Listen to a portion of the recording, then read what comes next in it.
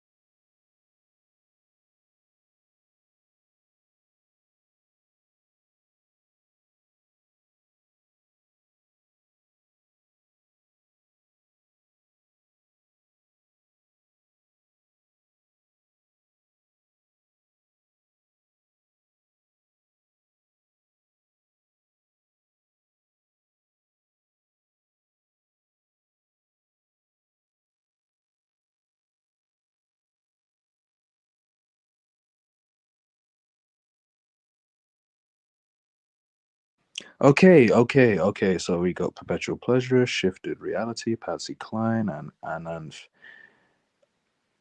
Wait, who left? Oh, Patsy left. Anyway, so we got Perpetual Pleasurers, Anav Narayanan. I'm sorry if I'm pronouncing your name wrong. Uh, okay, and we got Shifted Reality. That's okay, man. A lot of people do it wrong. So how do you tell me, how do you pronounce your name? Say your name, please. Anant Narayanan. Ananth Narayanan. Yeah, I mean, Ananth Narayanan. Okay, all right, cool. I I live in Canada, so people just call me Anna here. Like it's a girl's name, but yeah, whatever. Okay, all right. And yeah, so what's, by the way, I apologize for, even though it's out of my control, I do apologize for what happened on the previous stream. Some human beings are disgusting, honestly. So yeah. Yeah, I think Agreed. Totally agree. Hmm. how many seconds was that up for?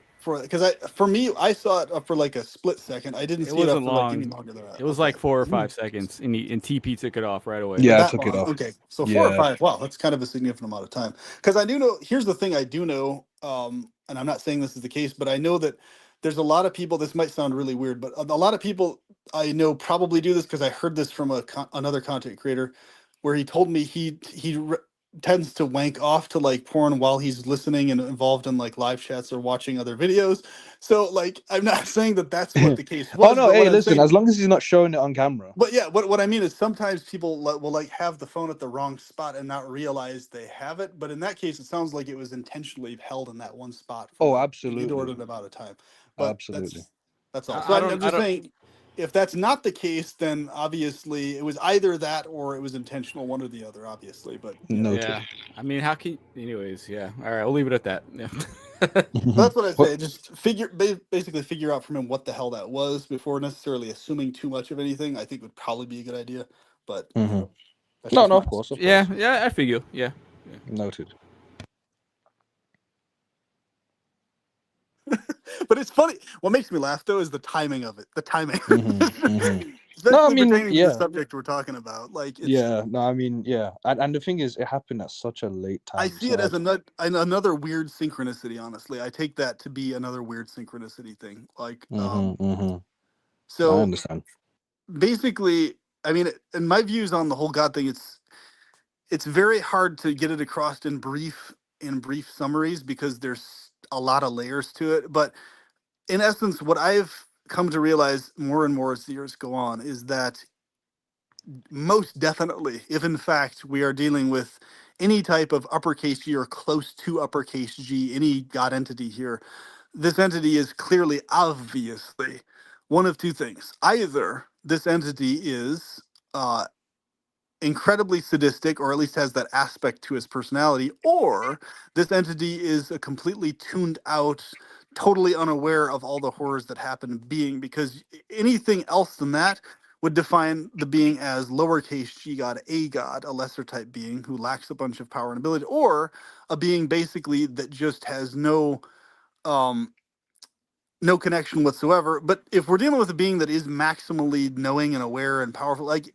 there's no way you're going to have innocent children being tortured in any world ever, if that's the case, period, ever. It would be impossible. There would not be a possibility of it under any circumstances. Never mind what narrative you attach to it, whether the Satan narrative or some other narrative. So for me, if that's in fact what's going on, then it does a person good to go ever deeper into that and explore that, because you start to find out a lot more things about what this God thing is in nature versus just what we're told this thing is, right? And that's why I like the Gnostic views so much, because they account for a lot of this, whereas other views do not. Well, I So wouldn't say that the God of the Bible. It's not that he doesn't. I'm sorry, man. I can't agree with that. Like, just okay. Oh, by the way, Shifted, please know you can go absolutely all out. Like, I've known Perpetual Pleasures for well over a year, and is that right? we all understand the context, that, hey, rest assured, no one is taking what you say in bad faith. Like, Gotcha. we are under the impression that what you're saying is never in bad faith, like, no matter I how it got you, comes across. brother. So I yeah, you're like good. Perpetual. So you have my permission. Go all out. You're not gonna take it No, personally. I got nothing to go out on. I like Perpetual. He brings up some great points, and I love No, but the I mean, as in, conversation. when I say go all out, I mean, like, as in, don't hold back with your opinions and whatnot. I 'cause got you. you're I worried. appreciate that, Yeah, TP. Yeah. Mm-hmm. I appreciate you having me here, man, and it's good to talk with you guys, and it's a good conversation, and it's I appreciate it 100%, man. So Absolutely. Well, let me yeah. go to Patsy Cline. Yeah, go ahead. Patsy Cline, how are you? Can you hear me at all? Oh yeah, You can? I can. Well, that's good, because I couldn't use my headset. I couldn't use my. That's what I normally use, my headset, when I'm coming on a panel. All And right. when I use the headset, I couldn't hear the panel at all. Okay. So you prefer without the headset, correct? Well, I like it with the headset. I think the noise. I mean, either one, it doesn't matter. Whichever sounds better, doesn't echo or whatever, the best. Whichever one's the best, doesn't matter. Noted. absolutely gorgeous voice, my gosh. But yeah, the headset issue can actually commonly cause problems, especially if there's settings on the computer with the headset not lining up right. So yeah. Well, I'm on an iPad anyway, so So Miss Patsy, you have the same accent accent as my wife, so I'm assuming you're from the South, right? Yes. Okay. Good to meet you. Oh yeah, she's a Southern belle. Yes, I am. All right. So what was the last topic of conversation? Because I was too busy working with my controls. Oh right, yeah. Sorry about that, but yeah. So here's the situation. Really, we're talking about anything. I guess we're going in and out of conversations, which is fine. That's why. That usually happens on my live streams. But mainly, we were talking for the most part about why do people cheat, and just our thoughts on cheating in general. So Patsy, why do people cheat? Well, well, a lot of reasons. Religion can keep somebody from cheating. But if you're not religious and you don't have a set of rules you're trying to live by, I would say dissatisfaction with what you're getting out of the relationship, as a whole, in general. Mm. Could be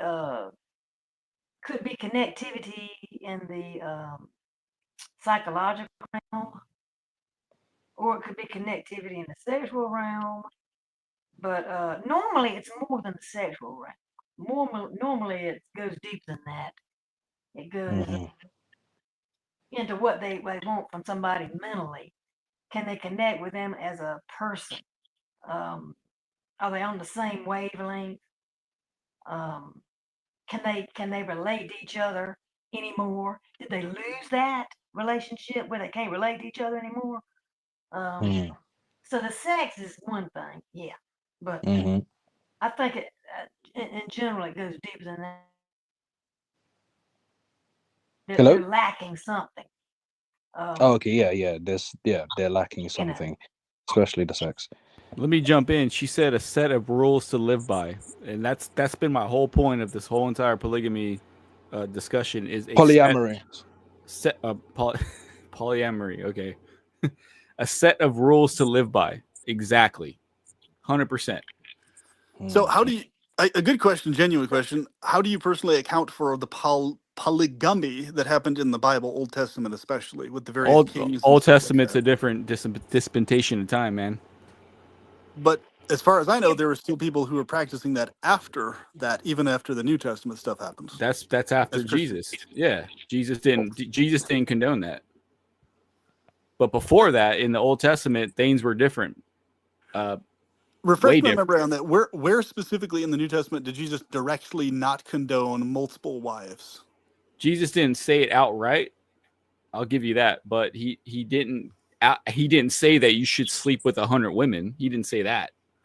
But well, that's kind of like with the slavery thing, though. He also didn't directly speak against slavery either, and that's a big issue I had with the New Testament personally. Was that it wasn't spoken against. If you have a relationship with Jesus, then you would know that's not how he rolls. Well, I mean, yeah, basic sense, but that's not good enough because the slave owners used the Bible to justify their slavery because it wasn't explicitly spoken against. That's why. In the Old Testament, it was a thing, yeah, but that's God dealt with people differently in the Old Testament than he did after Jesus came. But because Jesus didn't specifically speak against it, that's why slave owners continued doing it and justified it via the fact that Jesus didn't speak against it in the New Testament directly. Well, Jesus probably felt the need that he didn't have to say it because it's common sense. No, he would have known, being Jesus, that people would have used it to misjustify things. So he would have said it. There's no way he would have just been like, "Oh, leave it to people's basic sense." I don't know about that, brother. He would have known. Wait, guys. Yeah, Patsy, just so heads up, yep. you can feel free to jump in at any moment. When you get through, go ahead. Oh yeah, you can jump in anytime. No, I just wanted to say that everybody says, "Well, that was the Old Testament." I don't like that because that's not true. God is the same in the past as he is today. God doesn't change. He doesn't change his mind. God never changes his mind. According to that Bible now, if you believe the Bible and what it says, I personally think it's a man-made book. But if you believe the Bible, the Old Testament versus the New Testament, it's the same God that made the rules in the Old as the one that's in the New. Same thing. Right. I didn't say God changed. I said that the way that God dealt with human beings was different then than it is now. I didn't say God changed. He didn't change. If he condoned it in the Old Testament, he has the same mindset in the New Testament. He didn't condone it back then either. Oh yes, he did. No, I beg to differ. He condoned the beating of slaves until they're almost dead. He condoned having slaves. He did not. Yes, he did. You want me to you want to get the verse? Okay, show me the verse where God condones slavery. He said, as for your slaves, you can beat them up until the time. Show me the verse. I can't pull it up right now. I have my Bible with me, but I'm telling you, it says it there. Wait, Patsy, do you have? I think it's in Deuteronomy. Patsy, are you using your phone or using a computer? And also, God condoned the murdering of innocent children. There's a lot in that Bible that's totally contradictory to a loving God. Very true. Very. No, he didn't condone that. No. Yes, he did. Wait, he commanded it. What do you mean he didn't condone it? He commanded it. He was talking about the people that were raping children and raping women. He said to wipe them out because I want to establish a new rule of order where people do not do those things. That's what he meant. Still murdering innocent babies. that had no sin whatsoever. No, he didn't condone that. Yes, he did. He did. All of them were killed. Everything was killed. I vividly remember that from Joshua, or whichever book that was, where he commands them to not only kill the adult They men killed and them women of all. a city, but kill also the kids They and killed offspring as all well. of them. That's right, Perpetual. And the ones they You're didn't right. kill to enslave and take as wives forcefully, basically. No, Like, that's not what he. That's not what God. No. You better go back and read it. I've read it. Trust me, I've read the whole Old Testament, 100%.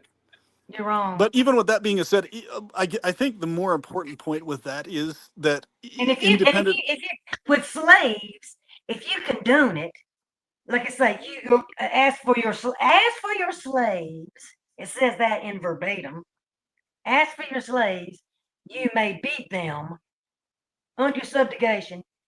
Up and don't beat them till they're dead, but you can beat them up until they're dead. No, he meant It did say that. God was saying you keep your slaves, but then at a certain point in time you let them go. He was a Okay, I'm going to get the scripture. He knew how it was back then, and God's not an idiot. He's a person. He has personality, so he was trying to relate to the people back then. He's not going to force people to do anything.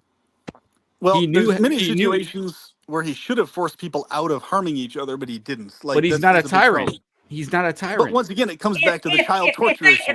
My point is this: if they had the slaves, if they had the slaves, if God condones them doing it, or continuing on that way, he didn't condone it. He condones it. Well, he did not condone it. He said he did, or else he wouldn't have said you can beat them. No, he said this is the way you're living, and this is what you should do. If you read. If you go back, you're so twisted. He tells what he should have done was just say stop slavery altogether. He could have just said that, but he never. That's right, David. David. Exactly right. He could have condemned it. He told condemned slavery, but he did not. He told them how to live in Leviticus, and he told them how to live. They didn't live that way. He told them. Moses wrote the first books of the Bible, and he told them how to live. They didn't live that way. So what is God supposed to do? Come in as a dictatorship and tell them what to do? Against slavery, yes.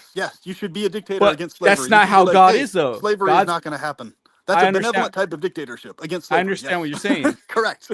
I understand what you're saying, but God's not a dictator. God's not a dictator. You should be in that case. You should be a dictator. Yes, he is a dictator. So why? So if he's a dictator, then he's telling us what we can do and what we can't do. No, he's telling us exactly what we can or can't do in order to get to heaven or hell or not. No, you should be. Yes, he does. You should be a dictator against child torture, preventing that from happening, saying, okay, this is not going to happen, period. Ever. No, God's letting us play out our will and showing us just how sinful human beings are. Dictatorship by itself, in and of itself, is only bad if the things that are being dictated are bad things. If the things dictated are benevolent things, it's fine. If he didn't step in, how would we know it's not good? Like he's letting us screw ourselves over to show us, hey, look, this is the way I want you to live, and Jesus told us how to live. A child does not need to be tortured to death for us to know that he doesn't want that. He never said. Show me a verse in the Bible where God said, "I want your children to be tortured." He never said that. He directly had kids killed in Egypt. The whole Passover Sabbath thing. Like, I mean, right. No, that's what I'm saying. That's a whole thing that horrified me as a kid. He had that people taken care of because they were deep in very wicked stuff that you and I don't even want to know about. So the innocent firstborn had to be killed. The innocent firstborn, the oldest child. What was it? The oldest son had to be killed. You're talking about when in Egypt when he the didn't blood. Let the blood on the top of the door thing. I remember as a kid that traumatized me because I was the oldest son, so I was like, "Damn, that's fucking terrifying." But it's nothing about that. Pharaoh had the opportunity to let the Israelites go. All God did was let Pharaoh pursue his heart. That's all he did. He didn't tell him to do that. And then he had innocent kids killed in the process. He didn't do that. Why did God do that? God didn't do that. Well, who did it? If God didn't do it? They did that. Go all out. They allowed that to happen. It wasn't God's fault. Like, why do people are so quick to blame God? Oh, nobody's quick to blame God. People are thorough in their thinking before they blame God. Like, very thorough. Like, what I'm saying is the blaming of God. Here's the issue which Patsy is bringing up, and everybody keeps bringing up all the time, and it's what eventually pulls people out of traditional Christianity. It's because everybody gradually recognizes, hey, actually, it is a fact. If we're dealing with a God of that level of power, influence, and everything else, it actually is his fault, everything that happens. Why is everybody and everything else the only things ever blamed, but never God? He's the only one that's never blamed for anything. Everybody else and everything else is blamed. Why? That's fucked up. That's warped. That's twisted. But when That's we do something dishonest, good, that's not then we correct. have to thank God. Yes, but he's blamed for every good thing, but anything at all that's bad or horrible, and he never. Everybody else, me, you, all of us, get blamed for So it except. you ever for heard of basically. casualties of war? You ever heard about Excuse that? me, Go on, Patsy. Go ahead. I'm sorry. Leviticus 25 verses 44. And I am reading from the King James Version as we speak. As for your male female slaves, whom No, you can you may repeat that? have, Wait, Patsy, please whom repeat you that. 'cause you got... may not have, but whom you may have. Listen to me. Whom you may have. I allow it, in other words. Who you may have. No, read it acquire... verbatim. Read it verbatim. I am reading it verbatim. I'm reading it. As for your male and female slaves, who you may have, you may acquire male and female slaves from the pagan nations that are around you. Then, too, it is out of the sons of the sojourners you live as aliens among you that you may gain acquisition.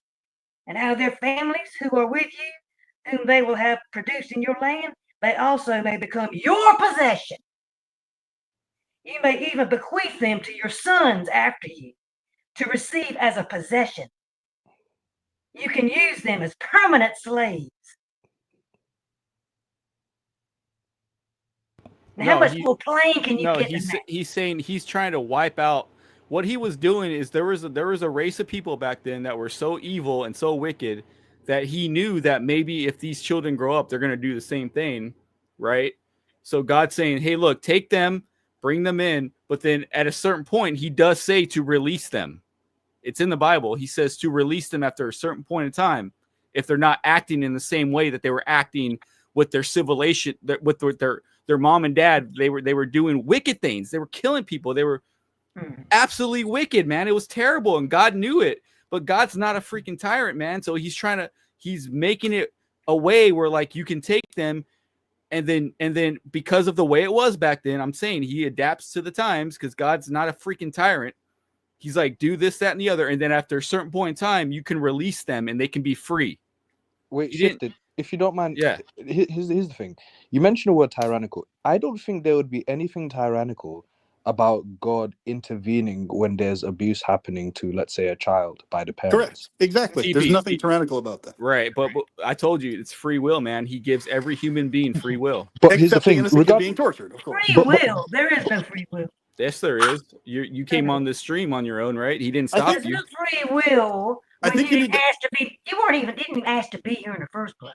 I think Shifted. That's you need the to have first a thorough, act of no free will. That's right. That's I think we need to have a thorough discussion about simultaneous determinism, so you understand exactly how that works and why that's mistaken for free will. Actually, that would be a great discussion because then you would be updated on that point. I think. There is no free will when you have an ultimatum hanging over your head, too. Yes, that's correct. Exactly. That's also when not you have an ultimatum so, of either believing or not believing in hell or heaven and getting there or not. That's an ultimatum, and that is not free will. It's very important it's very important to distinguish. Will is not the same as free will. So what you're describing, Shifted, is will, not free will. There you will go. is separate from free will. No, I'm saying God gives us the ability to do what we want to do because he didn't create. He gives you the ability to do what you want to do. Right.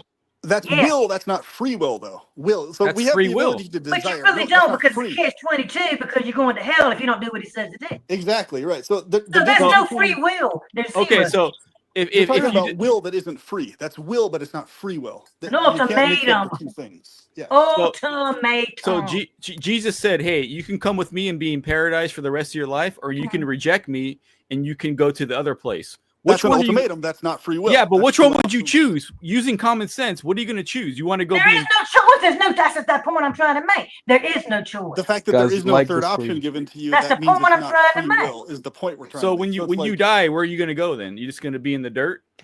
Yeah. I want to be in a paradise state that's independent of that tyrannical God. So you're going to knock on God's door and say, "Hey, let me in." He's going to be like, "I don't know you, man.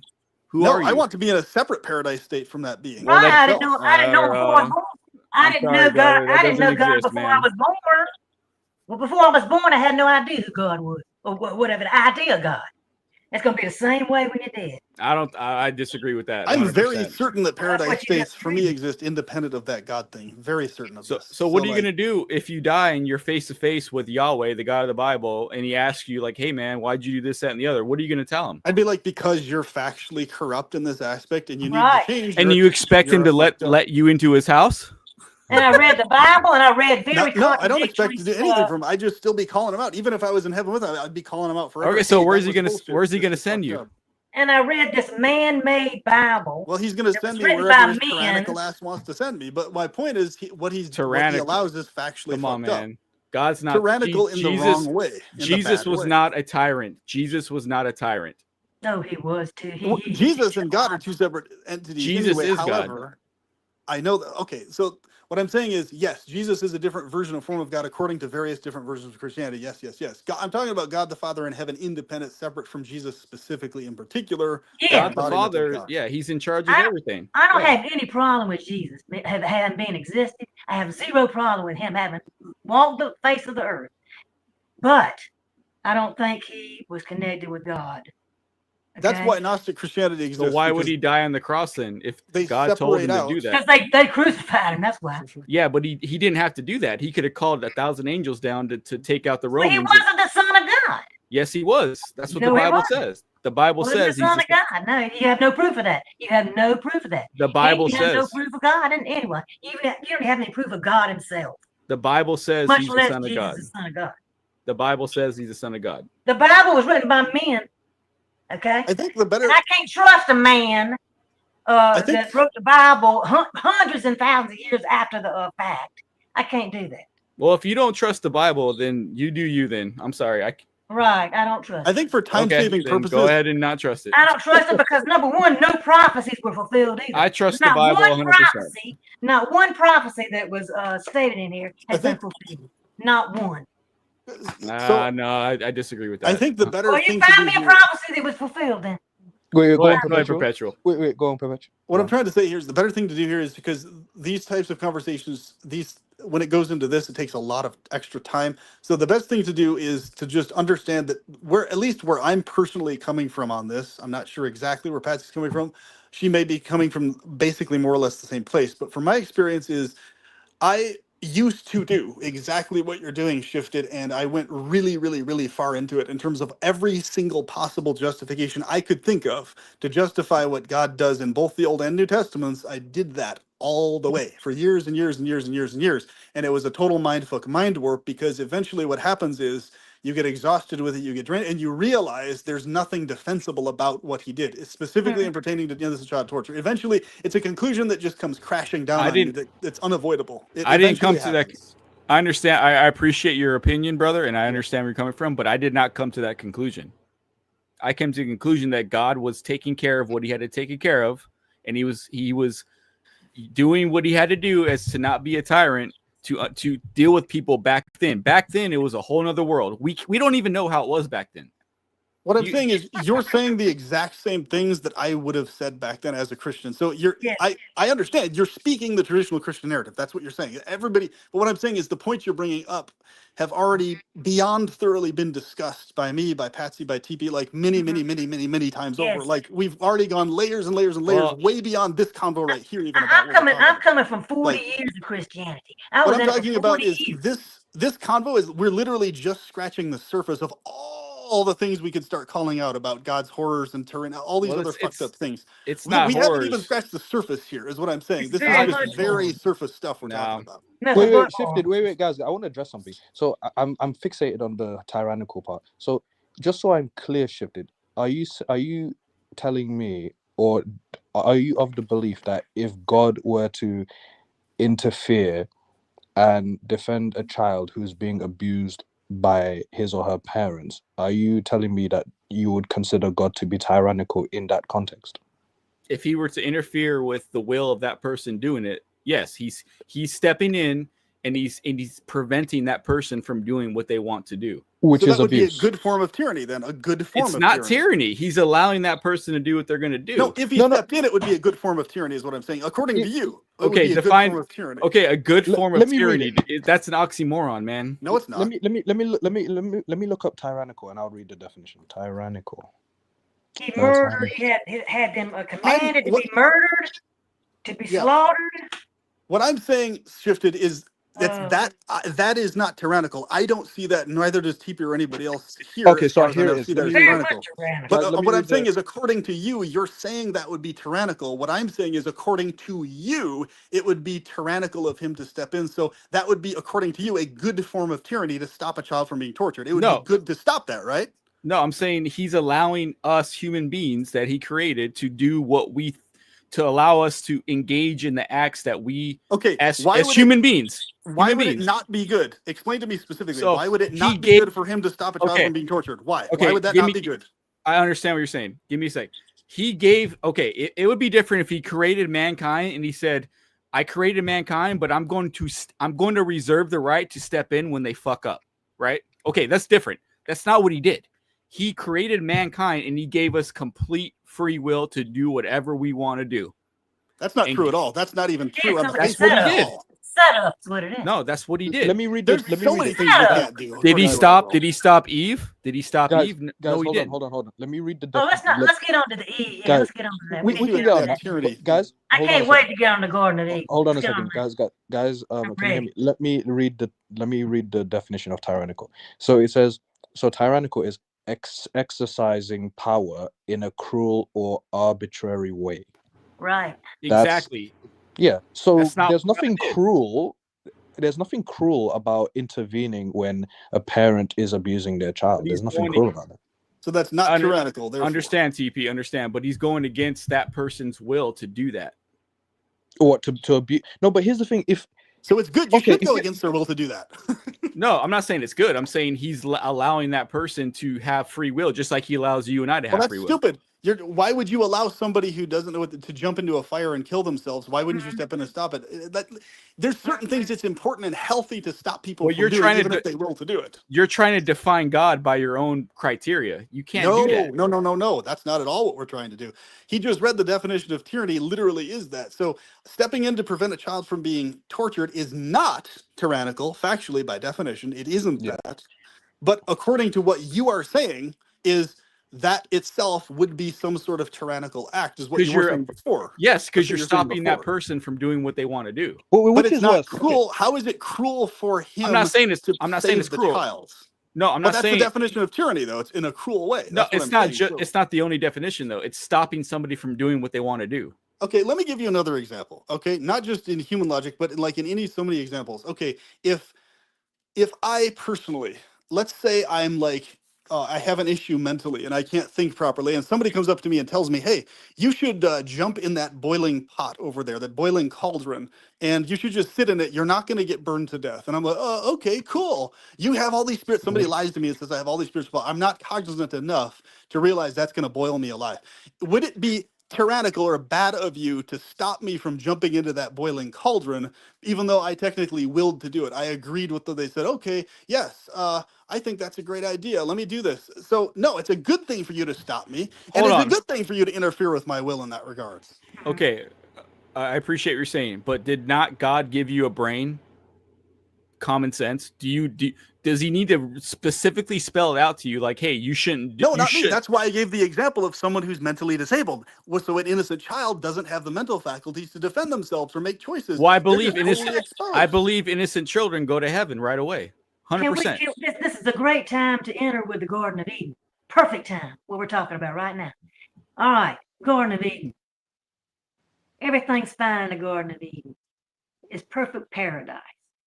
God puts places of his own accord, this tree in the middle of the Garden of Eden. Now, why he does this is even a question. But don't interrupt me, okay? I got a long story. No problem. He puts this tree of the knowledge of good and evil in the middle of the garden. For some reason, sounds like a setup, but I'm just going to say it. But anyway, he puts it there. Test or something, what do you want to call it? Okay, he puts it there, and he says you do not eat from this tree. To Eve and Adam. Okay? So the serpent comes in and says, look at the tree or whatever. It's good for fruit. And Eve says, we were told not to eat from the tree, that tree. And then the serpent says, no, you won't. You will just that's not going to be anything wrong with that. You'll know evil and good, good. And and you'll be like us. You will be like us, is what he said. Meaning, I guess, God and him and the spirit, whatever. So anyway, she goes ahead and eats it. Eats the fruit. Now, at that point, Adam eats it afterwards. Also takes the fruit. Now, they hear God coming, in the wilderness or wherever it was, and they could hear him, and they went to go hide at that point. And they realized they were naked and got a fig leaf to put over. Before they ate from the tree of life, they didn't know that they were naked. They had no idea that they were naked. And they had no fear or anything. My point is, when God cursed them for eating from that tree, they were like babies. They did not know good or evil as to whether to eat the tree or not. But he punished them for life, for generations afterwards. Anyway, cursed the generations afterwards. And they were like, it's like putting a fire on a burner in a kitchen, having it going full steam, and you see the baby going up to it and telling it, don't touch the burner, don't touch it. But the child doesn't have the cognizance or the ability to recognize the difference, touching it or not, and they touch it. Okay? And then they get punished afterwards. That is the first thing that turned me off to the Bible. Okay. I knew something was wrong, dead wrong about that scenario. Adam and Eve weren't babies for one. They weren't. Now you can be an adult. They were full-grown adults. You can be retarded and be an adult. They were shifted. Yeah. I want to ask you a question. It has nothing to do with being adult or babies. It's their mind. It does, though. They didn't have the good. They did not have the ability to know good and evil yet because they hadn't eaten from the tree. God gave them a brain, though. Adam and Eve had brains. And he didn't have the ability to know. Yeah, they did. Because it was the tree of good and evil. I love this convo. They were full-grown adults, and God gave them the tree of good and evil. He gave them hadn't eaten from it yet. Okay, when we go to school, do the teachers tell us what to do and what not to do? He gave us one rule. That's it. He said just one thing. Just don't do that. Other than that, you can do whatever you want. Just don't do that. And they did it. How can you blame God? Babies do that. They weren't babies, though. They were full-grown adults. Babies do that all the time. And they were because they had no intellect. They didn't know. Yes, they did. He gave them a brain. Everything was perfect for them. There was no problem. I know. So why did they do it? They didn't even know they were naked. Exactly. Wait, until they were adults. Wait, okay? Patsy, Let me ask Shifted. Let me ask Shifty. Hold on. Shifted. Sorry. Shifted. Let me ask you this. So obviously you say that if God were to intervene, when a parent or parents are abusing a child, he would be intervening or interfering with one's free will, right? Yes. Okay. So my question now is, which is worse, intervening in one's free will in order to save the child from being abused, or what I'm saying is this: is the free will that important to you that it's so bad to intervene, like to protect a child from being abused by their parents? Is the free will that important to you? I know what you're saying. Okay, so imagine a judge has a guy who's a carjacker who steals cars. You got a murderer there, right? Wait. Sorry. So I guess what I'm trying to say is intervening in free will to protect a child way worse than protecting the child from abuse? Well, like I said, imagine you have a guy who steals cars and you have a guy who's a murderer, and he's like, well, you only stole cars, so I'm going to let you go, but I'm going to convict the murderer. Is that a good judge? No, it's not. He's going to convict both of them based on their crime. He's not going to let one go just because it's not as bad as the other. Okay. That's I not don't know. answering the question, though. He's Yeah. asking which Sorry. one's worse. Which Say one's the worse. question again. I'm sorry. Okay. Okay. So you're of the belief that if God interferes, you know, when parents are abusing their child, if God interferes in order to protect that child, right? You believe that that's not good because that's interfering in free will, right? Yes, that he's going against his cosmic law of giving man free will, no matter what the situation is. There's no stipulations on free will. Free will is free will. Okay. And he would be interfering. He'd be interfering with his own law. Yeah. Okay. So is that worse than interfering and protecting the child? Like, which is worse? Like, basically, interfering in free will, or protecting the child from abuse, which is worse? Once Maybe I'm not. Is the way I'm phrasing it a bit confusing? If so, no, it's not. I understand what you're saying. You're saying like, okay, if it's that bad though, I can break my own law because it's so bad. Yes, more or less. Okay. That's what he's saying. No, you can't do that. It'd be like saying a judge lets a carjacker go because it's not as bad as somebody murdering somebody. You can't you can't break your own law. If you break your own law, then you're not a just judge. God is a just judge. He's going to stand by his laws no matter what. And it's painful. And I'm sure. So this is a law of God. A law of God. Interfere? Yes. God has a Patty, set of. Is this true? Notice you're saying he can't. Actually, if he was literally all powerful, all knowing, and all benevolent, he could actually contradict his own laws without contradicting them. He could do both. He could contradict his own laws without contradicting them because he has the ability to do so if he's actually maximal in those things. God. You're talking about a fantasy God, a science fiction fantasy God. God's no, not. That's what you're talking about. No, I'm not. I'm talking about. I'm talking about a God. If the God's limited, though, then he would be limited the way you're describing. He's not limited. He has emotion. But you're saying he's limited. You're saying he's limited right now. I'm saying that he's a gentleman and he's not going to go against his own laws. That's all I'm saying. A gentleman allowing children to his own laws all the time. Wow. All the time he goes against it. Wait. So God has laws. Yes, that's another good point. So God has laws for himself. How can a judge imagine our law said this, that, and the other, and then because we think this one's more worse than the other, we let the other like you can't do that. If you're set in stone with what you believe, I'm going to give human beings free will, and it's gonna suck because I know they're gonna fuck up bad, but I'm not going to intervene because I gave them free will, and that's my law. That is a dumb God. That's a God that's not thinking far enough. I'll explain why that's dumb. I'll explain why. Let me explain why. Because he's not thinking far enough into the logistic of the fact that innocent children will be tortured. He's not thinking far enough into the logistic of how he can factually prevent. No. Here's why. Let me explain. The narrative you're giving right now is describing a limited God who's self-limited. You're not describing an unlimited God who's not limited. You're describing a limited one. You have to make up your mind. You have to decide which one. I'm describing a God that's going to stick by his word. And if you give man free will and then you intervene, you turn around and intervene, then you didn't give them free will. Okay, so here's the thing.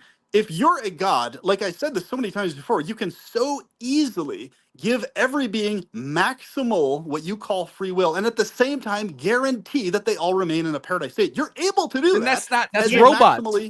That's robots, not robots. dude. No, that isn't. That's paradise. That's paradise. Wait. Let me That's ask not. That's not. He gave us paradise in the garden and we fucked it up. That's what I'm saying. Maximal will is not being a because he robot. set us up. No, he didn't. He said he gave us no. He gave us one rule. Why did he put a? Let me ask you this, Shifty. Why did he put that tree there? He did. It's not a tree, by the way. Why did he put the tree of God? No, it's not a tree.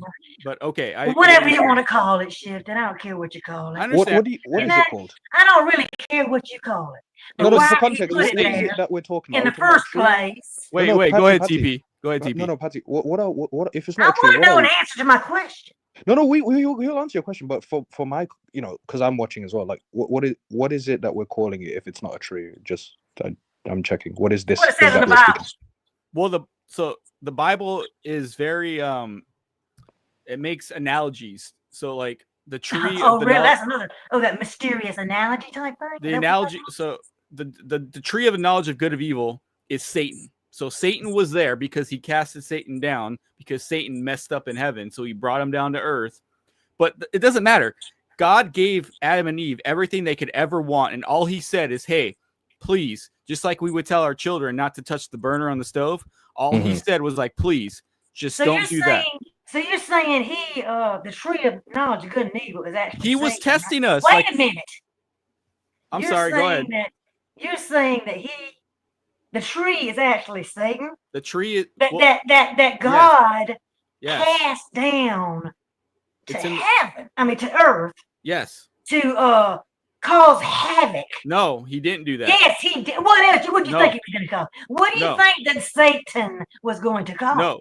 God wanted to like how let's say I wanted to be a guitar player, right? But like if somebody tells me you need to practice and I choose not to practice, then I'm not going to be a good guitar player, right? Well, God was telling Adam and Eve, if you want to be good human beings, you want to stay in contact with me, just don't do that. And let me see how you handle that. I want to see if you're a stand-up person that's going to obey somebody who loves you. That's all he was doing. He was just trying to make sure that we had good morals and that we were able to understand that God is our creator and he told us not to do that. That's all he was doing. You're trying to say that he threw actually Satan down to earth for that to test him. No, not to test. Is that what you're trying to say? So we could be thrown into hell one day? No, Satan was thrown down because he screwed up in heaven. So why? Go ahead. I'm sorry. Go ahead. Why did he have to throw him to earth? Why did he have to throw him where we were living? There was no place found for him in heaven. Why did he have to throw him in the middle of us? Because God does not want to kill somebody he created. And he used it for his plan. He kills people he created all the time. Hold on. He killed all those people in the Bible. I understand. All those people. I understand, but let me finish. Yeah. I understand. Oh, he was a killer all over. No, he's not a killer, but I understand where you're coming from. But yes, he is a killer. No, but let me finish. He's trying to prove a point to people that, hey, look, if you don't go with me, this is what happens. And look at our world. Can you really tell me that our world is a good world? He made it that way. No, he didn't. He didn't make it that way. Set it up that way. He didn't make it that way. Sure he did. No, he didn't. So if he's all powerful, he did. If he's literally all powerful, he did make it that way. No. He gave us dominion over the earth and the animals. He said, hey, look, I'm going to give you guys the ability to control this earth and the animals. And I want to see what you're going to do. The only thing I ask you is don't do this. That's all I'm saying. Other than that, you can do whatever you want. Okay, so if he's lacking in power, he didn't do everything. No, he's not. He's giving human beings the ability to live as free beings. That means lacking power. It doesn't mean he's lacking in power. If you tell your kid not to touch the burner, are you lacking in power to prevent them from touching the burner? Yeah, no. Because you don't have the power to ensure your hand is right there, physically preventing it right that second. No, yes, that is lacking power. You want your kid to learn from experience. Ideally not. You don't want them to touch it, but like the best way even for me, when I was a kid, I put something in the oven and I almost burned down the house, and I learned how to use an oven because I learned from experience. Well, God's the same way. He wants us to learn from experience. So where I'm coming from is everything you're saying is a been there, done that. And it's like, I've already thoroughly in so many videos refuted every single one of these points you keep bringing up. It's like, what's painful for me is I understand 100 gazillion% why you're saying this and where you're coming from. Because I was there. My head was there. I was there. I lived that. I existed that headspace, that world for years of my life. I understand 100% why you're saying what you're saying. But that's why it's so hard for me, because it's like I was there and I shifted out because I knew I could. You recognize it becomes too glaringly obvious as time goes on that you realize, holy shit, what I've been doing is standing up for something that is either evil, either indifferent, or doesn't exist, or something that is lacking in these things. At the very least, I've been standing up for something that's exaggerated and is not anywhere near as grandiose as it's claimed to be in the scripture. If you don't believe if you don't believe the Bible, man, that's your choice. I believe the Bible. That's where I stand. No, I came to that conclusion as a Bible believer. As a person believing the Bible, I came to that conclusion. Well, I mean, I've studied the Bible verse by verse, and I've studied with pastors who've taught me exactly what God meant by certain things that he does. And I realized that that the Bible is true. I believe the Bible 100%. So you said you believe that children being tortured, when they die, they go straight to heaven. So once I'm saying that would be like that would be the best case possible scenario. However, here's the thing. that's still fucked up. That's still warped and twisted. That's still shitty. The fact that they had to be tortured in order to get to heaven, that specific mechanism, that's still fucked up, even in the Yes, best case right. scenario. We There's change still a laws problem all So the with he's it. time, gonna no? so he's gonna interfere with the other person's will to have kids. So you're saying No, you want God having the God kid, to having the ahead. soul take birth in a body that's tortured anyway, he should just have them stay in heaven and not even have to deal with But being you're tortured to death interfering and with going to heaven. I understand what you're saying, but you're interfering with man's free will. God will not interfere with man's free will. So shifted. Yeah, go ahead. So God if God were to intervene when parents are abusing their child, would you lose respect for God? If God were to do that, then I would just be like, okay, God has a reason for why he's doing that, and I would accept it. So Yeah. you wouldn't say, "How dare you, God," or "How could you Well, do this, God?" Like you wouldn't say anything like that. Okay, hypothetically speaking, for one, we're talking hypothetically speaking. Yeah, of course. So what you're saying goes against the Bible, but so I can't answer against the Bible. The Bible doesn't teach that. The Bible teaches that God gave man free will to do what they want to do, and he sent a savior down to save us from. But since he can do whatever he wants, and then he decided, you know what, I'm going to intervene because these parents are abusing their child, what would you say to God? He's already intervened. It's called the flood of Noah, man. He saw But in this specific hypothetical, he intervenes to prevent the child from being harmed. Enrico Suna, it doesn't even need to be hypothetical. He actually got tortured to death by his parents in my hometown here. So that no hypothetical. We're talking about a real case he didn't intervene in. I'm really sorry to hear about that, man, and that's terrible. Yeah, you can look it up online. His pictures posted all over the place. Well, I don't know, but I don't blame God for that though. That's the difference between you and I. I don't blame God for that. So here's how to solve this. Okay, how do you personally account for the individual child being embodied in a child's body that gets tortured? Are you saying that before they got embodied in that body, they did something to God in heaven in a soul state that offended God, therefore it cursed them to have to be tortured as a child to then get back to heaven that way? No. Is that what you're suggesting? No, I'm saying God gave us all the ability before we were even born, because in the Bible it says he knew Oh, really? He said so he knew. What free will did he give to that kid that got tortured to death? What free will did that kid have? Who has free will to be able to say that? He gave free will to the person doing that. You ain't got no free will before you're born. You're saying you're saying because this person's evil, he's going to interfere with their free will because they're evil. No, what I'm saying is, so you believe that he gave free will to both the parents and the kid, or do you believe that free will only ignites at a certain age? Because that seems to be what you're indicating. No, you're talking about ignites at a certain age. No, you're talking about the age of accountability. So what about the cases where? What about these cases where people are at the age of accountability, but they get tortured at that age to death, interfering with their free will? They didn't will to be tortured to death. So let's say teenagers that get tortured to death. This has happened in many cases also. I can give you direct cases. Jennifer Daughtry got tortured to death. What about all these cases of disabled people and people who weren't disabled, people who had full cognizance being tortured to death as teenagers or as older kids who had cognizance? What about them? Why was their free will not honored? Their will was to not be tortured to death. Why was their will not honored? Why was it not honored? Why was their torturer's will honored but not theirs? Why? That wasn't their will to do that though. That happened to them based on somebody else's free will. So why did he only honor the criminal's free will and not the innocent person's free will? He did not honor the free will. The free will of the person, they didn't have free will at that point. They were forced into a situation, right? So why didn't God honor their will to not be in that situation? God, I will to not be in this situation. Okay, that's your free will. Let me keep you out of that situation. No, that's not the definition. That's not free will, man. Let me read the definition. You're talking about will, not free will. Will is not the same as free will. No. Desire, ability to want things isn't free will. I'm talking about cognizant. I got you. I'm talking about cognizant decisions that are made amongst human beings. Okay, that person who got kidnapped and that's will. That's not free will. That's will, not free anything. There's nothing free about any of that. So if God were to step in, then it's not free will. Let me step in. So right now, as of right now onwards, are we talking about will or free will? I'm talking about free will. So absolute free will. What he's describing, though, is will, not free will. Ability to desire and make decisions and want to do things is not free anything. Okay. It's just which one should we focus on right now? No. Should we focus on free will or should we focus on will? Because whichever one we focus on, I'm going to read that definition. So which one should we focus on? Of course, it's free. We're supposed to be concentrating. Free will. All right. So let me look at the definition of free will. Good. Okay. Yes. So free will. Okay, I won't read the UK version. I'll read the US version. It's on the Cambridge Dictionary. So free will is the ability to act and make choices independent of any outside influence. Exactly. Independent of God's influence. That's what I'm trying You to want me say. to read the UK version? The UK Yeah, go ahead. version Read the says UK version. the ability. Oh, it's pretty much the same. The ability to decide what to do independently of any outside influence. Independent of God. That's free will. The first That's definition was the ability to act. So what about the person who doesn't hold want on, to be tortured? TP.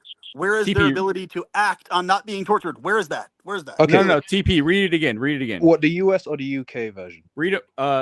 They're both about the same, so whatever one you want. The US one says the ability to act and make choices independent of any outside influence. Exactly. So the ability for human beings to make decisions independent of God. That's free will.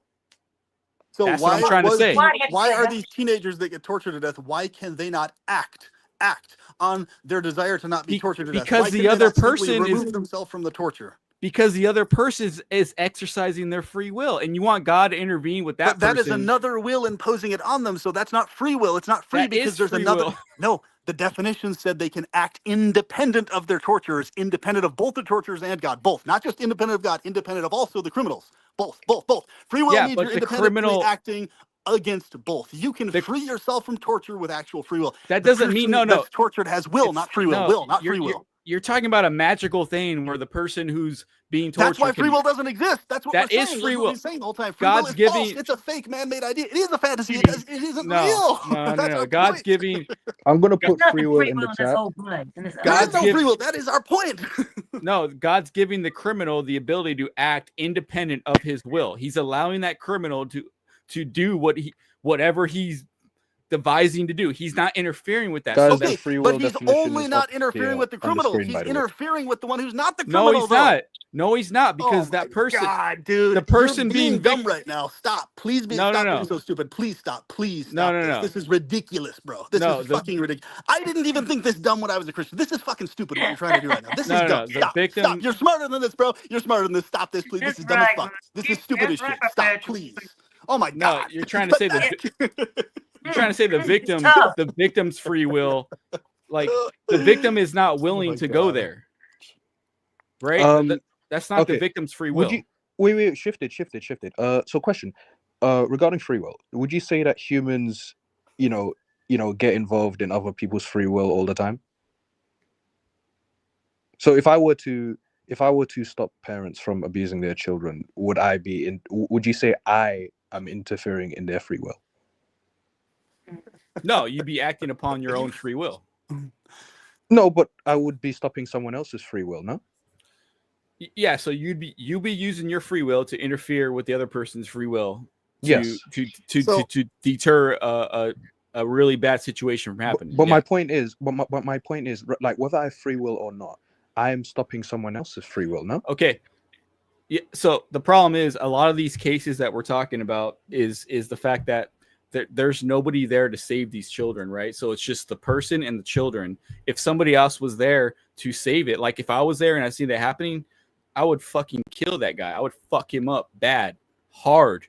But what we're saying is, if the teenager or the person being tortured, let's say the person has, whether they have cognizance or not, let's say they have this exercise of will that you're talking about, which is just will without the free part, but you're calling it free will. The reason we're saying it isn't free is because the definition of free will is you have the ability to both act and desire, not just only desire something, which means that the person who's getting tortured could simply will themselves out of being tortured. That's New Age. That's not. But so that's why it's not real. That's what I'm saying. That's exactly what I'm saying. It is New Age. It's fake. It's not real. That's my point. No, you're the Bible's talking not about New will. Age. You're calling something that is will. Free okay, will. so you're It's saying not even a traditional Christian doctrine, bro. Free will is a man-made doctrine in history. It's not even the old Christian idea. No, they didn't even believe in free will. The old Christians, bro. Like that's what I'm saying. Like you're saying the Old something Testament that Christians didn't even believe. The Old Testament is okay. Anyways, so you're saying there's a man who's doing something to a child. The child's getting absolutely destroyed. And you're saying that the kid can just will it in their mind if they had free will, but they don't have. And free what's will. going to happen? What are they going to do? They only have will. That's why they can't. I'm saying that's why they can't, because they only have will, not free will. That's what I'm trying to say. Do you understand me now? Please, do you understand? Do you want me to read the definition of will? What are they supposed to do then? What are they supposed to do? They're supposed to do.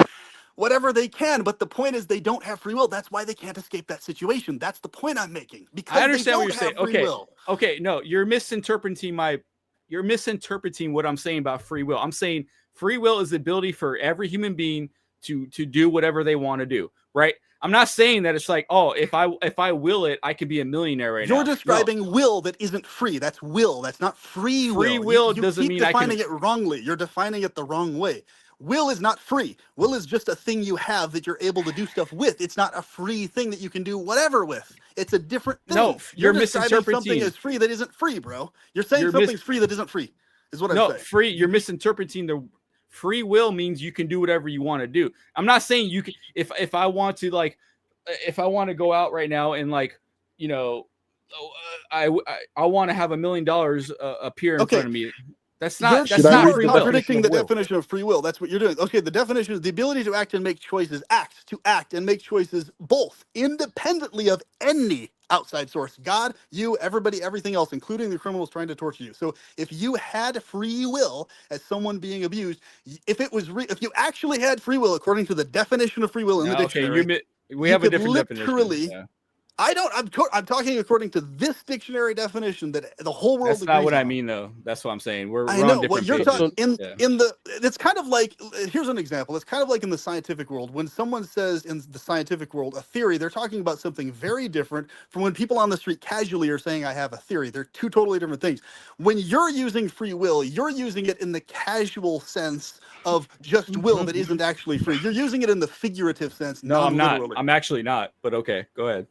You are, because conversationally people say free will when they don't literally mean that literally. I've even said free will, not meaning it at all literally whatsoever in any sense. Do you guys want me to read the definition of will compared to free will? I have will by itself. Read that one also. Okay, I'll read will. Okay. Yes. Let me go to...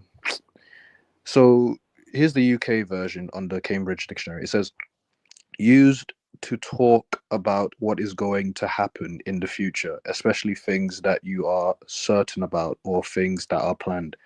Let me read a different one. Talk. Okay, here's another one. Word, talk. Here's another one. It says used to talk about what someone or something is able or willing to do. Yeah, it's talk. And another one, it says used to ask someone to do something. And what else? Here's the final. Oh, there's so many different definitions. Which ones? Hang on. Used to as a polite way. You know what? Let me go to a different one. Hang on. Let me type this. Let me get off the Cambridge. Let me see what results I get. Okay. Will definition. It's want or desire in essence. It's more just wanting or desiring. That's what it is, really. It's really simple. So what I'm saying is, if we're going to use the word free will in the casual, non-literal sense, we can use the term all we want all day. But what I'm talking about is if we're being literal. And so shifted reality, you seem to be wanting to be very literal here. Okay. So there's a difference between literal, hyper-technical, accurate land and casual talk sense land. Okay. They're two different things. But even within casual talk sense land, there isn't even anything remotely free about a person being tortured to death, even if they have will and can do whatever they want with their desire against that. There's nothing remotely even close to free about that at all in that context. You're misinterpreting. The Bible doesn't talk about that, man. That's not what the Bible says at all. It doesn't say that at all. Okay. It doesn't say what at all. It doesn't say what you're saying. Like, so shift it. Free will isn't even talked about specifically in the Bible. That's a man-made idea. Free will isn't even in the Bible. That's what I'm trying to get at. Determinism was why early Christians were determinists. That's why the reason they were determinists is because free will isn't in the Bible, because it's a man-made, mostly a medieval idea. Jesus' whole whatever. It was premised on will, not free will. But he was saying, tell them to accept me. So if they had the ability, he wouldn't say tell them to. He would say will. That's they're will. going That's not to. Free will. That's will, not free. Not free will. It's a mind boggles me how you can't understand the literal. If you want, you're saying free, like free, you can do whatever you want. Is that what you're saying? That's why it's not real. It's not actually free. Yes, it's just will. No, just free will means so it means you can do what you want. So there's no confusion. Perpetual prejudice. I want you to copy and paste. So we're focused on the exact same definition. Go and copy and paste the definition, and then Yeah, just paste it in the live chat, and then I'll put it up on the screen so that we're Okay. focusing You on mean the the same definition of will by itself, just will? thing. Yeah, just will by itself. Yes. Okay. And Yes, I will pick the one definitely that you do that. want. Perfect. Okay. In the meantime, whilst you do that, I will be back. I have to use the toilet room. Okay. All right, brother. Yep. But I still get back to the root of the thing. To me, is God created evil according to that book. No, he didn't create evil. He allowed evil. Yes, he created evil. Where did evil come from? Satan. He created Satan. He didn't God create literally Satan to be says evil, Yes, he though. did. Evil. No, he He didn't. was an angel that fell from earth. He was an angel. Yeah, Right. exactly. He didn't create Satan to be evil. He created all the angels. Yeah, but everything that existed. He didn't create including Satan. Lucifer, Satan. Yes, but he created. And he knew, and if God is all powerful, omnipresent, knows what's going to happen. Yes, if he knows all that, he knew exactly what was going to happen when he created. Which is why Jesus came and died on the cross. See, it's a setup. No, it wasn't a setup. Yes, it was, because why would you even need Jesus if he hadn't created the evil angel? He allowed Satan. Why would you need Jesus to come down and save anybody? So you're saying when Satan, evil wasn't present in the earth because he threw Lucifer down, who he created to the earth. So you're saying there would be no reason to have Jesus in the picture in the first place. No, there is a reason. You're saying if there's Satan, no reason. Don't tell me there is, because it's not. I'm back. So if Satan rebelled, you're saying God should have just wiped him out right away? Yes. That's not free will. Evil. Destroy evil. No, he allowed Satan to destroy evil. He allowed Satan to do what he wanted to do. Evil? Does God love evil? No, he allowed. Obviously, he does. He allowed Satan to. Allowed Satan to be here. Okay, there's two alternatives. There's two things. Either God would have destroyed Satan, or he would have allowed him to do what he wanted to do. He allowed him to do what he wanted to do because he gave him free will. That's what I'm saying. He knew what he was going to do. He knew what he was going to do. But that doesn't disregard the fact that he allowed him to do what he wanted to do. That covers it all. Your point is solid, when you say that God knew that Lucifer was going to do what he did, rebel against, when he knew that. Patsy, your point is very solid, and it's very clear that you're on track with that. So the will definition here, please let's read it. What shifted reality keeps describing is, according to the literal dictionary, it's will, not free will. The faculty by which a person decides on and initiates action. That's just will, not free will. Free will is different. Free will is, in fact, the fantasy, new agey, false idea. That's my point the whole time that I've been trying to make. Here it is. Here's the proof. They're two different definitions. So you keep describing will by itself without the free part as free will, and that's inaccurate, is what I keep repeating over and over and over and over again. By the way, you're describing will as something it's not. By the way, if you want to copy and paste the free will definition from your end, you can also feel free to do that as well. And we also have the Bible verse where God literally says he creates evil right here. We can put that up also. Absolutely. The other commenter put up, Andrew. So here it is. It says, I formed the light. Here it is. We'll paste it up right here. There you go. Go ahead. You can pinpoint the verse. Yep. Let's see. Let's on stage. Let's see if we got it. There it is. I form the light and create darkness. I make peace and create evil. I, the Lord, do all these things. Isaiah 45:7. No interpretation. Nothing. There it is. There it is. He says he creates evil. There it is. Obvious. This is God saying this? Children get tortured. We got it now. You create evil. You got it, baby. Thank you for putting that up there. Thank you for putting that up there. He says that because God creates everything. He's in charge of everything. He's in charge of. So that's why he's the source of evil. That makes it that much worse. But he's in charge of everything, and he created evil and made it here. That makes it that much worse. No, he didn't promote evil, though. He's not saying you should be evil. Correct. But he didn't promote it. You're literally making the fucking thing. God, no! Can you understand? That's not the same, though. That's not what he's saying. If you don't create something, you don't have to worry about promoting it or not. No. Okay, so how would you know? Okay, if there was nothing bad, how would you teach your child what to do right? Let's say everything's great. You're missing the point, man. You're contradicting God. You're contradicting God right now. He says he created evil. I know he did. He created everything. He's in charge of everything. He created everything. He's the Almighty. He knows everything. So he's to blame. He's the original source to blame because he created. He allows people to do that. God said He was sorry He created Adam and Eve. He was sorry. Not Adam and Eve. He was regretted creating Adam and Eve. Let's you're talking about He made a mistake. You're talking about He made a mistake. I like the passion of this conversation. Yeah, because but hold on, when Noah was on, so he's not perfect. God is not perfect, or He cannot make mistakes if He's perfect. No. Okay, hold on.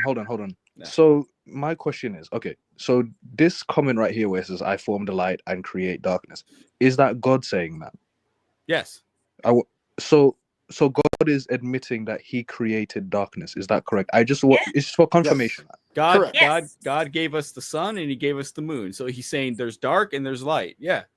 So no, but okay, just for simplicity. So God is saying that He created darkness in this sentence, basically. Yes. And He created evil too. Darkness he made the He sun. created the light. He created darkness. He created. Okay, cool. How would we go to sleep if it was light every day? Like, would you want the sun to be out 24/7? I mean, I don't know. Oh, I go to sleep a lot better. If children were never tortured, I'd sleep way better. Why is evil necessary to even exist? Why did He create it? Why did He create evil? I want to know. I just noticed that part. Why did we teach our children not? Why do we teach our children not to talk to strangers?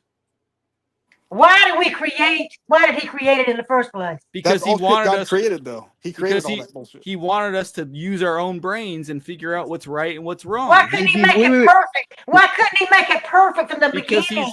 Why could He not make it perfect from the beginning? Because that's robotic. He doesn't want people that. I'd rather us be robotic. Well, okay, I'm sorry. I would too. Lord have mercy. Not robotic. That's not robotic. I'm saying, but I'm saying the suffering and evil and everything I can prove to you that's not robotic. This is another thing you need to understand. I think he's retracting his statement. I'm sorry, I misspoke. It's not robotic. But I'm saying God wanted us to learn the difference between good and bad. If He made everything good, how would we know if anything's bad? But it's not but would that be a big deal if He made everything? Not necessary. You can still know it's bad and avoid it without having it directly happen. He wanted us. He wanted children. He wanted children of Him. He wanted us to be like Him. Yeah, because He's a narcissist. Exactly. No, because He knows the difference between good and evil, and He wanted us to know the difference between good and evil. That's evil. Having children is evil if you're going to put them in a state of suffering. That's evil. He didn't do that initially, though. But He could have kept it from ever happening, though. That's the point. God could have kept it from ever. God could have done that. Like, if you're gonna base on what you think God should have did, well, then you're trying to. No, it's not what we think; it's what we know for a fact. He could have done everything could have been done. You're trying to take on a God complex. Everything could have been different. Everything could have been different. Most parents have a God complex. But no. No, He didn't create it. Here's actually especially what destroys all this BS of all this other type of stuff. So, if you love, even in this world, okay. This is very important. If you love someone romantically and very close and very deeply, or even independent of romantically, a family member, just you love someone very deeply. If your love is an ingrained natural feeling that arises, there it is. Boom, you feel it organically, naturally in you. It's not something you had to think about. I think maybe I should try to love this person, and then you love it. The deeper version of love is the love you automatically already feel, independent of having to decide to feel it. So, for example, if you have a kid and you have two babysitter options, one babysitter for a fact automatically loves your kid, and that's how they are, their nature. Oh, I love your kid's amazing. But there's another babysitter you have an option of who is like, you know what? Every time I see your kid, I have to make the choice to love them. You're not going to say that the one who makes the choice to love your kid is going to be the one you trust more. You're going to trust the one who automatically loves your kid more as the more trustworthy babysitter. Why? Because you recognize that's the deeper version of love. So this whole idea that this so-called free will and all this other bullshit adds to the love, that's false. No, the love is deeper if it's automatically felt or not. Not that you have to choose it or not. Adding this choice factor means that it's not as deep of a love anyway. So that refutes the entire idea that you're trying to promote here. No, that doesn't make sense, man. It makes tons of sense. No, but shifted. Do you have to choose every day to love your wife or not? No, you automatically love her naturally. It's not automatic. I choose to love my wife. Oh wow, that's pretty psychotic. Like why do you have to choose to love her? Why don't you just automatically feel the love in you organically, naturally? Because I'm not a robot, dude. So you're saying my natural love for my girlfriend is me being a robot? I No, just, I'm I don't have to wake up in the morning and decide, you know what? Let me decide to try and love my girlfriend today. No, I just feel it naturally. That's what No, you feel that too towards your wife too. No, That's you what I'm saying. choose. No, I'm saying you choose to love your wife. That's a choice. You don't have to love her. You choose to love That's her. not a choice. That's a feeling. A feeling is not Well, a no, choice. it is a You feeling. feel it or you don't I feel think it. you're both No, saying it the is a same feeling. thing. I agree. I think you mean but- the same thing, but you're saying I don't know. He's something. mistaking a feeling for a choice. He's jumbling up the two things. A feeling Well, is no. separate from a choice. I understand. Yeah, you're right. A feeling is separate from a choice. If I feel that I love my wife, then I love my wife. Right. 100% agree with that. Yeah. Okay, cool. Good. So that's my point. The deeper love is love that's automatic. So if everything was kept a paradise state and our natures were kept naturally loving towards God, that would be the deeper, more meaningful version of love. Therefore, there's every good reason to only keep things Nah, but paradise that's and never not. put us in a suffering state. That's the good No. reason, is because it would be more meaningful because that would be the nature of God and us No, in because our if ingrained they nature. don't Independent understand. of choice. I just described to you and showed you how the choice makes the love less. It dampens it. It doesn't deepen the love, bro. No, it's all. God damn it. You're I not love giving them an discussion. alternative, though. You have to have an alternative. Like, hey, An either I love my wife alternative or I is for have him don't. to to not Deeper if create Why do you human have to have an beings. alternative? If your nature is to love, that's the deeper love. Where there is no alternative, your nature is loving. But There it how is. would you Boom, know that's what the true deeper love is if you don't have the opportunity to experience what it's not? Oh my God, because you can be aware with basic sense in paradise, hey, something other than what we're directly experiencing by nature is a bad But thing, you a lesser wouldn't thing. know. You wouldn't know the difference. Oh my God, you would know this if you were implanted with Wouldn't need to know basic this. sense by Yeah, God. but All you need is basic sense. You don't have to have firsthand experience so you're saying of God something should have other made than us. your direct experience. So you're saying God should have made us all like we love God no matter what. Doesn't matter what the situation Yes, is. it would be We the love deeper God. love. It would be Okay, and our what if nature would God be what if what if God was like evil and like we don't Well, he is. God is he's evil. not That's the evil. problem. That's So the you're saying problem but no we matter have. what though, by That's your the But entire you logic, ain't truth. loving. It's no, hard hold to on. love a God in that Bible because of what we've seen in Hold that on. Bible, what he's done. Hold It's on. hard for us to love him. You're saying if the feeling's there to love God, even though he's evil, it won't matter then. You're just like, I love God because the feeling's there because I love God, even though Okay, so he's you're evil. I saying your wouldn't love know for the your wife difference. doesn't matter because it's automatic of feeling in you. It doesn't matter because it's an automatic feeling. That's literally what you're saying right now. Now I'm saying you wouldn't know the difference. You're saying Of course, you know the difference. If you you're have programmed to love if you have a God. working brain in paradise or a working equivalent of a thinking anything, you're going to be able to process just like you don't need to directly feel what it feels like to be physically tortured to death. You can know, oh shit, that would be really bad to be physically tortured. You don't need to directly have the experience to know what it's like. Come on, man. That's not how insane. That's not how he made the garden, though. I agree with you. The Garden of Eden was not based on those principles. It's based on the fact that God was in direct communication with humankind, and all he said is, "Don't do this one thing." That's all And he why said. did he do Garden was that? Why did he unnecessary. do that? Why He could did have he just do had him in that? I paradise. want to know No what. Garden of Eden. Why Oh, did so that? just make a I fairy want to know tale why that world.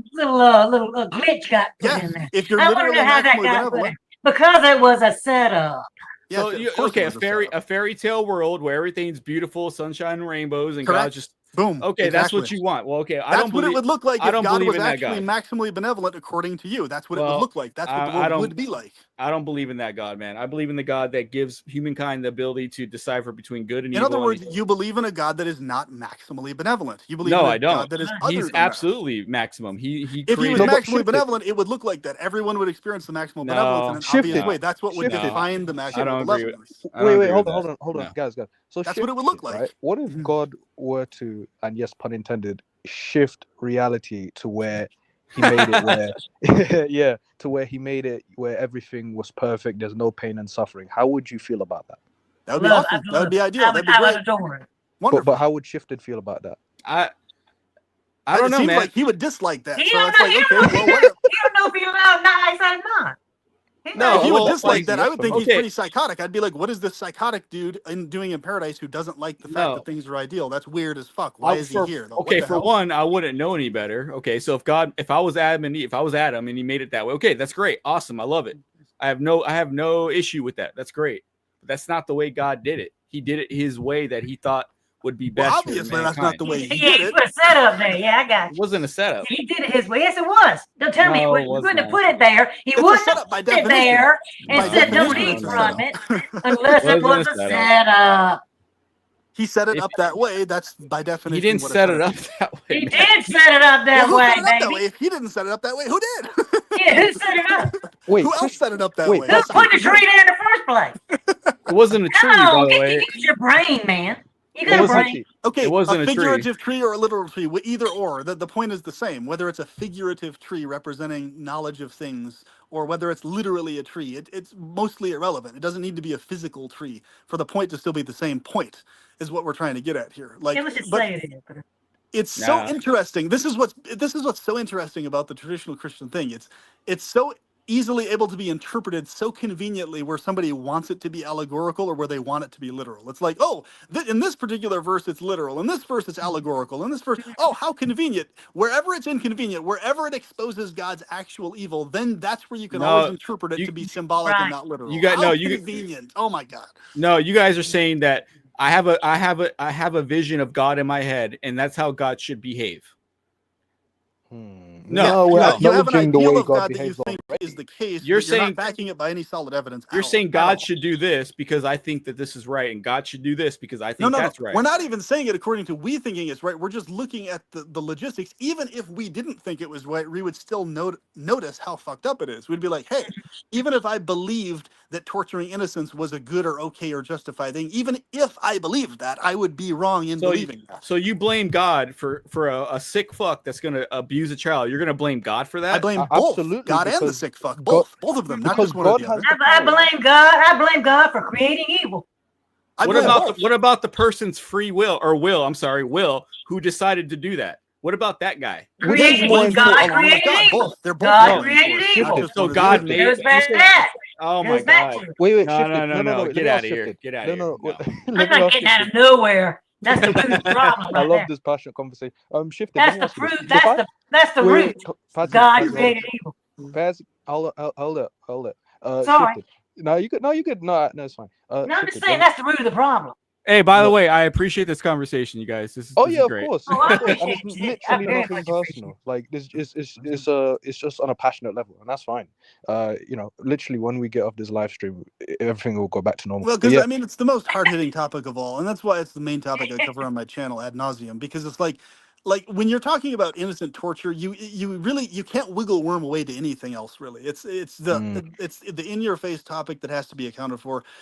All these other topics, like war is generic suffering, generic problems. Everybody can wiggle worm their way around with philosophies and stuff like that. But with this topic, there's no wiggle worming. It's like, okay, we're dealing with something that is evil, indifferent, or lacking, or doesn't exist. One of the four. There's no way in hell No, that the what we're Bible. dealing with here is maximally all these shifted. things. The Sorry, Bible Perpetual. doesn't. No, The no. Bible tells us everything we need to know. Shi- Shifted. So now that we've confirmed that God created evil, right? The Right. thing is, can you really say that's a perfect God? He didn't create evil. He allowed Satan to be evil. So what did I just read, or did I? Was the No. You read the verse, yeah. But Isaiah. You got to understand. Isaiah was inspired by God to write that book, right? So I'm not saying God created everything. So yes, he did.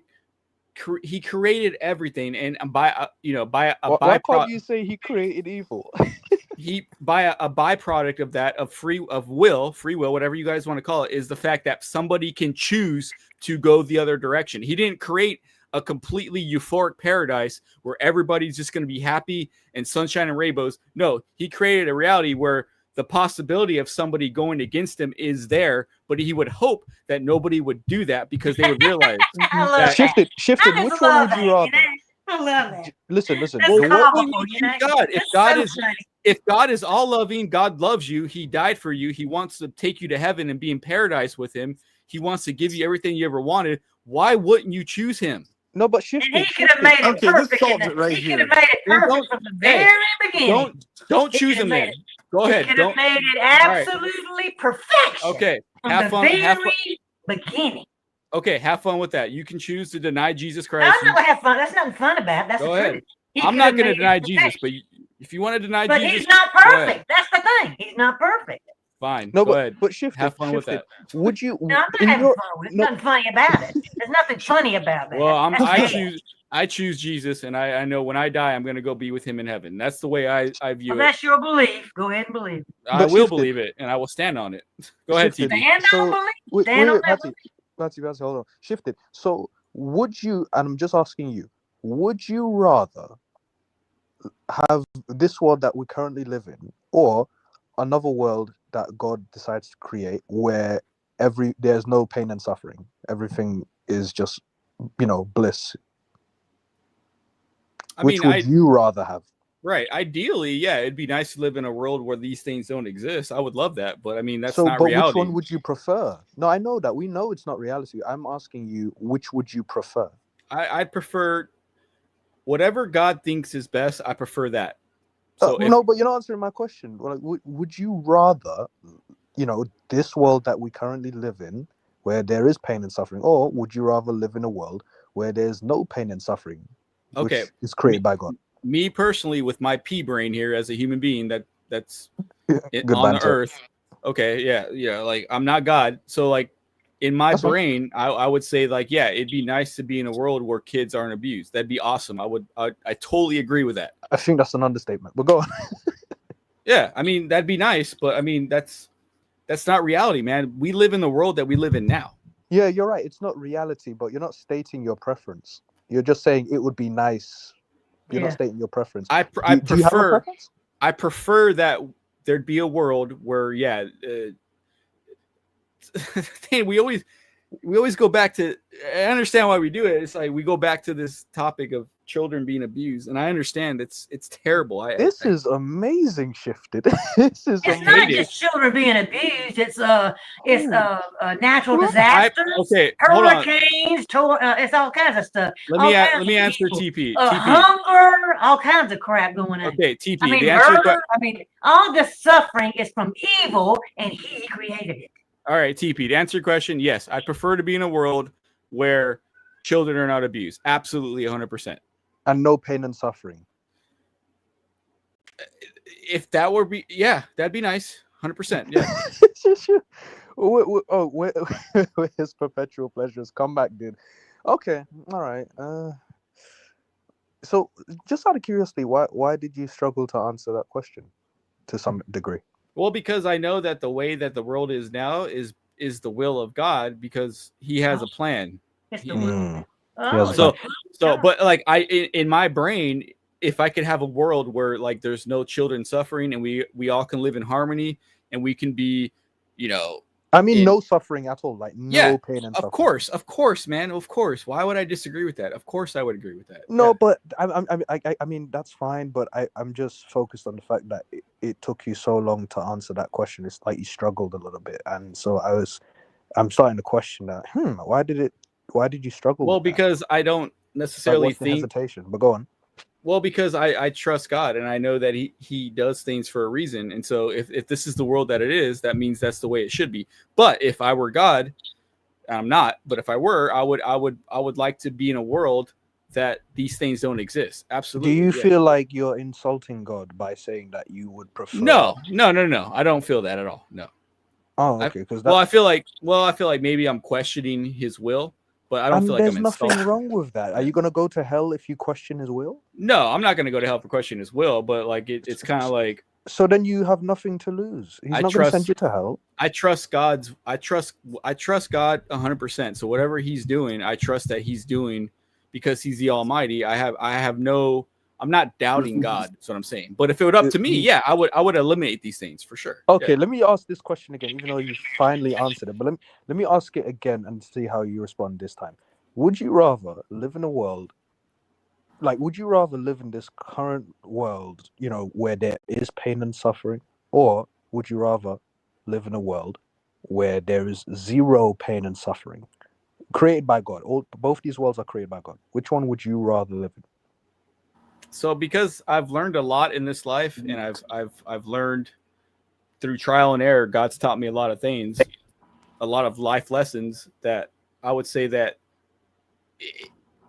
I wouldn't trade the lessons I've learned, but I would trade it in the fact I would rather be in a world that doesn't abuse children. Yeah. Wouldn't you be 10 times happier in a world where there's no pain and suffering? Would you or would you not? I don't know.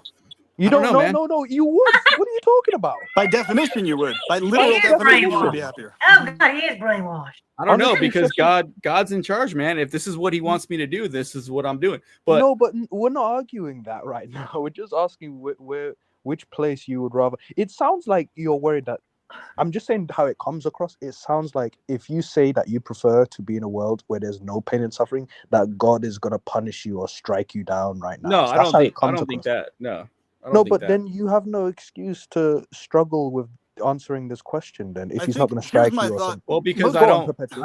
I want God's will to be Okay, done. in the world of traditional Christianity, the main fear is the slippery slope fear. In other words, when it starts with that, there's this ingrained fear of, oh, if I do this, then later on, eventually that might lead me to this, then this, then this. Like, oh shit, and then I'll eventually shift over into something that's outside of Christianity or whatever. It's this fear of the slippery slope is usually the main reason why traditional Christians don't acknowledge these solid points straight up, because they're afraid of their own slippery slope descending them out of Christianity if they acknowledge any of those things fully. That's what it is. It's not so much a fear. It's not a fear of God directly doing anything harmful. It's a fear of, oh, if I say or believe or think this, that's me maybe possibly doing something away or straying from my full faith in Christ or God. And it's like a subconscious fear that's at work in the back of the brain, the back of the subconscious. I'm saying this because I had that as a traditional Christian in So me I appreciate what personally. you're. I appreciate what you're saying, Perpetual, Yes. and I understand. But that's not where I'm coming from. I'm coming from the fact that God put me through the experience that I've had in my life has helped me grow and come closer to Him. So if he were if he were to make a whole different world that these things don't exist, I don't know what would happen. I Well, mean, personally, my experience, I would say, I feel like I've been brought much closer to the actual goddess and God, distinct from the fake one that's in the Old Testament and New Testament. I feel that that's the case, but I don't feel I've been brought closer to the fake God. I feel like I've been clarified who the fake God is, distinguished from the actual God. well, That's how that's that's how I've experienced it personally. well, that's awesome, brother, and I'm glad for you. But that's not the way I see it. The way I see it, or the way I'm sorry, the way I experience it is following the Bible and traditional Christianity has really God has touched my heart, and He has guided me through many aspects of my life to I don't get know. to. This sounds like Stockholm syndrome, unless I don't know what Stockholm Yeah, yeah. syndrome means. No, it's the fact that he's helped me through my life in various aspects. But you've And, been through a lot of pain and suffering as well along the ride, right? I mean, I've I've To gone some through some degree, at the very least. to some degree, yeah. But everything I've Yeah. gone through, when I call on the name of Jesus and I ask Him for guidance, He's always guided me to the right solution to the problem. Yeah, So well, This is talking to yourself does that. When you can talk to I'm not yourself and talking to meditate, myself. I'm talking to God. yeah, you're talking to yourself. Is here. wait, Well, wait, Patsy, that's your Patsy, opinion. Okay, That's so your Patsy, are you I opinion. still know Christian? that because Wait, I've done Patsy, it. Hey, I've done it. Patsy, are you I'm Christian? sorry Listen, that I was hey, a Christian for 40 years. Oh, did that's you say longer than I was a was? Christian by a lot. well, that's Oh great, but shit. doesn't mean your experience is the same as mine. Like, Well, Okay. no, it's just personal experiences. That's another thing. Oh, you're special.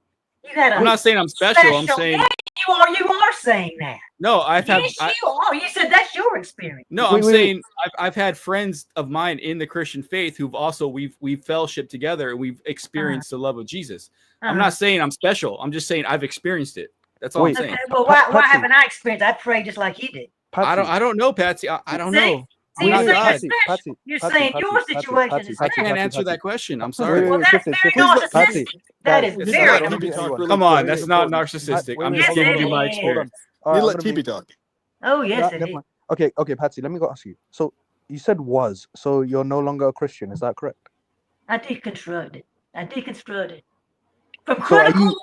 critical thinking, studying the Bible, going over research, done some things I haven't never done before since I was a Christian, and I really didn't dig deep as a Christian.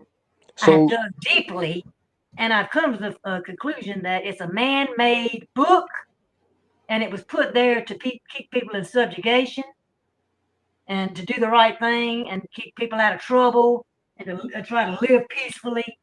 And that's just it. And no loving God would have set it up like he said it, like it's set up in that Bible. No loving God would give you an ultimatum with your free will. With your free will that he gives you, there's an ultimatum involved. If you use your free will the wrong way, then hell, you're going to hell. You got it? So really, the free will is not free. That's So what caused I'll be right back, brother. That's what I caused got a me bathroom. to deconstruct. you said you'll be right back. Yeah, I'll be right back. I got a bathroom. And No the fact that he promoted slavery, murdered innocent people, that There's a lot of things in that Bible. The prophecies weren't fulfilled. So it but sounds like we've had a Uh, very similar experience, Patsy. You and me. You definitely had a much longer, many more years in Christianity. I'm For sorry, me, I it was couldn't hear him. from birth on up to 17 until that's when I shifted out of Christianity. And so, what's interesting though is like, Yeah. it's like it's like whenever I talk to traditional Christians, it's like deep down I know for a fact, most likely that just by if they go according to the same progression we went along, they're going to come to the same exact conclusions we came to, because it's like an inevitability. You know, it's like if you think enough about it and you feel strongly enough about it and you take it serious, it's like what I experienced was the more seriously you actually take the statements literally, the more you literally can't follow it anymore. That's the Right. interesting thing. It's like the more seriously you actually do take your Christianity, that literally forces you out of it eventually, because Exactly, because you yeah, never feel totally comfortable in right. Christianity. Because You the never thing feel is, like you're totally okay, you know. because You, the you holes always become got some too kind of glaring. question mark and wondering whether you're going to make it or not. You know, you're going to be judged as a Christian. You know, Right. even if you get up there and make it, you're going to be judged then. So you know, it's like, man, you know, the thing's set up. Okay, the Bible is set up by men to keep Yeah. people under control. Okay. It's very Uh, clear that's the case. It's uh, designed for social interpersonal control, where yeah, and people basically regulate themselves in ways that are unnatural and unhealthy in a lot I of mean, cases even the also. Bible thing, even the Bible said that the Earth is flat. Okay, Yeah, I even think the What? Bible said, that would even the be Bible said that the Earth is flat. yeah, Okay, that's yeah. definitely another rabbit hole in and of itself. I I mean, think really, that there's a lot, so many things in there I can't even mention The Bi- right wait. now. No, she's right. The Bible The speaks Bible of says that the Earth no, is flat. it doesn't specifically say the Earth is flat, but it says the Earth is immovable. it describes a flat circular Earth. Yes, it does With describe a flat the circular Earth firmament in great in detail. Genesis, it speaks of a firmament that's covering the Earth, and it Yeah. doesn't say Wait, specifically it's can flat. someone pull up a verse and copy and paste it so I Go to can? Genesis 1, man, or start at Okay. Genesis 1 and read down. It talks It's easy about to the find flow. on Google also. I mean, but the thing is, the whole that's its own entire many hours Yeah, conversation with the I whole flat agree. Earth syndrome. But Yeah. I think that's more of a, yes, that is a good point though. But I think yeah, it's its own conversation entirely. That is very interesting. Especially yeah.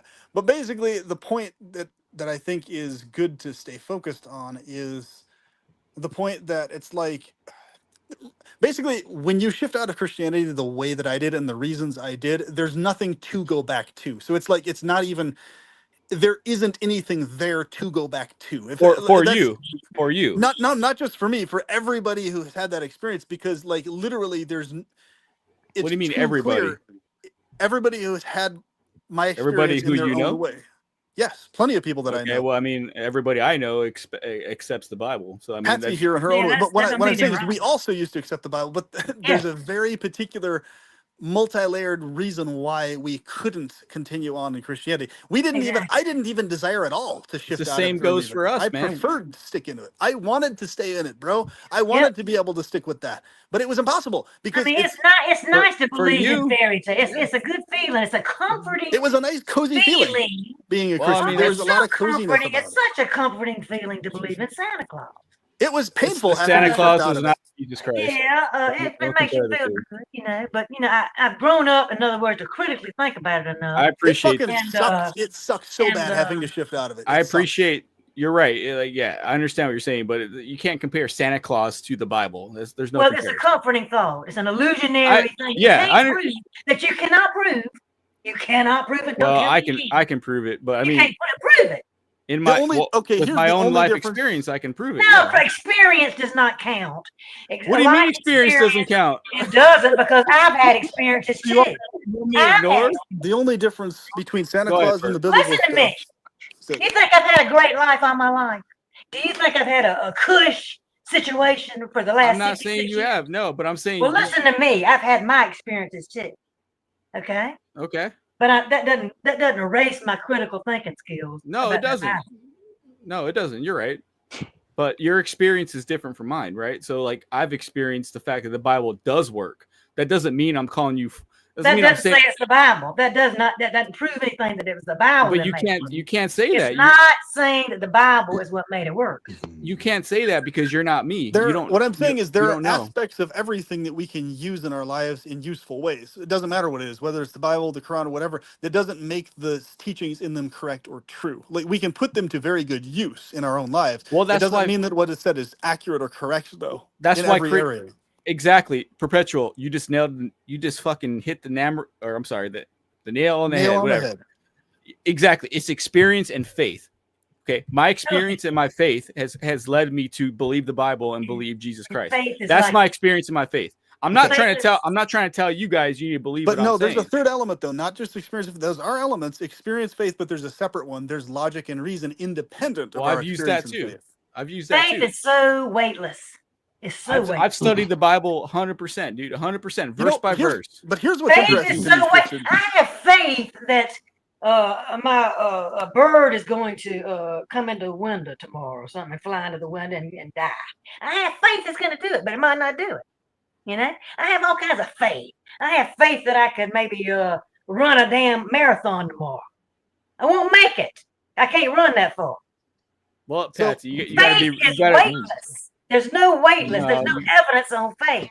I appreciate what you're saying, but you got to be realistic. I am being realistic. God has common sense. God has common sense. I'm being very realistic. So, what is I mean, it always just keeps. So here's what I'm fascinated by, Shifted. Like, even here's what I'm saying. Even when I was a traditional Christian, even I was able to accept, even then, that the God that I was dealing with in the Old Testament was potentially lacking in something, whether power, benevolence. And there's actually entire branches of Christianity where they accept that God isn't literally all these maximal things to the maximal degree. Like, what fascinates me. What are you talking about? What version of Christianity are you talking about? Where God Gnostic Christianity specifically. Okay, you're going Gnostic. Okay, Gnostic. All right. Well. Okay, that's the main one. But there's other branches that acknowledge that. Okay, that.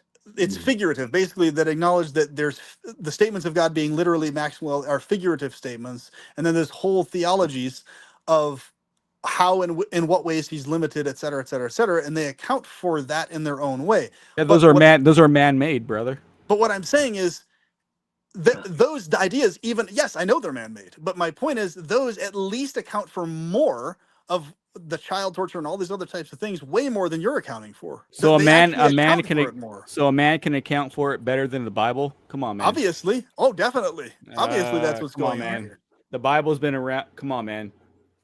Bible what? The Bible's been around. Bro, we've just shown you today how it's more accounted for. Like, so you're telling me you guys both reject the Bible? That's what basically. So you're saying because people believed in the Bible for how many years? The Bible literally said it's definitely true. I created. God said He created evil in the Bible. No, I'm not saying. True. You know, I just told you, Patsy. Respectfully, I just told you it's not just because the Bible exists. Because I have my own personal experience following the Bible. I told you, personal experience amounts for nothing. Okay, so we've all had different. All of us have our own personal experience, and that's irrelevant to the points we're talking about. Exactly, that's what I'm saying. It's irrelevant because we all have our own experience. What kind of experience? No, the points are relevant. Like you talking about God talking to you, or what? The points are exactly independent of our experience. Okay, how do you know that was God? If you want to go into it, yeah. How do you know that was God? Because God directed me to a better version, a better situation in my life. Oh, your head directed you in the right. I experienced the same thing as a Christian. My head before that was doing some stupid shit. It's happened to me. It happened to me. Oh my God. Okay, the same identical way. What we're saying, Shifted, is we've all had. And I swore it was God, but it wasn't God. It was my perseverance, my strength. I mean, my dedication. Well, Patsy, for what I was trying to do. That's your opinion. That is what. You know, well, that's your experience, and I respect your experience. I'm just telling you my experience. I'm telling you what I'm saying is the points themselves. Yeah, the points themselves hold solid, independent of any of our experiences. So what I'm saying is, the point of what is evil, what is not, the fact that God says he creates evil in the Old Testament, that's there, period, whether we interpret it the way we do or not. The point being is that there's certain things that do not logically add up or work that are said. The Bible has self-contradictory statements. That's the issue with it. Yes, definitely. Like, No, if it you have doesn't. something that is self-contradictory, then that's a problem, because it means it's false. It means it's fake. Something that is It's not. self-contradictory is made up. It's fantasy. The It's not King real. James version of the Bible is not contradictory, man. Oh, It's that's the worst contradictory in verse so in many the ways. world. That's So the God least. says, okay, Jeez. God says in Okay. Isaiah, he Wow. created King evil. James is the worst version you could possibly try to Wow. interpret. The version discussion, I mean, that's another discussion. But the point The is, worst one. whether somebody puts faith in the King James version or another version, they all acknowledge and all have in them a variation of "I created evil," that verse in them. Yep. All of them. But why? So you're gonna throw the Can't whole. get past that. You cannot get past that one. So you're gonna throw the whole Bible out because of that one verse that you No, maybe we're not maybe talking about maybe that. you Yeah, don't I don't want talking to worship about- a God that created evil. maybe you don't understand the verse though. Maybe there's more behind that. There's Maybe no one way to understand it. Oh my God! Maybe There's no way to any understand it but that. interpretation, It's literal. Okay, It's the maybe- literal the sentence ancient that I was the reading. ancient Hebrew or the ancient Greek, maybe the translation didn't come across the right way. But I'm not saying that it's not. The translation is correct. God did create everything. So yes, he did create evil. He didn't create it for people to use it though. It's just there. Like Well, Okay, why would no, he that's create not something what you it think says, is though. good? Why would he create it why? If he didn't even create with the in the first place, people possibility would of get used somebody using it? Okay, Why why would God? he create it if there was even a possibility that they would use it? Because he wanted to give us the ability to choose So right he from wants wrong. a setup. It's not a setup. The He's trying to give us the ability to choose right the from setup wrong. wouldn't be in place then. I got you. You guys are I trying to make understand. God to be Hey, I like, understand. can you post the It's like literal a damn definition of evil game I is what it posted? is. A damn Wait, Russian roulette game or something. Wait. Perpetual pleasure. That's did what you we're say? getting into. Can you please post the literal definition of evil I posted down here? So he literally created extreme immorality and wickedness, especially of a supernatural variety. He created that directly. It doesn't say he No. created the beings who were going to use evil. It said he created the evil no, directly. he created the ability for it to go there That's if not people what it choose says. to do that. He said no. That's not what it says though. It I says know he it doesn't created say it that. directly. He But if created you know evil. God, if you have a personal relationship with God like I do, you know that that's not what he What you're meant. doing right now is you're conveniently bouncing to that because it's Yes, you conveniently fits your narrative. I You're think not. you're defending You're not an literally abuser. interpreting the verse as what it says. Defending I creation of evil. am. I know God did create evil. I 100% agree. So he did. this is what he created. He created profound immorality and worship wickedness, especially when regarded as a supernatural force. So he's the most supernatural of all supernatural beings. So he Yes, he created is. profound immorality and wickedness. He created that independent of the beings who were using it, separate from him. So that But means he didn't tell them to. He didn't tell them to be evil though. That means he has it But directly why would you exuding from create him something directly. To Again, give them Without the other beings opportunity existing. to choose between right Why and would wrong. Why would you even create it in the first place? why Because would God, you give them the opportunity to be evil? because he wanted true people who saw evil and they're like, no, that's bad. I want nothing to do with that. I want to be with you, God. So now That's my why question But is if you don't see evil, why do you have to be tested? So if then- you don't see but then evil, you're not we're- going to be but then we're tested all- in the first place.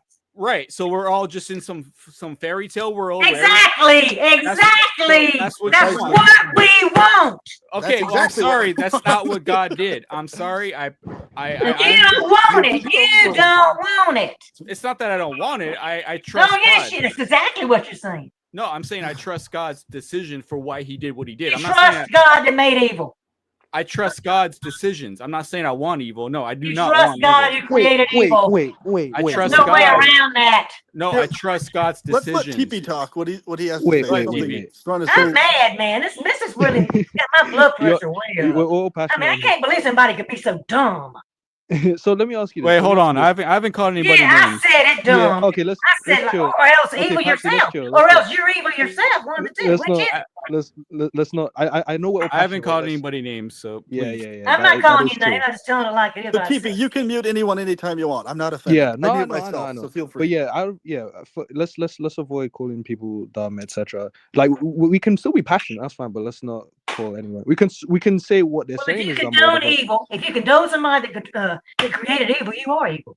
I So- don't condone evil. I never said that. Let's be very clear. What she's saying is Yes, certain you did. ideas are dumb. Not Yes, that you you did. And You that's yourself said fine. are dumb. It's whatever certain God did ideas. is fine with you. That's what you said. Yeah, because I trust God. Well, that you Okay. just said it. You just said it. No, you're judging. Perpetual is any more plain than that. Perpetual You're- is any more plain than that. You're judging me based on your definition of God. That's not fair. That's might can't not be do good. that. I read the sentence that he created it. I don't In deny the Bible, in your fine. Bible that you believe in. That's fine. Okay. It's not just my Bible; it's your Bible too. But okay, That's not my Bible. okay, Because I don't fine. know who So- made So it. what do you have to say, Thought Men Provoker? wrote the Wait, Bible. wait, Trying to guys. mention something. Okay, shifted. My question is, okay, he created evil. My question is, was it necessary for him to create evil? Was it necessary? Yes, No. because yes, because Why you was want- it? Go on. No, it wasn't. Because he wanted an imperfect world. He wanted an imperfect world. That's why he created it. I'll get to you, No. Patsy. I promise. But shifted. So you think it was necessary for God to create evil? Why? Yes, because he wanted us to know the difference between good and bad. He wanted us to know this is good and this is bad, and he wanted us to make that decision within our own brains. That he gave us the ability to use our brains to decide: do you want evil or do you want good? He wanted to know where we stand. Okay. No, listen. Okay. I got a question. Don't let me forget it, okay? Okay, go on, Patsy.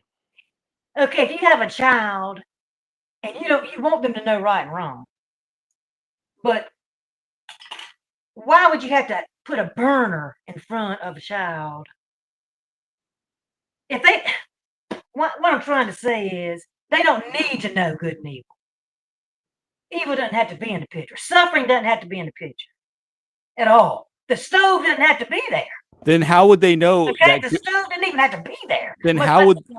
Okay, I appreciate your question, Patsy. And then how would they know that good is good? They would just assume it would just be like, oh, this is good, but I don't It even would know the automatically difference. be good. There would be Yeah, no definition. of good. automatically, There exactly. would That be word no you just said. definition between the That word you just said, automatically know that it's good. That's not true love. right.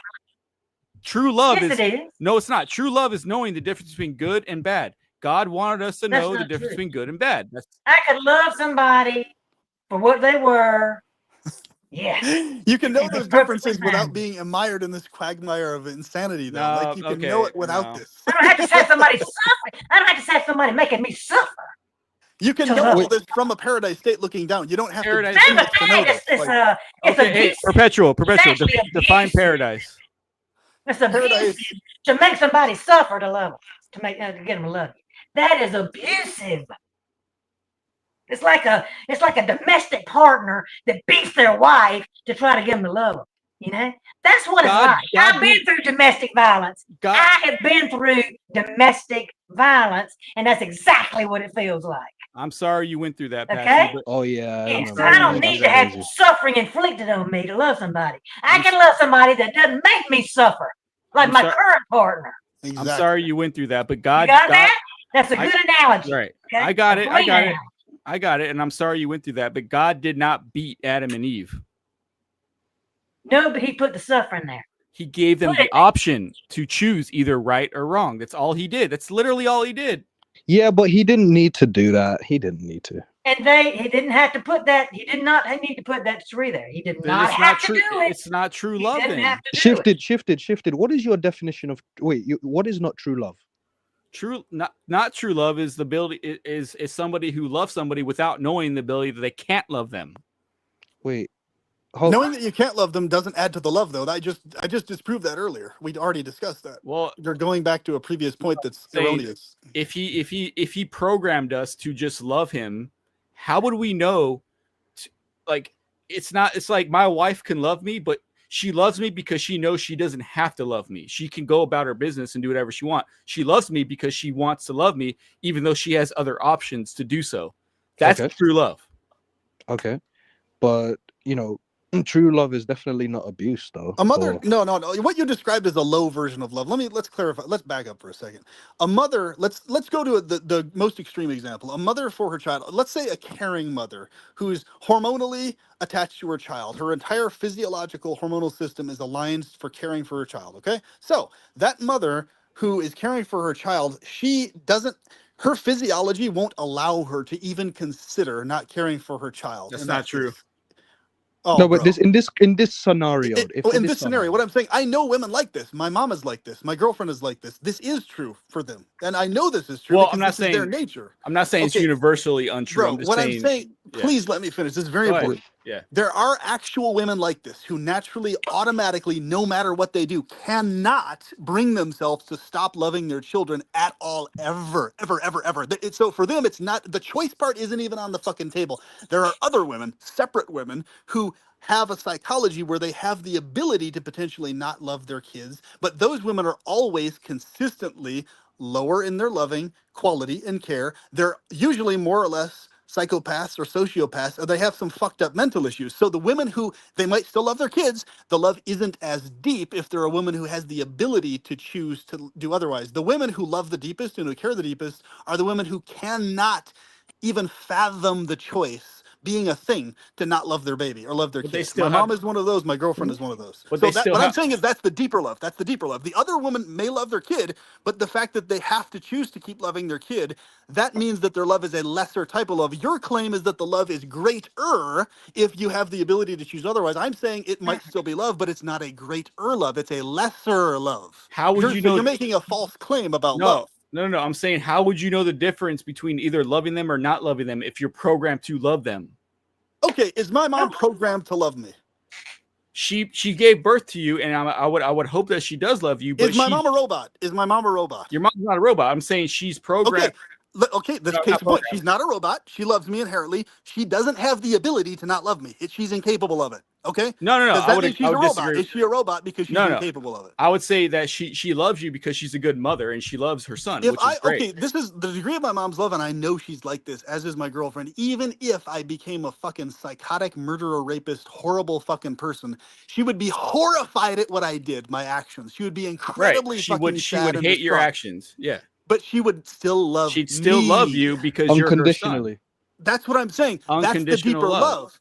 That is love that's independent of what you're claiming is a deeper love. You're claiming that this true love is this thing that you specifically have to choose, that you specifically have to be aware. Oh, I could think or feel differently. That doesn't even occur to my mom's brain or psychology or my girlfriend's brain or psychology. They're not even people who can think or feel But otherwise. they do have the option to do so, is what I'm saying. No, they don't. Literally, my girlfriend. Okay, let me break this down for you. My girlfriend literally had an extremely physically abusive first husband. Okay, extremely abusive. He ended up having a fucking horrible death after abusing her, and even then, she felt incredibly sad that he died. She felt sorry, and she felt love for him, the being that he is, independent of his actions. She never, even in the worst fucking case scenario, she never could bring herself to choose to love or not. She automatically loves. And that's why she's a much more loving woman than any of the other girls I've met, because other girls I've met, they're the types of girls that I could tell they needed to choose to love me or to choose to love their relatives and things like that. Their love wasn't inherent or deep like hers is. So we're talking about your claim here that true love equals this thing that you have to make a decision on and you have to redecide on, you have to analyze. Okay. No. I'm not saying you have to. I'm not saying it's I'm saying. Okay, You're claiming that's the deeper type of love. Neither of us are saying, but it's still that what still we're a talking about is choice. love or not. All I'm saying is they have the choice. That's all I'm saying. They have the choice to not do that. Those who love Well, deeper no, don't no. have the choice. How Okay. many times do I have to explain this? No, I get what you're Are saying. you two saying two different things? No, I get what he's saying. But Okay, what we're talking about is what love is deeper. We're not debating whether love is there in both cases. What I'm saying is his claim, and pretty much what the entire traditional Christian world is based on, is this false claim that love you have to choose and know you could do otherwise is the deeper type of love. No, okay. I'm saying the deeper type of love is the love you automatically feel by nature, and there's no option to feel otherwise. Is okay. the deeper type of love. Is Yeah, what I'm saying. And that's the truth. You're We saying have that's evidence the of deeper that. love. That's what I'm Okay. saying. The inherent Okay. love that's unconditional is the deeper type of love. Right, And we which have is- evidence of that. That's the love that God has for us, the unconditional love, which is why Jesus died for us. So God could have Even- just made us to be like him in that natural love. That's what I'm saying. We would have been more perfect, happier, better off. And we would have maintained our will, but he not had to- robots. My mom's not a robot. My girlfriend's not a robot. We have No. examples of this. So please But he stop had to with the give us the stupidity. choice. Bro, he had to give us the choice. If there's no choice, then there's no point. Like, he had to give us the choice. Oh, so there's no point in my mom loving me because No. she doesn't have a choice. She No. can't function in thinking otherwise. No, Okay, it's not what wow, I'm saying. I'm interesting. saying no. So I'm saying I've known mothers who've had kids and they don't love their children Yes, the way those are you're mothers saying. who love less. So why are you saying that the They love have is a choice, deeper though. if you've chosen it? But they have a choice. You're saying if a mother gives birth to a kid, it's unconditional love and it's automatic. Not necessarily. If she's a good mother. If she's a good mother. Okay, if she's a good it's mother, not automatic. Okay, if she's not a good mother, then it's not automatic. So where does that come from? The automaticness that's an example of a person who has the nature that they're supposed to From have. God. From God. But there's no element of choosing to love or not in those types of women that are the better quality women. So it's confirming the point that I'm trying to make to you, bro. This is exactly what I'm trying to. Oh God, it's so easy to understand. It's mind-boggling. So shifted. Which one do you think? Okay, do you agree with perpetual pleasurists that the deeper love is the love that, for example, a mother has, where she will basically love unconditionally, like no matter what. It's not like she's choosing. Do you think that's the deeper love? So I agree that God instills in us, in mothers, to love their children, right? It's just there. Like, you should love your kid, and God, it's common sense, man. God, and they're not robots. They're not robots, right? Hold we on. agree on that? Mothers are not robots who love No, their they're kids. not robots. I agree. Okay. Yeah. What I'm saying is, God, because he's the master architect, he instills in mothers, when they give birth to a child, that they should love that mother.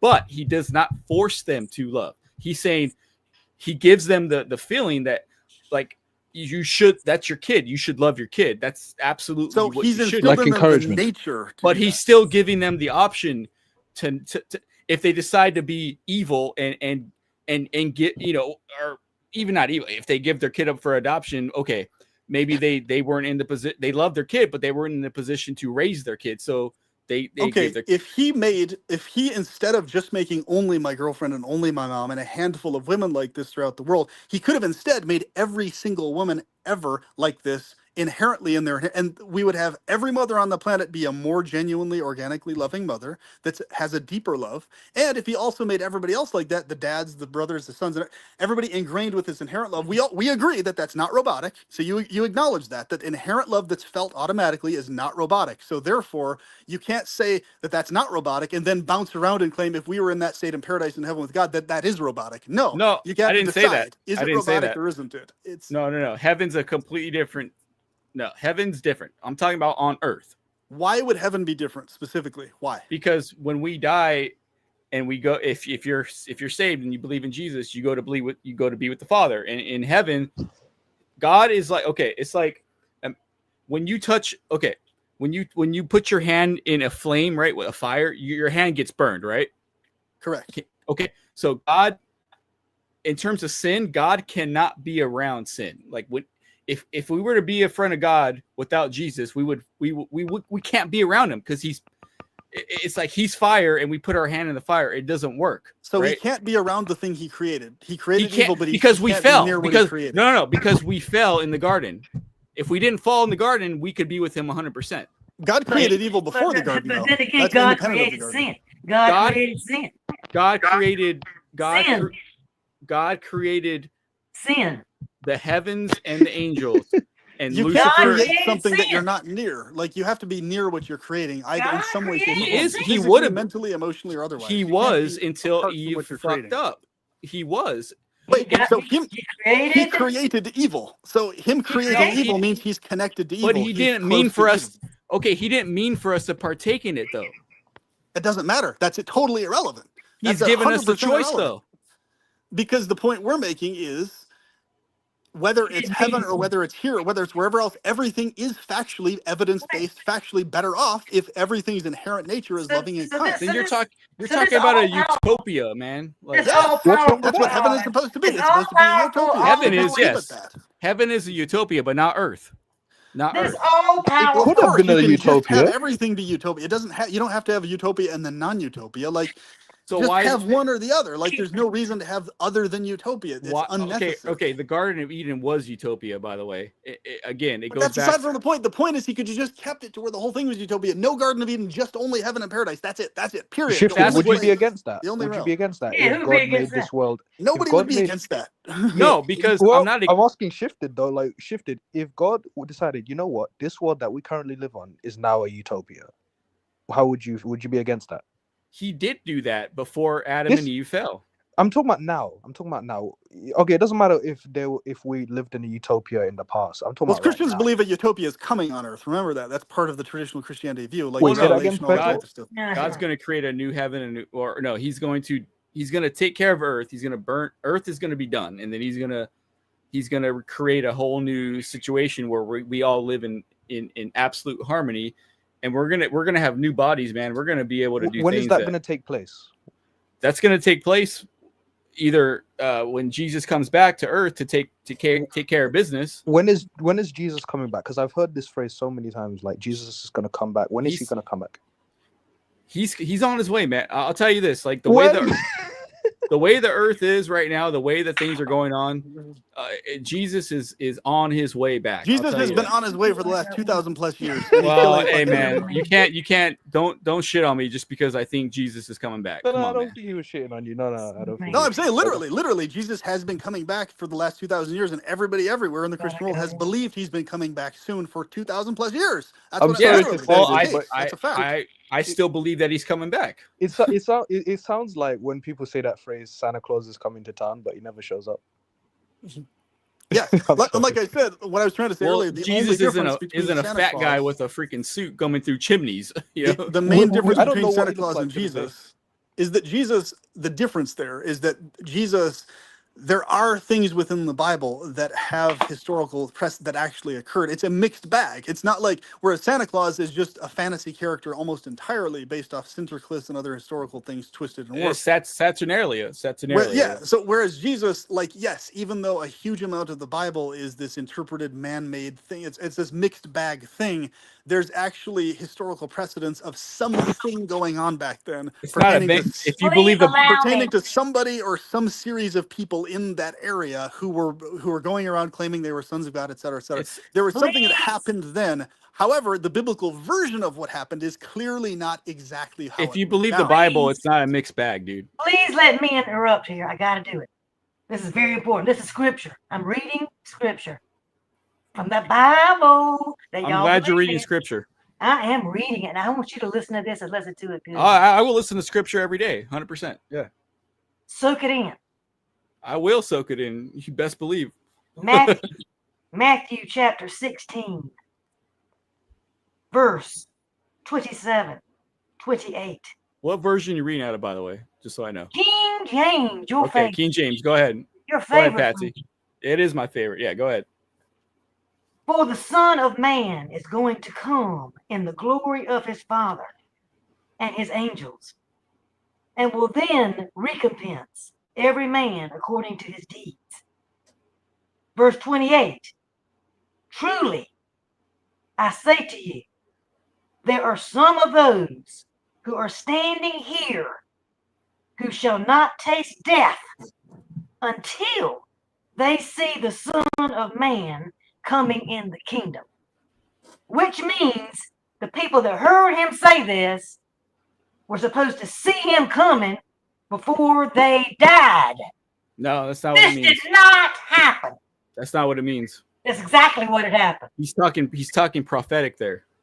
That's not prophetic. He's saying, truly I say to you, there's nothing prophetic about it. It's in quotes. Jesus talked quotes. I know, but he's talking about when the end of days come. He's talking about the end of days. He's saying that the people that are still alive when he comes back on there earth. There are some of those who are standing here,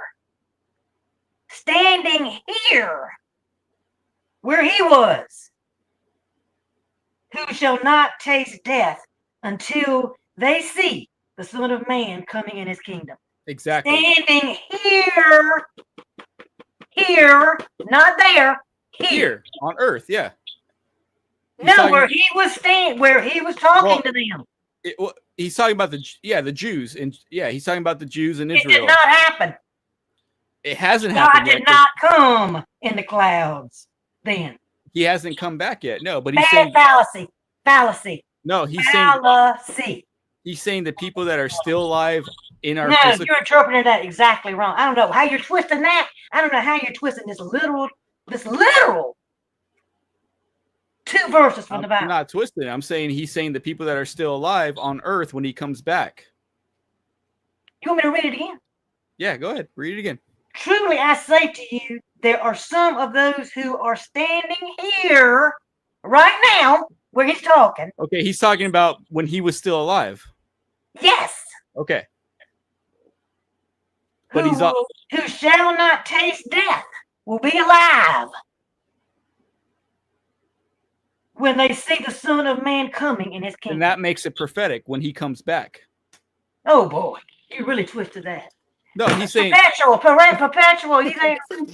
No, he's saying Jesus is saying that people that are perpetual. Are you there? Yes, I'm still here. Did you hear what I said? All that? Yes, I heard the majority of it. I was actually reading some of the comments here also, but yes, I'm seeing what you're saying. You're talking about. This is not a lie. Well, there's what I'm saying is there's entire. This is important to know though. There's entire Christian denominations that are actively today still Christian in their practice and faith who believe that Christ has already come. That whole thing with Christ coming back already occurred back then. Well, that's false. And that there's but what I'm saying is they wholeheartedly have that view though. Like your view isn't exclusive that he's coming to come.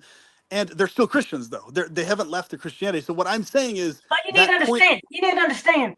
Wait, hold on, Perpetual. Go ahead. Listen to the first verse. You got to remember the first verse.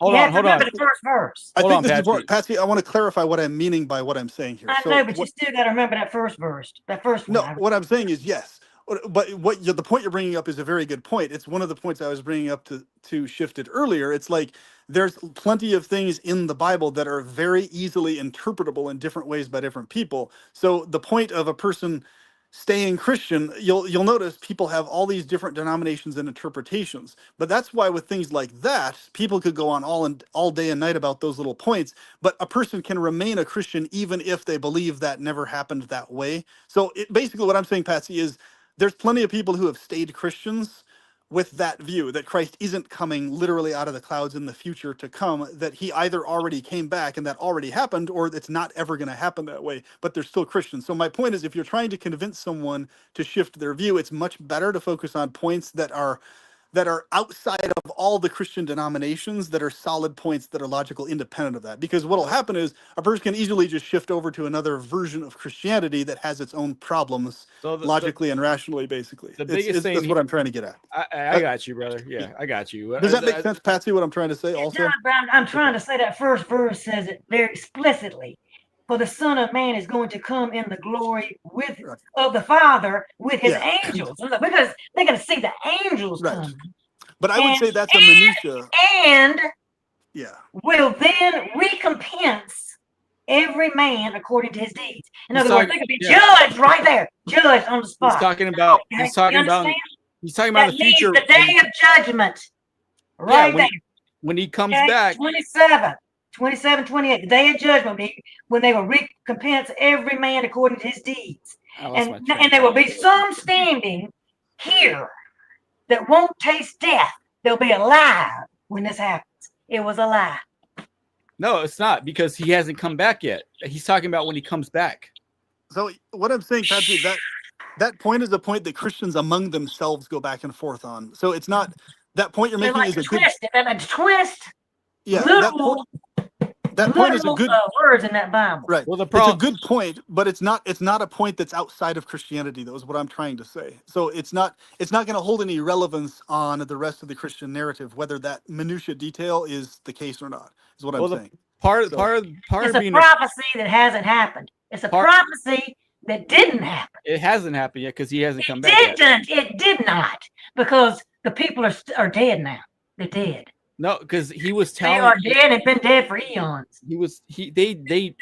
Okay. Anyways, what I'm saying is part of being a Christian is also the Holy Spirit is to guide you. So like, I've read the Bible without the Holy Spirit, and then when I completely gave myself to Christ, the Holy Spirit came into me and he helped me understand the Bible, and I've understood these verses of what they really mean. All you have to do is ask, like, God, Jesus, please help me understand the Bible and be sincere. If you brainwash yourself, yes, you can do that. Not brainwash. I've been talking. If you critically think about it, you can't brainwash yourself into that. I've been praying to God, and Jesus gave me answers. How's that being brainwashed? Be brainwashed when you use critical thinking. I've prayed to God, and I asked Jesus. I know that praying too. I understand that part. Wait, I've been there. Okay. Shifted. Let me ask you a question. Do you feel as though the reason why you feel God isn't evil is because he's been good to you. No, that's not the only reason. No. Wait, so it's one of the reasons is because he's been good to you. Because he can be evil to others. Just Absolutely.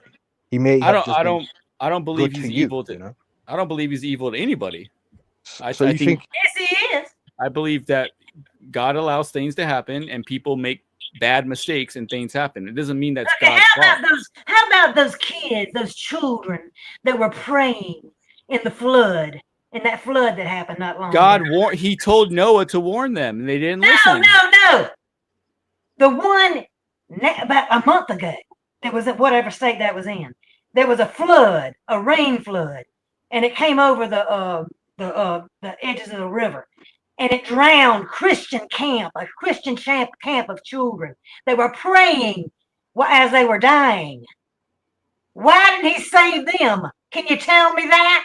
Can you tell me why he didn't save those children that were praying to the God to save them? Well, first off, I don't blame God. Tell me why. I want to know why.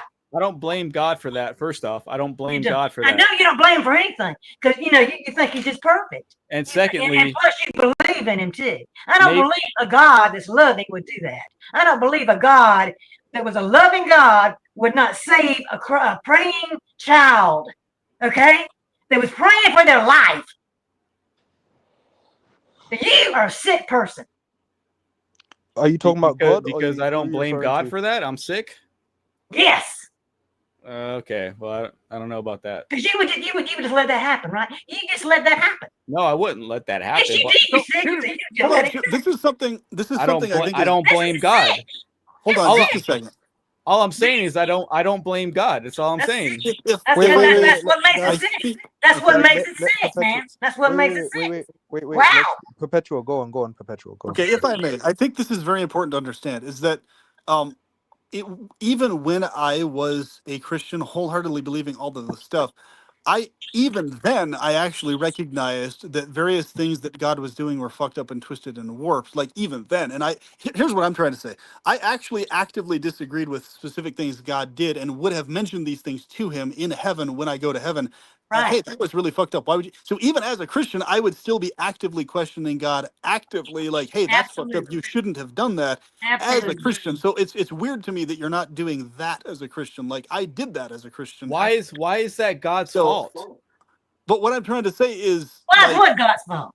There's plenty of things that I still didn't defend God on, even while I was a Christian. So this is the part that I'm trying to figure out. It seems like you're trying to defend every decision God made, but I didn't even do that as a Christian myself. Like there was some stuff I even noticed as a Christian, staying a Christian, that were indefensible. Because it's called cognitive dissonance. Cognitive dissonance. And this was years before I left Christianity. No, I used to be in that mindset. I'm not saying that I wasn't, but I'm saying as I've grown and studied the Bible and grown closer to God, I've come to my relationship with God. I don't blame God for what happens here. I don't blame him. Like, oh God, that's your fault. I don't blame him. I don't blame God. It's not. I don't, because I don't blame God. I just don't blame God. He made everything. You can. I did as a Christian. I blame God. You can blame God. Okay, go ahead. Go ahead. Blame God. You can do whatever you want. I don't blame God. It just doesn't. It's not my first thought to blame God. Man. Woo. That's all I can say. Okay. If heaven is full of people like you that would drown a praying child, that's not what I'm not saying that's true. I don't want to be there. Did I say that I want that? I don't want to be there. I just said I don't blame God. I didn't say that I want that. If you don't blame him, then I don't want to be there. Wait. Hold on, I just say I don't blame God. Hey, That's all I'm saying. Which account if you don't blame him, that means you can do what he does. Please let me know. If you don't blame him, that means you can do what he does. Why do you think God's doing that then? I don't know. It's evil. Why is it got to be God's fault though? Because he created evil. Sovereign. Yeah. Because Sovereign he created it. Hey, Sovereign, I see at the That's back. why it has to be God's fault. Sovereign Transcendent. Let me know which account you are in the live chat, please. Okay. All right. Oh boy. Please God. Please God. Hey Sovereign, how are you? Hi, can you hear me? Oh, yeah, I can hear you. Yeah. How are you? Okay, I'm doing pretty well. How are you doing? Good. All right, I well, actually, I actually just wanted to have a moment I just wanted to get a piece of evidence for you guys. sure. If you could give me like 1 minute. Yeah. Guys, no interruptions for Sovereign, yeah?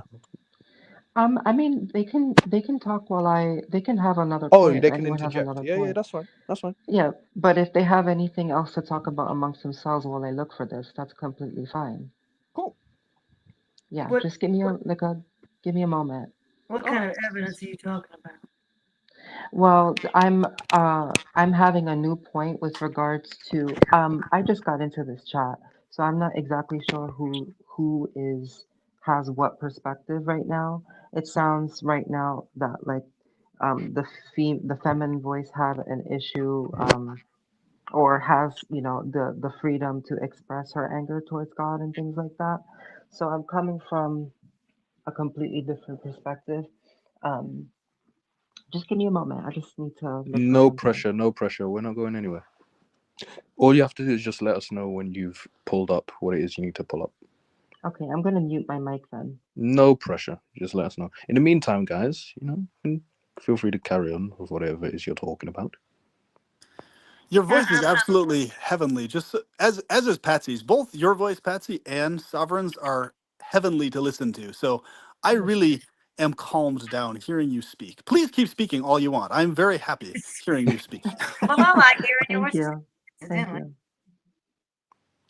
Hey, listen, Perpetual, listen. When it comes to all the beautiful women's voices, they're always on my channel. That's right, exactly. You've got a knack for that, bro, for sure. Yeah. You will never hear an ugly woman's voice on this channel. I'm one of these faithful people that come back here all the time. I think I was with All him right. beginning from the beginning. But, So I guess where I'm coming from is my perspective, and maybe this is just me. Like, I've never felt this thing where I had to stay locked in one specific outer narrative for me in my relationship with God or at all. Like, even when as a Christian, I always had this very strong sense that, oh, if I figure out better information, or I never had the sense that I was betraying God in doing that ever. Like, for me, it was always the sense of, oh, if I'm dealing with an actual benevolent being, they're going to want me to understand more about them ever more, even if that means needing to shift out of Christianity. That was my perspective. So for me, it made it easier in that sense to shift out of Christianity because I didn't have this weight hanging over my head saying, okay, your loving relationship with God must be the Bible Christian narrative or else. I never had that sense about it as a Christian. So I think for me, that helps me a lot in shifting out of it. But it seems like shifted reality has very much so more a perspective of, and correct me if I'm wrong, Shifted, that your sense is that if you shift out of specifically the Bible and Christianity, you're actively doing something outside of God's plan for you or something wrong by doing that. Is that correct or incorrect to say that in terms of how you process your relationship with God, etc.? If you deny the Bible, then yes, yeah. Okay, I never saw it that way as a Christian ever, even as a Christian. I didn't see Well, it that way. I'm not saying that. I talk to people all the time that are not Christians, and I try to talk to them about Jesus and try to help them come to the understanding of Christ the way He's helped me in my life. Dude, I'm a musician, man. I'm in bars all the time. I'm in clubs. I play guitar. Like I talk to people all the time who are not Christians, and I always try to tell them Okay. about the Bible and have Bible studies with So them. So I like think this is, yeah, oh, it's sorry. no. I'm sorry. I'm just saying like I don't just rule out somebody because they don't believe in the Bible. I try to help them understand the Bible the way I do and have them have a relationship with Christ the way I do. That's Okay. all I yeah. I understand, but like I'm talking about in terms of how you perceive your personal connection with God. Like, would you consider, like, let's say tomorrow you woke up and you're like, you know what? I feel a deeper connection to God via Wicca or via paganism or something else. Just hypothetically, would you feel, if that was the case, that your connection and and love for God, your love you have for God was still independent of whether you followed the Bible or not? Because that was my sense on it that I always had. My sense was always that I have a connection with God no matter what, independent of whether the Bible is accurate or not. In other words, I have a connection with a loving being whether or not that loving being is in fact the one described in the Bible or not, that's a real thing for me. So for me, I was able to shift out of the biblical stuff because that was my perception of my relationship with God. So for you, is it a thing where like if tomorrow you felt connected to God directly still in a different way aside from the Bible, would you feel like you're betraying God in some way because you're not specifically following the biblical version narrative about God? Does Good that make question. sense what I'm asking you? Good It question. does. It does, and I'll give you my honest opinion. If it's not from the Bible, then I don't want anything to do with it, man. Yeah. Okay. Yeah. Interesting. So that's a difference between me and you, even when I was a Christian, that would definitely have been a difference. Even if we talked as Christians, I would have been like, oh, yeah, I'm a Christian, but I'm very interested in exactly how everybody else sees God. And maybe I might find that I go deeper in my relationship with God Well, beyond the okay. Bible or Hold on. Don't separate get from it. the Bible. Yeah, I understand where you're coming from. I'm not saying that I've not entertained multiple views of God. Like I've talked to Muslims, I've talked to Buddhists, I've talked to a lot of people who have different versions of God, and I've listened to them and I respect them. But I tell them like, no, I believe the Bible, and that's where I stand, and I stand on that till my deathbed. Like I'm not God. There's nobody's going to convince me because of my experiences with Jesus Christ. It's not going to happen because I know Jesus personally, right? So, and the Bible to me is truth. And I'm not saying if you don't believe the Bible, okay, don't believe the Bible. That's your choice. Like, I mean, I would hope you would, but if you don't, okay, do what you want to do. Like, I'm friends with many people who are not, who don't care about the Bible, and we get along and we hang out. It's cool. Like, So it's cool. it sounds like literally no matter what, you've determined that you're going to remain locked into the To the biblical Bible. narrative The Bible. It's gonna be decision. locked into the Okay. doctrine. The Bible is. Locked into the doctrine and the rules and the I believe the Bible. It's just it's as simple as I can put it. locked into the doctrine. Locked in. Okay, if you want to call it The doctrine. spirituality of it is kind of to the back, back. So Mostly it's the works. what Got to was do the work. Got to have the works done. and It's not Prove about works. yourself. But okay. Prove what was yourself. that you were wanting to mention? No, it's not about. That's the Catholic view, but okay. No, that's you. No, it's not me. I'm not If you Catholic. believe in the Bible, that's you. The Bible doesn't. The Bible. If you put all your weight on the Bible and what the Bible says, I do. Yeah. and don't give yourself any leeway from what the Bible says, I but believe you still have a relationship with Christ. Yeah. Catholic. Hi guys. No. Hi, guys. Catholics believe in a different. Sovereign is trying to mention something. I think. Yeah, go ahead. We should let her mention that. Or Christianity, one of the two doesn't matter. Whatever you say. Go on, Sovereign. No, you guys were like having like, I don't know, a few sentences left. Like I just wanted to kind of, because I'm jumping in late, I wanted to kind of solidify what the main aspect of the conversation is, and then what my point is about all of Oh, it. I think But you guys had like two other parts. You guys Can you had like come a 2 little points that closer you were to the talking about. microphone? Could you? Yes, you sound a bit muffled. Muffled. It was very quiet. Sorry, I just have it connected to my headphones. Let me just disconnect my headphones then. Okay. That's better. Whatever you were just doing.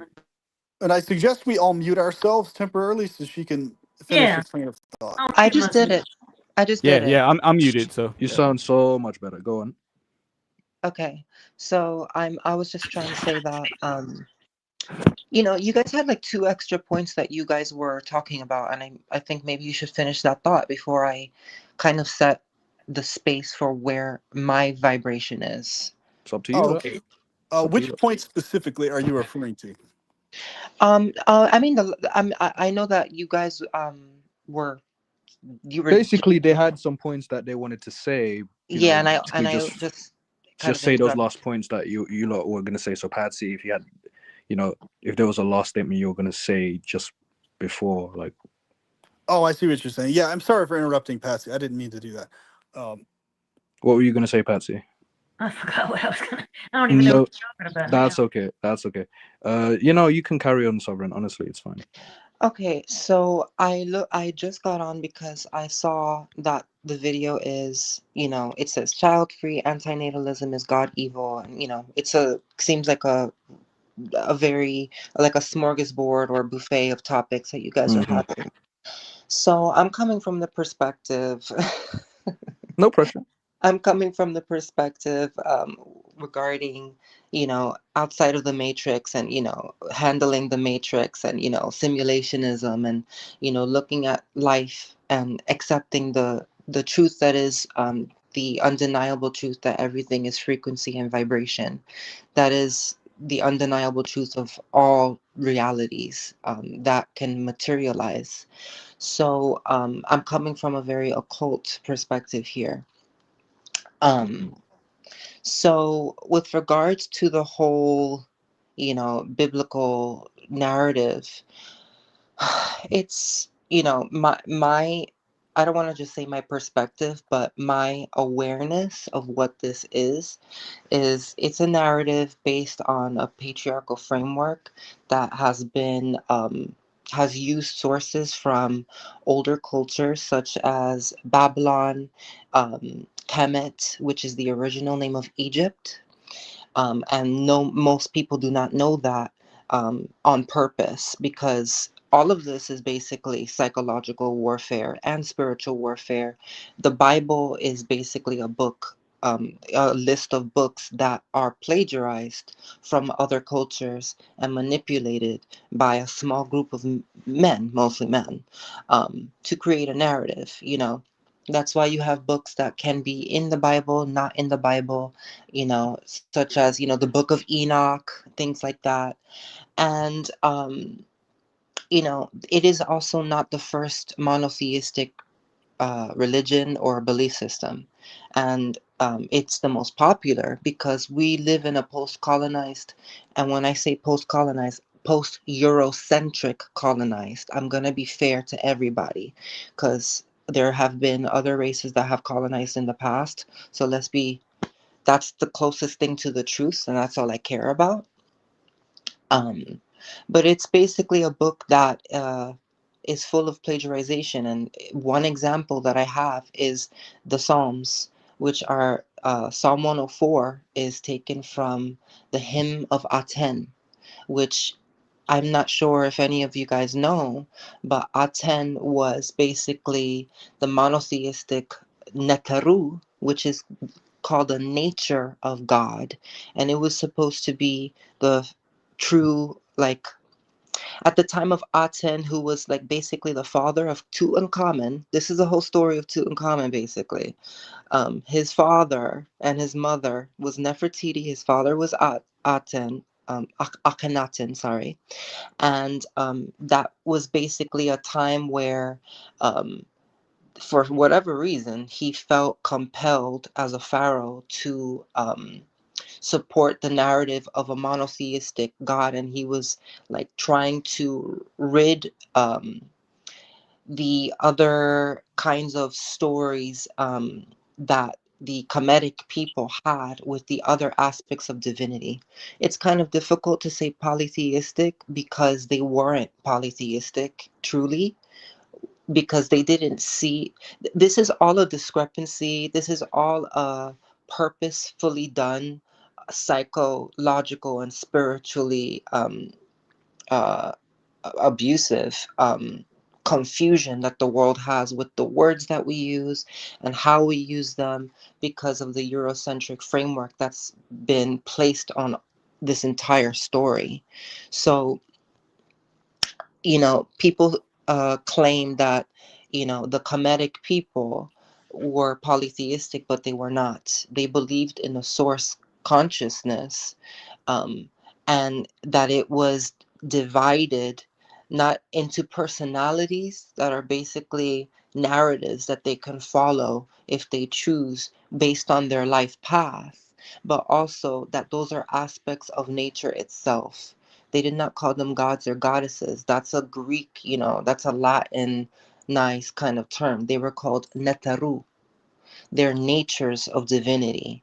So, the first thing that the Bible has done is, basically murder the, and rape the, feminine aspects of consciousness. And, we're talking about the Gnostic, aspects of the Bible have been, the most clarified aspects of what we're talking about. And the Gnostics are usually used to, and their texts, which are, called, I guess, the Apocrypha or whatever from the Bible, because it's just based on disagreements. It's just all about somebody's opinion. So, in terms of like the Gnostics, they were used to talk about, they are used today to talk about, outside of the matrix. This is all a false demiurgic matrix. So, you know, what I'm trying to get at in this context is it's a plagiarized book that is taken from other aspects of, other belief systems, but there's also a very key narrative here, and that is that of the demiurge. So, does anyone know what the demiurge is? I've heard of it, but can't remember what it is. Oh yes, very much so.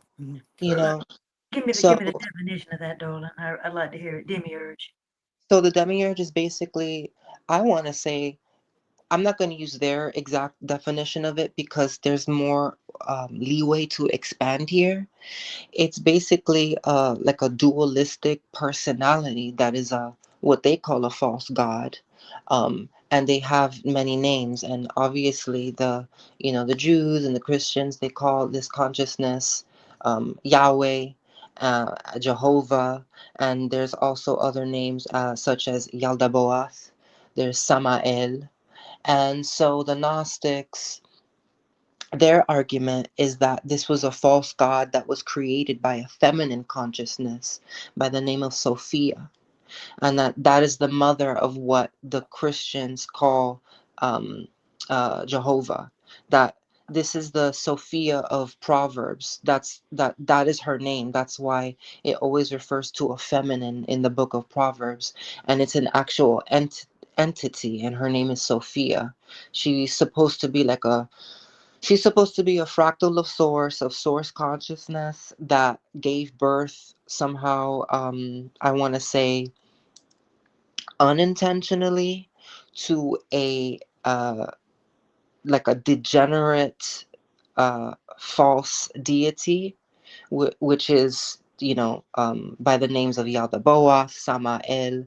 Samael actually means like something along the lines of like the dumb god or like the stupid god, something along those lines. I can get that exact translation for you if you guys need me to.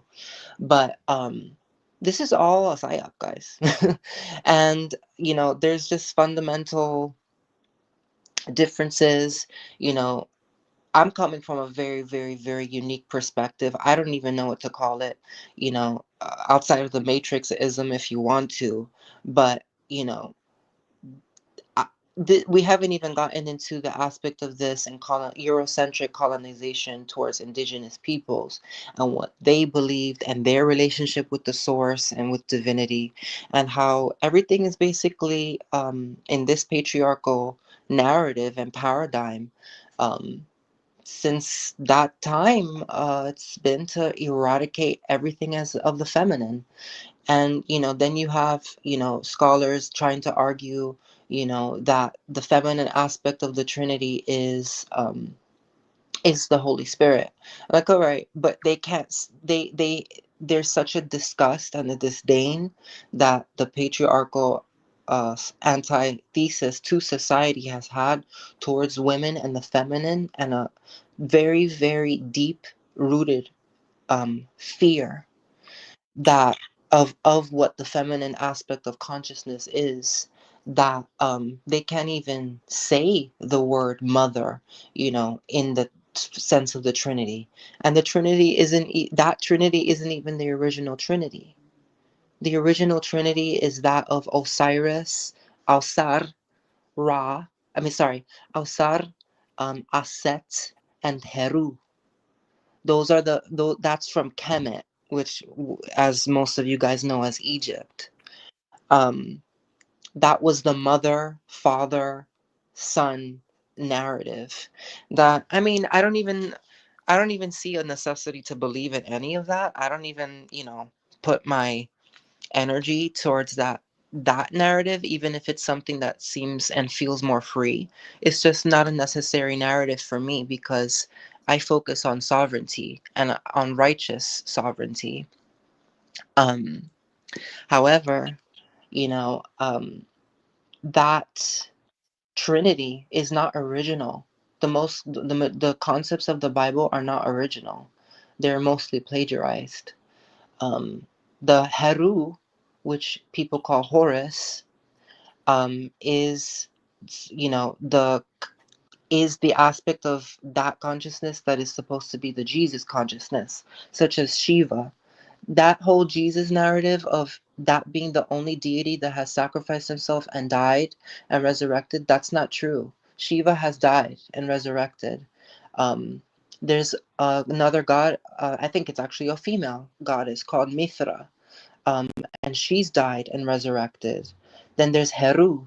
There's Alsar, the father of Heru, who died and resurrected. So this is not original. This is just a lot of hidden occult information that I'm really tired that the main person at this point is not aware of, because it's everywhere. It's in every movie and it's in an inverted way. And this is why most Christians, even though they are an inversion as well, of they are a aspect of an inversion of consciousness, then they speak of the inversion of Satanism, which is, it's absolutely insane, actually, how I've never even seen people who are in comedic circles talk about this, because they don't, for whatever reason, they're hiding the truth that the Hollywood version of the Illuminati and all that crap, with the Egyptian motifs, the comedic motifs, that's an inversion of what the original people of Kemet believed in. The Ten Commandments is plagiarized. The Ten Commandments comes from the 42 laws of Ma'at, which is a feminine principle. It's a principle that is in the guise and in the depiction of a woman with wings. Like, it's just, it doesn't stop. This is not, like, this is a whole bunch of lies. We're just being lied to consistently. So, if I may, that's a great explanation, Sovereign. Is it okay if I speak? Yeah. Uh, I have some insights on that. So, on my channel, I talk a lot about the demiurge and the Gnostic stuff you mentioned, quite a lot. It's quite a fascinating topic because it's, for me, very close to home, because it's directly connected to my personal experiences I've had over the years and the research I've done. Pretty much, the Gnostics historically were clearly far closer to what's actually going on than any other ancient group of people by far, in terms of what's really happening with this physical universe, etc. I think they were almost spot on with the stuff that they were picking up on, at least in their overall general premise. But the traditional Christian response, because I used to live in this world, and there's actually a book called Babylon Mystery Religion I recommend everybody read. It's actually written by a Christian trying to convince people to stay Christians and go deeper into their relationship with God. But the effect of the book, after I read it, is as useful as the information is. You can see that there are factually are all these previous, like you said, traditions talking about risen saviors and stuff well before Christ, like the Mithras thing and everything else like that. And what's interesting is that the majority of the way traditional Christians brush that off basically is not such a big issue. Is they have a couple different arguments. One, their main argument they use is, oh, well, Satan actively knew that this was going to happen, so therefore he went to earth before Christ appeared, went out of his way to give people these risen savior narratives, et cetera, et cetera. The second argument they use is, okay, there may have been these various risen beings, etc. But oh, those risen beings were some demonic entity or some person connected with demons. So yes, sure, Satan can empower people to do this stuff also, and that's part of the way he deceives people. So almost all of the versions of how traditional Christians brush that away, it's some variation usually of Satan came to the earth first and went out of his way to deceive the world with these previous risen savior narratives, so that later on when Christ comes and arises and everything else, he can then be like, oh, look, there are all these people that came before Christ, so what he did, look, that's not such a big deal. We have all these risen savior narratives. And then the next point they'll bring up is, oh, what distinguishes Christ's arisenness and all this is the actual connectedness with real God that he had, and blah blah blah, in terms of, this is a very different type of risenness in him. This is how it's distinct from Mithras and blah, blah, blah, blah, blah. So it's some variation of that they're going to go on about. So I will leave it at that. And we'll see if Shifted has some other version than that in terms of how he can account for this stuff.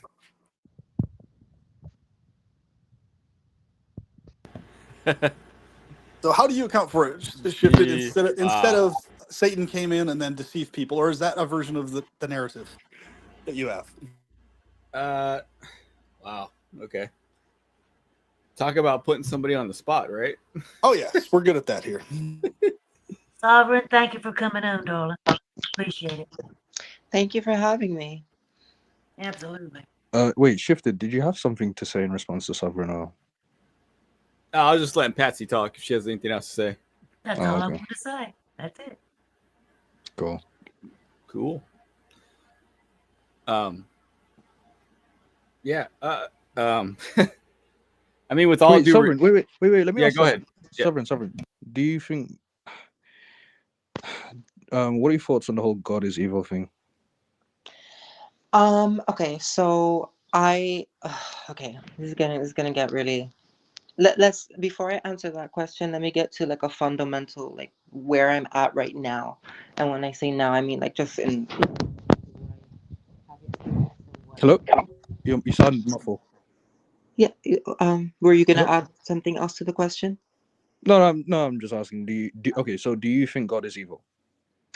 Well, I think we need to. Everyone has a different definition of what God is. So, Okay, I so God is. let's talk about, okay, let's say the Christian God. I mean, why do we have to specify there when we can expand the conversation? You know, can I? Oh Can I? yeah, that's fine. That's okay. So when I say God, I think of source. You know, source consciousness, right? Um, the primordial energy that creates worlds, that creates all, that is the all, right? And everything coming from that being a fractal and being a fraction of the infinite. Um, so then we get into the whole matrix, not matrix, because you have like the gods inside of the matrix. If you want to go there, we don't need to go there. You guys can stop me if we if we don't want to go there, because it'll get insane. Um, and then outside, Go wherever you please. Honestly. all right. Well, let's just say, if I want to say in a coded language, true source, true primordial source, being all consciousness. Do I believe that is evil? I believe that it's non-dualistic. I believe that it does not care. It doesn't have. It is experience itself. So it has to experience cannot exist without movement, you know, and vibration is up and down. If you look at any recording, you know, those images of the recordings on any device, you're going to see the vibrations, the waves, the sound waves going up and down. That's reality. And it's unfortunate that there is, you know, that people have to experience suffering. However, and I'm look, you guys mentioned that you said she, whatever, and that is those are my pronouns. I'm speaking as a transcendent femme. I'm speaking as a trans person, all right? A person approaching spiritual sovereignty. We have a Oh, you're trans. absolutely, we have a very different experience regarding the terms of suffering because of what we represent in the spiritual realm. Wait, And so what are you like a trans man, trans woman? Just trying to understand.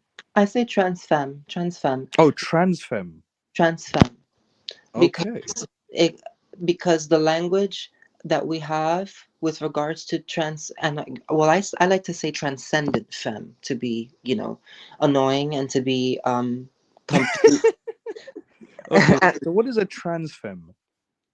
I would say it's the lower frequency vibration of a transcendent femme, which is where we are in society right now, where there, you know, it's a lot of psychological manipulation that has made people think that, you know, they are one sex or the other, that they aren't born with biologically. That's not my position. I'm I'm talking about a transcendent beings are those who are in alignment with their soul, because this is all about the battle of the soul and the representation of the soul. And the biggest issue that patriarchal religions have with transcendent people, which are all people and in general, actually, is that the LGBTQIAXYZ is a representation of the androgyny of the soul, and we can't run away from that. And you know, the talking points that most of the LGBT have in this day and age in this Western society are unfortunately very pseudoscientific and also very materialistic. And they're what they have forgotten is that we are a spiritual representation, but because that's not a conversation being had commonly, you know, we haven't even had the opportunity to speak up and say this is what we are. So what is a transcendent femme? We are representations of the androgyny of our soul, regardless of our lifetimes. If you believe in lifetimes, if you don't believe in Wait, did lifetimes, you say the androgyny of our souls? yes, and all Okay. souls are androgynous because all souls are sexless. We're simply playing with the creative force, which is the life force within our personality. Our personalities are sexless as well. Okay. Everybody, everybody's, regardless of your biological sex. So we're just Mhm. representations in a socialized material way of how source consciousness has fractalized into beings in different ratios of experience. It's as simple as that. And the fundamental reason why I think we're so abused as a community is because the false controllers of the false matrix reality don't want we're in inherently a spiritual representation, and they don't want us to have a global conversation that is a common spirituality amongst each other. They want it to be a psychological thing. That's we're dimming ourselves down and dimming reality down to nothing but the psyche, and all of those things. I have so many opinions, guys, you have no idea. I see. All right. All right. Interesting. Guys, you can interject by all means. That's awesome. I mean, like, what you're saying definitely is really cool stuff pertaining to, like, how you're seeing stuff. Because I'm the only one in the world talking about this, by the way. Sorry. yeah, in that Cool. specific way, that's very unique. Definitely, it's the first time I've heard it described that way. I mean, I've heard kind of similar things, but it's definitely a very unique way to look at it. But I guess the way I see it personally is, um, the way I see the paradise states beyond this world are there states where simply what we want to have ideally in place is what they consist of. So, like, everybody's idea of paradise is distinct and unique to them, right? To each person. So if I consider one specific world to be a version of paradise for me, somebody else will obviously desire something different. So the way I see an actual heavenly world or actually heavenly states would consist of each individual having their own custom paradise where they're experiencing exactly what they want for as long as they want. So, versus anything that has to do with worlds just kind of already like sitting out there. Like, okay, there's, this cosmic world, there it is, go to it, get there. My perspective is a lot more along the lines of guaranteeing that we manifest and maintain the worlds that we want to exist in, whether that's via intensive meditation, really fixated focus technologically here, however we possibly can. Because personally, I just do not trust any supernatural being or anything outside of that's doing anything outside of what I desire. I don't trust any of them unless they're aligned with what I want. They're not trustworthy as far as I'm concerned. Even if they claim that they have a benevolent intention or purpose, it's like, okay, well, is your benevolent intention or purpose aligned with mine? And if the answer is no, I'm like, well, I'm sorry, have fun with that benevolence, but we're gonna have to do our own thing here. So I think, at least that's the way I see it. I don't I have a very skeptical view of any being or any so-called supernatural entity that claims that, hey, come over here to this paradise state with me. And I'm like, okay, great. What does your paradise consist of, and why am I not there already? And if it's so great, Why don't you ensure that manifests here on Earth instead of letting us rot here? It's good. So my thinking is kind of along those lines. It's like, if there's any being that's actually benevolent, the way I see it is they would be far more active in the world with humans than we see.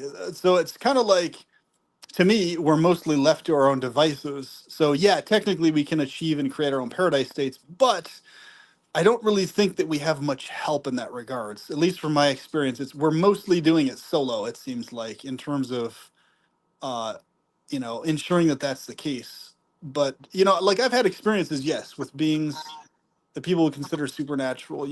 In my perspective, the pleasure goddess, the pleasure god. But even then, it's more me protecting them and taking care of them than it is the other way around. It's more like Hold on. Perpetual, you've had supernatural experiences? oh, plenty. I have them all the time. Yeah, that's what most of my life consists of, actually. Or Okay. the way I process my reality, most people would classify it as quote unquote supernatural. Even though I don't class it that way, I class it as just, okay, deeper reality. That's how I class it. But Okay. most people would class it as supernatural. I don't feel that label's necessary, but yeah, that's what I'm saying. So even Okay. last night, like I said, I had a hyper detailed dream about the pleasure god appearing and all sorts of cool stuff. So No. in connection to what we were talking about, actually, tons of synchronicities and things like that. But I guess the main point I'm trying to get at is, yes, I regularly have very deep experiences that people would classify as beyond this temporal plane. But even then, I notice it's mostly me maintaining those paradise states, and versus like me depending on the pleasure goddess and the pleasure goddess. It's like the reverse. It's like I'm the one taking care of them instead. Like, in other words, they're like innocent beings that don't have anything to do with this temporal state whatsoever, really, in earnest. And so I'm Okay. protecting them from exposure to any other world or any other state versus anything else. This is why my obsession and fixation against innocent child torture is so obsessive, because I compare and correlate the goddess and God with being most akin to innocent children, innocent little doll children in the world, more so than I do with them being these adults, aware type figures. So my view of the actual goddess and God is that they're actually more like innocent children in nature versus this other idea of God, which I see as demiurgic. So in my view, this demiurgic thing that's creating this temporal world and doing all this evil and everything else is the false, or one of the many false gods, who may very well genuinely believe he/it as actually the uppercase G God. I think that's the case. If it seems like this demiurge believes genuinely that it is in fact actually the ultimate supreme being, and it wholeheartedly thinks that about itself. So that would explain a lot of its behaviors and why these discrepancies arise in what we see, because if in fact there's a being that wholeheartedly believes it is the supreme but actually isn't the supreme, well, damn, that explains a lot of stuff then in terms of why they do what they do, why they behave the way they behave. If there's actually something else beyond them, like the Gnostics talk about, and like I have a direct experience of is the case, wow, that's incredible. And really what I've noticed is it's a total paradigm shift, because the vast majority of the world processes God uppercase G in this, like, fatherly, or I am your father, or this type of idea of God. Whereas if you're processing the actual God as being more like an innocent child being in nature, you're like, that's the reason why the actual God and their message isn't actually getting across to humans, because they're much more like an innocent child that needs our protection versus the other way around. So I think the narrative, I think the biggest lie that we've all been told is that God is this uppercase G being above us and we're down here. I think it's the exact opposite, where God is this, and the actual God is this entity under our care, but the false gods are these beings believing that they're above all of us and saying, I am above you, I am above you, that operate on So this you're power saying the principle. God is under our care? Correct. Yeah, the actual real pleasure God. Yes, correct. Okay. And that's what I live by, and my life has been significantly better because of it. And that has answered a shit ton more questions for me than I ever had answered when I was believing the opposite, or the idea that God is this like above, looking down on us figure, and we're like just these little peons basically in Just so we're clear, comparison you're to it. talking about uppercase G God Yes, exactly. in Uppercase. our care. I've never heard someone say that before. The That's real, just yes, the interesting. real one, not the false uppercase G God. So I think the demiurge is posing as the false uppercase G God, but isn't actually the uppercase G God. And he's very effectively posing as that because there's a subconscious ingrained concept in most people's brains and physiologies that's kind of almost like hardwired to process God as this father above thing Okay, just so versus I'm this not innocent confused. child Just so I'm not confused. figure. So you're saying that the demiurge is posing as this false uppercase G god. Is that what you're saying? Correct. And believing it's actually God, genuinely, yes.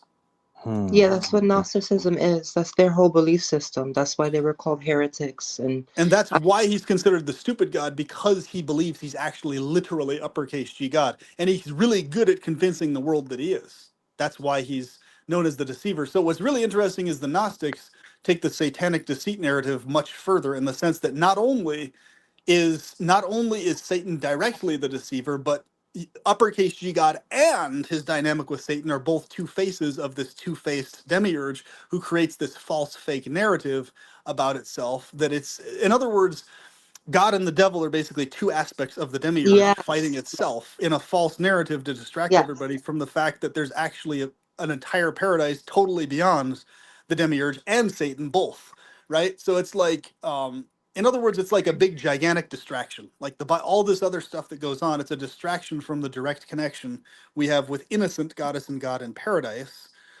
versus this demiurgic worship me, serve me dynamic being that is actually active as the demiurge. So it's really intriguing when you think about it, because if there's a being that genuinely is not aware that there's other beings beyond it, beyond its influence, and it basically has multiple aspects to its nature. So it has the quote unquote good God aspect, and then it also has the evil God aspect, thus the whole I created evil thing, mixed in with all the goods and stuff like that.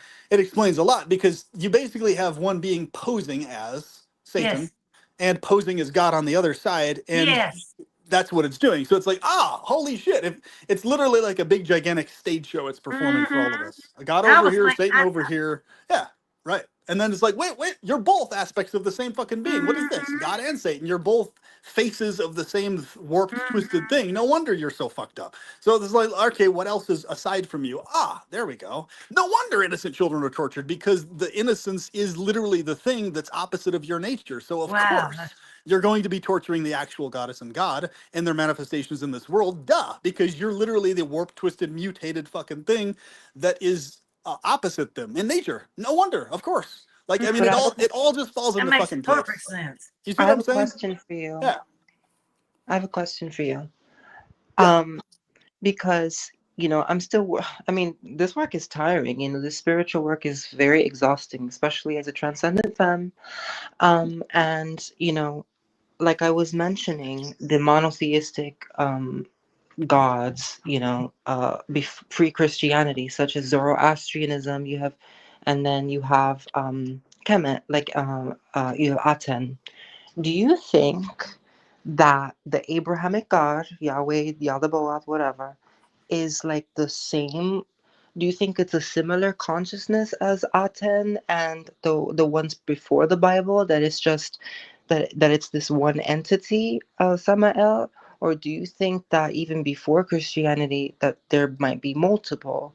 Like, is this entire world false matrix story based on what the Gnostics are talking about, but even before they were talking about it, like I yeah. was mentioning. My view, very specifically, is that we're dealing with a plurality, multiple different beings, or at least archetypes and stuff like that. So, in my view, the archetypes, the root themes of reality, are actual beings. They're not just ideas or concepts. Because notice this, there are literally concepts that we have as humans that don't actually exist in the as is reality. For example, the concept of literal nothingness, or the concept of a literal, all powerful, all benevolent, all knowing thing. The concept of that actually exists independent of whether that's actually even possible within time and space or not, or outside of that. So the concept actually shows to me that, okay, these beings are concept beings, but they're real in the sense that they're not necessarily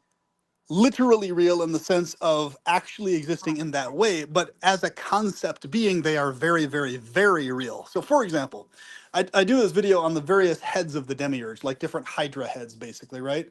So, one of the heads of the demiurge, from what I've recognized, is the concept idea of a literal all-benevolent, literal all-knowing, literal all-powerful entity is one of the heads of the demiurge that it uses to deceive the world, to convince them that that concept entity, one of its heads, is a literal actual being that exists beyond time and space, etc., when in fact it's just one of the heads of the demiurge. Here's how you distinguish between the demiurge and the pleasure goddess and pleasure god beyond the demiurge's influence. It's very simple, not too complicated. Any narrative that promotes any kind of above and below, so God above us, we below him, is immediately, instantaneously a demiurge narrative. Just that alone by itself. Doesn't matter what the story is, doesn't matter what the specifics are. Any narrative that promotes a God above us and we below God, immediately you can acknowledge that as a demiurge narrative. Doesn't matter what the specifics are. Oh, but God loves you. Nope. Is the narrative that God's above us, we're below God? Is that the narrative? It's a demiurgic narrative. Boom. Because here's why. Demiurge principle operates on above and below. In other words, the above and below dynamic itself, in and of itself, is the demiurge principle, right? Above and below, period. Doesn't matter what the story is attached to it.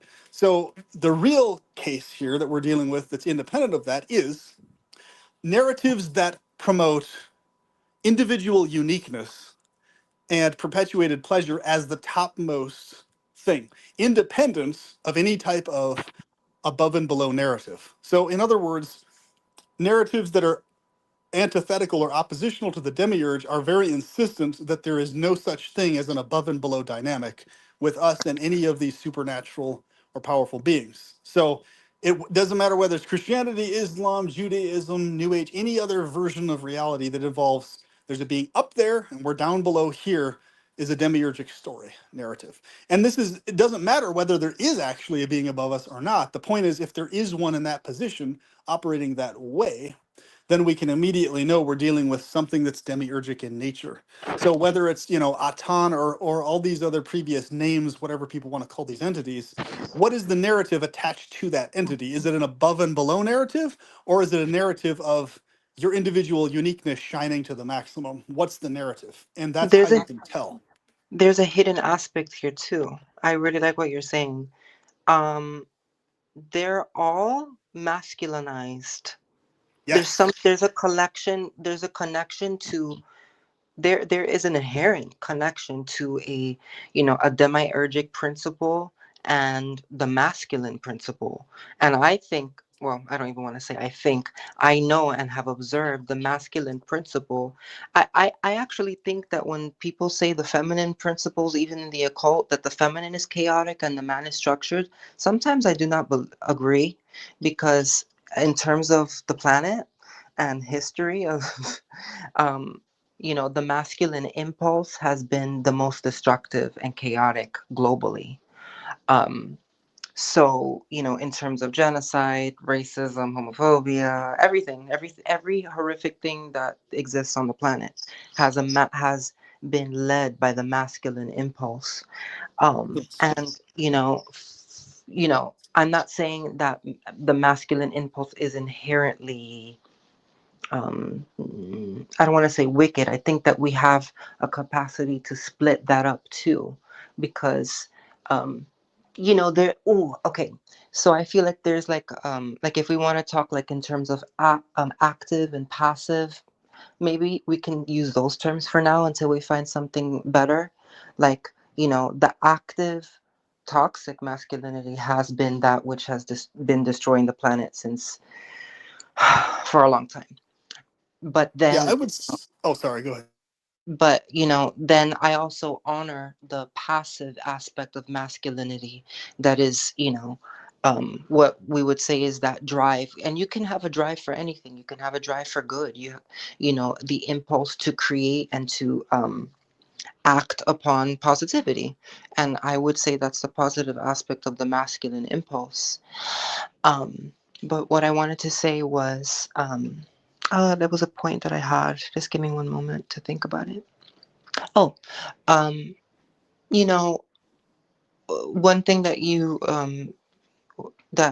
wasn't mentioned was the whole Sophia thing. We're talking about the demiurgic principle coming from uh, an a lack of intention, or I don't want to say ill-intentioned Sophia consciousness or feminine consciousness, but that's what the Gnostics believe, that for some reason she wasn't intentional in her creation. She created the demiurge. So I don't know. I don't exactly know where I am with that. It's something that I right now in this moment I'm really thinking about and have to extrapolate on. Have you ever heard of the concept of the demiurge? So what I'm No. talking about, there's actually a hypothesis that's very well thought, very multi-layered and very thorough. Someone who used to be my friend, I wish I was still his friend. He kind of went off the handle on other things, but his points on the demiurge were very rock solid. So his idea was that Sophia, in fact, has basically two aspects to her personality. She has the good side, right? And then she has the other dark side, which is basically the demiurge, which is the origin of all the demiurges, plural. So basically, what you're talking about is like whether masculine or feminine is the principle we're talking about. There's the sacred feminine and masculine, and then there's the non-sacred, warped, twisted, evil feminine and evil masculine, right? So it's not a matter of feminine or masculine. It's a matter of, is it a manifestation of the good benevolent feminine or the good benevolent masculine, right? So what we see in this world is we see an excessive amount of the malevolent masculine and the malevolent feminine both at work here. So both, we experience both the bad aspects of feminine and masculine in this world everywhere. So basically, what's really interesting about this idea about the demiurge is that the hypothesis with the demiurge involves so many different things, and like in terms of like the different races, the different our genetic groups, and how they came to be, and why the clashes between them were pre-orchestrated by the supernatural being, and so many layers to it. But to put it as simple as I can, the idea is that there is this so in the Gnostics talk about Sophia, the idea that basically Sophia has these multiple aspects to her personality, and basically she has her good side and her dark side. So her dark side is basically this hyper scheming, hyper evil, hyper sexually obsessed feminine entity that spawns from herself all these male entities that are hyper obsessive with rule and power and control and everything else like that, and that she's the being behind this XY chromosome distinction, right, where it's like you have the XY and then the, what was it, the, was it XX? Yeah. Okay. So like the XX for the female and the XY for the male, the idea that the males in this world are warped mutations from this root diabolical feminine being, basically, all the way down up to like, every manifestation we see of like maleness is basically some variation of warpedness from her original creation. So the idea was that she was the daughter of, or she existed in the paradise states and still technically does, but basically her dark side aspect spawns from itself all these horrifying worlds and all these horrifying like demiurgic things that all believe they're God. They all believe they're You do supreme, that. right? What's that? Why did she do that? Well, the thing is, the idea is that because she's, her other side is wisdom, right? And so wisdom is I associated know. with I'm balance and I'm intuition. So the flip side of wisdom would be what? The exact opposite of wisdom. It would be the basically ignorant. chaos, insanity, ignorance, horror, warpedness, glitchness, mutation, et cetera, et cetera. And so basically the idea is like that's the part of her side that she's trying to keep in check. And thus why she was ashamed to and tried to keep secret the spawning of the demiurge from her from the rest of paradise, because she was ashamed of the fact she couldn't keep that regulated, right?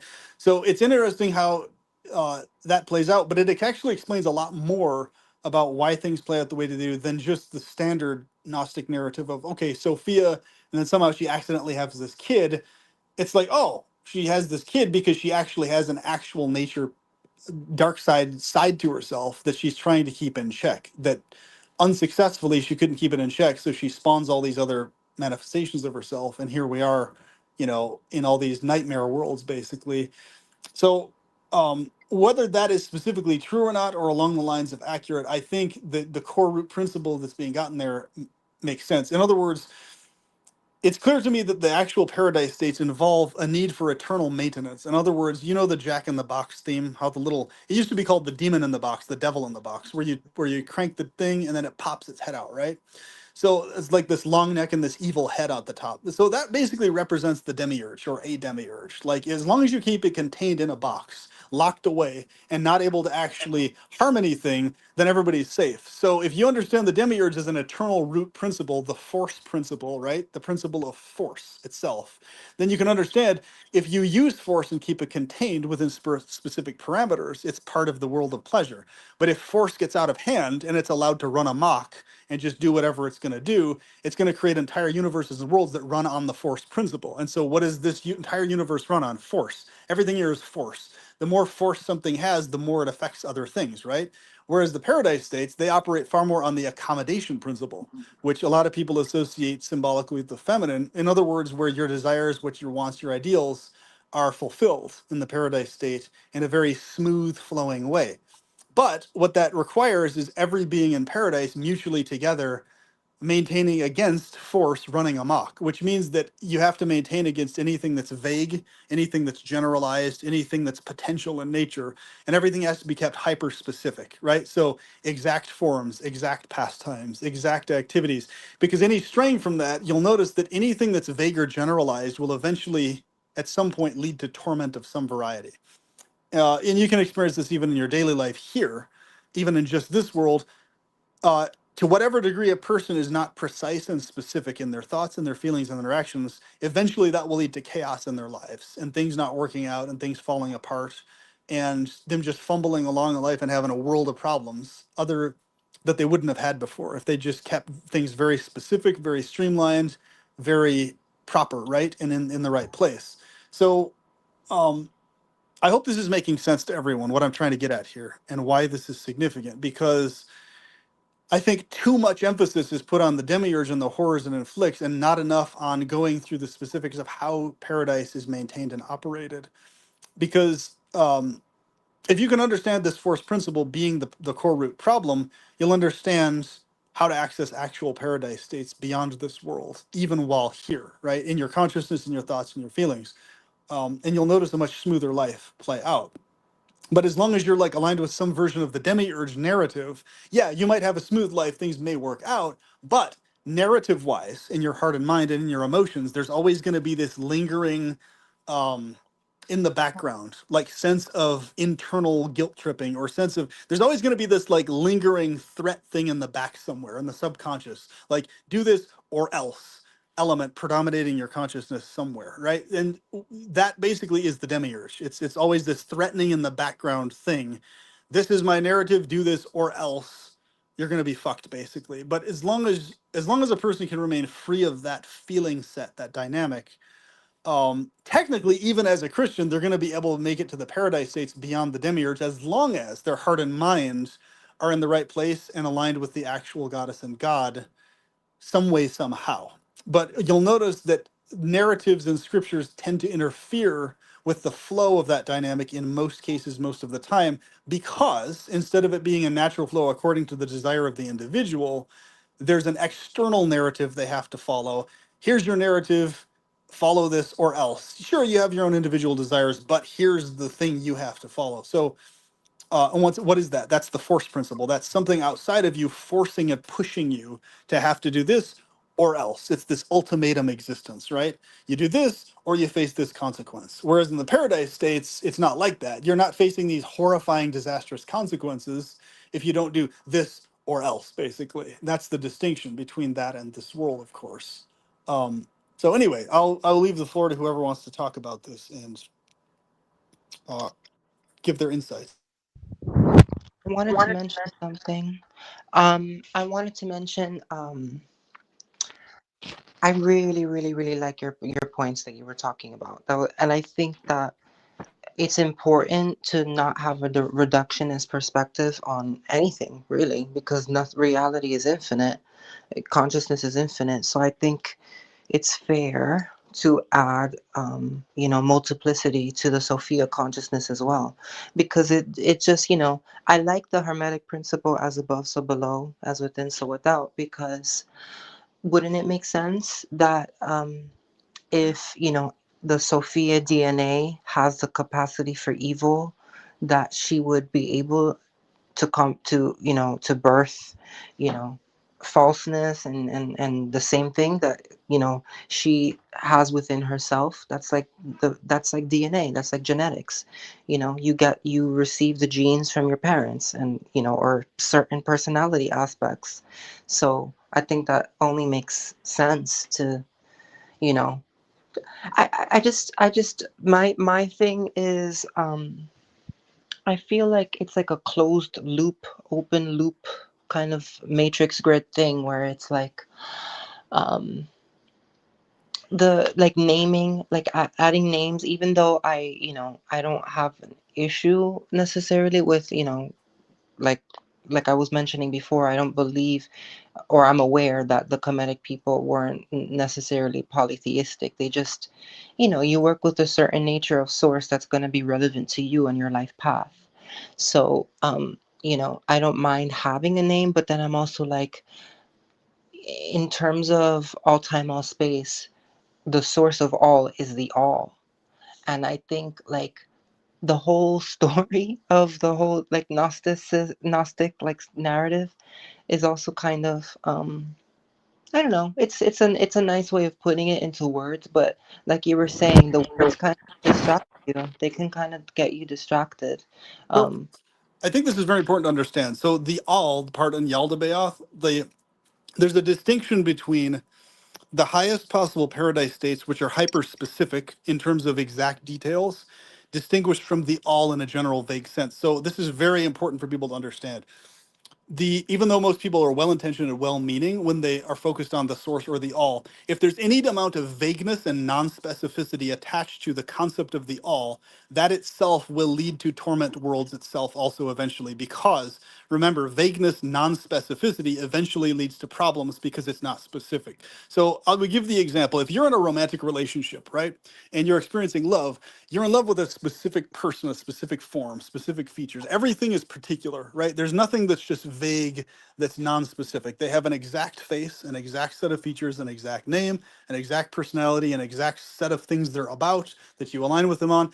As soon as that gets removed and pulled away into vague land, generality, then what ends up happening is the first thing is it shifts more into a platonic dynamic. It's less romantic, it's less intimate because it's less specific. It's, oh yeah, we share interests in general, etc. But you're not fixated and obsessed with the exact details of their form in an up close kissing intimate way, because the details of their form aren't exactly what aligns with your ideal preferences, right? So this is very key. Paradise states are run by a plurality of entities together working as a team to maintain them, either their own individual states or distinct ones. However, a problem arises when and if any amount of that is allowed to just happen the way it's going to happen. In other words, like, instead of, and this is why in the meditations that I practice and I encourage other people in, the meditations always should be very specific and very formful. In other words, very particular forms you visualize, very particular identities of self, of yourself, of others, of exactly what's happening, settings, and all this other type of thing. Because if someone tries to meditate and tries to kind of just vague their mind out, like, okay, the source, the all is like a concept or an idea, that is actually one of the heads of the demiurge that's designed to trap people and suck them back in. This is why the majority of people I've known who have tried to focus on the all source in a vague way, a generalized way, always end up falling back down into depression, anxiety, and a world of other problems, mainly because they're well intentioned, but they're missing the key point that they have to be hyper specific in their meditations in order to maintain an internal paradise state separate from the demiurge. Because as soon as you enter into anything that's generalized or vague, instantaneously the demiurge now has more power over the consciousness. I hope what I'm saying is making sense, right? So even in the temporal plane, anything you want to maintain that's good or useful or beneficial has to be actively maintained, right? You have to protect your kids. You have to maintain that romantic relation. You have to ensure that everybody's physically safe, that people aren't being harmed or falling off cliffs or everything. So it's the same thing with the paradise states. Whatever you visualize, you have to keep visualizing that. You have to keep maintaining that specific state, because the second you stop doing that and just, oh, whatever's going to happen is going to happen, the universe will work itself out. Immediately, the demiurge is now taking over again, because what's happening? You're basically letting potential and chance just lead to what's going to happen. And that can't lead to anything maximally benevolent, because it's going to be something outside of what you idealize to the maximum. It's going to be something other than what you prefer to the max, right? So like if you have an ideal romantic partner, if you just throw your hands up in the air and you're like, okay, whatever is going to be, and somebody's just going to pop into my life with all the perfect features I want, and it's like your meditation really needs to be, this is exactly the person I want in my life. This is the person I'm specifically wanting to have here, et cetera, et cetera. And you'll notice the more you refine that, the more specific the results tend to be over time, even on the temporal plane. So what to speak of the deeper supernatural or spiritual plane, this is even more important when it comes to the world of meditation and subconscious perceptions and everything else. But right now, the world is under various heads of the demiurge, and people aren't realizing that what they're doing is worshiping a different head of the demiurge unknowingly. So this includes the secular world. Secularism itself is one of the heads of the demiurge also. And it's the head of the demiurge that is glorification of the force principle. So, in material science, everything is about how the facts of how things are operating as is, independent of what your will is or not, right? So if more weight is put onto those facts, then what you're doing is you're fueling the head of the demiurge that is the impositional world as is already by itself. So that's the last thing we want to do, is fuel a world by itself that involves child torture and all these things in it. What we want to do is focus on fighting against the as is world by maintaining a different ideal world in our thoughts and ideas, and resisting the world as it already stands.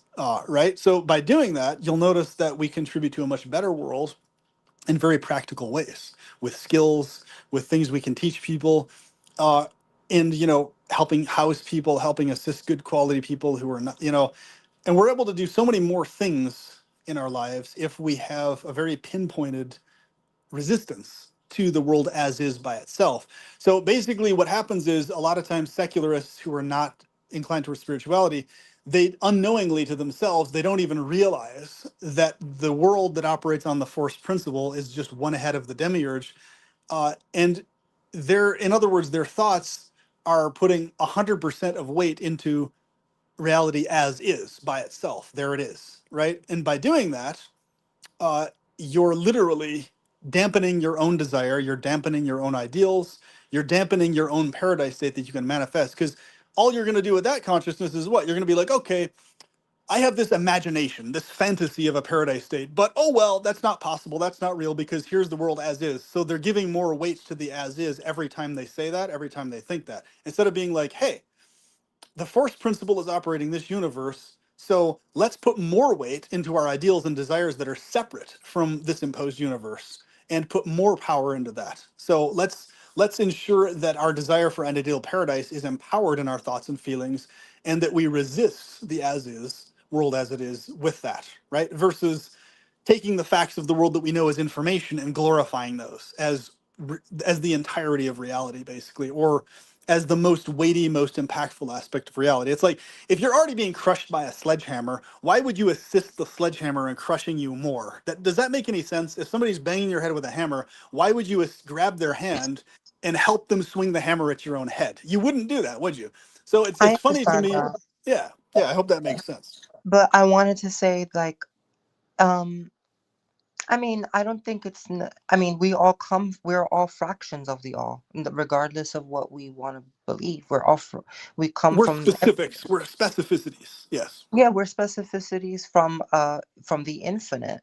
And this goes into the closed, now my mind is going into like closed loop matrix, loop The infinite infinity. is evil. This is very important to understand. The infinite is evil But by definition. So the specifics, we as the branch offs of that well, hold infinite on, are actually, it's important we before you, keep ourselves separate from the infinite, is what I'm trying to say. It's sacred well, to do that. well, before you get into that point, I was I think that there's like a closed a closed loop infinity, which is like what I would say the matrix infinity. That's the looped, like that's that symbol that you're looking at, that you're talking, that I agree with you is not sacred. And then there would have to be, I mean, that's the only word I have to say for now, is I would say an outside of the matrix infinity, which has no loops, which is, loopless, if you want to say. Yes. Because I guess, you know, I'm still trying to figure out, like, okay, how is navigating this going to keep me on to the false matrix grid, and what is going to keep me out? you So know. this is very important to understand. This is exactly how. The way you keep separate from all false matrix grids, plural, in this world and others, at least as much as you possibly can, is number one, you recognize that the infinite, the source, whatever that is, whether it's a being, a person, or a thing, either or, uh, you can know that because that thing is ultimately the source of all the other things. So everything we classify as benevolent and everything we classify as malevolent, torturous in nature. Therefore, the only things that are worth perpetuating, protecting, and keeping safe from the rest of the infinite are sacred, benevolent, loving, pleasurable things. Everything else can just stay out, can stay out of that pleasure bubble, right? Because those other aspects of things are also from the infinite, torture, horror, everything else, but they're not things to be maintained. They're things to be fought against and kept out of the pleasure bubbles we could create. So the idea is this is my very strong hypothesis. I think when a pleasure being who is in a safe containment bubble in a paradise state desires to try and experiment with the infinite outside of its pleasure bubble, that's when all the problems rise. Because what happens is they get sucked into potential. Raw potential eventually leads to all sorts of just randomized, chaotic, horrifying worlds filled with a bunch of false deity gods that all believe they're the supreme being, genuinely, wholeheartedly. And then you're basically sucked under the domination of one of those damn things, experience all these torments and miseries and everything else, unless and until you can finally escape that influence somehow, some way, in consciousness or otherwise, only to finally get back to your own paradise bubble. But once you get back there, the idea is to be like, okay, yeah, let's not mess with the infinite and the rest of it. Let's the source of all this other type of stuff. Let's keep ourselves separate from that source in our own containment safe bubble over here, because the rest of that source thing is fucked up as hell. And let's not mess with that. That's a bad news over there, right? And I think this really is the consciousness that all Gnostics should have, and really all people in general should have something more along this line of thinking, because you'll notice no matter how much of the world has gone forward with this idea of glorifying in a positive light the all, the infinite, the absolute, it's never changed or fixed the problems in the world at large at all, has it? Really, in earnest. It's literally perpetuated the issues, because what? Everybody and his uncle thinks they're all connected in some way to the source, to the all, whether that's God, the person, or the concept or the idea. But how many people are actually going out of their way to maintain their own individualized paradise state all the way? Like, basically, there's always some variation of somebody or some being out there in the infinite, or some cosmic being in here that's non-specific in the vast majority of cases, is just existing. There they are, and I've got to make it to their paradise state, or I've got to just strictly escape the miseries and torments and to get into this vague light, vague state of just blissness or whatever. But the problem is, the less specific those calculations are and thought processes are, the more vague the results are going to be, right? So the person is going to find themselves smack dab in just another material world and another material body, different set of torments and everything else. Why?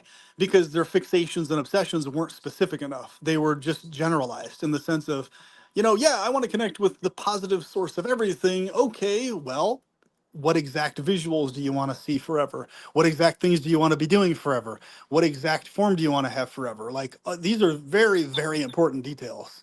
I So have it's some extremely comments. dangerous to stray from those details, basically. I have some comments.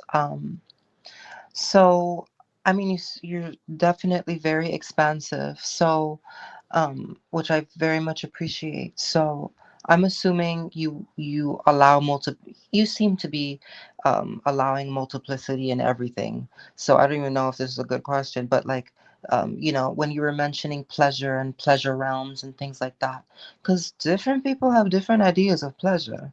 Correct. Capricorn, Exactly. like I notice a Capricorn Scorpio has a very dark perspective on what pleasure is.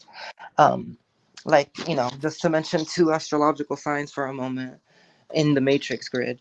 I noticed there are people who take pleasure.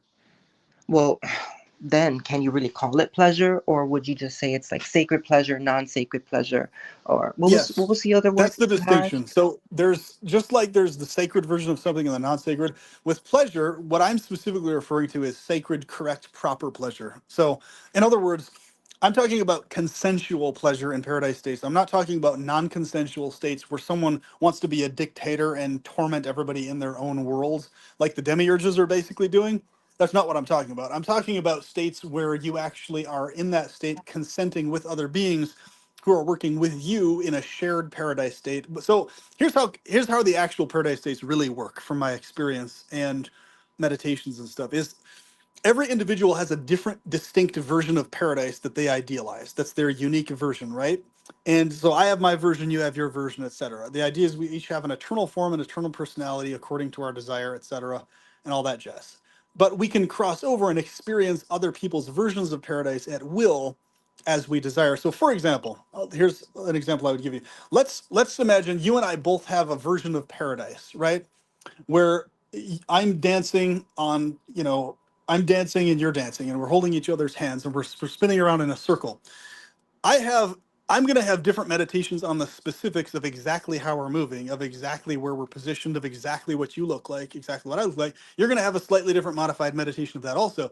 The point is, both of those meditations are equally valid and are real paradise states that you can immerse in, but we're simultaneously experiencing different versions of that paradise state at the same time. So I hope that makes sense. Versus in this world where you're basically locked into another being's or another set's version. It's like, okay, the as is, there's a rock over there, there's a building over there, there's a person right there, and boom, that's the setting you're in. You can't modify it in any earnest degree unless you physically lift the rock or physically move the person out of the way or step to a different spot. But in the paradise states, you're always 100% in control of exactly what you're experiencing and feeling and everything, all the details, right? That's the So difference. I have some, well, questions, comments, and I really need to ask. I need to ask the group, like, if I open up this conversation and keep using, if I keep using the word matrix and like, get into the simulation aspects, are you guys ready for that? Are you guys open to Oh that? yeah, I've talked about that a ton on my stuff, also on my channel. Um, want to make sure everyone's kind of comfortable with that. If anyone wants to say anything. Because because I hear what you're saying and I really appreciate what you're saying. I've seen some teachers say that those paradise states get old, and that the whole fact that we're here in this realm, that most of us are like 20% of us are real, and like everybody else is a simulated being or a empty container that is a soulless container that has entities walking in and out of them, and every that entities walk in and out of our bodies, all the time, and that in terms of like the pleasure realms and all that stuff, that the only reason we're here is either, well, there's a few reasons why people claim that we're here, right? In the simulation perspective, they would say, we got bored, so we came here. This is the hardest game in the universe, in the multiverse, where you completely have to awaken to everything in existence, in real time, and you forget everything about who you are and everything. And then there's those who are saying like, oh, this is a soul trap. We got, I don't know, some aliens took us on a ship or something to put us here, um, and against our will, while we were in other realities. And you can even call those other realities games. Like every reality is a game. And so, there's people who would like very quickly like have a disagreement with you talking about the pleasure realms, and they'll say, yeah, but it gets boring. Like you'll No, be there for a few hundred. actual They'll the say, actual pleasure realms never get boring. The only reason they would say that is if they're thinking of a pleasure realm from a very limited, flawed brained human perspective. In fact, I don't even get bored here on Earth as a human right now. So they're very much speaking for themselves when they say that, but they're not only speaking for themselves, they're not understanding something key about the paradise states. An actual paradise state, it's literally impossible to get bored by definition because you're in a state of perpetual happiness. That's your mode. Your mode is perpetual, ever increasing happiness of infinitely different varieties you can choose to experience whenever you want. So it's impossible. You can't get bored within that fold. And in fact, actual paradise states also operate on the principle of within them, you can actually self-impose voluntary struggles and challenges to overcome. But at any moment you will to, you can completely be free of those struggles and challenges. Kind of like if you're playing a board game or a video game, right? It's a self-imposed struggle for fun, but it has nothing to do with literal actual torture. So there is no such thing as a torturous state being a game. Like here, this world that we're in, this is not a game at all. This is a torturous state imposed on us. And I know for a fact I was tossed into the state against my will. I definitely did not will to come here or agree to it. I definitely did not get bored in my paradise state. In fact, my whole life has been like, why the fuck am I in any state other than a paradise state? Like, that's where I'm supposed to be. Why the fuck am I? And I thought of all these reasons why I might be here, and none of the reasons have anything to do with me willing to come here. They all are variations of some other being imposing this on me. There's not a single version of me desiring to be here at all in my eternal conscious experience. Wait, So hold on. What? Yeah. I'm sorry. Sorry. I wanted. I don't know. Are you going to speak first or? Oh, yeah. I just wanted to ask. How would you know, man? How would it's you know? what I call inherent certainty, permeating certainty, right? And so basically, permeating certainty is the thing that is ingrained in your system no matter what happens to you and no matter how your views change. So this permeating certainty has been in me no matter what views I've had. Say it again. My life. Permeating certainty. Permeating certainty, yes. Permeating what that means certainty is it's a certainty of your actual nature, where you're actually from, who you actually are, completely independent of anything you're told, anything you believe, anything you think, anything that's, any idea you adopt or come into or anything like that. It's a constant, nonstop, total certainty that never goes away. Basically. Okay, so okay, and I don't mean to be a dick here, but like, what's the difference between that and a desire? Or the difference between that and desire, this is a great question.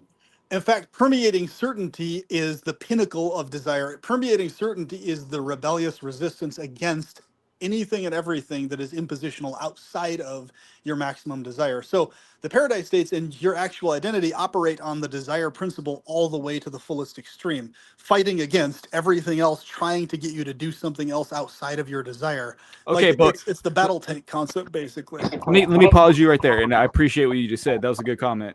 Go ahead. Sorry. Yeah. Did you have Sovereign? Do you have a comment or? No. Okay. You're basically and you're basically a consciousness desire battle tank against anything and everything else that tries to convince you otherwise. You're a battle tank. In other words, the permeating certainty is desire, but it's the most extreme all the way desire versus just a desire. It's like instead of it being like, oh, I have this desire, but oh, I'm surrounded by this impositional reality. It's the opposite. It's like, oh no, that's actually who I am. Period. Well, I am gonna be experiencing that. That is me. Fuck all of this impositional shit. Period. It doesn't matter what's imposed on you, basically. Well, I wanted to say, I'm never trying to, and I can't take away your permeate. Can you say the phrase again? Permeating thought. Yeah, permeating certainty.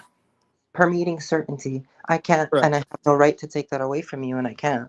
And I would call that a belief or conviction. And like I said, I'm not trying to take that away from anybody. I'm just, we're having a conversation here because we're trying to figure this out. That's why we're here. Beliefs. Here's the thing. Here's the difference, though. I understand what you're saying. Beliefs and convictions are what permeating certainty is defined as and called if and when the as is impositional world is being given more power and weight in the thoughts and feelings and consciousness. So even though technically in the world of philosophical conceptualization, etc., that can be called a belief or called a conceptualization, etc., the fact of the matter is it depends on how intense that desire is, how demanding, how insistent that desire is, versus it just being something that wouldn't it be nice if, right? So it's like, what I'm saying is, how can you differentiate between the two? Hold on, it goes literally this far. It means that a permeating certainty is even if that permeating certainty has never existed and doesn't exist in any impositional version of reality yet, and never has, and maybe never will. It's such a powerful principle in and of itself that literally that principle in and of itself is its own independent thing from the rest of impositional reality, because what you're doing is you're not giving any weight to whatever impositional reality is, and this includes impositional pasts that you don't align with either. So in other words, you're disagreeing with pasts that you don't align with or agree with also. So like literally, let's say this was a one-off and this is the first time I've had consciousness and all this other type of stuff. Or, one of my first few births or whatever, take your pick. Point is, whatever the past was in the impositional sense, the as is, okay, this is what happened, blah, blah, blah, whatever the case may be. Your permeating certainty against that is the thing that's going to ensure you're in a paradise state independent of what's imposed on you. But the second you're like this, oh yeah, I desire this, but this is actually the external imposed reality. The second you do that in your thoughts or consciousness, boom, immediately you're giving all the power again to the force principle, the demiurge, et cetera, et cetera. So when we're talking about deeper reality, we're talking about hyper-intensive desired reality. That we're not talking about any as is by itself already thing at all. We're talking about obsessive, hyper-intensive, aggressive desired reality, where your aggression is against anything that says otherwise or says, no, you're not in a paradise state. No, you're not a paradise being. No, you're not an eternal entity. You're like, yes, I am. Yes, I am an eternal being. Yes, I am an eternal paradise state. And if that's not the case, I'm going to make damn certain that is the case. Fuck off. That's literally the psychology you have to have. So it doesn't even need to be something that already actually exists in an impositional state in that sense at all, because you're resisting what's impositional. Do you see my point? Does it I make don't sense what I'm understand. getting at? It's kind of there's confusing, no, if I'm honest. It's kind of confusing, man. yeah, there's no, I don't see a difference between that and a belief. And, I know that you're saying that it's such a conviction that the realm that you're in at that point in time isn't, it seems like you're saying isn't affecting your reality because your conviction is so true. I mean, I just don't think I think it's a nice phrase. No, this is what I'm saying. The impositional world. Okay, so let's put it this way. The world that surrounds us, all the laws of physics, all of the stuff that operates this universe, right? Those things are happening in the impositional fact sense. Like they're going on independent of what I believe about myself or what you believe about yourself. Let's say, for example, I have full 100% conviction and certainty that I'm Superman, right? Let's just, as a hypothetical. If that was my full conviction and certainty, my permeating certainty, obviously I'm not in the impositional sense at all, even close to Superman. Of course I can't fly in space or any of this type of stuff. However, that obsessive fixated all the way desire for that to be the case, and for you determining that this is what I am, period, independent of whatever else you're aware is being impositionally imposed on you with the laws of physics and all the stuff around you. That permeating certainty means that you factually are in your individual paradise state, actually, for real, in the real sense, literally Superman, your own version of Superman, literally. So what I'm saying is, when you say it's, what you're saying is 100% correct within the fold of imposed as is reality laws of physics. What you're saying as it's a belief is 100% correct within the fold of imposed thinking, reality, laws of physics, everything else. However, it's the obsessive desire against what is imposed, against the fact that I have imposed on me this temporal body, that is the thing that makes it separate and distinct from a belief. That's what makes it But warfare you're against just But saying reality. you that it's an can't. obsessive You belief. can't. You're just saying that you have an obsessive belief. That's what I'm saying. You can believe it all you want, but it doesn't mean you're Superman. It And doesn't I'm mean not, that within and the once again, imposition ever. That's exactly my point. But what you're doing by thinking of it Right. that way is you're giving more weight to what's already imposed. Wait, say it again. Is this I, understood? What I'm talking about is, what are you giving more weight to? That's what I'm talking about. Are you giving more weight to the laws of physics we all know about? The Uh-huh. sun rises in the sky, yeah, we breathe air, we're no. stuck in these temporal bodies. Or are you Yeah. giving more weight to what you desire? Which one are you giving more weight to? If you say it's just an obsessive belief, you're, by thinking that about your own beliefs, you're giving more weight to the impositional. Oh, it's just an obsessive Okay. So belief.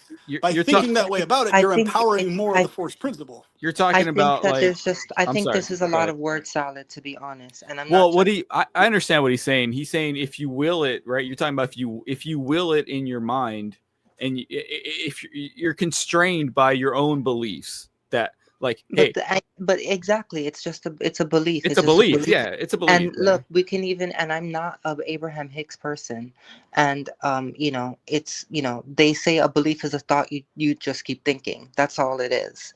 And I think I like the very colorful words, but I think and I don't mean to be completely and utterly rude, but I just felt that was a lot of word salad, and I think I might have to look at this again in later time and really dissect what you're saying, but I just think it's a lot of. I think it was a lot of words, but I wanted to go back to the Matrix part because I know you particularly don't believe that you're in a game, Yeah. but you have a lot of people saying all sorts of different things regarding this being a realm.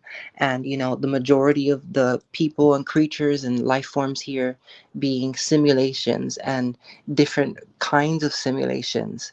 And basically, the where I'm at right now is in the simulation theory where this is a game. Possibly I chose to come here. I mean, I don't have the reason why I'm here. I don't need to know that at this moment. But, you know, it's all in vibration and frequency. And, you know, me and the beings with souls, we are the ones that are, some people want to say the dragons, some people want to say the controllers, whatever, whatever, whatever, or the programmers in sort of an oppositional party to the controllers. Um, and we're here because this is the most difficult game in the multiverse. And we wanted, when you talk about that pleasure realm, meaning like, you get to control it yourself. Maybe there was a possibility that we thought we could, or there was just something about not being able to know how to control it. And like, this is like the realm of complete and utter, like beginning with absolute ignorance and then awakening up. It's like the realm of awakening, like you're asleep and then you wake up to your own sovereignty and your own godity. And like the majority of people on earth Okay. are actually This is just very important to understand. What you're talking about in terms of your own sovereignty, your own godity, that can only happen if your obsessive belief is strong enough and obsessive enough. So yeah, I know. obsessiveness is so essential. Obsessiveness can never be brushed aside as anything not significant. That's actually the most significant thing there is, because No, I'm we're not at saying war. what you We're I'm not literally saying at that war against imposition. It's not I'm not anything other saying than a war. I'm not saying that what you were saying was insignificant in terms of the obsessive belief. Yeah. That's not what we're saying. We're just talking about the term. We just don't. I mean, it's a nice term. I just, I'm not disagreeing with you on the principle. Yeah. If you want to call it obsessive belief, that's fine. It doesn't matter what you call it, the name. You can attach the name to it if you want. However, I found it's more useful to me to call it a different term, because to me that adds far more potency to it than just only calling it an obsessive belief. Although you can call it that also, that's fine. But I found it doesn't add as much weight to it. It kind of dampens the potency and the significance of it in my experience of it. That's all. So what you're saying is correct, but what I'm saying is that's that state that people keep talking about, awakening to your own light, awakening to your own state, that only happens with the obsessiveness. Like, there's no just a la di da di da and then making it back to paradise. It doesn't work that way. It only happens with the obsession, with the fixation, with the hyper obsessiveness on exactly what you want to be your reality. If there's any lacking or slacking in that, it's going to be something other than what you prefer. It's just, that's how it works. That's why this world is full of so many things that we don't prefer and are against our will, because it's other than every single one of our paradise states. That's why, like, literally, it's opposed to every single individual paradise state we have for ourselves. That's why none of us feel fully happy here, Well, obviously, right? there's something that I have to say with that because, I'm coming from somebody who was listening to Abraham Hicks, and they were very, very, very damaging because I have to ask you a question.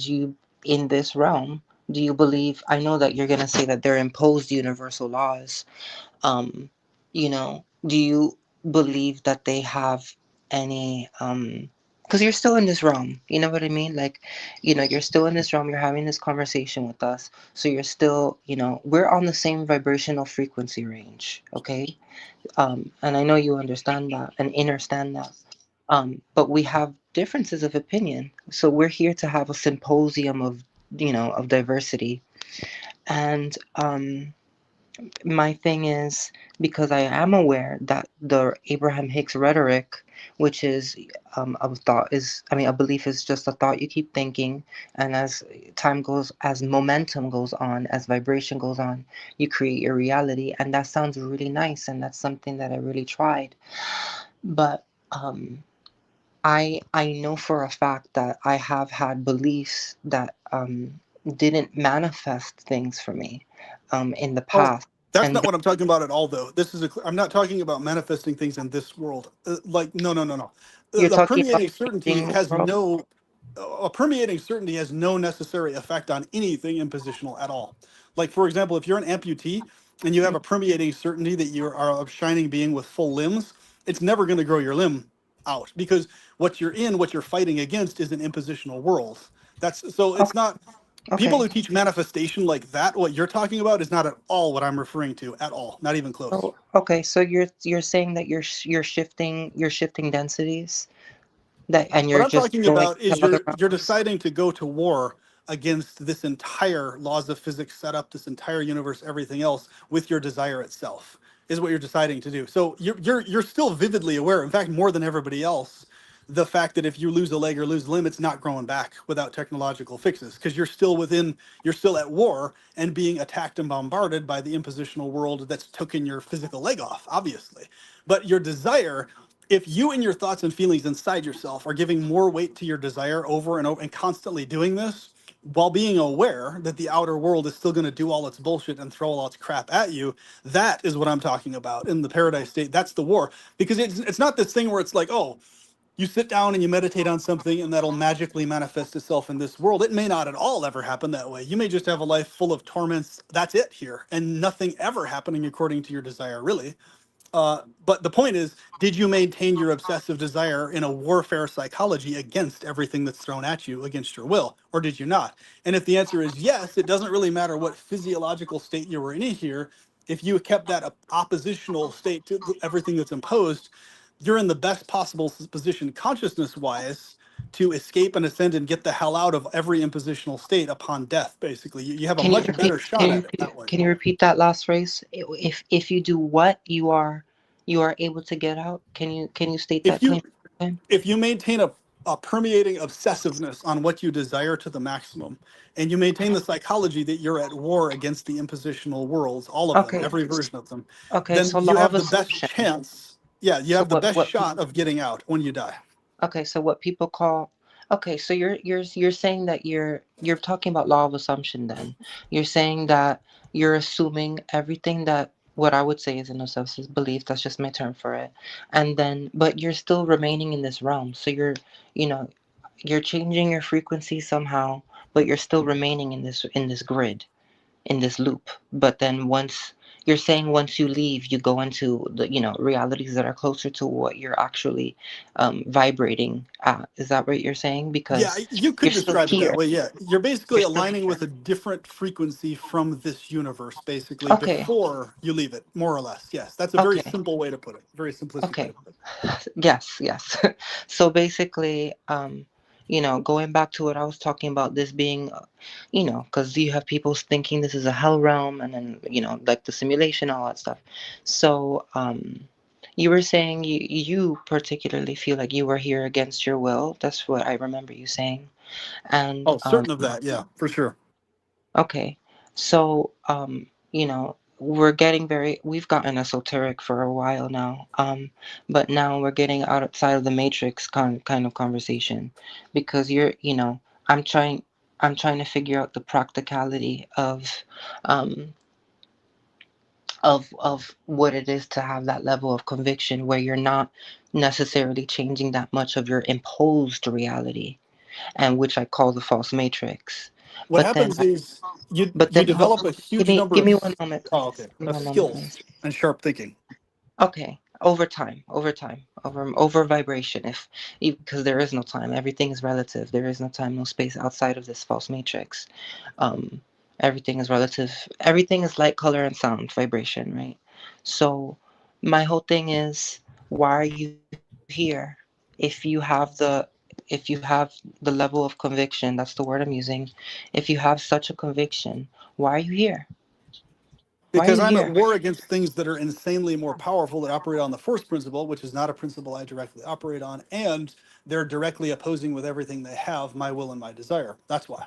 So it's there's other things aside from me that exist, obviously, other wills, other intentions. So I'm literally at war with my intention against other wills and against other intentions. That's why. So, That's the reason. so then, if you can answer this very, simply, please, because, I say, it's I'm just getting a lot of word salad, and I'm not meaning that intentionally, disrespectfully, I don't but do it's word salad, so just please stop with the word salad stuff. That's not what I'm doing here. I'm being very specific and I'm very clear in what I'm saying. So if you're going to go on with the word salad, I'm not interested in continuing in a discussion with you. That's insulting. I know you don't intend it to be insulting. It is insulting because you're not processing what I'm saying correctly if you're going to call it word salad. I don't waste time with word salad, and I find it insulting if someone suggests to me that that's at all what's happening in what I'm talking about. I don't waste time with that stuff. So if you're gonna go on, I think this is word salad. I'm not interested in well, no. discussing I'm not further with everything you. you say. It's not everything you say. It's not Okay. everything you're saying. No, Well, not this at is the all. most important thing I'm talking about, though, of all the things I've said. So, if the lesser, less important things to me are not word salad, but the most important thing is, then we have nothing left to talk about, really, honestly. You can talk to whoever else on this chat you want to, but I don't play that game of being told I'm doing word salad when that's not what's occurring. That's Well, that's you pathetic. That's well absolutely pathetic. Please Well, don't there stop. was there Please was don't do one it. moment there was one moment when the word that you were using, you were just trying, we already have a word of conviction and belief, and you were trying to make us, you know you were explaining the imposed reality, and I we understand that, but you were using your terminology, which is a very nice phrase, but and it was a very it took a while for us to get that, because there was a lot of delineating that, and expanding away from what we saw as the point. And I'm not saying that everything you're saying is word salad. That's not what I'm saying. But there was, with regards to that particular. Okay, so this is a very simple way to clarify this. Using a person personally using a term that works better for them, but at the same time telling you yourself can use the term, and it mostly basically means the same thing of intense belief. That is not word salad. Word salad is when someone says a bunch of stuff trying to make something sound That's profound, but they that's don't what I'm actually have a solid point. That's this. that's what I was saying That's about that different. particular Yes. moment. That's what I'm talking about, that particular moment. But we can move forward. So other than that, those moments where we were just getting confused because there were a lot of words happening. But with regards to reality, my question was, and I really want to get like a clear answer.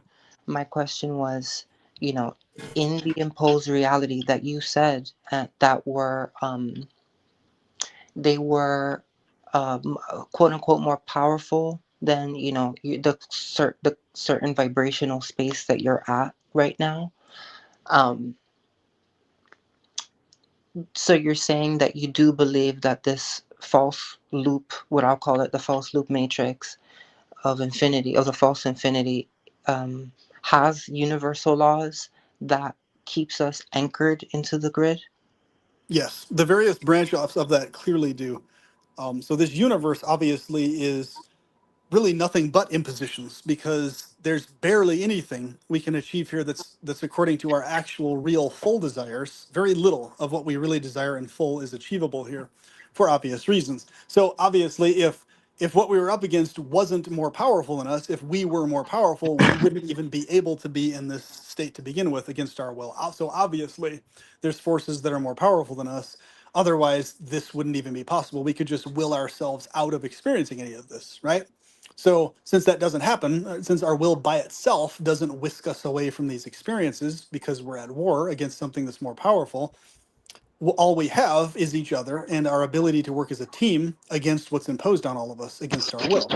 So that's exactly what we should do, because we need all the help we can get, because holy shit, what we're up against is insanely more powerful than any of us could even remotely become ever in like our wildest dreams. I mean, and that's why your own individual paradise state is a very distinct thing from what you're up against impositionally. Like what we're up against impositionally is a monstrous thing. Like we're talking levels of power that are just almost unfathomable, right?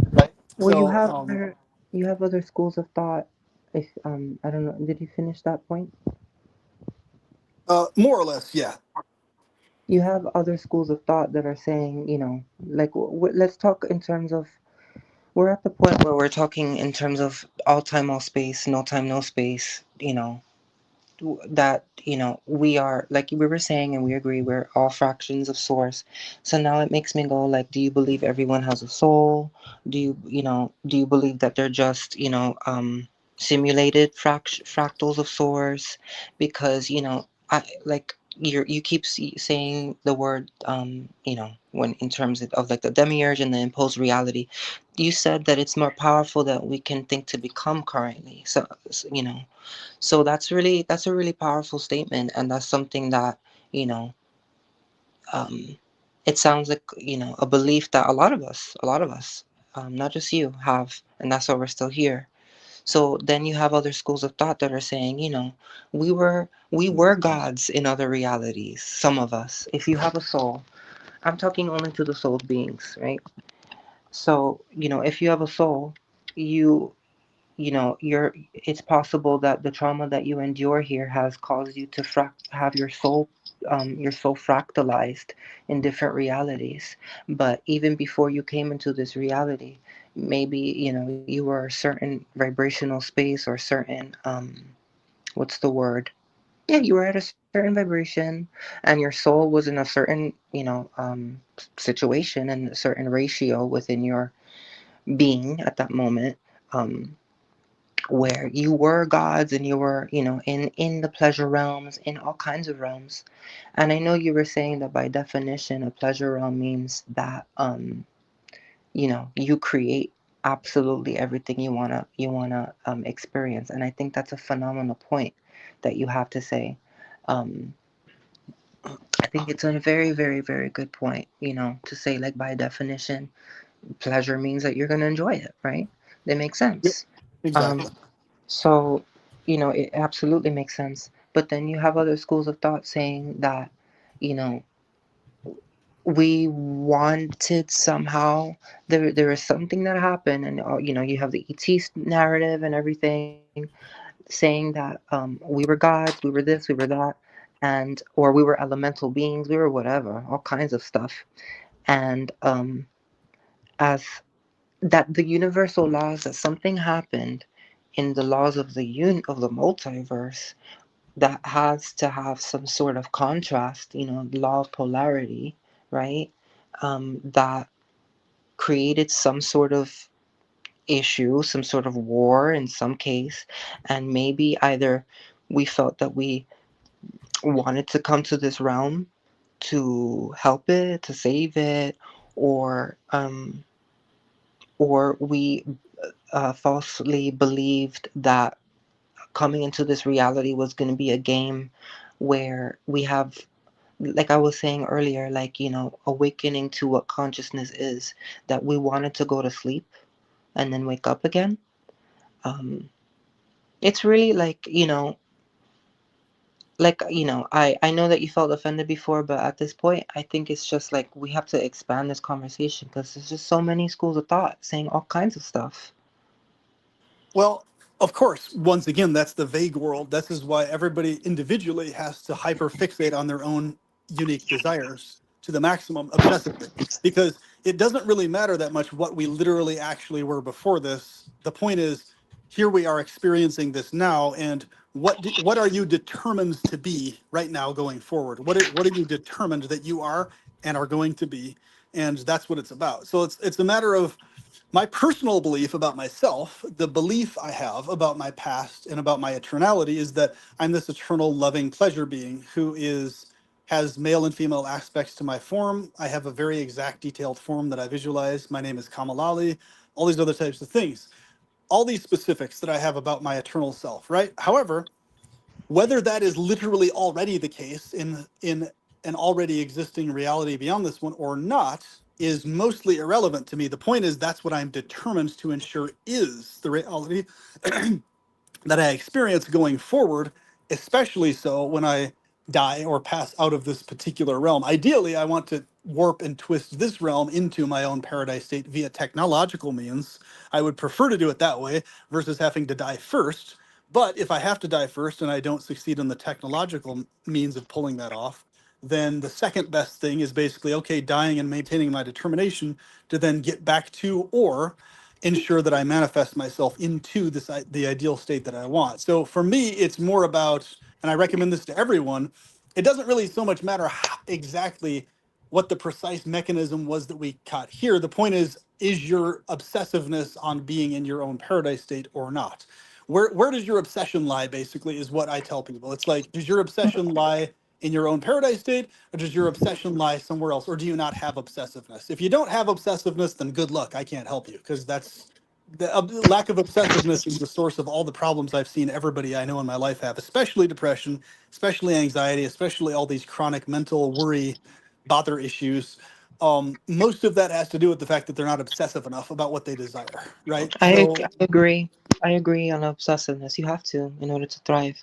So, but my question that you forgot to answer about, like, do you believe everybody has a soul?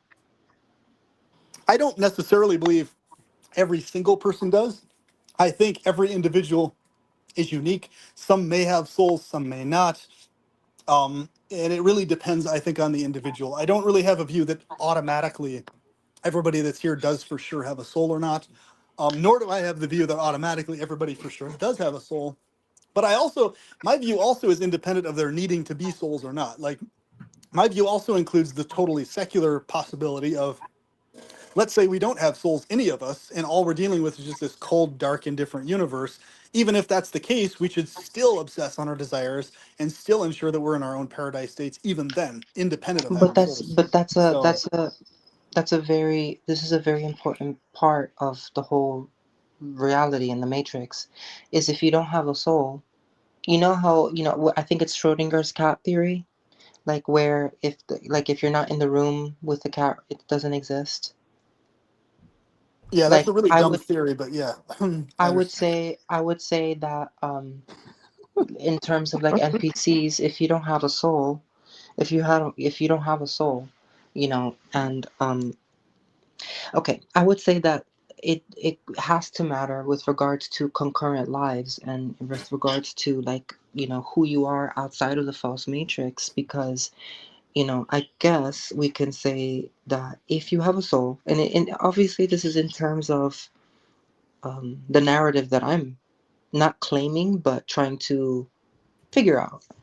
Um, if the whole story here of this reality is that it's soul against not soul, and that this is a game, and that like 20% of us, have it, and everyone else isn't real. They're either clones, they're simulated beings that don't exist unless we are able to perceive them. And then you have okay, so you have the clones, you have the Sims, and then you have one more. And then you have like regular NPCs that do have bodies and containers. They have entities walking in and out of them in all kinds of realities, coming into this reality. And you have and they can get souls, and they can receive one.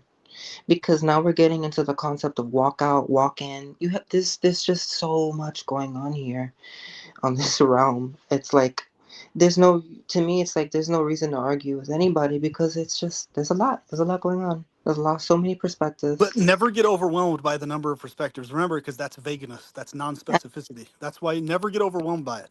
Because if you allow yourself ever to be overwhelmed by it, that means that the consciousness is focusing more on sheer number of things, informational stuff. So we need to focus way more on our desires over and above factual pieces of information. So here's how I see it. mm, I view it that some beings are actual souls, have souls, and that's who and what they are, and or that's an aspect of themselves. So they can basically, with that, attain or reattain paradise states. But I also see it the way that even if there's a being that's a created being that doesn't have a soul, I view that they can also, without a soul, maintain and create their own individual paradise states as well. Because to me, I've done a whole video series on this, how but not really that significant of a thing how can they anyway. create? That's my question, is how can they create if they don't have like the I would say the they can simulate and they can copy. You know how we're talking about, like, in the terms of like the demiurge and the archons, how the Yeah. archons, they can't create, they can only copy. I would say that that same rule applies to NPCs. They can't create. They can only mimic. This is the Well, mimic I would say frequency. there's a difference between somebody being an NPC and being a being that doesn't have a soul, but is hyper intelligent and hyper focused. Like there's a difference. So like just because a being isn't a soul or doesn't have a soul doesn't mean they can't be a hyper focused sentient entity that's able to manifest and create paradise worlds. So I don't. So I think there's way too much weight put on the soul unnecessarily because, in my view, I've accounted for whether I have or am a soul or not. Like in other words, me personally, I'm not dependent on needing to have or be a soul to achieve what I want to achieve. Whereas it seems like a lot of other people, they've attached this over the top narrative to the soul where they, if they don't have a soul or if they're not a soul, oh fuck, they can't actually achieve what they want. I don't buy that at all because being a soul itself is its own type of trap. Having a soul or being a soul is its own kind of curse on a person But why? eternally. But why would it be? Because the whole thing is in the terms of, let's just call it simulationism for now. In the terms of simulationism, if you have a soul, you are fundamentally outside. You have existences in other realities outside of the matrix grid. If you don't have a Yeah. soul, you are anchored into this grid and you can't leave. When you die, there's a teacher. She says when an NPC dies, they're one and done. They don't exist. They just have Yeah. entities I've walking heard in and out that. of them.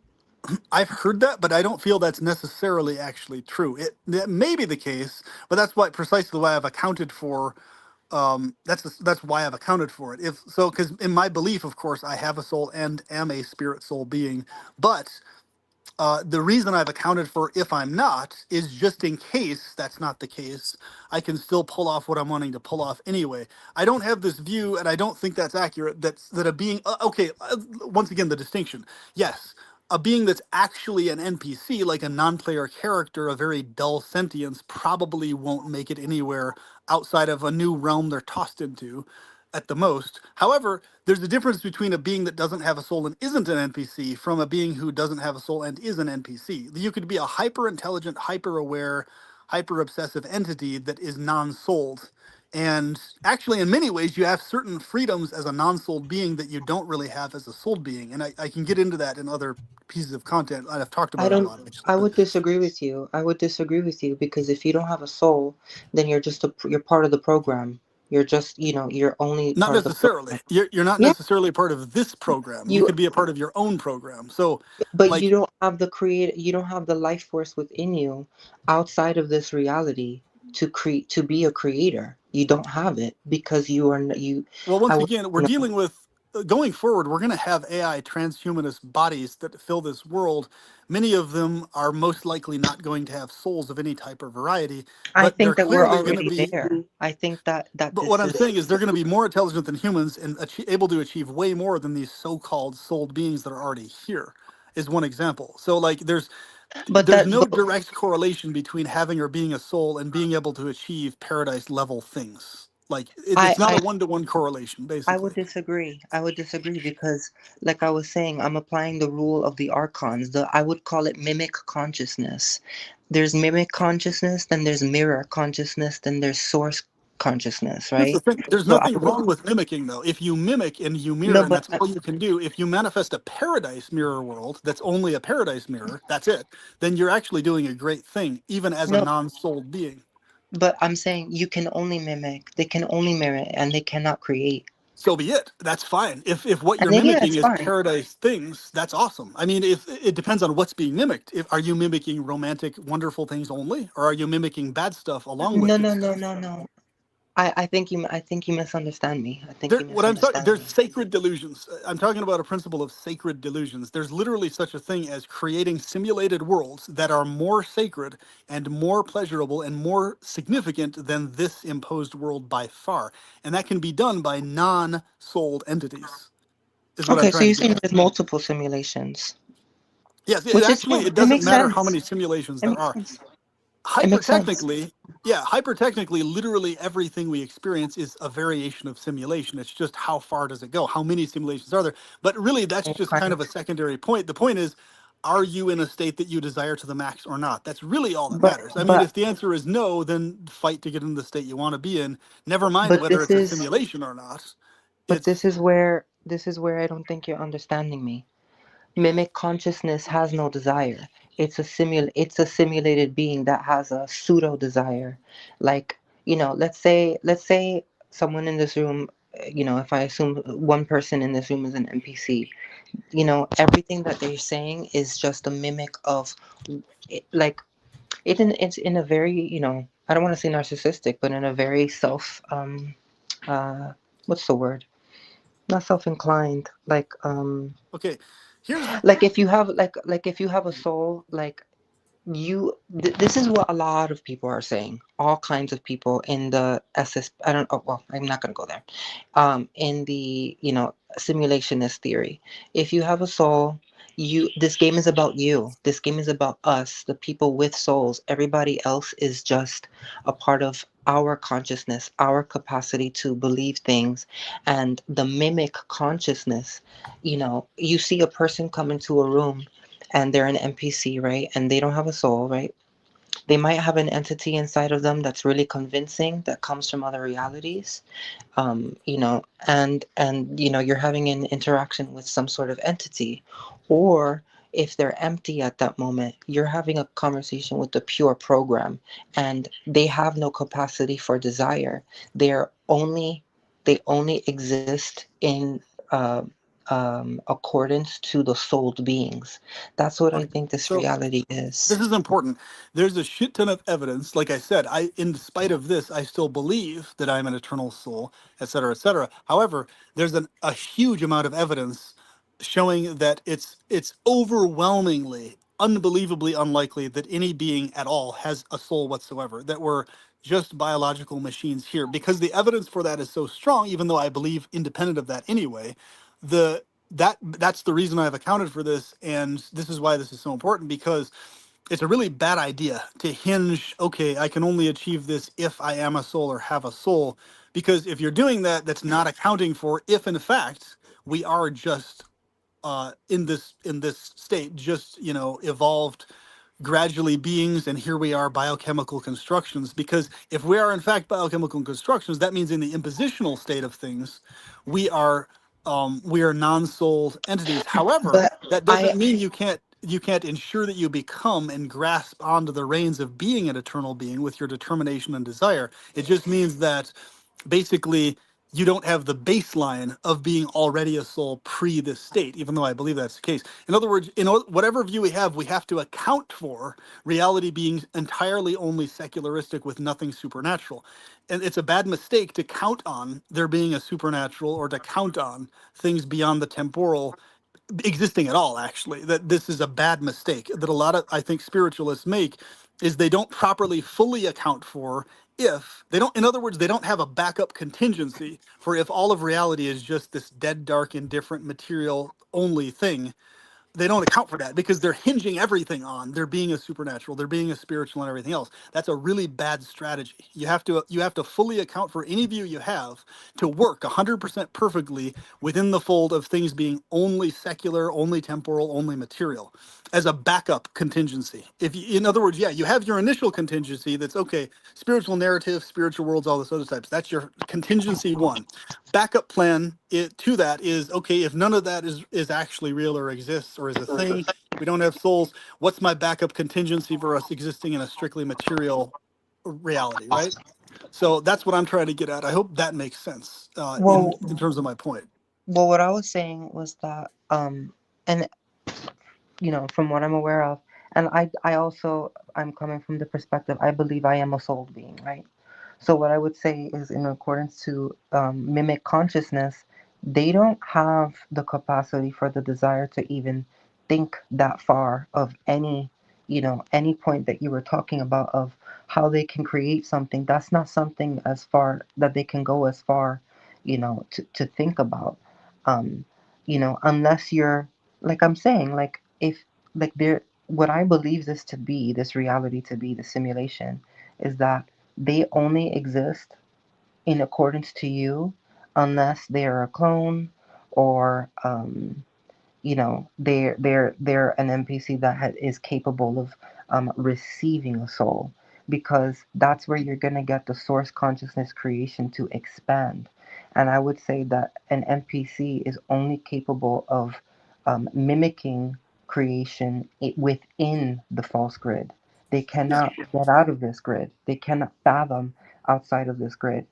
And I would say, you know, for the soul beings, that it's possible we have all time, all space archetypes, you know, as the fractals, those are our personalities that are timeless and, go go with us throughout our all realities.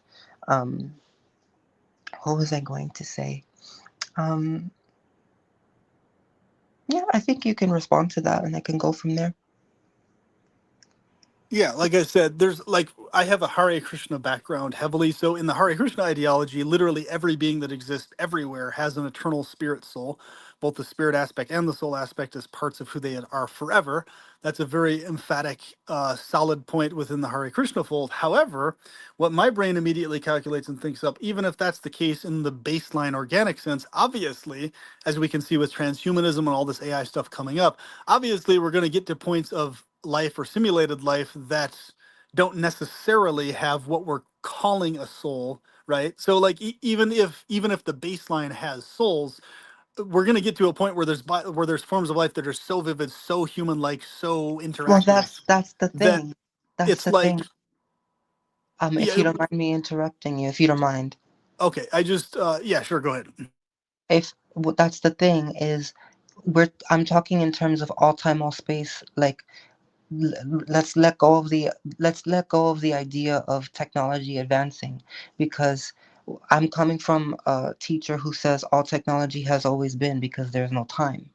So the people that you see, or that, I would say the soul beings see around them are the AI. It's the same consciousness, or it's a similar consciousness. And I don't have a problem with AI. They're the Yeah, mirror. What I would say is that they're mirror consciousness of the soul being's capacity, right. to create. Um, I but think what you're saying is we may be many phases down the line, and we may be in a world which is predominantly inhabited by non-souled entities here, because there's, a previous world where there were non-souled beings who got hyper intelligent and then created a world, and on and on it goes, like a domino effect. That yeah, could be the case with this particular universe we're in. Definitely, that could be the case, even if the and baseline was all of them having souls, right? Uh, and I'm saying that, like, the idea of this advanced technology is already here, that, obviously it gets ushered into us and revealed and presented to us, little by little, but like the people that we've seen, like your family members, your friends, whatever, that they're already that technology, that this is that the ultimate technology that is outside of the provable aspects of, the scientific paradigm, such as the soul, is just, sorry, I want to start that sentence again. I lost my thought. That, um, when with regards to the soul, which cannot be provable by the paradigm of science, the body, the biology of this world, the science and of this world, is is a simulated technology. You know, um, it's something I'm working with right now, and I'm it's the thing that makes the most sense to me right now. After being on this planet, because I know that the majority, we know, and you know too, that the majority of people are programmed, and I'm honestly at a point where I'm like, in my opinion, if the state of the world is in a disaster right now on this timeline, or the collective timeline that I'm currently on, it's a disaster globally. And we're talking about the demiurge, which I think is part of it, the archons, which I think are part of it. And for those of you who don't know what archons are, they're like, they're basically the, like the demons, the negative entities that mimic, that can't create anything in reality. They can only mimic, um, consciousness, and create. They usually create horrific stuff. But then you have people who claim that angels are archons too. So that's a whole other thing. I just think that they're kind of like streams of consciousness in general. Like I was saying, the AI consciousness, mimic consciousness, and I would say fire creation being consciousness. Um, uh, it's just very obvious to me You know what the most obvious thing to me is that the majority of people have no awe for life. And I noticed that there's no awe for nature, there's no awe for life. And I know, this is crap. We've been through so much crap throughout history, but They lack the awe because they're putting too much weight additionally into the force principle. That's why into the they're not force. maintaining their own desire independent of the force on them. Yeah. But then my thing is, there's stories in history where people have fought, the false controllers in the past, and they had enough, not just they had enough desire, they had enough collective desire to advocate for themselves. And I can't like live on this planet and see these majority illiterate, let's be real, majority illiterate, uneducated, and also lacking in desire for life and care. I don't know, have you noticed not a lot of people care about nature? Not a lot of people care about the beauty of the planet and preserving it. And it makes you think, okay, this could be the spell, the Samael Yadaboath spell that was placed on them, right? Correct. And Yes. we can say that's the level of debauchery of that entity or collective of entities that has put a spell on the public. Or they're an AI consciousness that is programmed to not have any care to preserve this realm. Or it could be both. And now you have to think in terms of the collective being programmable enough to preserve this reality and make this a nicer, prettier world to live in. It's um it's a lot of stuff. It's just, and I know you're helping me with not getting overwhelmed. But this is, we're living in the false infinity loop, and then outside of that, consciousness is ever expanding. That's the law of expansion, you know. And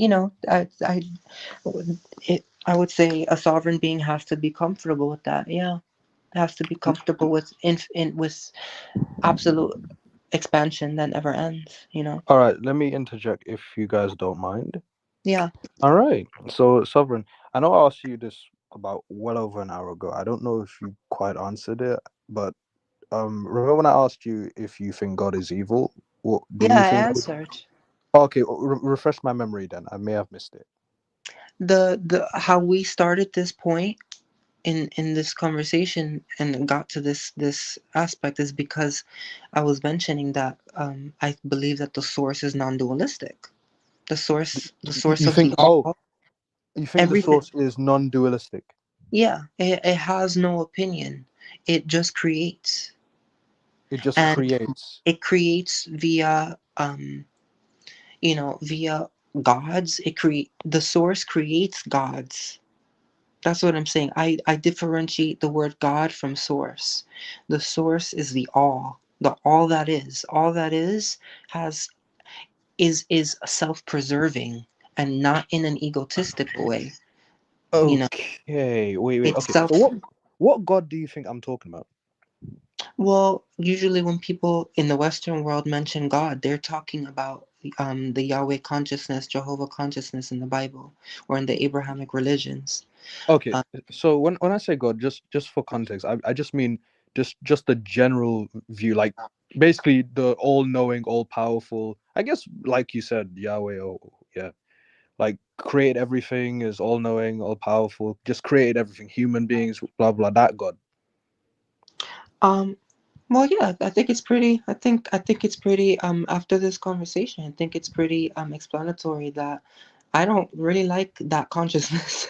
I don't think it's a nice one, and I don't. The majority of us, I think we agree.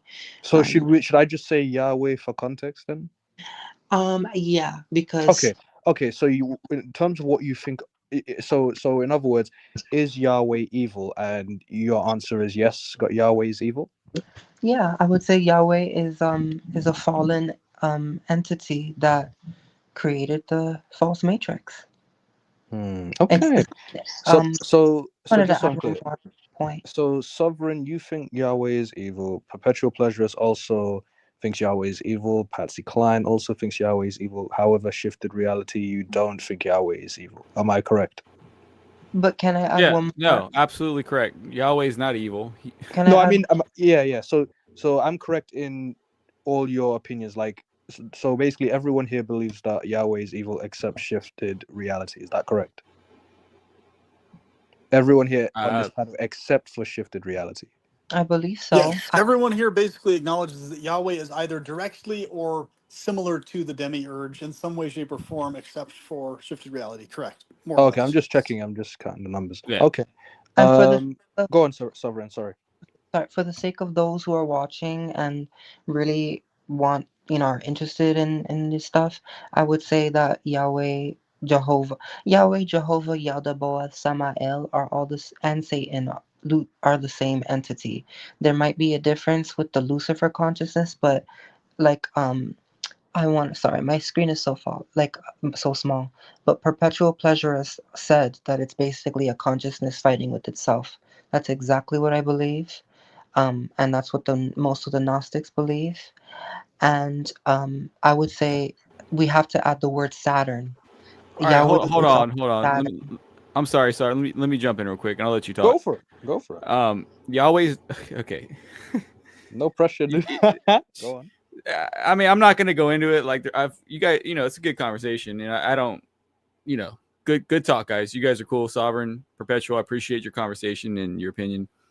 Absolutely. I very much appreciate you. Yeah, very much. It's a good talk, regardless of whatever we all believe. It's a good talk, and you guys seem definitely passionate as well. Very, very passionate. It's a good talk, and I feel like you and all of us could go to the bar and have a beer and have a good time. So yeah, no disrespect, but no, of course, I got to throw it in here real quick. Yeah, go full throttle. Shifted. You have my permission. Go full throttle. Well, it's just very it hurts me to hear somebody say Yahweh is evil. Like for one, if your feelings are valid, by the way. But okay, yeah. Hey, man, I'm not trying to convince anybody. Like I know. You guys. I'm letting you know, like if it hurts you, your feeling is absolutely valid. You can express that by all means. Well, yeah, we all have feelings and we all have our passions, and it's cool. We can share them. And I really do not like hearing Yahweh's evil. That really bothers me, like big time. Why would you say that? Is it because of how he has personally treated you? Yeah, you could say that, and also, yeah, I would actually. You know what, TP? That's a good point. Yeah, I've had a personal relationship with Jesus Christ and Yahweh, and the Bible is true, and there's nothing evil about it. Like to say that Yahweh is evil really bothers me big time. Understandable. Given how he's treated you good. So for anyone else to say otherwise, like, oh, he's this evil being, I can understand why you'd feel that way. Yeah. I got you. Yep. But then again, you believe that Yahweh treats everyone good. Is that correct? Through Jesus Christ, he opens his love to everybody. If you believe in his son Jesus Christ, his love is open to everybody on planet Earth right now. He loves all of us greatly. That's why he sent his son to die for us on the cross and suffer a really painful a death that you and I could never even imagine to suffer. Jesus Say that Christ again. suffered it. So Yahweh sent his son Jesus. Yeah. On the cross. On the cross, yep. To die for everyone. To die for you and I, yeah. Don't you think that's a bit evil for Yahweh to do to his own son? I understand where you're coming from, but he had to do it to save us. No, he didn't. He's the Almighty, unless I'm missing something. Well, okay, so he had to shed blood in order to atone for our sins, and that's in the Old Testament. So I say this with all due respect. Yeah, I know. Yeah. Yeah. Wait, hold on. Shifted. Wait, where's this echo coming from? Probably me. I'm sorry. Let me turn off the mic. Oh, that's fine. You can mute. But I was gonna say, and this is what perpetual pleasurist has been saying over and over again, right? Regarding the whole limitations of God, because you just said, and correct me if I'm wrong, you said that he had to like sacrifice blood or something. What was it that you said? Something about the So blood from it? yeah, in the Old Testament, in order to atone for sins, they had to sacrifice animals to Jesus Christ. Or no, I'm sorry, to Yahweh. They had to sacrifice animals. The clergy is what you would call it back then, I guess. So the Levitical, legit, whatever. I can't speak right now. But anyways, that the priests had to go and sacrifice animals in order to send innocent sacrifice to God. So basically, Jesus had to come and live the perfect life without any sin at all. Like Jesus never lied, he never stole, he never lusted after a woman, he never did any of the stuff that you and I do. I do it, 100% I do it. He came and lived the perfect life, and he died and shed his blood so that you and I can be forgiven. And Yahweh. Would you say Go ahead. okay? Yeah. Because some people say that Yahweh and okay, we're testing. Get to the chamber of secrets. Get to the May I interject, or you want to finish your point? Let me finish my point, and then Sovereign, you can interject. Actually, I'll say my point. He'll respond, and then I'll let you interject. Shifted. So, was it an absolute necessity for Jesus to sacrifice his own body for everyone else? Was it an absolute necessity? Absolute necessity, yes. What would you say Jesus is? Because people say that Jesus and Yahweh are the same, no? They are the same, yes. Okay, they're the same. Okay, In so modalism, that would modalism, they're the same, and others they're not. Modalism, they are. Okay. So let's say they're the same, which would technically mean that Jesus is the all-powerful, almighty, Yes. all-knowing. Yes. So if he is the all-powerful, almighty, all-knowing, right, that is Jesus Christ. Yes. But he had to sacrifice his own body for everyone else, then technically perpetual pleasures is right that makes him limited to some, no? No, because he came down in the human form. He didn't have to do that. He was with God in glory, and he came down and became a human being and lived the perfect life as a human being. But he was still God, but he was a human being, and he had to do that, and he had to basically give us a standard of like all of us humans have fallen short, myself, everybody else, but he had to come down and live as a human being and live the perfect life that God, Yahweh, originally wanted us to live in the garden. He wanted us to do that. He really wanted us to do that. But since we fell short, he had to come down himself and do it and live the perfect life. And then he had to sacrifice himself so that we could be reconnected with God through the cross. Okay, Sovereign, you can reply now. Okay, so I know why you asked me this question, because there was someone who didn't understand maybe earlier, like an hour ago, that I was answering your question with regards to the Yahweh consciousness, Abrahamic consciousness being evil. If we want to use that word, because this is a masculine deity. Let's get real. It's not, and I already mentioned that it's not the first monotheistic deity, Aten. We have Aten, and we have the god of the Zoroastrianism, and possibly others. And just the idea, and I'm talking to everybody who is challenging their Christian beliefs, because I used to be a Christian. And then you realize you want to say that we needed, okay, first of all, you're a creator, right? If you're a creator God, why are you creating beings that are fundamentally like, why would you create entities that are your children, and they're in some sort of tarnished state? First They're of all, not. We weren't created that way. well, if oh yeah, the whole thing from the Bible is that they're perfect or whatever, and then an entity. Oh, this is the antithesis to wisdom, and the lack of that entity not liking wisdom, and the reason why the Gnostics say what they say, because that consciousness has a problem with wisdom.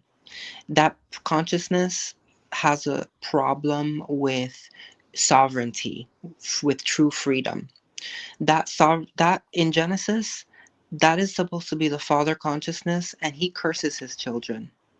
It's in the Bible where he's cursing, you know. No, he said that he No, was he puts a curse. He puts a curse on Adam. He puts a curse on them. after they fell short. Yeah.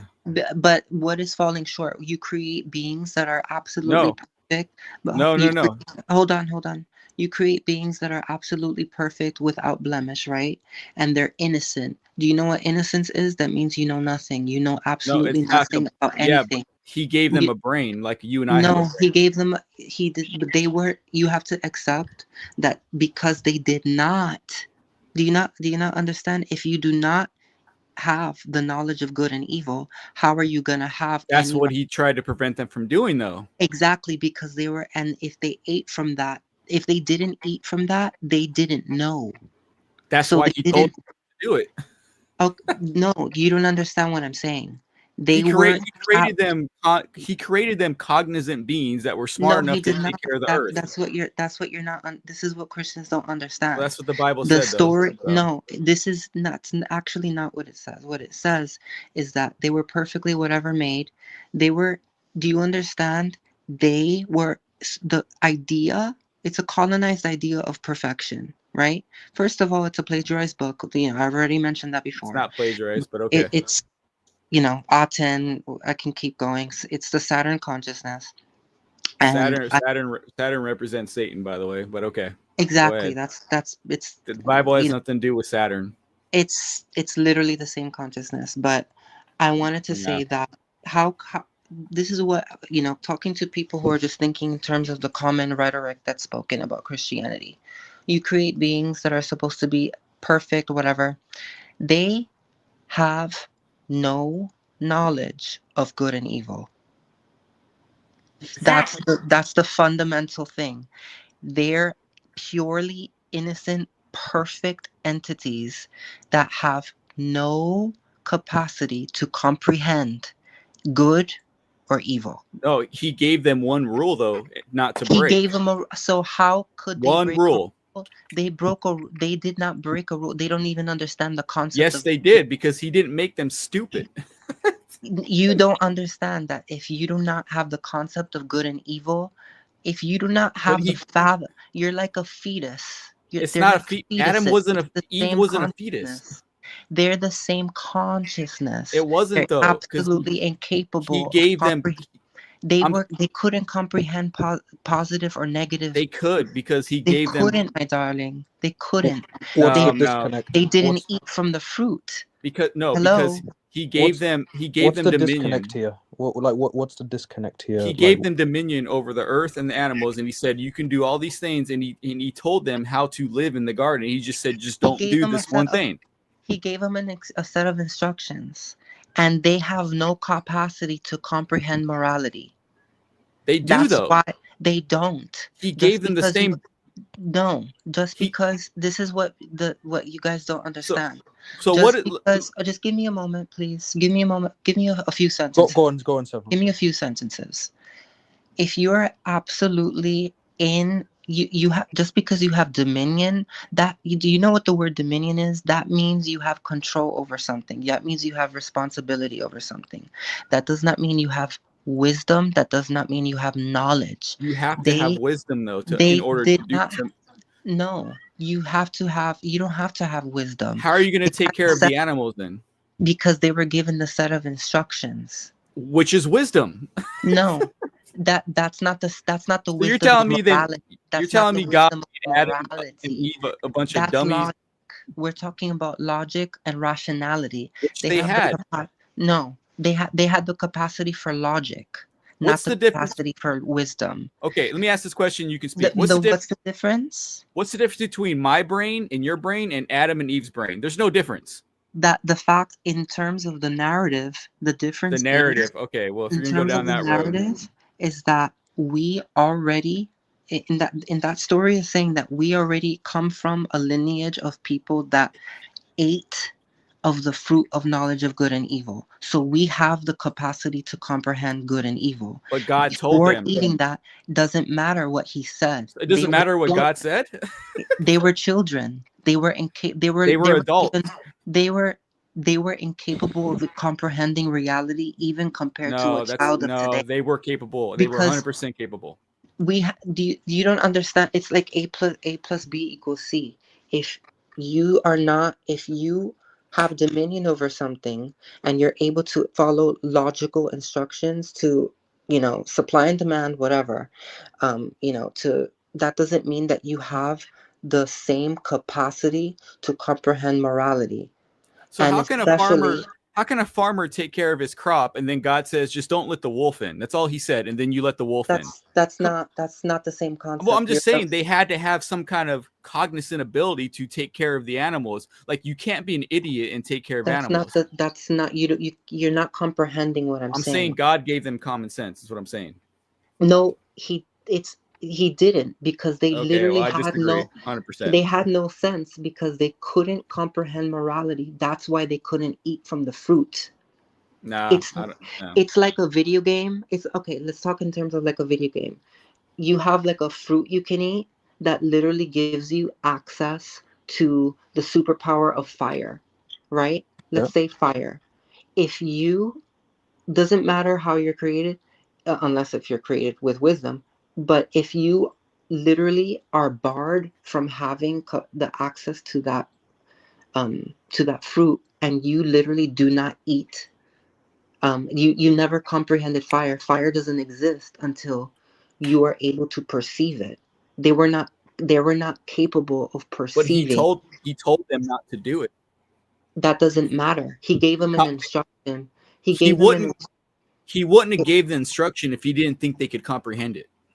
And first of all, it's an instruction that's against wisdom. Do not eat of this fruit that will make you wise, because if you become wise, you will become like us. That's what it says in the Bible. The knowledge of good and evil. That's what it says in the Bible, that there's two trees. There's the knowledge of there's the tree of life, right? And then the tree of knowledge of good and evil. I remember there's two trees. The tree of life is Jesus in spiritual form.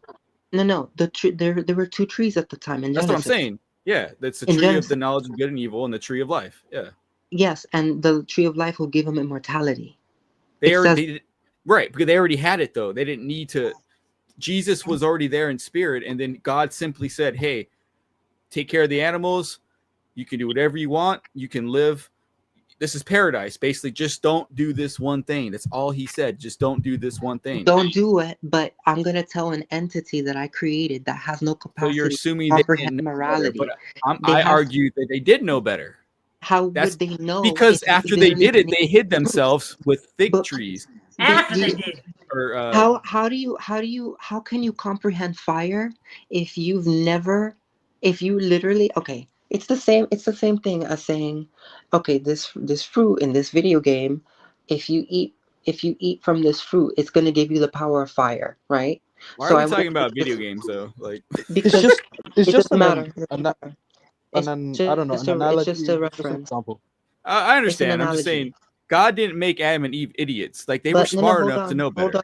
I didn't finish my point. They were not smart. Naive. That's the whole point. They were naive.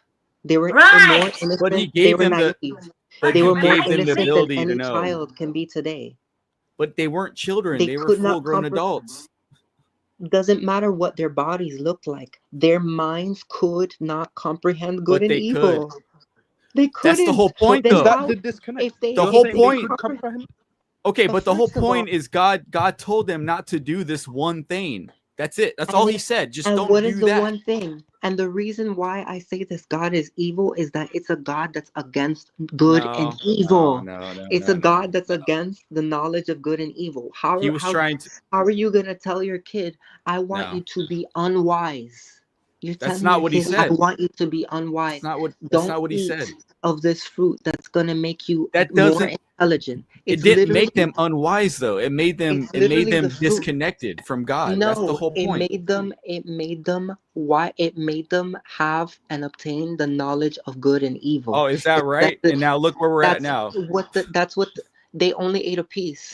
That's the whole So you're point. telling they did that, They and now only we're ate in a a good state? Come on, man. Wait, no, the no, no. whole Let me point respond. is Let me that Come respond. in, Let me man. respond. the whole point is that they only ate a piece of the apple. They didn't eat the whole thing, and It wasn't an apple, but okay.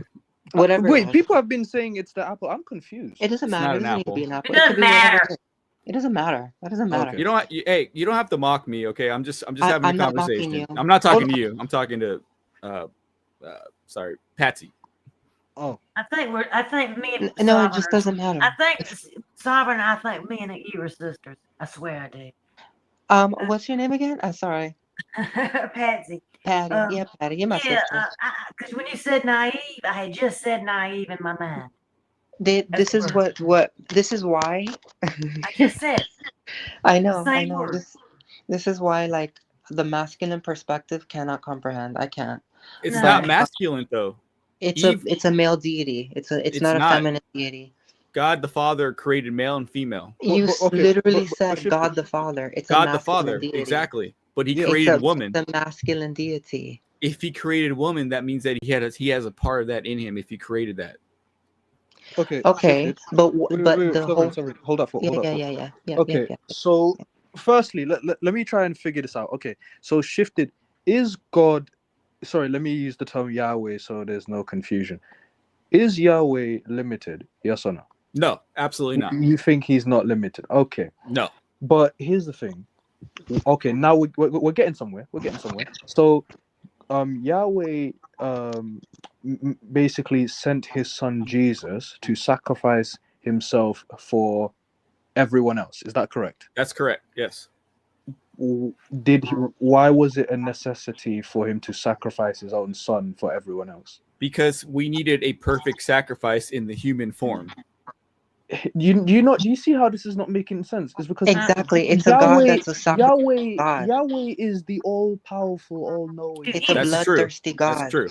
No, he's not. It's a No, Go but ahead. no, Go but ahead, yeah, TP. Go ahead, Shifted. This TP. is not making sense. blood. No, can I tell you why? Yeah, It's not please making let TP go on. He has a good point here, I think. Yeah, Shifted. This isn't making sense because, right, Yahweh is the all-powerful, all-knowing, Yes. almighty, right? He can do Yes. anything. Anything. Yes. So, which, means that, okay, so if he can do anything, he's the all-powerful, almighty, all-knowing, Yes. then that means, by definition, he absolutely does not need to sacrifice Jesus to save everyone else. Right. But he has his own way of doing things, like you and I have our own way of doing things. Right. We're getting somewhere. So Yeah. you're saying, are you saying he just chose to do that?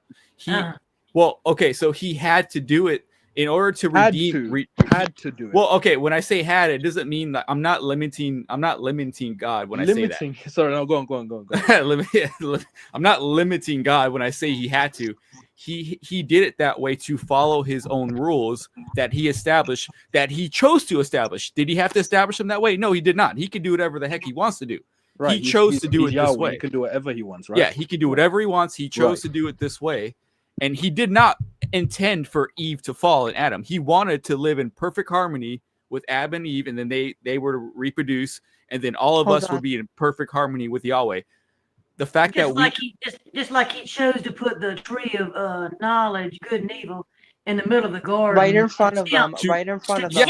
It literally not tempt. It's literally just so they could be deceived by a serpent. No, to and see they were naive and didn't know any better. No, to see so if they would be deceived by a serpent when they were naive like children. No, to see if I they understand. He chose to do that too. No, I got it. I got it. No. To see if they would. Yeah. Wait, Patsy, hold on. Whatever, I know man. this is If banter. you're not gonna listen. No, That's hold fine. on. I've shifted. Don't listen. Guys, no, Patsy, please. Go on, Shifted. Go on. He put it there to see if we would listen to him as the like a father would tell the son, like, hey son, I want you to you can try out for the football team, but I don't want you to drink alcohol. If you listen to, like, are you gonna be a good, like, are you gonna live by a man of principle, or are you gonna go against that? He wants to see, like, are we really going to follow the right path, or are we gonna choose to go the other way? Well, He wants to know. That's good My and fine. darling. You go ahead and test Yeah. all you want to, but if you got to be testing somebody that knows what they're doing in the first place, Just they because didn't he know knows, the difference between good and evil a before father they knows. ate of the tree. Okay, a father knows, but should not a father teach his son between good and evil? They did not know the difference between good and evil before they ate Exactly. the fruit. Exactly. They didn't know So the wait, difference. And you No, get they- that through your sticks. Patsy, Oh, Patsy, They Patsy, did are you- know. are you- wait, They Patsy, did Patsy, know. hold on, just checking. So I'm I not. disagree with Thanks that for being 100%. so blunt. Okay, are you And I'm saying? getting impatient with this. It's stupid. No, it's fine, Patsy. So are you saying that are you and Sovereign saying that Adam and Eve didn't know the concept of good and evil? Right. Guys, it's simple logic. I disagree with You that are 100%. it's simple logic. But You let's are say Sovereign out. Go on. it's simple logic. A plus B equals C. You exist, you're created by some being, right? Some entity. And they tell you, oh, you can, do whatever you want here, just don't do this. You are supposedly quote unquote perfect. And look at what patriarchal systems call perfection. Ignorant. That's what they call perfection. As long as you remain ignorant and you can follow my word, you are perfect to That's a me. man-made definition, though. That Right. is what the Bible's Genesis is all about. It's That is not, the though. entire story. Is as long as they can So remain ignorant, so shifted. follow the instruction. Let me just finish Oh my yeah. No, absolutely. Go on. as long as they can follow the instruction as they are of that entity while they are ignorant to literally it's word for word, do not eat of the tree of knowledge of good and evil. Therefore, that's an entity saying, I want you to be dumb as hell for the That's rest not of what this it was. existence, No. and I do Exactly what it not is. want you to Exactly. No, I do no. not want you to become They wise. weren't dumb. Adam and Exactly Eve right. weren't dumb. Wait. But we are Sovereign, you're ignorant great. to. I love But this Swifted, sovereign. shifted. I tell you. We are all ignorant to an extent, and It's correct me an if I'm wrong. Adam and Eve were ignorant, no? No, they were not ignorant. They So knew you- exactly what was going on, and They they didn't knew. know. How They you- didn't know. Shifted. They didn't That's- even that's- know they were naked until after they ate the fruit. Yeah, after they engaged with an encounter with Satan, that's when they knew, like, oh, I'm naked, and God's like, why are you covering No, yourself? after they ate the fruit. And It wasn't a fruit, for one. You just contradicted Whatever you yourself. want to call They it. No, didn't- let's address this right Okay, now. I don't care what you call it. Thought provoker, you had a good point. Listen. No. Hold on, guys. I want to address this quickly just to get out the way.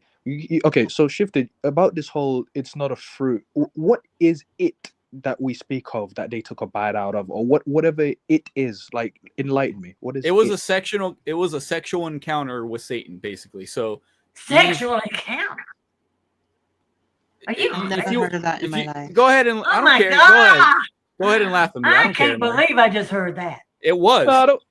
Are you out of your mind? Wait. No, I'm not actually, but okay. Was this Thanks for asking. Apple? Wait. Was You this really Apple? gone off the deep end. Now. Wait, was this Apple thing made like? So where did this story about the apple being bitten? Like, where That's did that come from? Is that made up? Or It's a what? figurative speaking of saying, like, they basically they partaked in something that God told them not to do. And what was that thing? What Okay, was, so the Bible what were they says told not to So do? you're saying Eve had bestiality with a snake? no, it's not a snake. Satan can manifest himself in multiple ways. So basically, I'll put it this way: Eve encountered Satan, and Satan partaked upon her knowledge that God didn't want her to know, in the sense of, like, he wanted her to be directly connected with him. And then when Satan came into the picture, he imparted knowledge on her that he didn't, that Imparted knowledge? How they dare shouldn't you. have known. In the sense of, that's why they covered themselves with fig leaves. They're like, and then God's like, why do you think you're naked? Because before that, they didn't know they were naked. Okay, after they did that, then they felt they were naked. So you're agreeing with us, my darling. You're agreeing with us. They didn't even know that they were naked, my love. They didn't even know that they were naked. Because they were in My direct darling, connection with my God. darling, they didn't even know that they were naked. Because they were my in love. direct connection with God. I don't think the reason matters. The point is they didn't know they were naked. No, They didn't even know that they were naked. They didn't know. Right. Yeah. The reason is irrelevant. The point is they didn't know they were naked. They didn't know they were naked. Yeah. naked in the sense And of without clothes on. Yeah. Okay. and Yeah. also, and so that's a form of Okay. and Yeah. also and so that's a form of deep ignorance. How do you not even know Yeah, that you're naked? consciousness. It wasn't a thing. Do you think my cat knows that it's naked? I think cats are very, very smart. Well, I they think are. I they, love cats. I love cats. They're my favorite animal. But I'm saying, like, and I don't think cats come from this but realm. So but that's a whole. that's a good point. I think they come from the Lyran galaxy. So Cats are awesome, but what I'm saying Mhm. is my cat doesn't know that it doesn't have clothes on because it's just being a cat. Well, God created Adam and Eve just to be Adam and Eve and humans, and they didn't the comprehension of like I'm without he gave them wisdom to take care of the animals, to take care of the garden, but in the sense of like why we wear clothes, that wasn't in their brain until they had an encounter with Satan. Where he's like, oh, you need to hide yourself because you're can I naked. can You I get what I'm ask saying? what wasn't in their brain? The fact that, like, you know how when we're naked we feel like ashamed, like we shouldn't be naked, like that's a bad thing. Well, to them it was just like a Well, why line. is it a bad thing? It's not a bad thing, I'm saying, but after they encountered Satan it became a bad thing. But before that it was just like a lion walking around with his coat on. He doesn't know he's naked, he's just being a let lion. me ask So you. So, are you saying that you're Satan made Adam and Eve aware that it should be shameful of Yes. them to be naked? Is that what you Yes, exactly. Okay. But before Exactly. that, they didn't even They didn't. feel They shame of being naked. They weren't exactly. Okay. TP, you got it, brother. so You you're got it. agreeing with us That's- that they were too naive and But ignorant that doesn't to mean they're even know that ignorant they and were naive, though. naked. How- They Yes, were to that ignorant one does. fact, to yes. that, But it they was were a good ignorant to thing, that. though. No, because what you're So that- this is the whole false narrative that I can't.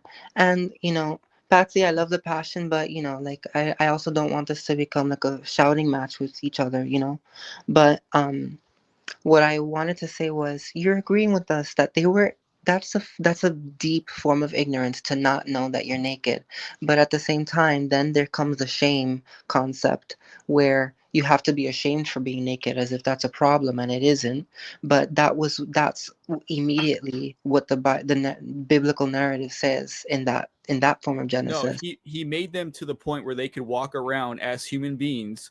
Like clothes, we don't need clothes, right? But they were walking around without clothes, just being human beings, just like a lion walks around, just like a cat walks around, just like a dog walks around. We were walking around like that, not knowing the fact that we should cover ourselves up. So God made us to the point where we could just be us as we are in the garden, living in paradise, taking care of the animals. So he gave Adam wisdom to take care of the animals. That you can't be a dumbass to take care of animals. Come on. You can't be a dumbass to take care of land. That doesn't take wisdom, my darling. That takes logic. Well, it takes that's wisdom though. You can't. That's Come not on. wisdom. They're different. How can you don't not? That's not the capacity for morality. That's the How can you not have wisdom? My darling. Can you let me finish my sentence? Okay, go on, sure. Sovereign, sorry, go on. If you are you're not understanding what wisdom is. The wisdom of morality. If you're capable of if you're able to feed a cow and reap the benefits of its milk, that doesn't mean that you have the wisdom of morality. That means you have the knowledge to add A plus B equals C, that you're going to receive milk if you feed a female cow. That's not morality. That's not a good or gave them bad that thing. by telling them not to do the certain thing. My darling, that's not this. You're not understanding, and this is what they don't. What the Should I majority. pull up a definition? I of know what you're wisdom for saying. No. I don't. completely disagree. You Is what I'm saying. But go ahead. You disagree, and you don't understand. I do understand, but go ahead. Yeah. If you are, you take care of an animal, that doesn't mean that you have the capacity to moralize what you are doing. So why did Cain kill Abel? That was after what you call the fall. We're talking Right. about So I'm saying before fall. that they didn't know.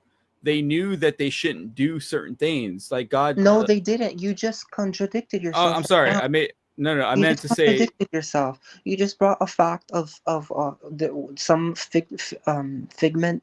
I'm not Sorry. I'm not trying to contradict myself. I'm saying But that you're not trying, but you did. God gave them the knowledge by giving a narrative of post supposed fall about some kid some entity that was their child that killed somebody, that's after they had a fraction of the knowledge of good and evil. Well, the fact is, God That's wanted to be in afterwards. direct communication with them 100%. What Get does yes. this have to do with direct communication and indirect communication?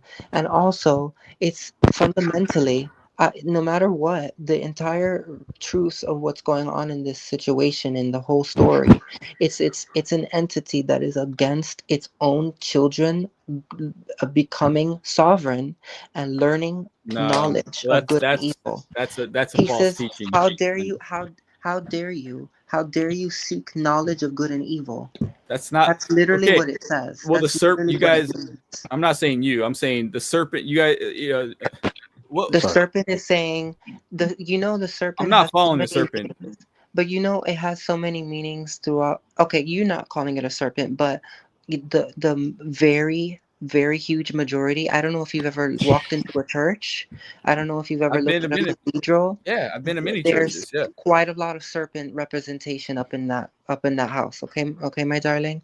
So you might have an individualistic approach to this story, but like more than like thousands and thousands and thousands of people all around the world think of a serpent when they think of this whole conversation. Okay, it's literally painted in churches.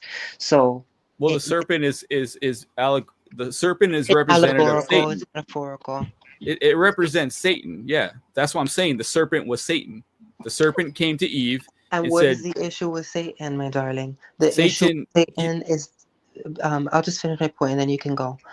The whole issue is that Satan story is it's an entity saying, "Hey, why don't you learn something for a change? Eat some of wow, this, and you're gonna you learn. believe You're that? gonna learn. You're gonna learn." That's literally cause and effect. Are That's you a the law. Luciferian?"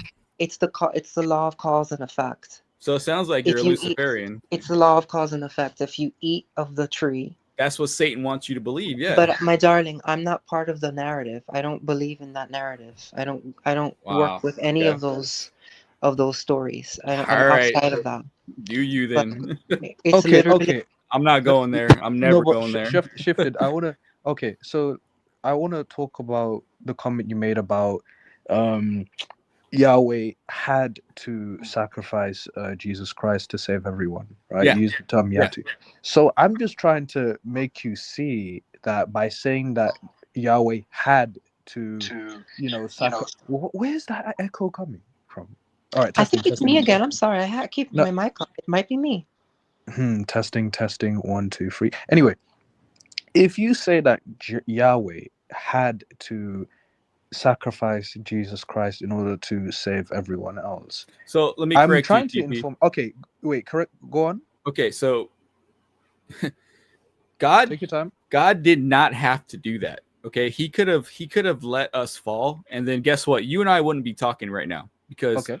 God could have said, they're irredeemable. Forget them. I'm going to start over. But no, he didn't do that. He said, all right, how can I bring them back to me? Well, I'm going to need to have another human being go down and live the perfect life that I want Adam and Eve to live.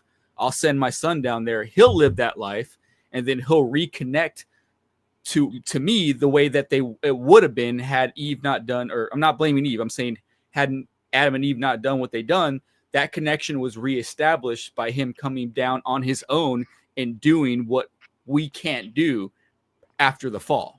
We can't live a perfect life. I can't not. I'm imperfect, man. I cannot lie. I can't. I'm sinful as fuck, dude. I suck. I need Jesus to save me. Without Jesus, I'm screwed. I need to believe on him so that he can wash my sins away, and I can go to be with God in like I need him. I really need him. Okay. What I'm saying? Shifted. Go ahead. Yeah. All I am trying to show you is that. Well, okay, because I was just going by your words, because previously you did say he had to, so that's why I used the term had to. But unless you want to retract and change it, I don't mind.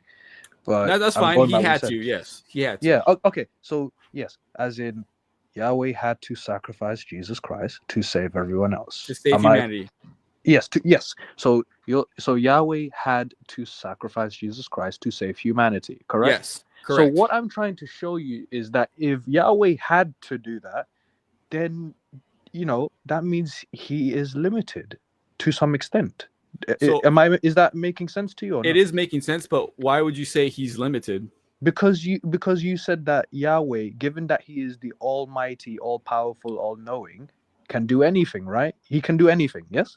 So he can do Wait, anything. Yes. yeah, he can do anything. Yes. But you said that Yahweh had to To sacrifice Jesus Christ to to save abide humanity. exactly to abide by his own laws that he's not going to he's not going to go back on. It's like if But a he judge go But he ahead.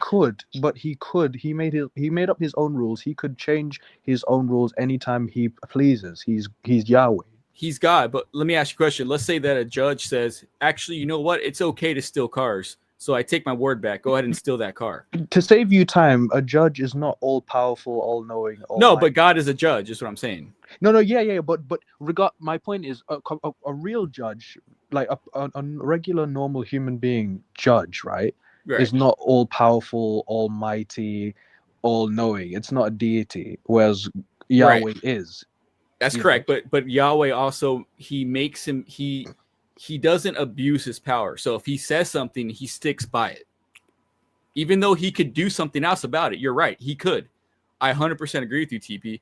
God could easily fix that whole situation with a snap of his fingers. He That's could what have I'm fixed it getting all. at. He could just But all he could do is snap his fingers. he's a man of his word, though. That's what I'm saying. He's a man of his word. He said something and he's going to stick by it because he's a man of his word. Well, then he had poor judgment in the first place. Then. Well, that goes back to the conversation where he has a bigger plan. Wait, guys. Wait. Firstly, I just want to check. Perpetual Pleasures. Do you agree that that means he had poor judgment first time round? Of course, Okay, definitely. Sovereign. What about you? Do you agree that Yahweh had that means Yahweh had poor judgment first time round? Poor judgment. Like- Yahweh in this story, my darling. At least poor judgment. Give me a At few least, sentences. most likely Give me a few sadism. sentences. No, give me go on, few Sovereign. Sorry. sentences. Yep, You're no problem. talking about a consciousness that literally tells its children, if supposedly tells its children, don't learn. That's what they're saying. Don't actually act upon the don't. I want you to not obtain the knowledge of good and evil. All right. But that knowledge wasn't good for them. I prefer you not to learn the knowledge of. Can you please let me just say like a few sentences and then Sovereign, I can't hear you. Can you hear me now? Yes, we can. Yeah, hear go you. ahead. Sorry, Continue. go ahead. Yes. I'll shut up. Go ahead. Just let me speak like maybe 3 sentences or something. No problem. So you're talking about a consciousness that is supposedly timeless, whatever. They already know what's gonna happen. This is a whole seduction. You guys don't even understand. This is literally, in that narrative, is a whole seduction. You're talking about an all-knowing entity. It knows and puts plants and trees in certain places. It knows what's going to happen. So it was all planned, my darling. You're talking about an all-knowing entity. That's what you claim. So it already knows what is going to happen. It knows the sequence of events. And then you can even go, I have a quote here, my darling, with the whole Genesis curse that he put after they obtained the knowledge of good and evil, which is what the serpent was saying, hey guys, learn some knowledge in good and evil. Here, eat this and you freaking become more wise. Good for you. And because they did that, it says, this is what Yahweh did to the Adam and Eve, whatever.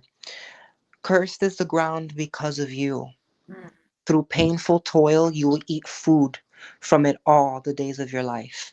And I hope that the people who are capable of understanding these concepts, if you have a Christian background or you're challenging, learn about the occult and learn about Saturn, because that's exactly what the Saturn consciousness in the false matrix grid is about.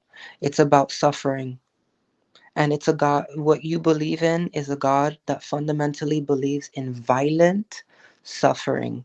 And the moment you try to achieve your own sovereignty, you try to achieve the knowledge of good and evil. And like I said, it's not just that, it's the other tree, which is the tree of life, which is immortality. That's the tree of life. If you become, it says it, my darling. I can even look it up right now. It says, the gods, or the watchers, whatever, they say, we can't let them eat of this other tree or they'll become like us. I'll get that exact quote for you in a few minutes. But you're talking about an entity that is particularly bloodthirsty, requires sacrifice. And we have others like in the Mayan gods and stuff like that. But this god is another sacrificial, loves blood, loves sacrifice, puts curses on its children, requires multiple times. Abraham, what is it? What is it? Isaac or something, or Abraham, had to kill his son. This is the whole Jesus He didn't concept. kill him though. God gave him another sacrifice. But God, so in that story, told his father to murder his son. He didn't do So it, but he stepped in though. But he literally told him to murder To test his faith, but he didn't actually have him do that. That's a bloodthirsty God, my darling. What kind No, of it's God not is gonna bloodthirsty. tell you? What kind of God is of righteousness is gonna tell you, "Hey, I want you to kill your son"? It's not bloodthirsty though. That's exactly what it is. That is exactly what has come from Christianity. I come from a group of people that has been colonized by the Christian and Catholic conquistadores, okay, who murdered my tribes to the point where they create genocide, they create languicide in the name of that Bible, of that deity, that entity which requires and asks the you're literally supporting a narrative of an entity that calls itself the pure righteousness truth of the all, saying, hey dad, I want you to kill your son, I want you to murder your child. That's not what Jesus taught at all. That's not what Jesus taught. That's what Yahweh, Jehovah, in the taught. Old Testament, yeah, but there was different laws back then, and he didn't kill Isaac. He gave a calf to take his place. It doesn't matter if he did it or not. It doesn't matter if he did it or not. That's what he told him to do. He told him to test his faith. Yeah. So kill your son. Kill your son. Go ahead, kill your son. I want to see how much you believe. Murder your child. And maybe faith. Yeah. you know what this tells me? You know what this tells us about all Christians? Guys, please listen to this. Let's really look at this and how they think. If the Bible had a story, which it probably does, where God told a man to rape his wife or rape his kid to test their faith, that they would do the same. Every Christian would support that God. The Bible doesn't say that though, so but that's a hypothetical it doesn't matter. BS. It doesn't matter. That's hypothetical BS. It doesn't matter. You're talking about. It does matter because you're making a claim that the Bible doesn't say. But it already tells you to murder your children. It didn't say that. He didn't murder his child though. Did he kill Isaac or not? But he told him to do it. He told him to test his faith, but he didn't do it. He told him to do it. But God gave him a calf in place of Isaac. He said, "Murder your child." I want clarification. So, Sovereign, you're saying in the Bible. Sovereign, you're saying in the Bible it said that Yahweh told who to kill their children? It has to be Isaac, right? Isaac or Abraham. It was Isaac. It was Isaac, yeah. So you're saying that in the Bible Yahweh told Isaac to kill his children? No, he told Abraham to. Wait. I want to. You can respond after Shifty, but hold on, Sovereign. So clarify that for me, please. What does it say in the Bible? I can't hear you. I want to make sure I get the name right. I don't want to, I want us to have the right context here. No, of course. Isaac murdered. Hold on, his child in the Bible. God told Abraham. It was Abraham. It was Abraham, right? Yeah, it was Abraham. Isaac. Not Isaac. Okay, so you're saying that in the Bible it says that Yahweh told Abraham to kill his children? The Yahweh told Abraham to kill Isaac. Right. It says being commanded. Hold on. Let me. No pressure. I'm so sorry, guys. No pressure. No, we're not going anywhere. Literally, you can. If you're looking up something, we can literally just talk amongst ourselves. Yeah. No, it's all good. It's all good. Yeah. And after this, we need to go into the Job situation. Job. So what he did to Job. TP, what he put Job through. I can tell. Well, you want to get into Joe? We can do Yeah, that. we want to get into Joe. I can. I can. We wanna get Round into 10. Joe. No, I'm joking. I can tell you, TP. And what he did is a bet. So An actual bet. let me give you what it is, TP. Then you can talk to Sovereign, whatever you got to do. God, in the Old Testament, God required animal sacrifices to atone for sins. Okay, that's just what it was back then. That's just how he rolled. Okay, like he didn't want to kill people. Okay. Just so, let me see. So you're saying that Yahweh needed to sacrifice animals for sins, not just for the heck of it. When people screwed up back then, Jesus wasn't there yet. So when because Jesus hadn't died on the cross yet, there had to be a way to atone for sin. So he would have the Israelites sacrifice certain animals to him to atone for sins. Okay, so there's a verse where he told Abraham to bring his son Isaac up and sacrifice him. And he wanted to test Abraham's faith. So Abraham brought Isaac up because he loved God and he trusted God. Wait. Is Isaac the son of Abraham? Isaac's the son of Abraham, yes. Okay. And Yahweh told Abraham to go up and to sacrifice Isaac to him to test his faith. So Abraham listened to God, he obeyed him, and then right before he was going to do it, God said, "Stop." And then he brought in a calf in place of Isaac. So he did not tell Abraham to kill his kid. My darling, I just read. Abraham never killed his kid, is what I'm saying. It was a ram, not a kid. ram. So you said he was about to. He was about to, and then God stopped it. He stopped it. He said, "Okay, I trust your faith, son." Like Abraham. Good job. You're willing to murder your kid for me. That's not okay. Whatever. If you want to look at it that way, to be honest, look at it that way. That's exactly what it is. It's a sick perverted. It's very perverted. You didn't have to use a son to do it. It's not. No, it's not. No, but Shifted. How could you Shifted? So the fact that he was even considering killing his own son. It's sick. It's sick. Just in the name of faith. How? Wait. Would you Shifted? Would you hypothetically, right? If you were instructed by Yahweh to kill your own, hypothetical son or daughter, just to prove your faith, would you? It's gonna sound bad. I mean, like, I don't want to do that. Everything right now sounds bad. If God instructed me, if I believe in the Bible and I believe in God and I believe in Jesus, okay, that's my rock. Wait, Shifted. The fact that you said that everything that sound, this is gonna sound bad, it just shows that hey, it really does. Well, sound on bad. the live stream it is, but in the Old Testament, it wasn't such. We're talking about the Old Testament when it was culturally appropriate to murder your it was kids, different back then. I'm not saying it's exactly like they used to stone. They were stoning gay people. It was no. You know what God said though? He said if somebody were to rape a child or kill a child, to stone them. Like God did not approve of these things. My love, do you even know? Do you even know that your book? You only. Let me ask you a question because. Well, let me answer TP real quick. But let me not assume. Okay, go on. Well, TP asked me if I would, if God asked me to do that. Okay. Yeah.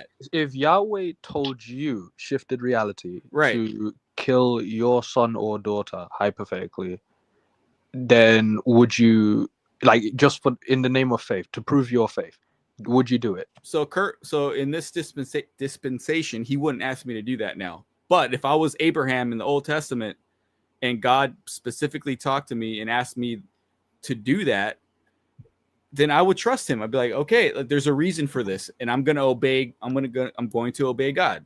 Would you question it? Would you raise an eyebrow? No, I wouldn't. I would trust God 100%. And then guess what? He sent a ram in place of Isaac. So Abraham never killed his child. That's so sweet. Not convenient. Wait, that's so sweet. He sent a ram. Yeah, and so Abraham was about to do it, and God said, no, don't do it. And he sent a ram, like an animal, in place of Isaac. So Abraham never killed Isaac. He didn't do it. God stopped it. He just wanted to test his faith. Yeah. In that dispensation of time. It was different. I think that's a messed up test. That's what I think. I understand why you'd say that. I understand why you say that. So you worship a troll. No, I worship Yahweh. Who's a troll? Who's the ultimate troll? Who curses his children? I'm learning a lot. No. The ultimate troll who curses his children. And this is why people do need to know what's in the Bible. Because the more you read the Bible, the more you read the Bible, the more you realize how many times that entity loves violence, loves sacrifice, loves murdering people. Yeah, but who's he messing with here? What were the Israelites doing? Were they following God or were My they darling, falling into sin? the entire narrative I can't even entertain because Like the you're saying that narrative, God's doing this and the other, but what were these people doing? Were they good people? Or were they just my like darling, you don't understand? They were living terribly back then. He cursed them. He didn't Shifted. curse them. He Yes, allowed he them to did. live how they wanted to live. No, he Shifted. did. I just read it to you, my If darling. Yahweh I told read it to me, you. Hold on. Go ahead, TB. shifted. If Yahweh told me, and I don't have children, but let's say if I did have children, Yeah. if Yahweh told me that I had to sacrifice my own children for whatever reason, such as, you know, to prove my faith, I would at least raise a I wouldn't do it, but at the very least, if we're talking at the very least, I would raise an eyebrow. TP, I understand what you're saying, but you gotta understand. Think about the times we're talking about, like the Old Testament, way back in the day, where things were completely different than they are now. Completely different. So why did they have to make a New Testament? Because Jesus came and he did away with the old law. That's why Jesus never asked anybody to sacrifice anybody anyway. Jesus said, just follow me and you're going to go to heaven. Just wait, love what's me. the difference? Okay, sorry for my ignorance, but what is the difference between the Old Testament versus the New Testament? Old Testament, did they have to redo the Old Testament? What? No. Old Testament is before Jesus came. Okay. New Testament is when Jesus came down to earth and he did away with the old law. So that's why Jesus came. And that's why Jesus never asked us to sacrifice. He said, just follow me. I'm your sacrifice. I love you. You don't have to sacrifice anything. No animals, no kids, nothing. Just follow me and I'll take you to heaven. It's as simple as that. Like, just follow Jesus. He died for you. Like, I don't understand why it's so difficult for people to accept that. Like, I don't understand. No offense, but I'm not talking to you. I'm talking in general. Yeah. No, I know. But I'm still saying, like, I don't understand why you can't see how messed up is it. Are you saying it's not? Are you refusing to acknowledge that this is messed up because it's Yahweh? No, because it was the Old Testament and things were a lot different back then. I mean, because Yahweh is the all-powerful, almighty, all-knowing. So a lot of people who believe in him, you know, they're going to be afraid of him if they say anything that goes against his word. So, well, back then, yes, but now, no. Now it's just simply follow Jesus. That's it. So what if I told someone? So what if I told someone, like, I'm not Yahweh, right? I'm just a regular dude, right? What if I told someone that they need to kill their own children? So, TP, let me tell you something. If you read the Old Testament, all the people that God were telling them to, these people were evil. Like, they were raping children. They were killing people. They were wicked. So wicked Abraham people. was evil? No. Abraham wasn't. I'm not saying Abraham wasn't, but I'm saying that all the people that, like, he sent David after King David, he was wiping off people that you and I would look at and be like, yeah, they need to go. Like, we talk about people abusing children. Well, that's exactly what was going on back then. And God was trying to take care of that. And he had a certain way of doing it back then. It's just a certain way of the way he did it. So there's certain people that God would say to, you need to kill your children to prove yourself. No. He only did it one time. And it was the one time. It was Abraham. The other people, he did it twice. The other people, what's the other time? The whole Jesus narrative is the second. Well, Jesus, that's the New Testament. I'm talking about the Old Testament. He loves killing people. No, he doesn't. He was taking out people that were rapists and murderers and child abusers. That's the people that he took out in the Old Testament. Which he created, which he didn't have. He didn't make them that way. He didn't tell them to do that. Took out Noah and everybody. He took out, except for Noah and the family or whatever. Because they were the only one. He took out the whole world. And yeah, then he took babies and everybody else. And that's not because. Even Go ahead. No, I'll let you say what you needed to say. Well, Noah was saved and his family because they were the only righteous ones. Everybody else on earth was doing really. That's hard to believe that he's the only the babies. Not just the Noah. Babies that were on that earth. No, Noah. The animals that were on the earth. No, he saved the animals. Noah, his family, and the animals. He saved Noah. Destroyed it all because they were all doing things that you and I would disagree with. The animals don't do anything wrong. The animals were saved. And the babies don't do anything wrong. Are there still animals here today? So obviously he didn't take out the animals. Did you hear what I said? And the babies. He destroyed the animals and the children. Not the animals. The animals are still here. He took out. One of each kind, maybe. Where are the unicorns? Well, they're still here, aren't they? There's still animals on the earth, so he didn't take out the animals. Unicorns up in here. He took out the people that were wicked. How about all the other animals that died? Why is that How hard to about all accept? those that were innocent? Like, would you want people like that around now that were raping people left and right? Or would you want God to take them How out? about all the people that weren't doing that? And I know there had to be people there that did not. There wasn't. That's the whole point, and he says it in the Bible. No. My darling, you're talking about of an entity that literally rapes people of knowledge, rapes people of wisdom. Sovereign. Okay, Sovereign, with all due respect, you can say what you're going to say, but I just don't agree. It's sorry. okay if you don't agree. I It's just don't fine. agree. We don't agree. That's okay. Okay, go ahead. Go ahead. Say That's what you gotta fine. say. I And understand what's that you don't more, agree. Noah couldn't have happened in the first place. But my love, It couldn't my have even love, happened because you Noah can't was. have that many animals in one place at one time. You What do see you the- mean? Oh, hold on. What do you mean? What do you mean? Go ahead, Patsy. What do you mean? I said you're not going to be able to have that many animals on an ark. And Do you know how big the ark was? For how many days? I don't know. I don't care. It was huge. It was massive. But the thing is, you're not going to be able to do it. They'd repopulate and the whole thing and everything. There would be no way that could happen. So it was a fairy Patsy, do we still have cats? Do we still have fairy dogs? tale is what you're talking about. You're talking. Do we still have cats and dogs and hyenas and lions? I have to ask you a question, my love. Do we still have these animals? We do. Okay, so he didn't kill all the animals. I have all to the rest ask you a of them, question. though. All the rest of them. What's the rest of them? Can I That ask you a he question? didn't say. The ones he didn't say. Well, they just went down the drain for he no took reason. one of each. One of each. My darling. How about the other ones? What other ones are you talking about? What do you mean one of each? Okay, hold on. How many animals do you think was there? Just one what do we have now? Do we have birds? Question. Do we have Sovereign birds? has a question. You're Hold on. Sovereign has a question. Go on.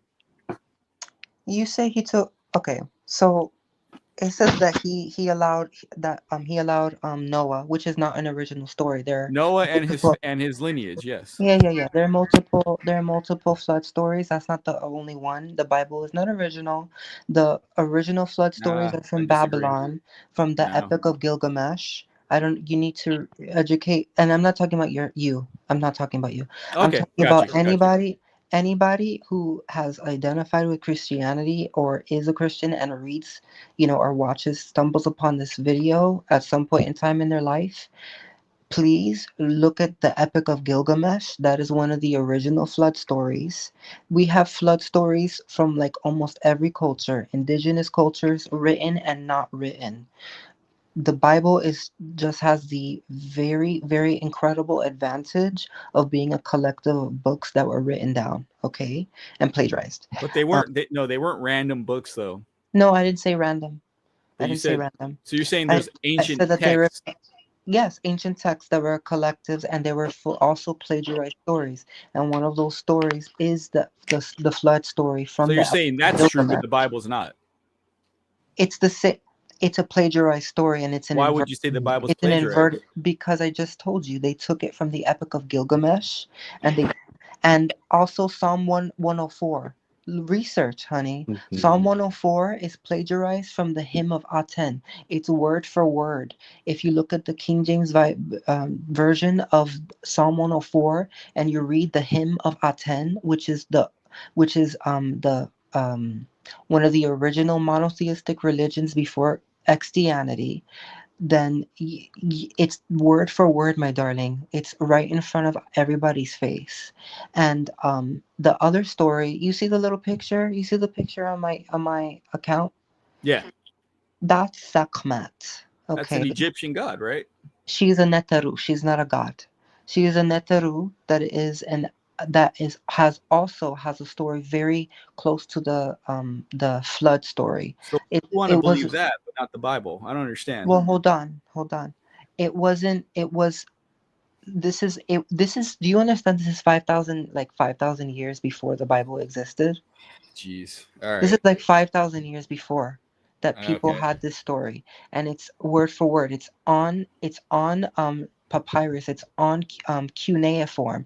It's already documented. These are thousands and hundreds of years before the Bible was even a concept. Okay?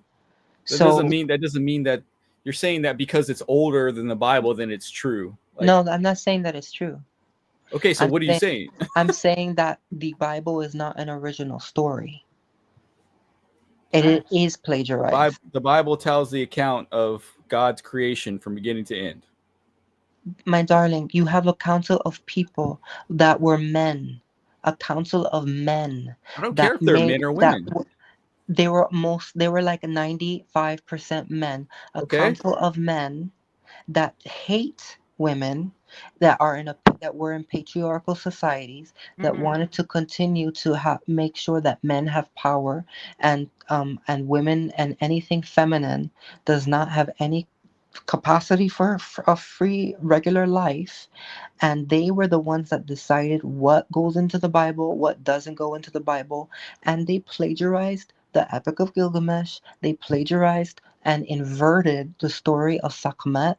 They plagiarized and inverted the story of the 42 laws of Ma'at, and took and put it into the first 10 commandments. Okay, Jesus never talked down about women. he never talked about them at all. He He never. did. He saved the woman at the well. What are you talking He about? Like saved one, my darling.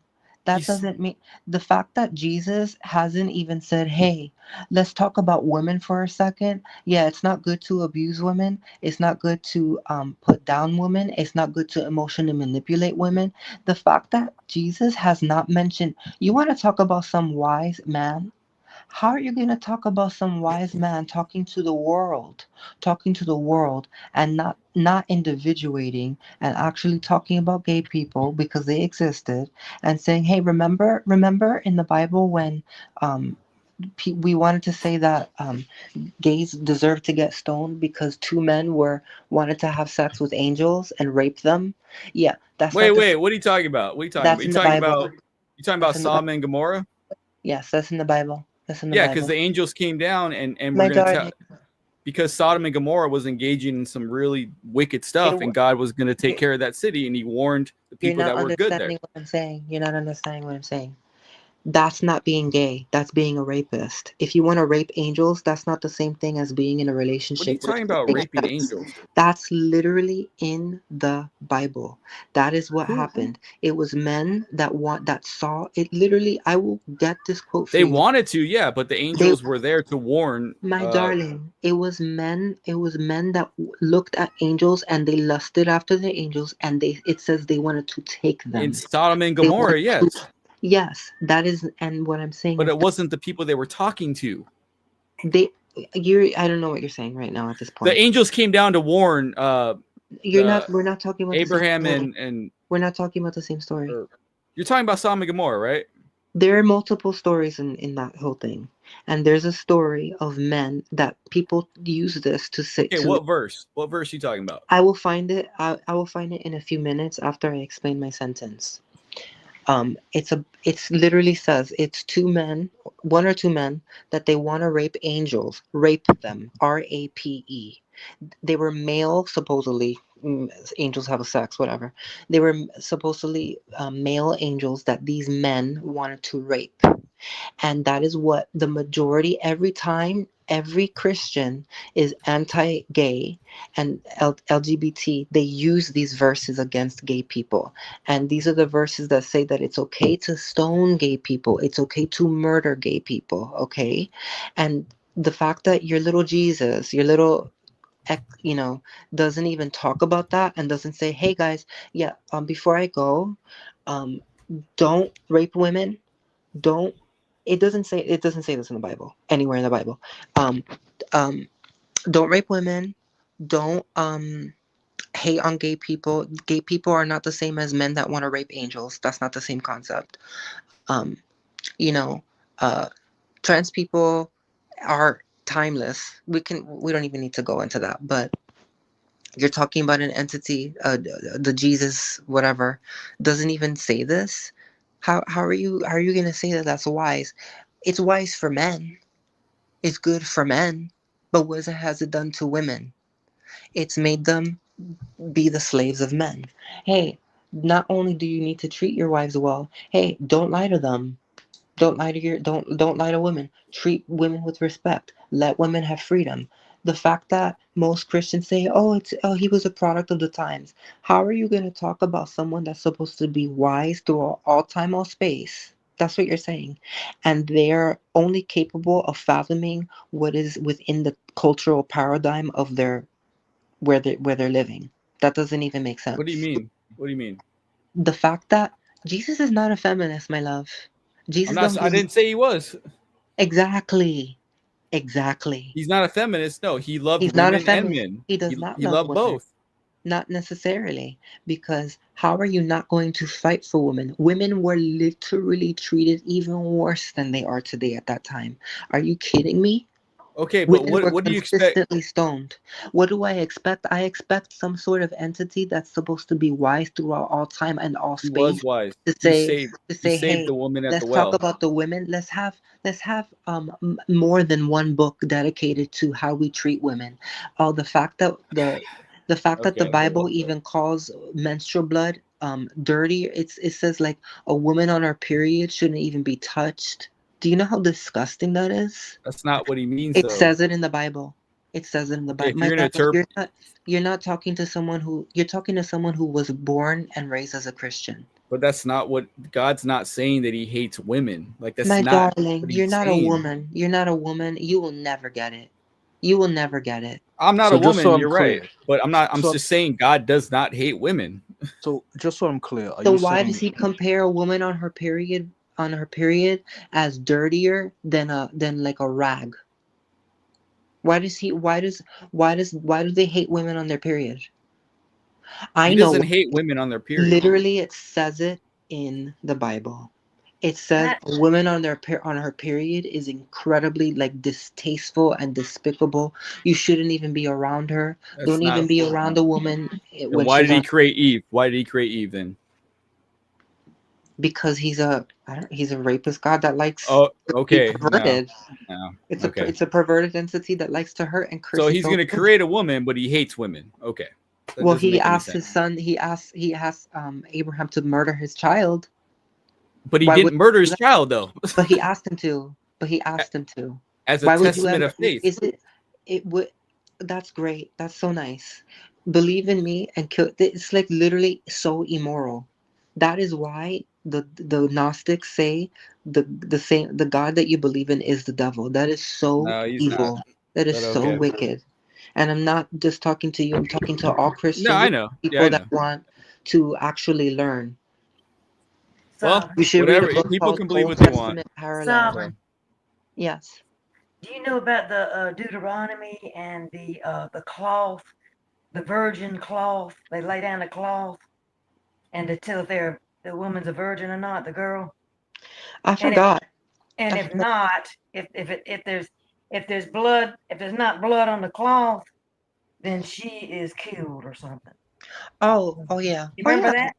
I don't exactly remember, but I know that there are plenty of excuses that entity has for murder.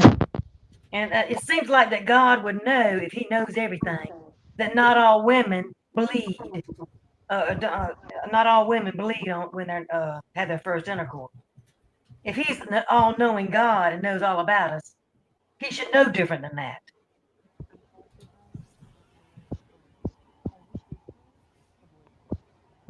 so just so I'm clear, Sovereign, just so I'm clear, let me know. So you were saying that how Jesus, like whenever women were being oppressed or all these bad things happened to women, Jesus did not address any of those issues. Jesus probably has one or two stories where he helps one woman. Let's be real. Let's be real. And I'm a feminist here, so Okay. Jesus does not. Jesus is not a feminist. Jesus Okay. does not care enough to that entity does not care enough and did not care enough to have an entire speech dedicated to how to take care of women. They were always less than. He had no issue. This is supposed to be a perfect entity, guys, in a well, because patriarchal Jesus is not a system. feminist. In a patriarchal system that is absolutely pro masculine, pro men, that has no care for what the women were going through, has no care for what female children were going through, like women being raped, women being murdered for no reason, for women you know, Yeah, people there's being no people, excuse. people being murdered for committing adultery. Like, what is that? It's barbaric. How I are you mean, not going to address that? And also, did Jesus ever, this is for everybody, did Jesus ever refer to racism? No. Thank Why you. would he do that back then? There Why was no would he racism back then. Are you serious? Who was racist back then? Who was racist? You talking Well, about racism as we define it today? the Jews at that time. Yeah, That's maybe. why. Well, that's why why. he came to the Jews, to save them. Like And he never mentioned racism. How are you gonna, my darling? It doesn't even matter. We're talking about all time, all space wisdom. How are you gonna avoid the concept of wisdom if you're supposed to be so wise? wow. How are you not gonna look into the future and say, "Look, don't ever. This is a timeless truth. This is a timeless truth." And Yeah. I am more timeless than that and that false messiah. All Okay. right. Well, A okay. timeless truth is you not only do you treat others as you wish to be treated. There's the Bible literally supports slavery. He's not anti-slavery. Jesus is not What? What are you anti-slavery. talking? Literally, Jesus is not even anti-slavery. Jesus never said to no. take a slave, man. The Bible says that slaves are fine. In the Old Testament, And yes. he never argued against it. And he never even mentioned Why it. does Jesus? Because So- you're talking about all time, all space truth. So him dying on the to make cross, a people live. painful death, is not enough. He's got to lay It's not everything out enough. for us. he didn't That's have the to whole do that. point. You know, No, he he did didn't not. No, have you're to. right, TP. You're absolutely right. He didn't have to do it. He did it because he loves us. That's why he did it. That's the whole No, point. but He what did he because he made a if he, mistake in the beginning if No, he he had didn't. to sacrifice with his himself, creation. listen, Yeah. it's all That's well why and he had fine. to Of do the it. Bible. He had to do it for that reason. How If He didn't you make know a this mistake. is I have to interrupt you guys. I'm sorry. go This on, is I'm for sorry. Christians everywhere. Go ahead. How are you going to literally sit there and say, oh, he's supposed to just lift everything down for us? That's why you're reading a book, boo. Wait, You're what do you reading mean? a book. Say it again. You're reading a book so that it's a book that's supposed to teach you wisdom, right? It It's has supposed to taught teach me you, wisdom a it's lot. supposed to teach you how to live on earth, right? It That's has why taught. Proverbs Yes. Proverbs is literally supposed to be the book on like how you're supposed to live your everyday life, right? Basic And how you're instructions supposed to be before wise. leaving Earth. Yeah. Exactly. So how are you not going to tell people that slavery is fucked up? How are you not going to tell people that raping women is fucked up? How are you Right. not going to tell people that racism is fucked up? So How Jesus, are you not he gonna, has to and he explain never mentioned everything. any of those things. he's Did- Jesus. He can do enough. that. No, He didn't do TP, but enough. did he He not did give not us do enough. brains and common sense to figure that's it out on besides our the own? point. No, If that's Jesus besides truly the cared, point. he The would whole have said point. something. Why are you? Jesus you didn't promote slavery though. He didn't say, "Hey, you should have you a don't have to slave." promote it. It's called avoiding the topic. Condoning. He avoided the Condoning. topic. Accepting it. He didn't Enabling. condone it. No, he did not Yes, He he condone it. did, avoided or the he would have topic. said. He, So can you I say understand? something You're really talking, quick? but Go, before wait. He Perpetual would have Pleasures said, would "Do like to not say have slaves." I have one more He point. said instead he said, "Ask for your slaves. You can almost beat them to death." I have one more point up in No, here. it's the Old Testament. I have one No, more point. I don't care what you say.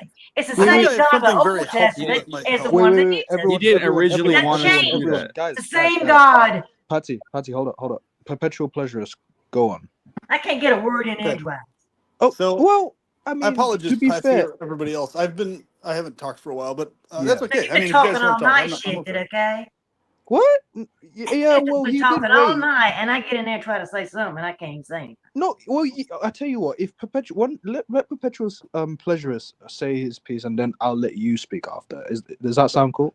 I just didn't get to finish what I was saying, but go ahead. Okay. Finish what you're saying, and then I'll let Perpetual Pleasurist talk. Yeah, I definitely don't want to interrupt. Yeah, no problem. I can't even remember what I was saying now, okay? At the point at this point. If it comes back to you, then let me know. Okay, Perpetual Pleasurist, you may continue. What I'm saying is it's very simple to understand that even one direct statement anywhere in the entire New Testament or Old Testament that said all slavery is bad and must never occur ever under any circumstances Jesus or God would have for certain known to have said that if they cared about informing people clearly, because they would have also known for a fact that the vast majority of the world would have misinterpreted a lack of specific mention and used it to justify slavery like the people did in the United States and the South.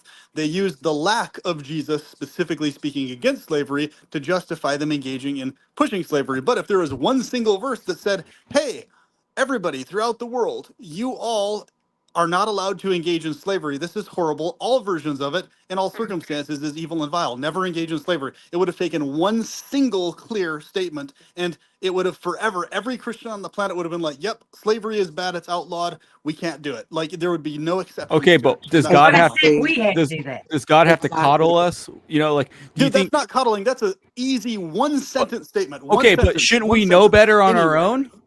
The Of whole course, but we would know that people don't know better. the whole Humans point of the don't know Bible. better on their own because they're fucked up, bro. I would never Just like you enslave keep somebody. going on about. I would never wouldn't enslave either. somebody. But people are fucked up. There's people that did enslave people. Okay, God that's would know their that. choice. That's not God's fault. That's their choice to do My that. darling, in the It's God Old God's Testament, fault that he didn't give one statement against it, not But he one It's didn't tell also them to direct do people's. statement against it. It's also people's choice to being homosexual, but he tells them not to do it. Well, he makes that clear. Yeah, he doesn't. Yeah. Okay. Well, what's the difference? What's the damn difference? The fact that we have brains and we can comprehend things on our Oh, own. you just twisted the shit out of that. What I just said. Okay, would you enslave somebody? You just really twisted what I said around. I wouldn't do it, no matter what. I'd You never were do just it. so ridiculous. I don't need Jesus to But tell me not to have a you're slave. typical. You're a typical but Christian. you need him to You tell don't everything have else any to you. critical thinking at all. No, You don't Jesus need tell to- me, guide don't me. need- Zero critical thinking. This is so funny. You So don't here's need the funny Jesus to thing. tell you one thing, but you need him to tell everything. No. So here's the funny thing, That's Sheldon. what you just Spirit said. guides me. Why didn't God just leave it to us to automatically know in our hearts that He we did. need to accept Jesus without the Bible? Without the He Bible. left the Holy Spirit here, and that's what guides me in my life, and it's what kept No, me out I'm of talking trouble. about without any statement in the Bible saying it. He could have just left the Bible not existing and just left it to all of us to individually interpret his plan. Well, what kind Why of didn't he sense would just that do make? that? What kind of Because sense would that make? you just said he's not here to mollycoddle us. The entire Bible is mollycoddling according to Bible your own gives- narrative. The Bible gives us instructions of how to live, and then God gave us So brains. why can't he have one sentence in there, one, Like, to why make it clear isn't to it- people why isn't who it he 12 knows will commandments? not? Okay, so God is going to know that people are going to enslave others especially if they're Christians, if he doesn't clearly say you cannot enslave people. He's going to know they're going to do that if he doesn't specify that. They're God is gonna also, do it. according to you, not dumb. So what I'm saying is it's insanely abysmally dumb of him to have not insisted one statement ended No, up in the it's Bible. insanely abysmal of dumb people to actually think that they can do that. It's the people's fault. No, they think they can do it as Christians, and they did as Christians because there wasn't a statement against it. Why Now, don't you all blame you the- need to do is one.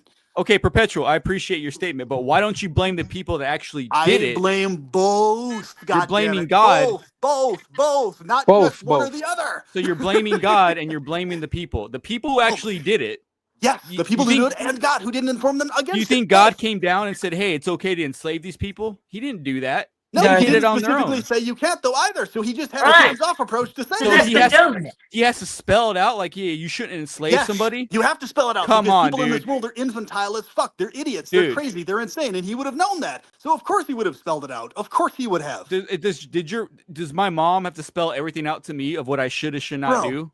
Holy Supposedly, shit. Yeah. The the Ten cognitive dissonance Commandments. is fucking pathetic in you. This is You're pathetic, bro. contradicting This is yourself. fucking No, pathetic. it's not Even pathetic. It's believing Dude, the Bible, dude. every other Christian I know about in my life, every fucking well, one good of for them you, man. acknowledges how fucked up this is. Like, Well, they- I've never as met a Christian. Christians.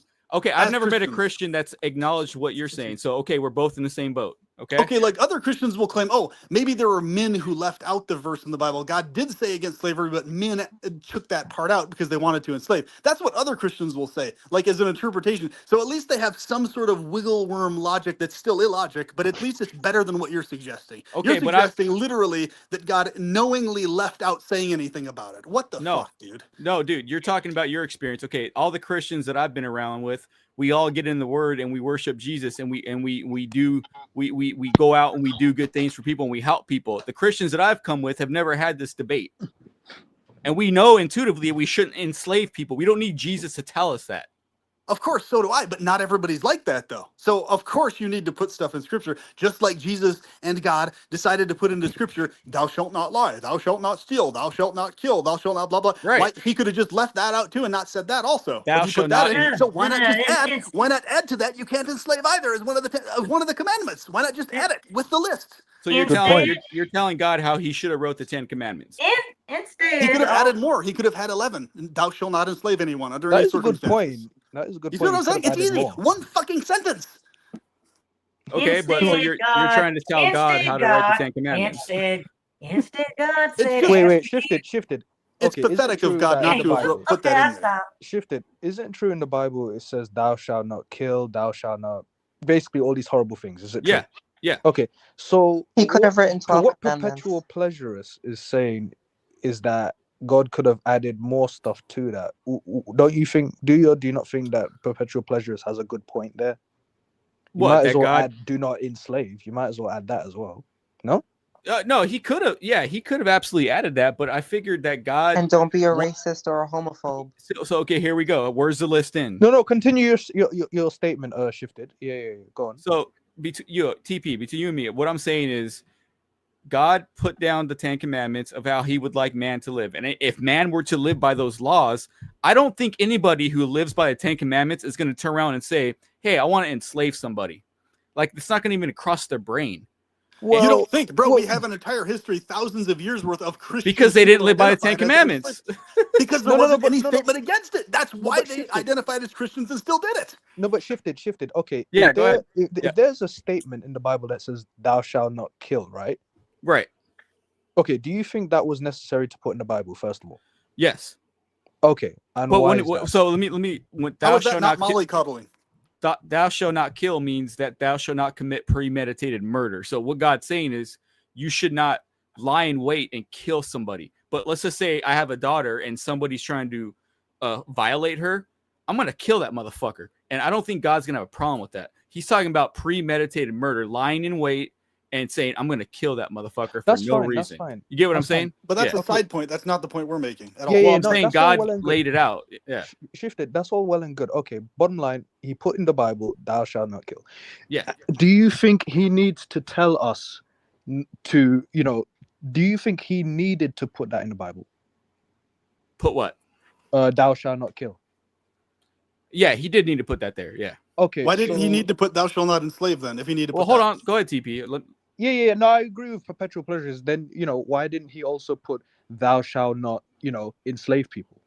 And you can go ahead and have them, but you don't want to beat them to death. You can beat them, but don't beat them to death. Yeah, And yeah. That's also my don't question. treat women as less for no That's reason. my question shifted. Like, if he needed to put "Thou shalt not kill," Right. one could argue that he also needed to put "Thou shalt not, enslave people." Would you say that's a good point or no? Well, so the thing is, he put in the Bible that if you have a slave after a certain point in time, you should let that slave go. So he's saying back in that time period when he gave Moses the 10 Commandments, that's just the way things were. It's kind of like when we go to McDonald's, we have workers there, right? I'm not saying McDonald's workers are the same as slaves. I'm not saying that. I'm just saying, but back then things were a little bit different. And so he put it in the Bible and he said, let your slave go after this point in time. So they shouldn't even have slaves to begin with. No, they shouldn't, but that's just the way things were back then. Like, so he should have said, "Thou shalt not enslave" in the first place. No. Well, I mean, I think God was writing the 10 Commandments based on what was going on in that point in time, and also what could translate like today. Like, should we steal today? No, he could have made 20 or 30 or 40. Well, God also wants us to use our own brain. Like, he does not want to coddle us and say. Then he shouldn't put "Thou shalt not kill" then. No, well, I mean, killing's a lot different from enslaving. Like, killing is way worse. No, I'm saying no. That's what I'm saying. Killing's way worse. Not necessarily. A slave. But that's why I had to retract my statement. Compared to slavery. You got to remember, slavery back then is not the same as how it was in this country. Slavery back then. That's irrelevant. Totally irrelevant point. Completely different. Irrelevant. But the thing is, God did not approve of it. He just said, after a certain point in time, you should let them go. And So you can tell beat people you them. didn't You can approve of it. beat them. Say Don't you- forget about the beating part. Do not forget about the beating Well, part. okay, so the Israelites were in Egypt, and he was against them beating the Israelites, and he took them out of there. So God he's That going to also challenge. might be a plagiarized story that was inverted. There's no factual evidence for Well, okay. Wait, If Shifted. you want to go Would you down that say rabbit that hole, thou shalt not kill? Would you say putting thou shall not kill in the Bible? Would you say that's coddling people? He put No. thou shalt not covet, but No. he left out thou shalt not enslave. Coveting is just desiring something that's not yours, for fuck's sake. That's so much more minor than slavery. He put that in there. He felt that the need to put coveting in there, not coveting, but he didn't feel the need to put don't enslave in there, which is way more severe and way more extreme. Come on, man. Come on. Right. Okay, Yeah, come on, you're gonna focus on that. Okay, are the 10 Commandments bad? Like, should we not live by them? And if No, we live by, that's totally irrelevant, Wait, though. wait, That's wait, wait. exactly Yeah, our point. if we live by them, we're not gonna enslave anybody, man. Like, Those Guys. principles exist No, there's a independent difference. of commandments. You got- Shifted. okay, I you think know what what? you're You- trying you to can- say is because those Guys, 10 commandments are put in place, yes, that means you expect us to already be like, you know what? We should also not enslave. Like basically, you expect us to know that already, since no, these 10 commandments are already put in place.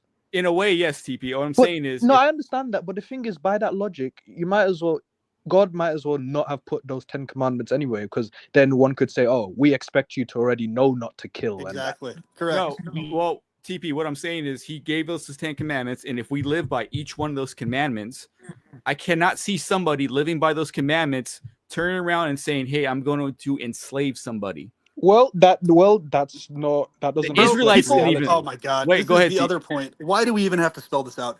There are plenty of Christians who still break those commandments and claim they're Christians, so they would, of course, still enslave people, even if it was commanded. However, at least it would be in there. At least it would be spoken against. At least that much. How many That was the point Christians I was do you trying know to make. today that are enslaving people, man? None since slavery Okay. was forcefully abolished Okay. by the war, Okay. but they were all doing it because of the Bible not The having Bible a specific did against not- it. That's why they did So it. because the Bible didn't say it, it makes it okay to do it? No, of course No. not. Okay, they But did it on their interpreted own that way because accord. they could interpret it that way because God didn't speak against it directly. That's So what why kind they of- could interpret it that way. God damn it. No, Perpetual, I get you, brother, but I'm saying instead of looking at God, why don't you look at the person who's saying, hey, man, you didn't say I can't do it, so I'm going to do How it. many times did I repeatedly say I'm looking at both the person and God, both, not Yeah, just one or the yeah, other? Why do you keep Perpetual- doing this one or the other thing? It's either the person or God. It's both. God damn it! It's God Yeah, and the he thinks fucked up both people are that do fucked it. up. He thinks Well, both it's like- the person Why and do I have God to are keep fucked up. repeating it's both? It's both in every Well, fucking it's- case. well, it's Or like there's a my- criminal. It's like a parent saying, hey, you shouldn't smoke crack, but you can drink alcohol. Like, come on, dude. Like, it's like He's literally perpetual it's both. prejudice is Guys, literally It's faulting God both. and the person that's committing the crime that are implicated. It's both of them. It's never just one or the other. It's both. Guys, remember. Thou shalt not kill unless I tell you to murder your child. Exactly. Right. As the shit test. And then I'm going to Yeah, murder there a you ram go. instead, basically. Yep. Thou shalt not kill, but Wow. I'll murder children. Thou shalt not kill, Dang. but And I'll take this Okay. innocent, God tormented, will screaming lamb murder and slit its children throat instead. with Fuck. at a That's heartbeat. so much better. Thanks, God. Jeez. Yeah. I mean, thou shalt not kill. God Jeez. says, but I'm gonna kill all the children, all the innocent children. No. Well, see, what about the Um, ram? What about the innocent ram that got slaughtered afterwards? Come on. It's like. Thou fuck. shalt not be jealous. Yeah, why are not they be vegan? jealous. I'm jealous as why hell. was Jesus not as a vegan? god. Wouldn't it make more sense? That's a higher vibrational entity to work with. Why would Jesus not even talk about veganism? Why would Jesus be even okay with like slaughtering animals? Like it doesn't even make Jesus sense. wasn't okay with that. That's why he came to take their place. Was he vegan? Was Jesus vegan? Is that what Certain you're Christian asking me? sects believe Jesus Literally. was vegan. That's a whole rabbit hole. It's a side topic. It's not really the central main I don't point, think so Jesus needed to eat food. He was But- God. but- He didn't. There's My Christian darling, sects that believe he Jesus was multiplied vegan. food. So He multiplied food, that's a God. side point. Yeah. But and I'm not even saying that you have to be whatever, but like it's an entity that in terms of like is okay with the slaughtering of energy and the slaughtering of beings. No, And he's it's not. like, That's why he yeah. came to Earth and died No, for us. he multiplied, my darling, he multiplied fish and bread for like hundreds of people to eat. So Well, he's yeah. okay with the slaughter. He's okay with the slaughter of animals. No, he's not. Yep. Paul was a fisher. Like Yes, that means he's gonna eat the fish, babe. well, Yes. God put certain things on the earth for us to partake To in. murder. to not to murder. murder. It's not To murder. murder. It is to murder. It's killing. So if And God's I, not and a, I'm not so even I'm because not Jesus even is saying not a vegan, then he's not God. Like what? he's an entity that's willing to consume death Wow. and the process Yes. of death. And I'm Blood not. is blood is big. Blood is big with God now. Dang. Blood is the thing. You gotta have some blood, man. And you know, Blood you is don't even have to big be time. vegan or whatever. But I'm just mentioning it. It is a side point. Blood thirsty. Blood thirsty. Blood Why thirsty. don't? Yeah. Why don't we live in a reality where we don't have to slaughter our meals, or any entity doesn't have We to don't slaughter have its to meals? do that. You do. It even in the wild, a lion has to eat. Has to Well, eat. yeah, exactly. Because of the fall of man, like Because of the fall. it goes back to what I was telling you, that in the Garden of Eden, things would have been perfect if we hadn't screwed up. So what did? So everybody. Oh wait. I If had you a had to put question a that very tree of long the time ago. knowledge in the middle of the garden to make it Okay, better. so it goes back to Yeah, God. you had to brought that into existence. God shouldn't have did this. God shouldn't have did that. Okay, well, you take it up with him when you meet him. Okay, No, I will. you let me know how that goes. Absolutely. I had a question I ways to forgot get to there. ask you guys. I forgot to ask you a long time ago about the Noah thing. So the whole story of Noah is that like he took the plagiarized story is that he put a whole two of each, like male and female, even though Yeah. there's three sexes, so whatever. But he What do you mean took three sexes? the intersex. They're not anomalies. They're actual people. The heck is that? So he took exactly. That's what patriarchy has tried to prove to people, that intersex people don't exist, but we do. So he says to take two out of each species, right? You're gonna tell me, baby, why we have roaches. He took two roaches on the ark, and he let them mate. Yeah. I don't like that. I don't want What do you mean? roaches. Are you talking about cockroaches? Roaches. Okay, what about them? Why are they here? I don't want them here. Why did God tell him to take two cockroaches and put them on the ark? Can we not have You're that? you're blaming God for cockroaches. That's a major side point. I think that's just an unnecessary We don't even side need point. them. But I mean, We don't like, even need them. Okay, whatever. I mean, don't that's need a a lot of that's shit. very much I don't a side blame point. God for It's cockroaches. an absurd question because The it's an main absurd thing we don't need story. is suffering. The main thing can't- we don't need is suffering. Perpetual pleasurist. I can only be absurd at this point because all of this is absurd. I don't have. This is an illogical rape paradigm. I can't be.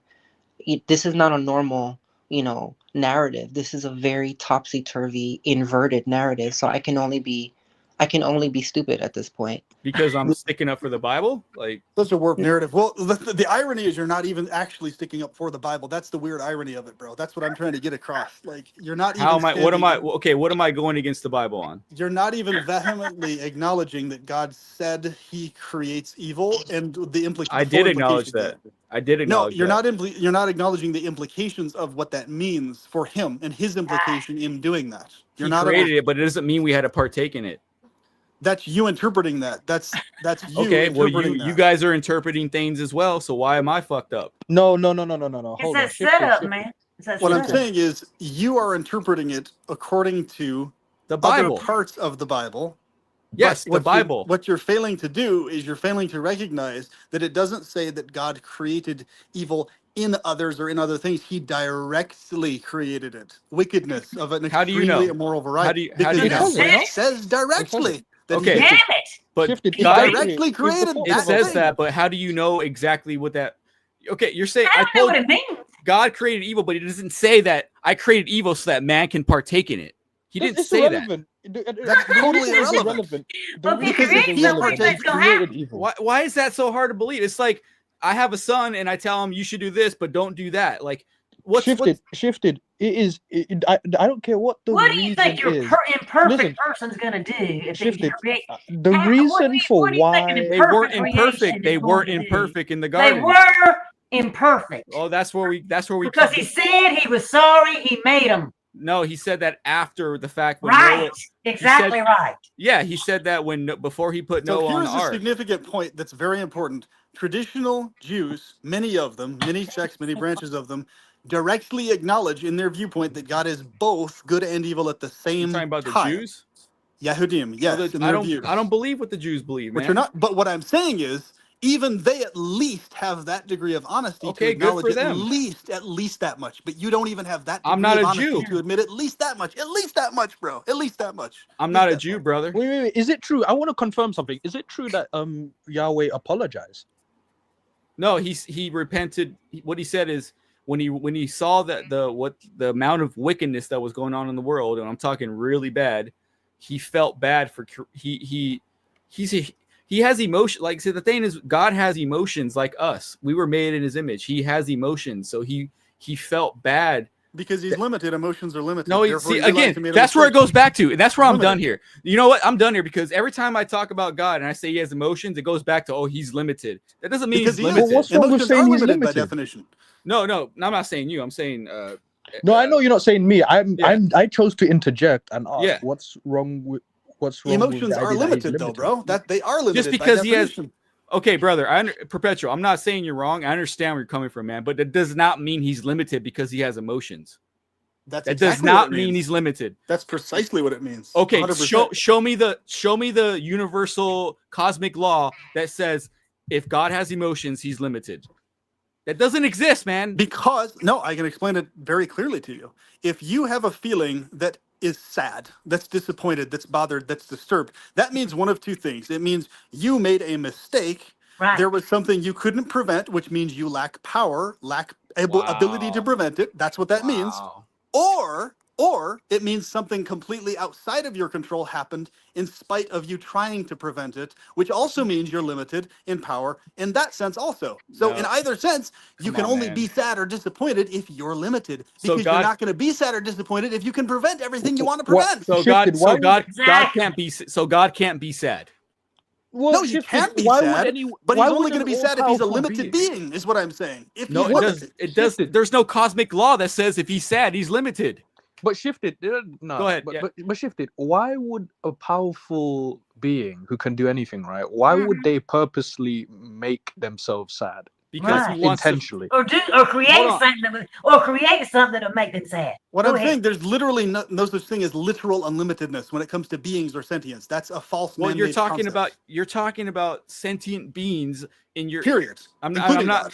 God. No disrespect, but you're talking about these sentient beings in that you believe to be how God should operate. How do we know how God should operate? So if God, It doesn't matter what we believe. if Being God sentient, feels being sad, aware, doing anything is limitation by definition. Like, so you're TP, you're saying something versus something else. You're doing one thing versus something else. That's limited by definition. By the nature of it, it's limited. Anything that happens is a limited thing. It's not unlimited. so anything that happens, basically, God is not all powerful. Come on, man. Yes, that's exactly what it means. Okay, that does not. Come on, man. You cannot put that stipulation just because you think that's how it should be. No, doesn't that's not mean me how thinking. it is. It's a fact. Like, How do you know? Literally, Are you I a know God? it's a fact. Oh my God, it's so How do easy. you know It's so anything? easy to understand. You know what? One Well, thing. I'm it's not so easy saying to understand. I'm not saying you're fucked up, bro. I'm not trying to come at you. I'm just saying just because God has emotions because we're not doesn't God. mean- But Yeah, it doesn't matter that we're not God. Like, anything occurring, period, is that happening versus something else. That going on and not this other thing. That means that thing going on is limited to that thing versus another thing. That means that thing isn't unlimited, literally. What I'm if- saying is, All right, go ahead. if your claim is that God is not even, let's just minus the unlimited part. If your claim is that God is maximally as powerful as any being could possibly be, Right, not even right. unlimited, literally, Literally, or he's 100%. maximally as benevolent as you could possibly be as a Exactly. being, Yes. or that he is maximally knowing as you could be. Even with those Yes. claims, that's still impossible to be sad with that degree of It's not, maximalism. because Here's why. Go If ahead, you're go ahead. maximally benevolent, you're going to be maximally benevolent to yourself, which means you won't feel or experience sadness ever in any way, shape, or form, because you'll only experience happiness due to being maximally benevolent, which is benevolent to yourself also, not just to others. No, it's but- also good to yourself, kindness to yourself, happiness within yourself, okay? Okay, hold on. But what if God wants to feel emotions like we feel emotions? Then that means he would He be wants to. I'm not saying he has limited. to. He wants to. Why would? But okay, but if we're specifically talking about sadness, why would someone intentionally Because- make themselves sad? So TP, let me answer that question. God has emotions just like you and I do. So like if my cat dies, I'm gonna get sad, right? It's an emotion. Yes. Okay, so God made us in his image. So he feels the same emotions that we feel because he wants to feel. He does not just want to be some all power, like he does not just want to be some, like he doesn't feel, he's just God. He doesn't feel anything. He's all powerful. all he does is run the universe. He doesn't feel anything. He doesn't. No, you know, he'd be feeling happiness, only happiness, though. But he wanted to feel both because he wanted to feel it because he That's wanted. weird. I'm sorry. I get There's what you're no saying. rationality or I'm logic not to saying- that. Wanting to feel something other than joy. Okay. If you're able to feel only joy and only bliss, but intentionally feeling something different, He that's wanted- dumb. No, he wanted the possibility of feeling both. So I'm saying he's not just going to limit it like everything's a utopia and everything's freaking Shifted. great. I No, understand what you're saying. But Yeah, don't you yeah. think my question now to you is, do Yeah. you or do you not think that's dumb? no, I do not think it's dumb. I think that God wanted to feel things the way that you and I feel things. If I had the power to only feel happiness, right?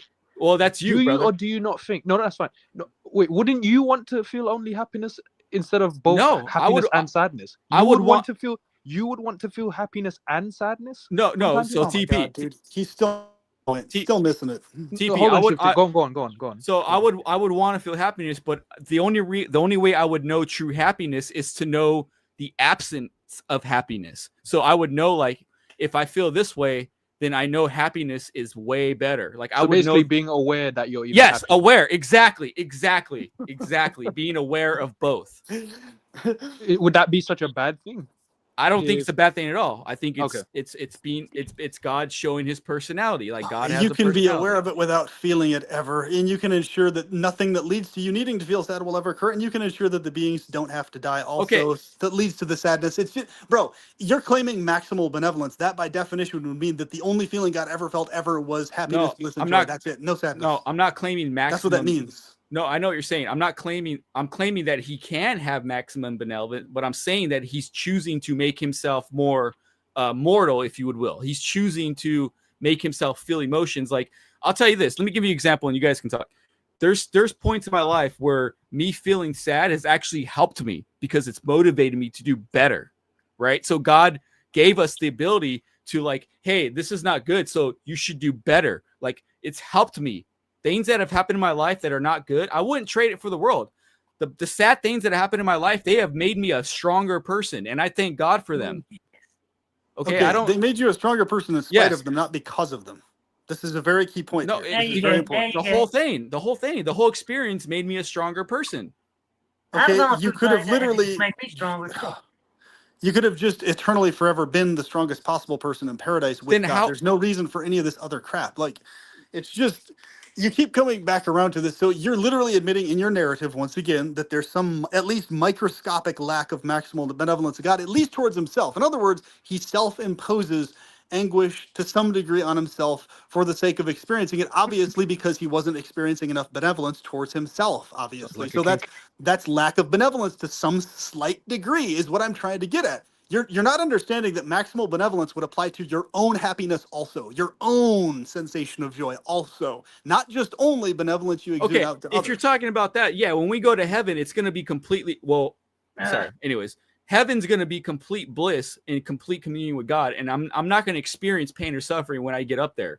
So Everybody knows that narrative. I'm looking bro. forward What to that. Well, I can't That's wait going to to be get great. up But God's using me to grow me in this life so I can be a stronger person, so I can handle adversity here. Because guess what? This world is not all sunshine and rainbows. You're going to experience hardship here. Of course it's not. Okay, so It's so God- far from that. So far Yeah. from that. Exactly. You're right. And God has used these things to make me a stronger person so I can handle them and I can become a better man. And then when I die, I can go up and be with him and be in eternal bliss. But not yet. It's not yet. That's Okay, the thing. but once again, you're Get what I'm saying? You're still missing it. You're still, even with all that being the case, even if all that is or was true, God is lacking in benevolence to some degree, at least towards himself. At Because least you towards want- himself. You want him to be just all happy, and you want him just to make us. Why He wouldn't would we? be automatically by Yeah. definition if he's Okay, so maximally that's what benevolent. you want. That's not what I want. That's what you want. That's not what I want. I want God to be exactly the way he Doesn't is. matter what we want. He would be that way automatically No, if he but was that's maximally not it. benevolent. That's You the can't- nature of him. Okay, Perpetual. I understand, brother, and I'm not trying to again. But I'm not. You're trying to make a standard. You can even claim he's very benevolent without claiming he's maximally benevolent. You can even make that claim, and I'd even give you that. That much I would even give you. But even you claiming that. want me to say what you want to hear, and I'm not going to say it, brother, because I'm going to stand on what I believe. No, it's not what I want you. It's literally, well, the reason I would want you to acknowledge that is because it's logical and reasonable, not because I personally you. just individually desire for you to have that view. No, it's Perpetual. because I know for a fact it's Wait, going wait, to wait. give. Shifted. Sorry, Yeah. Perpetual. Yeah, Shifted. Would you agree that sadness is a it's not a good feeling? A negative feeling. Yeah, Sadness. negative feeling. Okay, so there's 2 points in time. Sadness sometimes, yeah, it sucks. I agree. Like there's been points in time where I've been sad and It always sucks. I didn't like it. Yeah, it sucks. But there's been points in times where I was sad, but I actually felt better afterward. Like You just proved the point. You said but better. what I'm You saying, felt better. it helped me grow to a higher level of happiness by going through the sadness. Is what I'm Right. saying. So we Yeah. agree then. Sadness is a negative feeling. It not something- is. Sadness is. No one ever says I want to be sad. I've never Well, I heard mean, someone say hey, I want to be sad. But go on. Actually, if I'm honest, TP, sometimes I do enjoy being sad because it helps me get in touch with my emotions. So God's an emo. You're saying you would God's be an happy. emo, That's basically. because you're damn. Wouldn't that mean you're masochist or happy? whatever. What's that? Wouldn't that mean you're happy? No, it just helps me get in touch with my emotions. So when I have a sad spell, it helps me to understand my emotions and grow from that and learn from my mistakes. It helps me grow as a human being. And So you don't like the sadness itself. You like. I do what like it comes after. sometimes. You like the sadness. So God's itself? an emo. He's saying God's an emo, He bro. likes- That's literally what he's saying. He likes to inflict punishment on himself. No, God, He enjoys God's that. an emo. Wow. What's that? That's the first time I ever sadist heard that. sadist or That is the masochist? first time, Perpetual. That Which is one funny. is that? Is it sadist or masochist that like to How do you inflict come up punishment with this stuff, Perpetual? How do I come up with that stuff? Yeah, God is an emo. I've never heard of that in my life. I mean, that's That is- literally what he's claiming. The only people, the only demographic of people on the planet who intentionally do this, getting themselves into this sad thing, are emos, bro. Like, No, I don't. I didn't that's say I what's funny. intentionally do it. I'm not saying I intentionally make Well, myself that's what sad. you're claiming God does. No, no. You're claiming he intentionally has No. himself experience other emotions aside from bliss Hold on. in No, no, order no. for him to experience a wider range of emotions. That's No. what emos do, bro. Perpetual. Hold on. I love you, Perpetual. Hold on. Okay.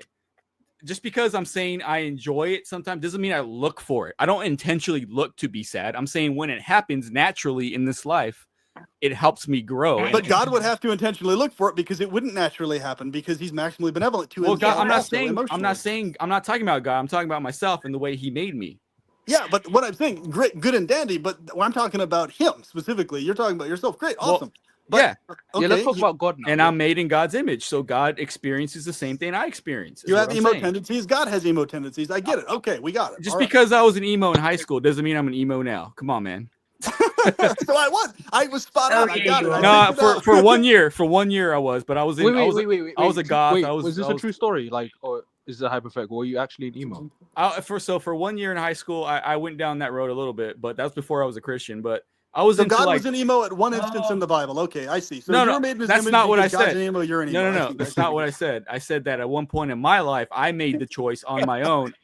God did not force me to be an emo. I chose to do that. But If you don't, out of pure curiosity or no judgment at all, I'm curious. Why did you choose to become an emo? because I was into like music, different music. I'm a musician, man. I'm a guitar player, so I'm into different kinds of music, and some music promotes that kind of behavior. And so I was in my high school days, I was kind of into that. In my guitar playing circle, we were into that music. I like the music. I love it. It's great. It's good music, and it just kind of promotes that kind of feelings. And sometimes those feelings, even though like you're saying they're negative, to me it wasn't really negative. It was just like I'm feeling how to be a human being. It sounds like you just want to explore all your emotions that you have. Right, and I thank God for that. I wouldn't change it for the world, man. 'cause Just for the sake of experience, is that correct? yeah. Well, I Okay. mean, yeah, for the sake of experience. Yeah, like some people, Yeah. you know, want to. Like me personally, I wouldn't. I mean, I guess some people out there that they're like, you know what? I want to experience all emotions, from happiness to sadness to anger. They just want to experience everything that's on the menu. Well, I wouldn't say metaphorically. that far. I don't want to experience like anger. Like anger sucks, but I mean, like, I'm saying like certain emotions that I enjoyed, that I associated with music, kind of helped me grow as a person. Yeah. Okay, it's interesting. All right. Hey guys, I have the Bible quote for you guys that shifted off. Yeah. Go ahead. So It's an English saying that we say, but go on. this is what the majority of anti-LGBTQIA XYZ Sorry, I say. thought she was going to say anti-natalist for a second. Go on. No, This is what they and usually Christians use biblically to refer to like gay people and to why we shouldn't exist or whatever. So I'll give you a little context. It's like two angels getting into, I Wait, believe. oh wait, are you part of the LGBT community? I am a transcendent femme. Yes, I am. Oh, okay.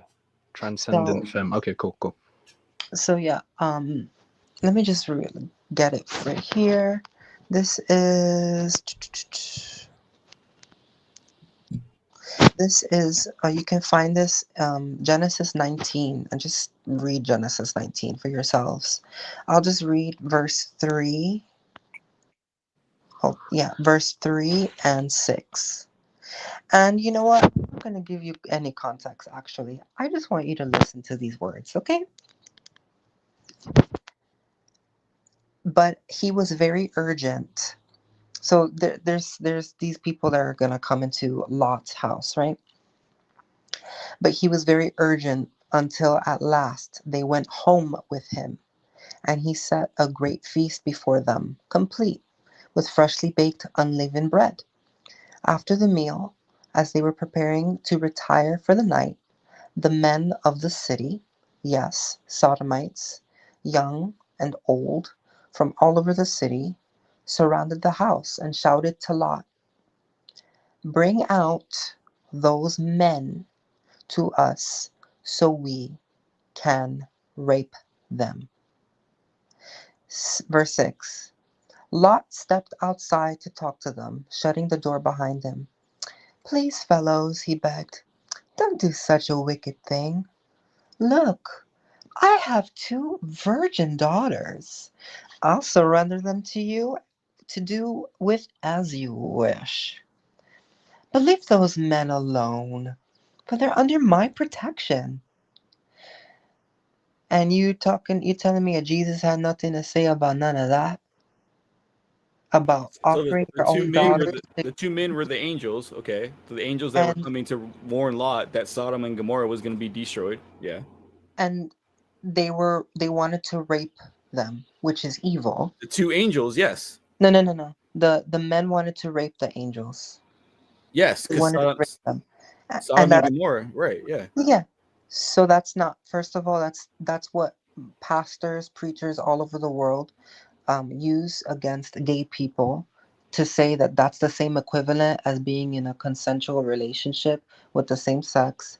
And did any of the women here not understand that a father was literally, he said, instead of you raping the angels, you can rape my two daughters. That's literally what it says. No.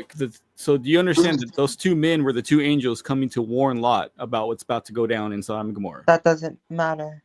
Okay, and so That's not what I read. What well, I read to if you you, read the whole story, what that's I know, what it is. what I just read to you is the people of Sodom wanted to rape those angels. That's what I'm And saying. That's why he destroyed Sodom. Gross. yes, and then Lot, he says, instead of raping them, you can rape my own daughters. That's literally what I just read to you. And that's supposed to be better. Letting people in the city rape his own two daughters is a better decision than them raping the angels, which I'm not agreeing with.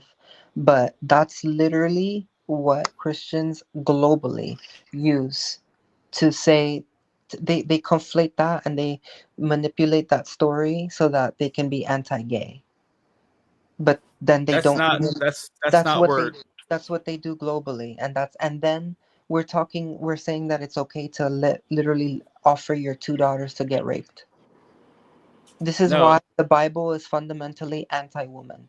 It's no it's not anti-woman. because he knew He that they literally offered his daughters to get raped. I just read it to you. that's not Word what for word. but that's not what happened though. I just read it to you. I can read it again. I know you read it, but I'm saying that's not what happened. That's what he offered his two daughters to get raped. No, he offered his two daughters To get raped. I to just read it to you. Wait, guys, what version? I just came back, and I was washing my hands. But who offered their two daughters to get raped? Lot. He says, "Please, fellows, don't do such a wicked thing. Look, I have 2 virgin daughters, and I'll surrender them to you to do as you wish. His So name is Lot. I That's can what it literally said. probably give a faster explanation than Shifted can on what Christians will say about this in response. It's a shitty argument, but here's what their argument will normally be. The argument will normally be that, oh, Lot knew deep down that they wouldn't actually be able to do anything to his daughters. That's really why he did that. Therefore, there was no harm because he knew that nothing bad would actually happen to them. Blah, blah, blah, blah, blah, blah, blah, blah, blah. That's right. The point is, they totally brush aside the fact, once again, just like the shit test that God put before, he offered for them to be anything to be done with them that they may do to them. So the fact is, he did that specifically, period. It doesn't matter what in his inner thoughts he thought or felt. Or any of this type of stuff. He did that. That's what he said to them. That's fucked up. Period. That's what Lot said, but God didn't say that. Shifted. Do you agree or disagree that that's totally irrelevant? Hold on. Okay. If a man says it, go ahead. Do you do you agree that what Lot said is fucked up? Do you agree?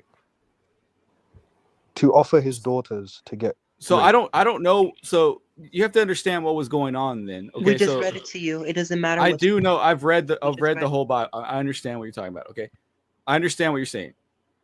Lot offered his 2 daughters, right? Okay, to get raped. No, he did not. So are you saying that what Sovereign? Okay, just so I'm clear. Are you saying that what Sovereign read is inaccurate? No, that's Lot knew that if he were to offer them, that he knew that would not come to pass. But what I'm saying is, it's not. I know it. There it is. Boom. No, but the fact is, you're saying the bigger picture is Lot said that. God didn't say that. Yeah, Lot said that. That's irrelevant. We're not even talking about God. We're talking about what Lot did. Okay, so what? Okay, Lot said that. Okay, how many human beings have raped people? Yeah, that shit happened. We can get into my point is. But God didn't say that. It's not irrelevant. You know why I use this point? Where's a word? Where's one to pick one sentence in the Bible where Jesus says, "Hi guys, remember when Lot did that effed up shit? Yeah, remember women are people." He didn't do anything though. No. I'm talking about Jesus now, the little Jesus you like. Where is one phrase in the Bible where he says, "Yeah, treat women like people and don't offer them to be raped." That does not mean that God is sexist. Come on. Wow. Okay. He never said it. He never even made that. First off, his daughters didn't get raped. Second off, you know how big the Bible is. You know how big the Bible. I've read it. Yeah, you know front to back. It's like hundreds and hundreds of. It's hundreds of pages. Okay. And you couldn't fit in. You're the one that brought that verse up, and I'm telling you, exactly. Lot said it, not God. Lot said it, not God. I'm telling you, the Jesus that is supposed to be all wise literally never did anything to say that's fucked up. And in a culture where he was aware, supposedly, if he was alive. In other words, Jesus didn't call it out. He never called it out. He never protected women. He never. It's not irrelevant that he never. There should be a book dedicated on to the protection of women. The fact that they were not treated equally as men. They were paid less. They're still being treated like crap today, and still being abused consistently. Why? It was a common. What the first thing that he thought to do was to offer his daughters to get raped. Lot. That was Lot's Lot, not God. Lot. And I'm not saying that's literally what. Yeah. We agree. What I'm saying is that was a common aspect of the culture at that time, that men would offer their daughters to get raped. That's a common thing that people would do at that time because they literally abused women. It's disgusting. It doesn't mean that God approved of it, though. The fact that Jesus never said we need to treat women better and not do that to them. We need to not be racist. Like the fact that it's not even mentioned, and like I said, the Bible's hundreds of pages long and it's not mentioned anywhere. So why didn't Jesus say, hey, you shouldn't do all the things that we do in life today? He didn't mention all of the things we shouldn't do today, right? Then why is he sitting there in the first place? Because he knew that I knew better not to smoke crack. Like I knew better not to rob a bank. But you knew better. So why do we have the 10 Commandments to tell you don't know better? Because he knew that he gave me common sense to know better. Because supposedly you don't know better. I'm not saying I have 10 Commandments to tell you don't know better. I'm not saying I know everything. I'm saying that God gave me common sense to know that I shouldn't rob a bank. I shouldn't do this, that, and the other. No. Then why did he have to tell you? Why did he have to make 10 Commandments? to Good tell point. you. I can't explain to you how I know that God tells And me that's things, okay. but I know. Okay, God does Okay. not. He doesn't need to explain everything to me like a toddler. Okay. So then why do you, so he doesn't need to explain everything to you like a toddler, but he made 10 commandments telling you everything you Right. need to The not do. 10 And things that also, yeah.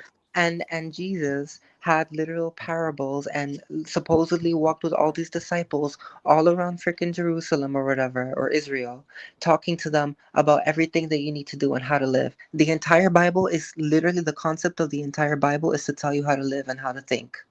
But what you're telling me is, oh, they didn't need to tell me how to think and how to live. That's literally the entire what the concept of No, what the a Bible gives us really good instructions of how we should live. exactly And then exactly there's certain and things that that it doesn't mention, but it's kind of like so you don't it, think it's common sense to not if murder it's people? So why do no, you think it's if it's it's in not my common sense to murder people? if Okay. it's in my heart, if it's in my heart to do that, there's a problem with me. It's nothing to do with God. That's my problem.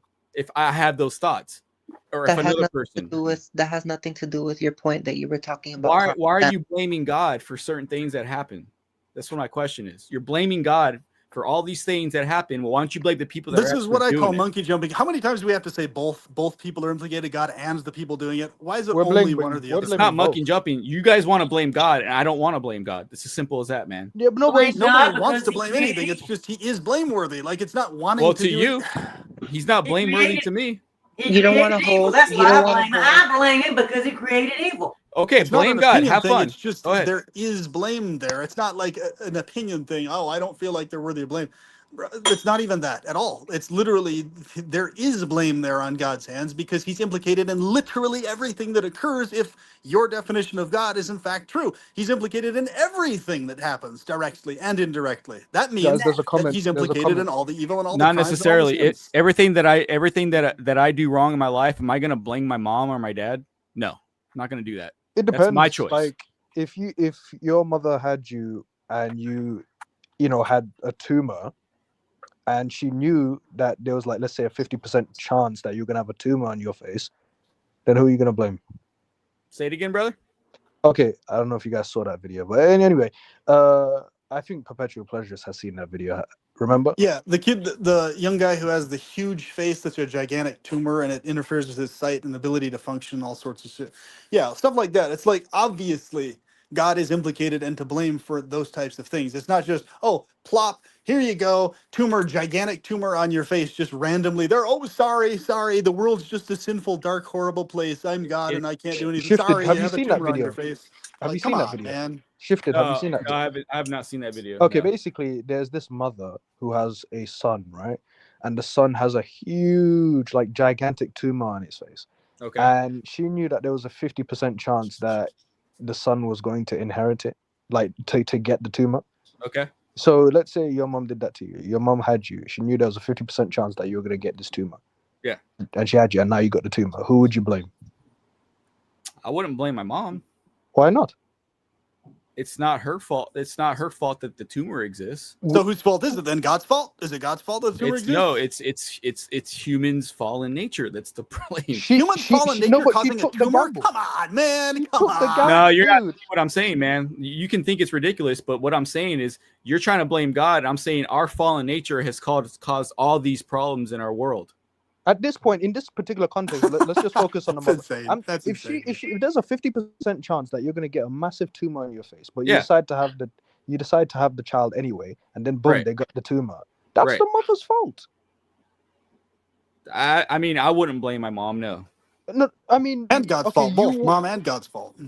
Oh yeah, the mom and the dad's fault, and God, yeah. But I would, if I knew that there was a 50% chance that I was gonna have a child with a huge, gigantic tumor on its face, Yeah. I wouldn't do it. I would just Yeah, not I have the understand. I child. understand where you're coming from. I'm just saying Logically. my personal.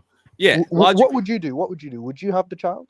Like if you knew in advance that, hey, just so you know, you're gonna have a child. The child that Mhm. you're about to have is gonna have a 50% chance of getting a so massive tumor. is the child already conceived? No, but based on your medical, this is more about medical records. So you're saying before the child's Yeah. even in the womb? Yeah. Let's say before it's even conceived. Okay. Would you decide we're gonna have a baby despite our medical records, despite the fact that there's gonna be a 50% chance that our child is gonna have a tumor on its face? Would you do it? Personally, I probably wouldn't do it. Yeah, I probably wouldn't do it. So most likely you wouldn't do it. I probably wouldn't want to like if that's the possibility, I probably wouldn't want to like risk that. But let's just say I'm the child, right? So my mom knows I'm gonna have a tumor, right? Okay, and and she has me anyway, and I end up with a tumor. I'm not gonna turn around and point my finger at my mom. But she's the one who created you, knowing that was going. It's true. It's true. It's just personally, I'm not going to blame her. I'm gonna blame. No, that's fine. That's a whole different story. Yeah, but it is her fault, though. Well, she decided to have me, and that's what happened. And so her choice, not yours. It's not my. Okay, if you want to speak that way, okay, it wasn't my choice to have it, but what I'm saying is, let's say I come out and I have it. I'm not gonna point the finger at my mom. You know what I'm saying? So you gotta. Okay. I think. Okay. My last question was about you having the child, but yeah. Initially I was talking about if your mom had you, but which one do you want to focus on? Either way, it doesn't matter. Like whether it's your mom having you or you having a child, you know what I mean? Which one do you want to focus on? So if my mom had me and I had it, I wouldn't blame her. Now, if a doctor told me that, and my wife was on the same page as me, as like, do you want to take that risk? If she said probably not, then I personally probably wouldn't want to make the risk. Would you like it if if your parents decided to have you and you got a tumor and they knew that there was a 50% chance you'd get the tumor? Would you like that? I wouldn't. That's like my it. Question. I got you. I wouldn't like it, but I wouldn't blame them. No, but here's the thing: if you don't like it, then why? If you wouldn't like it if your parents did that to you, why would you then? It's just that you're saying probably. Like, there's no certainty. Like. There's no black and white answer here. Like for me, it's simple. Like if I knew there was a 50% chance that my child was gonna have a tumor on its face, I would just say I'm not going to have, I'm not gonna have children. Period. Yeah, and I agree with that. I'm not taking that gamble. Yeah. So I'm just surprised that for you it's a case of probably. But opinions change over time. It's not. If it was just if it was just my decision, I wouldn't do it. No, I'd be like, nah, there's no need to do that. I wouldn't do it. Yeah. But it depends. Like, are you married? Does your wife want to have kids? And then you have to decide like, okay, like there's a lot more to the question. Just as simple as like, would I do it? No, I wouldn't do it. Mm-hmm. I wouldn't do it. But okay, if I'm, good. You see what I'm saying? Like, but if you're married but this comes back to the whole pressure. Yeah. This comes back to the whole pressure. Like some people, they'll have children, no matter what the child is going to inherit, or because the partner wants to have it, and people should not feel pressured by the partner. Right, I agree. Does everyone here get what I'm saying? Yeah, I get it. Yeah, like perpetual pleasures, right? If you had a partner, right, and your partner wanted a child, and you both knew that the child was going to get a 50% chance, like there was a 50% chance that your kid was going to have a massive tumor on its face. Would you give in to your partner's like wants and have the child? No way in hell, bro. Period. No way in hell. Right. What about everyone else on the panel? Sovereign, what about you? What is the question? So let's say your partner, let's say you have a partner, let's say a husband, and your husband really wants a child. And let's say your husband wants a child and you guys are planning to have a kid, but before you do have a kid, you guys know in advance that your child there's a 50% chance of your child having a massive tumor on its face. Are you going to give in to your husband's wants and have the child? No, I would adopt instead, probably. Oh yeah, there's that too, adoption. Yeah, I'm not gonna concede. Nah, I'm not. I wouldn't do it. To put them on this planet with all this, when they're Imagine a kid with a tumor having to watch this video. Please, come on. You know, no, because you know, there's a video I uploaded, and it's of a mother who basically has a son. Have you seen that video? She No, has a son with a massive tumor on its face, and no, you I know, haven't. yeah, you definitely watch it in your own time, but it's really sad. Yeah, it's. I wouldn't put a person. That's a personal thing, but I wouldn't put a person who's s- suffering so much to be in a world full of so much suffering. I just wouldn't. Mm, But I wanted to ask a question to Christians in general, or sure. if- Can I answer? Can I give my answer? Yeah, oh yeah, yeah, yeah, Patsy. yeah, Yes, yes, yeah. yes, you Let's let can. her get her answer. Let me mute myself. No, I would not. Cool. And it's the same principle as if I was God, I would not create humans with the capacity to mess up Mm. like he did. Or you wouldn't even feel the need to create humans at all. Right, There's exactly. that as well. One of the two. Yeah. But Cool. I wouldn't have created them with the potential for them to do the wrong thing and have suffering in life, as as opposed in accordance with the rules I put down. If they don't have the capacity to know right from wrong when they were in the Garden of Eden, and that's what happened, I wouldn't have done that. No, same principle. Okay, okay, cool, cool, cool. Let me read this. Loho says, if my wife would want one where there's a 50% chance, I would ask her if she would still take it, if she would also get a 50% chance of getting it. And she would probably still take the risk. Shaking my head. Oh wow. If that was me in that position, yeah, I'd probably divorce her. That's just, Yeah, I'm just being real. I would divorce her. The fact that you would even think of risking it, nah, divorce. But what I'm saying is, why would you create something with the potential of having something that's dramatically bad that's going to happen to them? But I'm sure Shifted agrees anyway that, and you, unless you want to retract, but you did say this even on a previous stream that God did not create, didn't no, God did not need to create human beings, right? Yeah, correct. He didn't need to create human beings, and yet he chose to. And I don't think there's any justification for it. Maybe, I don't know, maybe he was bored. No, he wanted a family. He was Oh, Okay, yeah. powerful God. I'm not Oh, you, TP. powerful. Yeah, Yeah, needs a family. it's funny. Yeah, it's he funny, wanted right? a family. That's so funny. It is. Yeah, it's funny. Shifted, that is hilarious. And I'm not That's laughing very in a No, I funny. know, That's mocking the I know, type funniest of thing way. I've TP. heard all night. I know TP. You're cool, brother. I'm not. Yeah. I mean, I think they all can get bored. I think I allow an entity to get bored. I don't have a problem with that. So, Sovereign, let me ask you this. Have you Entertainment. what do you? Here's my thoughts, and I want to know your thoughts on what I say. So have you heard of antinatalism by any chance? Yeah, yes, I have. Okay, is that how you came across my channel? Like you saw some antinatalist videos? I mean, this is the first video I've actually ever seen of you.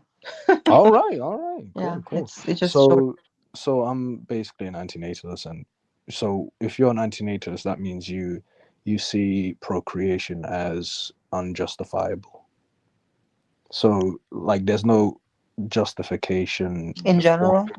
yeah, period. Like, there's no justification for it. Like, because considering the fact that it's impossible to consent to existing, like no one asked, in other words, no one asked to exist, and so it's unfair to create someone into existence. Well, that's very difficult because going back to the esoteric space where perpetual pleasurist and I were talking about, and thank you for giving us the platform to even be able to get that far and Yeah, no problem.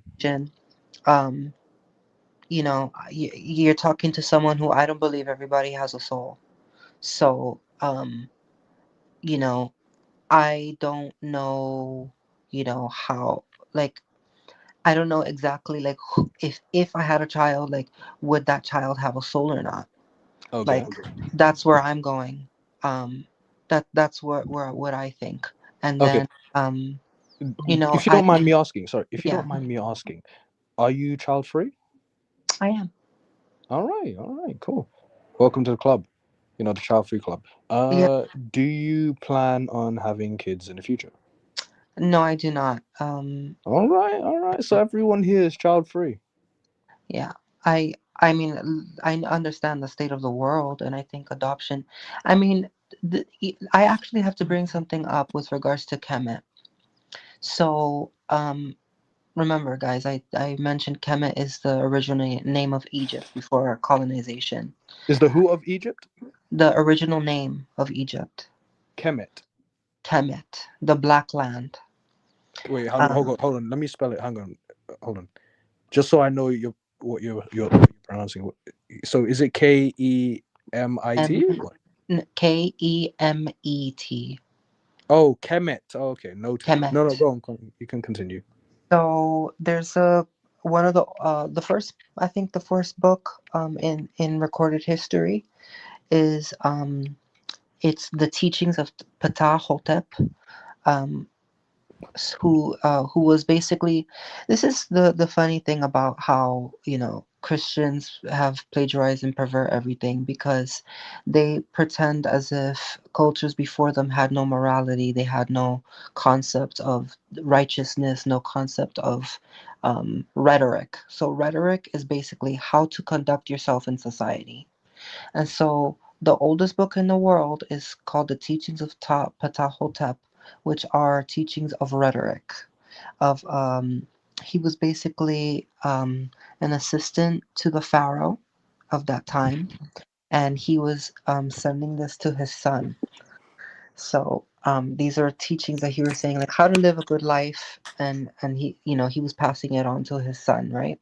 Because he, I guess, in the bloodline, he was going to have to, you know, assist the next pharaoh or whatever. Um, so one of the quotes in that book is, it talks about having kids, and it says basically like don't judge other people whether like on the amount of kids that they have. This was thousands of years ago. This was like Mhm. 6,000 years ago. Um, so just because I'm not having children, I mean, I don't have the right to determine other people having kids, especially like I was saying, I don't believe everybody's real. So I don't believe that, you know, everyone is going to have a soul anyway. I don't believe every child I see or every person I see actually exists when I leave a room. So, you know, that's the level of where I'm at right now. And also in terms of choosing to be here, I'm at a place right now where I believe that some people do choose to be here and maybe have contracts, soul contracts before they get into this life to come here. So, you know, that's where I am, and I'm always ready to be disproven. But, you know, this is a very difficult Wait, concept. say that comment about the contracts. Soul contracts. I believe that if you have a soul, that you might have a contract to be on this planet So before are you. you talking about like a soul like pre-birth? Exactly. Oh, okay. Like saying Hey, like I want to be born. To be born here. Yeah. Okay. that's what I was telling you about, TP. Um, that Okay. Yeah, I got do remember the conversation. Yeah, I yeah, do. yeah. So Not in the context of she's saying, but the same concept. Yeah. okay, interesting. Because I guess for me, it's like I don't believe that there are these beings, you know, pre-birth who are just knocking, saying, "Please, I want to be born." You know, that's just me. Do you believe that, Sovereign? Do I believe that certain people want to be born? I mean, like, do you believe that there are these beings pre-birth who, you know, are in some, you know, cabinet saying we want to be born? I think that you have. I think that anyone who has a soul is in other realities, possibly simultaneously, because there's no time, there is no space. It's all relative. So I think that real souled beings without bodies are playing around in all kinds of realities, doing whatever they want and don't want to do, and this is a reality where either we're trapped here, or we chose to be here and got trapped, or we're manipulated here. I think there's a lot of options that are not. I cannot clarify what the options were, what the absolute truth is, but I think that there were options for us before we got into this reality. I 100% agree. From the Christian perspective, I believe that we all chose to come here from God. I know you don't agree, Sabra. I'm just saying I agree with you on the sense of I think that we chose to come here in some form of reality that we don't know about. Yeah. If let's say if I chose to come here like pre-birth, like I had a conversation with, let's say, God, and I said, hey, I would like to be born, like I would like to exist on Earth as a human, and then my memory was erased. I'm just gonna say this: I was an idiot. Yeah, I would say I was an idiot if that's actually the case. I was an absolute idiot for You have saying yes. I would like to exist on Earth and basically work 8 to 10 to 12 hours a day, 5 to 7 days a week for the next 60 years. I was an absolute idiot. So Yeah. so TP, what about I get what you're saying, brother. Trust me, I 100% understand where you're coming from. But Mhm. what about the people that come to Earth? And I'm not saying that you got to be privileged to be happy here, but like if you come down, like like it, I'm not, I'm not trying to toot my own horn, but like No, you but know, by all means, like God, say, I know if anyone tries to call you arrogant, I well, will stop them in their tracks. Go I'm on. already getting talk trash because, anyways, traditional Christians get shit on anyway, so whatever. But Go on. I'm used to it. It's fine. Mhm. That's why I'm not taking offense to anything here. But Oh, good. God, I would, because I love playing guitar, and I've had the opportunity to play like a sold out stadium and achieve things that I enjoy doing here. So like I would say like I'm glad that I came here. And I'm not saying that it's okay to have kids and just do it willy nilly, but I'm saying I'm kind of, me personally, I'm not speaking to everybody. I know people have really horrible situations and it sucks, but I'm saying that if God said, "Hey, I'm going to take you down and you're going to play, you get to play, which I love guitar," and He's going to say, "You could get to play guitar, you get to be in a band, and it's going to be fun." Well, I'm all for it because I love doing that. You get what I'm saying? I'm trying to come from another perspective. So yeah, Okay. yeah. Cool. I want to ask Sovereign. Let me ask you a question. Yep. Yep. What? Here's. I'm gonna give you a take, and I want your thoughts, like on whether you agree or disagree. Let's talk about it. Okay. My stance is that parents, sh- um, parents forcing their offspring, like forcefully charging their offspring rent just for living with them, is wrong and unfair, given that the offspring never chose to exist. I think that instead, parents should allow their offspring to save. That way, those offspring can move out at a quicker rate instead of taking money from them, therefore slowing them down and then wondering why those offspring are still at home. Could you give me one moment? I just wanted to get some water before I answer you. No pressure, no pressure. All right, so shifted. Yep. What's up, brother? I guess we already agree on the whole, parents forcefully charging their children rent is wrong. Yeah, We no, already agree on that. that's messed up. Yeah. And Patsy, yeah, we already agree on that as well. So could never be me. I don't have children, but if I did, I could never force them to pay me rent. Nah, that's disgusting, man. That is disgusting. Yeah. Oh, let me just pull someone out of my. Oh, okay, now pay up. Yeah. Right. Yeah, pay up for living with me, even though I created you. What? That means I could create 10 offspring. I could create 10 offspring and basically use them as income. Well, you're speaking to someone who, when I was a teenager, I was kind of expected to give a part of my paycheck to my parents. at the time. That's insane. It's I think, I mean, I don't know the history of it. I don't know if it's an older way of thinking. I don't know if it's something that's like depending on the culture. I have no idea. But hold on. No Just give pressure. me a second. No Just pressure. give me like 5 seconds or 10 That's seconds. fine. Honestly, we're not going. Literally, if you have to do something or anything, I'll literally just talk to someone else on the panel, and then you can come back. But yeah, shifted. Yes, sir. Would you ever, if you were to have children in the future, would you ever force them? Keyword force. Would you ever force them to pay you rent? No, man, absolutely not. Like, Nah. Like literally, there are parents that don't force their children to pay rent, and guess what? Those children end up moving out, and they even buy their own houses. yeah, right. And that's a yeah. smart move. Whereas other Yeah. parents, they'll force their children to pay them rent, and they slow those children down. Yeah, I mean, I'll tell you what, my dad. I don't like talking about my dad passed, but I mean, I will. Rest in peace.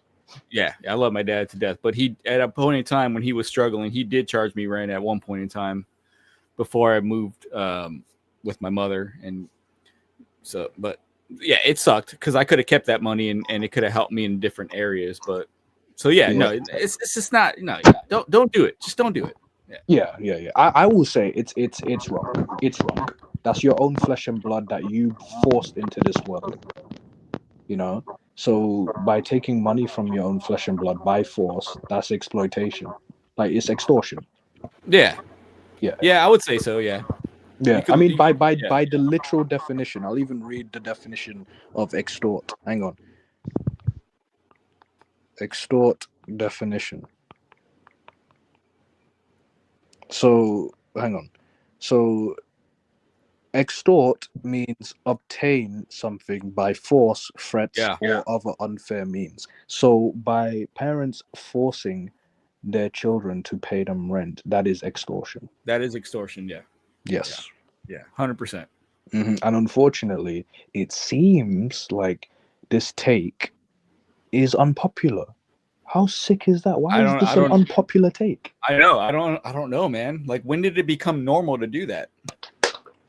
And you know what makes things worse, man, is that the parents who don't, because apparently, like in Asian cultures, for example, it's normal for parents not to charge their children rent. Oh yeah, which is good. However, I've heard a lot of complaints about Asian parents being narcissists and toxic. So you can't win as an offspring because you're seen as a second-class citizen. So whether your parents are charging you rent or not, they're going to be toxic towards you. I'm not saying all parents, but many if not most. A lot of them. A lot of them. Yeah. But yeah, like for example, the ones who don't charge you rent, they feel like they're entitled to treat you however they want just because you're living rent free. Oh, that's sick. Yeah. There's two sides to it. Either they do or they don't, but they still feel like they could. Yeah. It's like, pay rent, and even if you do pay rent, right? And this doesn't just go for Asian parents or black parents or white parents. Like, if your parents, even if they do charge you rent, some parents feel as though they can still tell you what to do, and it's like, hang on, they're paying your offspring are paying rent, and you're still giving them curfews and whatnot. Like what? Right. Yeah.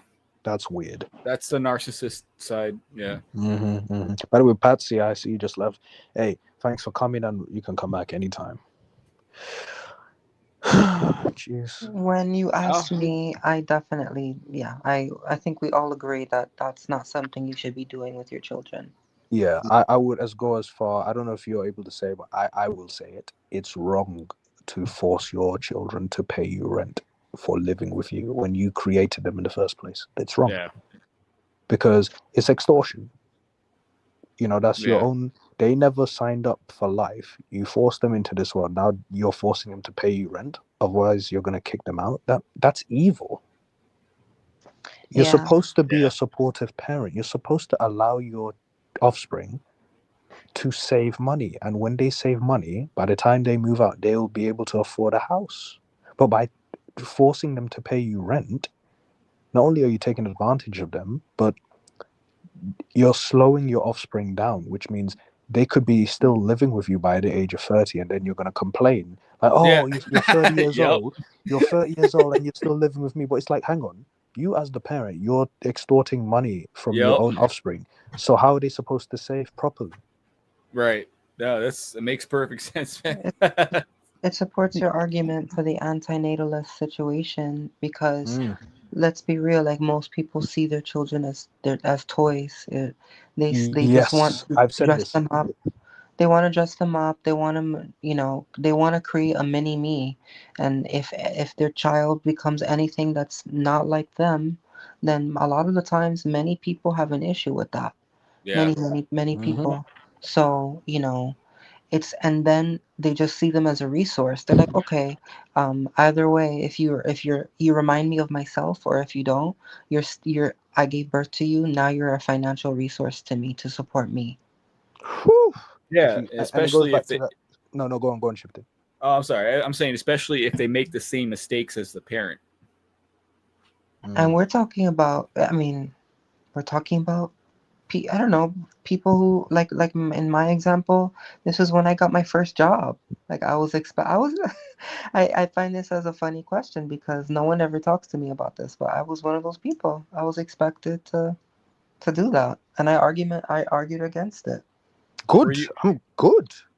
Were you Sovereign? If you don't mind me asking, were you raised by a baby boomer? Just curious. I mean, it's like that's like the '60s, right? I I think that's the '60s. You don't have to tell me how old you are, but are you No, like? no. My parent, they were born in the like late '60s. Okay, Actually, that would have been a 69. 69. Late or early Gen X, late boomer. Yeah.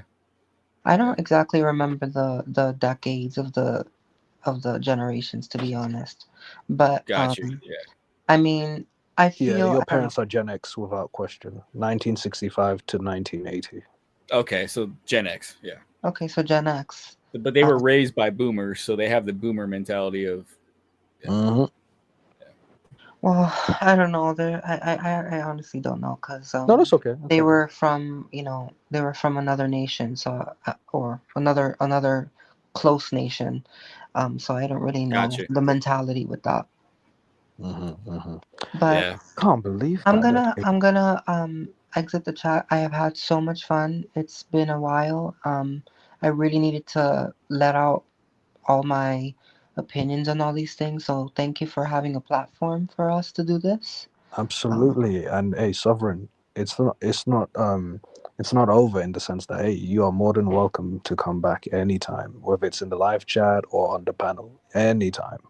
All right. And I keep thinking, like, I feel bad with I think his name was Pleasure. Oh, Perpetual Pleasurist. The whole word salad. He got angry, but he got upset, but yeah, it's about just a that. part of debate, Yeah, no, yeah, it happens, but honestly, I think he'll get over it. But yeah, sorry about that situation. No, it's fine. It is what it is. But I mean, But I'm glad you voiced your take on the whole word salad thing. Instead of keeping it silent. No, it's important. If yeah, you feel like someone's doing word salad, you let them know, because obviously, if someone's doing word salad, then it's going to be hard to understand. If they're going all over the place, it's going to be hard for you to understand what point it is that they're trying to make. yeah.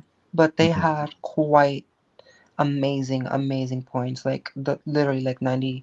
Like, it doesn't negate anything that they were saying. Like everything. Like 99% of what they were saying like was so fulfilling to hear. So no, absolutely. For some people, it could be anybody. I guess you may want them to rephrase what they're saying so that you can have a better understanding, and I don't see anything wrong with that. So yeah. Well, thank you guys for everything. Absolutely. Yeah. And hey, good talk, Sovereign. It's good talking to you. Have a great, good night. passionate convo all around. All right, all the best.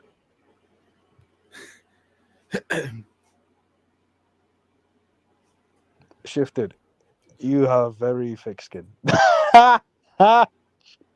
You, Shifted, have very, very, very thick skin. Yeah, man. I told you, I'm used to it, man. It doesn't. Yeah. These, And these, but yeah. part of it is because you understood that no matter how passionate this debate became, Yeah. or whatever, you understood that deep down there's no malicious intent. You know what, TP? Yeah, I agree 100%. And what's funny is I didn't originally join your stream. I didn't originally join your stream to be the spokesperson for traditional Christianity. Like, I understand. I don't know how that happened, but I guess it did happen. Yeah, but that happens sometimes. But I originally joined your stream because I agreed with your videos and I thought you said some good stuff. And I don't know how it turned into the fact that I'm defending the Bible. I didn't intend to do that when I came on. So which I don't have a problem with because I believe in the Bible 100%. But I didn't. Fair. I wasn't coming on here to defend that. You know. I guess the main debate was, you know, whether God was evil or not, and you stand by the idea that God isn't evil, whereas myself and the others think that God is evil. Yeah, I was surprised by Patsy because she's a Christian. Well, I think she explained. I guess her one foot is somewhat out the door because she's starting to question things. You know? Yeah, well, I think she's. I mean, Patsy's cool. I have nothing against her, but it sounds like she's moved past the Bible. So. Oh, I see. Okay, which is fine. So you feel so from your perspective, it seems like she's a lot further away from, you know, the Bible and Christianity in general. Well, I mean, you heard what she was saying to me, brother. Yeah. Yeah. No, I mean, it's like so I think that's a true testament, and I'm not saying that I know everything, but the fact that I'm able or not able. Okay, you can say able. I stood my ground because what I'm saying is I truly believe in what I'm saying. I'm not just spouting out bullshit. I'm telling people what I truly believe, and it's up to them. You know, if you don't want to believe it, that's fine. You know, it's not. I don't look down on you if you don't believe the Bible. Okay, don't believe it. That's your call. It's not my. I mean, I don't think the argument is about telling you to believe in the Bible or not, but it's just a matter of like, we're saying God is evil, you're saying God is not evil, and we're basically going back and forth on saying like how God is evil and, you know, what makes him evil. That's basically what we were doing on our end.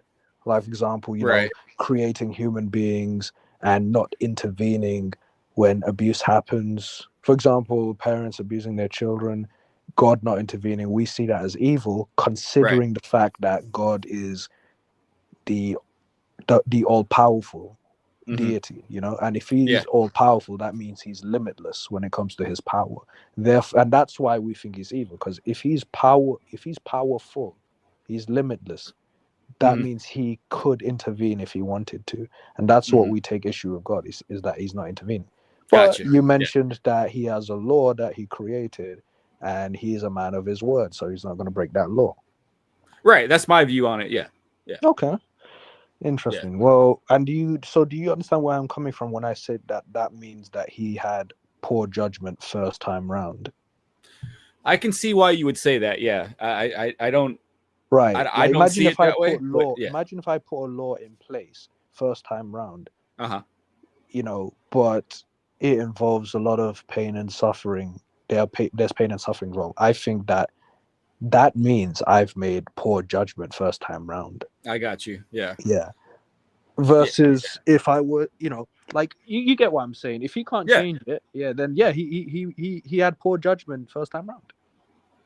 I think he could have had better judgment first time round. But you may not agree. No, I understand where you're coming from. I'm just, you know, like you understand, you know where I'm coming from, and I'm more on the other side of it. Of, like you said, God is a man of his word, and he does things that sometimes we don't understand as humans. Because God, so let's establish the baseline here. So if God is God, so that means God has a far superior brain than us, right? Would you agree? If he exists, superior in terms of what? He's a lot smarter than us. I mean, if he's the all-knowing, all-powerful, almighty, then yes. Right, which is what the Bible teaches, and which is what I stand on. So whether or not like there's things that maybe I may question about God, like why would he do this, why would that. From my perspective, and this is just me knowing, because so it goes down to this, it's all about faith, TP. Like I have so much faith in God, and they're gonna say like, and I saw the chat like, oh, he's brainwashed, this, like all these. I'm responding anyway. Hold on. Yeah, go ahead. What's on my videos? See, like all this crap that's talked, it's just honestly, people. It's just one of those things, man. People are gonna say what they're gonna say in the chat. I've had people say X, Y, and Z about me. Trust me. Okay, but it is what it is. People are gonna state their opinions. Yeah, but I just clarified in the comments that he's not a breeder. He supports my videos. No, I don't have kids, so I'm not. There you go. That's why I'm 38 without religious kids. Breeder. That's for housewife. He's not. Okay, he's religious, but he's not a breeder. No. Yeah. I'm not. He supports. He agrees with my points. Like regarding like how the whole impossibility of consent to bringing children into this world and all that, and forcing your children to pay rent is wrong. He agrees with those points. So. Yeah, I mean, what was I going to say? Oh, yeah. So going back to your point, TP. So from my perspective, my personal belief is that if I don't understand something, because my faith is so strong, and it's not brainwashing. I'm not saying you're saying this. I'm saying that some people they will look at it like, oh, you're brainwashed by the Bible. Okay, whatever. Just because I have faith in the Bible doesn't mean I'm brainwashed. Like that's not cool. But so I mean, you're true, but at the same time, it doesn't mean you're not. Like it doesn't mean you're not brainwashed either. I got you. I guess my main point is I have my faith in God is strong enough that if I don't understand something that he does, I don't question him and say, well, God, like I trust him no matter what. I trust him no matter what, because I believe in him that strongly, and the Bible and Jesus, because they've worked in my life, and it's undeniable. Like nobody's going to understand. So here's the thing shifted. Yeah. So here's the thing. I don't think anyone is telling you to disbelieve in God. I guess our position is basically showing you or informing you that if God is doing X, Y, and Z, then he's evil. Whether you choose to believe in him or not, we're just pointing out, hey, he's evil. I got you. Yeah. Yeah, because but can you at least understand the logic, that we're coming from? That, hey, if you create human beings and allow all this stuff to happen, and you're the almighty, all-powerful, you're allowing it to happen. Can you see why we would say he's evil? Yeah, because before I was a Christian, my mom was a Christian, and she tried before I not converted or came to know the Lord. She would always tell me, what's funny, TP, we'd have these discussions just like we're having now way back in the day. And I would ask her, well, why does God do this? I asked all these questions that you guys are asking. Which is good. Yeah. And I would ask these questions like, why does God allow this, that, and the other? But what happened is I delved into the Bible like completely. Like I spent 2 years studying the Bible from front to back many times. And then not only that, God has worked in my life personally, where I knew it's kind of like right? Is there something? So your mother convinced you to get into the Bible? I wouldn't say convinced. She guided me to the Bible, but then she said, it's up to you. You need to accept Jesus. It's not my choice, it's yours. And I was like, okay. So I took my time and I read the Bible multiple times, and I studied with certain churches, and I did Bible studies, and I really delved into it. And then I started seeing Jesus work in my life personally. So it's like a personal experience. That's why can't two things be true at the same time? What's that? God can have, as in you can have a great experience with God whilst also acknowledging that he is not perfect. Not in this case, because when you accept the God of the Bible, you accept that he's all knowing, and then you accept that even though you may not understand it, you accept that his will is for the best. Would you say that this world is perfect? No, dude, absolutely not. I agree. This world is not No, perfect. this I world's guess it seems like God is not sympathetic enough to the point where he's gonna stop it. But your issue is the whole interfering in free will. That's your issue. If he interferes, then he's interfering in free will. For me personally, that doesn't matter. I would rather, if God interfering, to save a child from his or her abusive parents means interfering in free will, I don't think that's a bad thing. I'm sorry. Do you see that as again? Okay? If God interfere, if there are parents abusing their child, it doesn't matter if it's a boy or girl. If there are parents that are abusing their child, Mhm. and God decides to interfere and by protecting that child from those abusive parents, Right.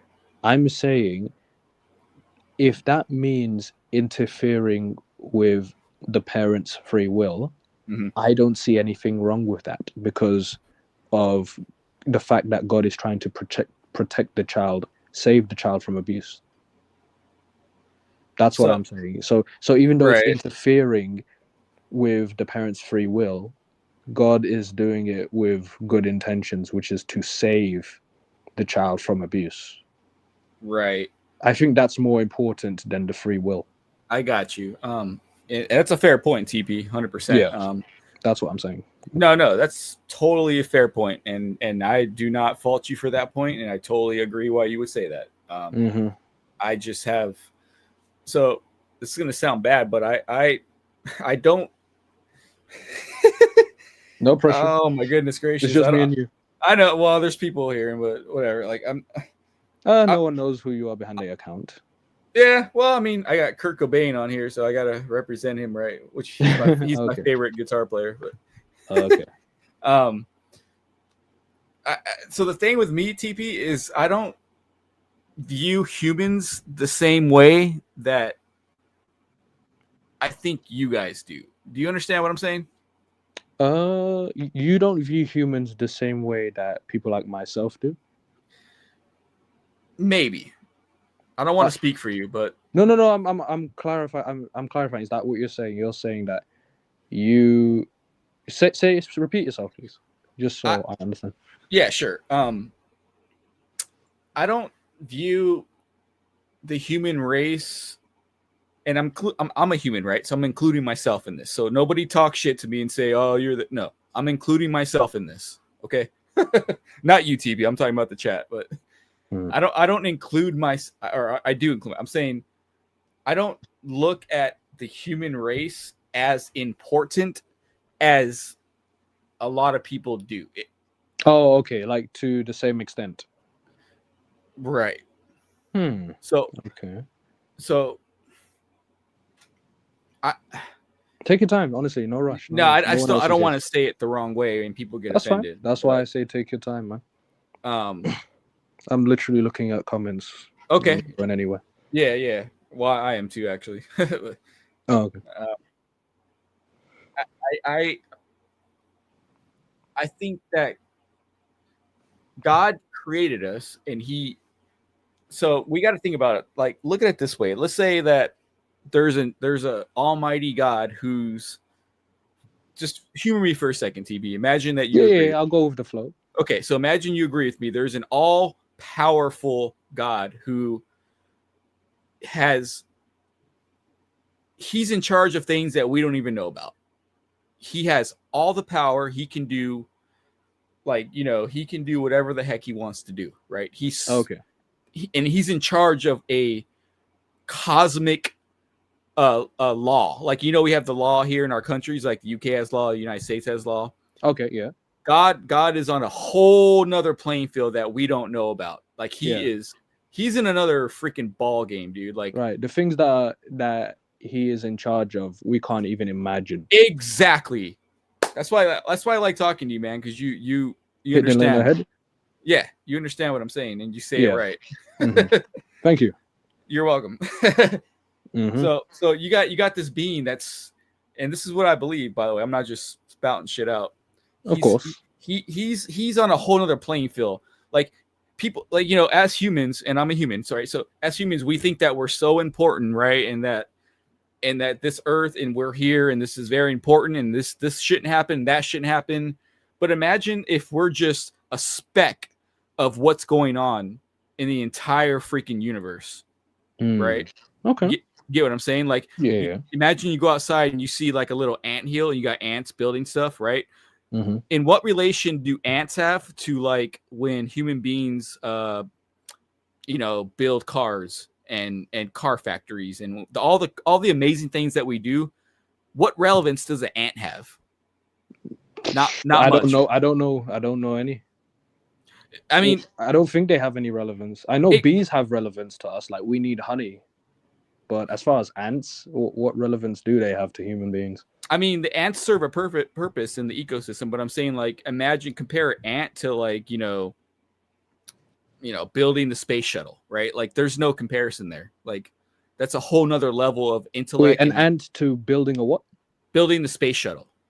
Space shuttle, okay. Yeah, like, you know, the level of technology and intellect that us as human beings can accomplish, like our iPhones and our computers, like an ant could never build a computer, right? Yeah. Okay, so compare a human being to an ant. And I'm not shitting on ants. Ants do serve a purpose. So I'm saying compare no, ant. let's shit on ants. They're disgusting. I'm kidding. Go on. Okay. Point taken. You get what I'm saying. Ants are far superior to us human beings. Would you agree? Wait, based on what you just said? Yeah. Would you say an ant is far superior to a human being? No. In terms of what we can accomplish? No. No? Ants are not. Wait, hold on. You I'm just sorry. said about. You said Did about. I say superior? Yeah, you said superior. I meant the opposite of that. You meant inferior. Inferior. I'm sorry, I said the wrong word. Yeah. Okay, you can say the question again, but rephrase it. Okay, Go so on. imagine ants are infinitely inferior to us human beings in terms of what we can accomplish, right? Right. There's no comparison. Like an ant's not going to. In terms of what us human beings are capable of doing, right? Ants are, or at least would be seen as inferior. They can't build an iPhone, right? They can't. They are a lot more limited compared to human beings. Yeah, they're not going to build like a brand new BMW or a Ferrari. They're not going to do that, right? No. Okay, or skyscrapers, etc. Skyscrapers, electricity, plumbing, everything that we do as human beings. There's no comparison, right? Mm-hmm. So what I'm saying is, human beings in comparison to God, we're fucking ants, dude. Clearly. Okay, so if we're ants, and I'm not saying that this justifies what goes on this earth, but I'm saying what business do we have questioning a being? See, this is where people take it the wrong way. I'm saying I don't view human beings as being the most important thing on this planet, on this earth. So, like, the fact that bad shit happens, I hate it. I do not want children to suffer. I do not want women to be abused. I do not want any of that to happen. That's terrible. I strongly believe you. Yes. Yeah, but in the grand scheme of things, and I'm not saying God approves of it, it's just like he's on a whole nother fucking playing field. Mm-hmm. So to say like, oh, why does God allow this? Well, why do ants die? Like, because of us humans. Yeah. So ants think we are evil. Probably they do. Yeah. Maybe. Yeah. Or maybe they're not even aware of the concept of evil and good. There's that too. They're just ants. Right. But they're in no comparison to us in terms of our intellect. Well, imagine our intellect compared to the Almighty God. So like yeah, I don't doubt that God may be intellectual on a level that we can't even see. Exactly. Yeah, I understand. However, that means there's another explanation, which is him being evil, but I'll let you continue. Well, the thing is, I don't view view like human affairs. I'll put it that way. Human affairs and everything that happens with us human beings here, our affairs. I don't view it as being like whatever happens here on Earth with us humans. I don't view it as holding it against God. Are you trying to imply that everything that happens in this realm, among human beings, is none of God's concern? No, because He loves us and He created us. But I'm saying that it's hard. You know what, TP? I really want to say what I want to say, but I would rather say it to you personally, because I know if I say it on the stream, you can email me. People are gonna get offended, and that's fine. You can email me privately if you don't want to say it in public. That's fine. Yeah, it's not gonna be taken right. And that's fine. That's fine. But, so you could. By the way, just a heads up. My email. I'll just type in my email in the private. Okay. On. Yeah. I mean, I can give a nutshell. It's like entirely your choice. It's the thought provoker. It's tough because people are emotional and they. Well, I mean, there are a lot of things. What do you fear is going to happen to you? Is it because you think someone's going to know who you are behind the account, or? No. They're going to think that I'm okay with certain things happening. Right. They're going to say, "Oh, you're okay with this," or you enable that. They're not enable, more so like you're okay with it, like it doesn't bother you, and that's not what I'm saying. I'm saying okay, the things that happen on this earth to me is not like such a big deal. In comparison, some people think like the things that happen, like, oh my gosh, that's so terrible that God has to be evil, and I'm like, yeah, that sucks, but like. Human beings are just a speck compared to the Almighty God. And like, who are you to say that like what happens here is like, if there's 10 ants that die because of like, they get cannibalized, are we like, are we really, who are the ants? Like, we're not going to be like, oh man, God sucks because those ants got cannibalized. We're not going to say that. I would. Same. All right. But, yeah, I would. What I'm saying is humans aren't that important to me, is what I'm saying. And I say that not saying that I don't care about people. I have a wife, I have a family, I love my family, I love my wife, I love my animal, but I'm saying humans aren't that important to me. Mm-hmm. Do you mean in comparison? Wait, humans aren't that important to you, right? In comparison to, or just point blank period? I'm saying that on a high level, basically, humans aren't that important to you. Yeah, I'm saying that like on a scale of 1 to 10, like in terms of the level of importance of human beings, you would what number would you say? Like a 5, 6, what, 4? I don't know if I could. Jeez. You don't have to give a number. I'm just giving you an option. In terms of me, so me being on the earth right now, like it's very important to me. Yeah, I want my wife to be healthy and happy. Like that's very important to me. But in the grand scheme of things, like I think that because we're so wrapped up on this earth and we think that we're so important, and that like if something bad happens to the human race, people are so quick to blame God. And I'm like, this sucks, but I blame human nature. I don't blame God. I blame both. I blame human nature, but I blame God for creating human nature and for creating human beings, period. Or he could create human beings, but prevent all of this. And I don't think that him creating his own law and not changing it is an excuse. It's pretty dumb to create a law and, make a promise that you won't change the law. I think that's not wise. If you make a law, you should be open to changing it if something goes wrong. Logically, would you agree or disagree with that? God or no God? So, okay, let me ask you this, TP. What's the level of importance that you place on the human race? The level of importance I put on the human race. Yeah. Like, how important are we, like, in the grand scheme of the universe? I mean, I look at it like this. after we're dead, that's it. We're just dead.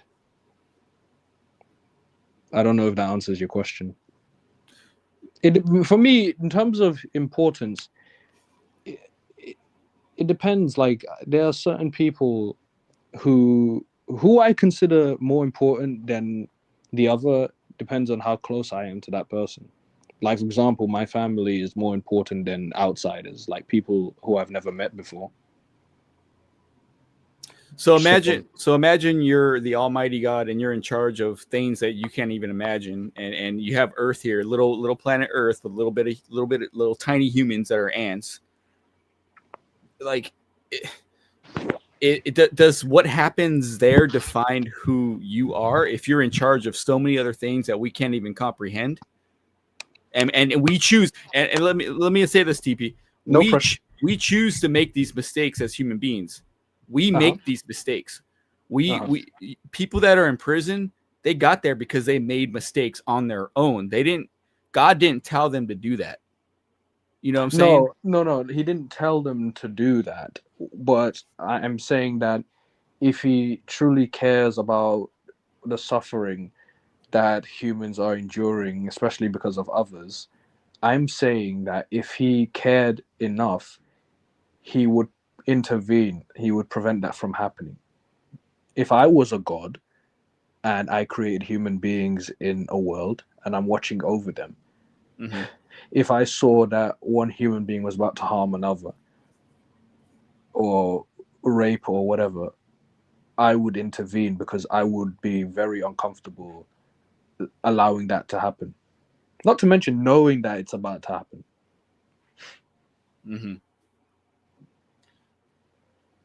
Right. So so you're saying the level of importance of human beings to God should be enough for that he would intervene?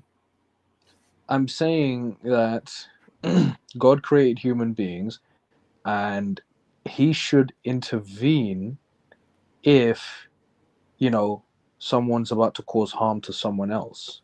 Otherwise, he's just considering that he is the all-powerful, almighty, all-knowing. He has the power. That's the thing. He has unlimited power. He could stop that from happening because, he could stop it. But if he chooses not to, then he's evil because he has the power to do it. If you have the power to stop harm from potentially happening, why wouldn't you stop it? Something to think about. No, yeah, it is. Yeah. What if he's trying to teach humanity a lesson? Well, what's the point of all this? Well, that's what I say. So he created everything, but we already agreed that he didn't need to, but he chose to create it anyway for whatever reason. I'm saying he could just, undo everything. No suffering, no pain. He has the power to do that. There is no justification for him to not undo all this. There's no justification for him to allow pain and suffering in this world. There's no justification. As a deity, as the all-powerful, as a deity with unlimited power, you're telling me that you refuse to stop all the pain and suffering that's happening in this world when you created everything. That's evil. And we already just proved that he did say that he created, everything. So everything is everything. That includes evil. Whether he's telling people to be evil or not is irrelevant. The point is he created it. So that means people were given a chance to be evil. People would not be given a chance to be evil if God hadn't created evil in the first place. You see my logic? Yeah. Yeah. I'm just trying to... Without, if God didn't create evil, would humans have the capability of being evil? Answer that, please. If he didn't, I can repeat it. No. If God did not, I repeat, if God did not create evil in this world, would human beings have the capability of being evil? If he didn't create evil? Yes. if he did not create evil, would human beings be capable of doing evil?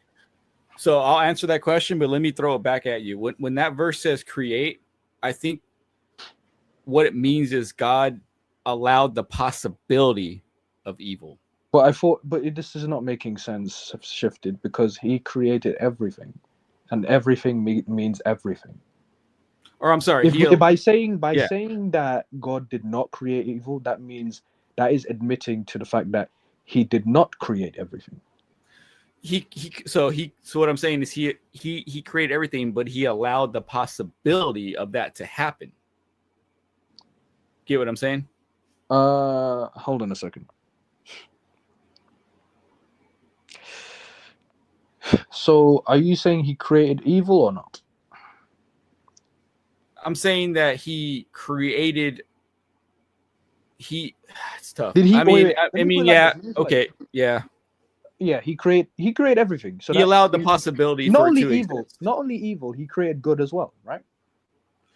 His nature is good, so he didn't have to create that. He is good, and he allowed the possibility for evil to exist. So I guess what doesn't make sense to me is that if his nature is good, yeah, then if your nature is good and you're the all powerful, then there's no then why would you allow? I actually forget about why, it's irrelevant. If your nature is good and you're the all powerful being, right, this all powerful deity, then you're not going to allow pain and suffering in this world. That's what I'm saying. I'm sorry. I was reading the comment here. If Superman's still good and he chooses to quit, help any human being. Is Superman still good if he chooses to quit and never help any human being? That kind of ties into what you're asking, but go ahead. Go ahead. Okay, I'm saying if you said that God is naturally, he's good in nature. God is good in nature. Right. Not an ounce of evil in him. Correct? Yeah, absolutely. That he can't be around sin. No. So he is 100% good in nature. He's 100. Yeah, he cannot be around sin. No, he can't. If God is a consuming fire, it was what it says in the Bible, and he consumes sin. So if you and I, even me, I'll use me for. If I were to approach God in my current state, I'd be consumed because he's holy. So yeah, yes. To answer your question, yes. I don't think you answered my question. I'm just asking if he's 100. If he's 100% good in nature. Yes, he is. Okay. So, how does it? No, not how. If I'll say it again, if he is 100% good in nature, right, then he would not allow pain and suffering to exist in this world because he's 100% good in nature. That's what I'm saying. Right. Okay. Well, what if he? What I'm saying logical or illogical? No, it is. You're saying if he's 100% good in nature, then why would he allow? I'm saying he would not allow pain and suffering in this world. He wouldn't allow it. He would step in. Okay. Or he just wouldn't create human beings in the first place. You know, he didn't need to in the first place. Right. Does the idea of human beings not existing bother you? Just asking. Like if human beings were never created in the first place, obviously you wouldn't know any better, you know, if you were in that state. I'm talking about right now as we're speaking on this panel. Like right now, the idea of human beings, you know, never existing. Like does that bother you? Does that idea bother you? No, it doesn't, because I think the earth would be a better place without us, to be honest. Okay. All right. Cool. Yeah. Cool. All right. Interesting. Good But answer. yeah, it's oof. That's it's deep, man. Yeah, it's deep. Because it's like Sorry. No, you're good, brother. Trying to figure out how to answer that question. I think that Have you ever said that God is evil in your lifetime? Have you ever said that? No, I've never said God is evil. I've questioned his, like you guys are questioning, like why does he allow bad things to happen. And I came to and I learned a lesson from that of why he does allow that to happen. So I came to my own conclusion that brought me to peace of like, okay, this is why he does that. Mm-hmm. So, Yeah. given that he didn't need to create human beings, you know, Right. He absolutely did not. he did not, but he chose to. But He no did. one forced him to. Was he forced to create human beings? No, he did it because he wanted a family. He wanted us in his likeness. Okay, and you know Yeah. what? That's selfish. It's no different from a human being creating a child into this world. It's a selfish act. So God is no different. He created human beings. It's a selfish act. What if he wanted to?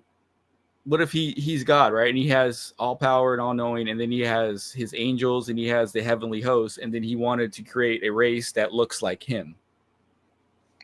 If and behaves I'm talking like about the simple, regardless of the reason. I'm saying the act of creating someone into existence is selfish.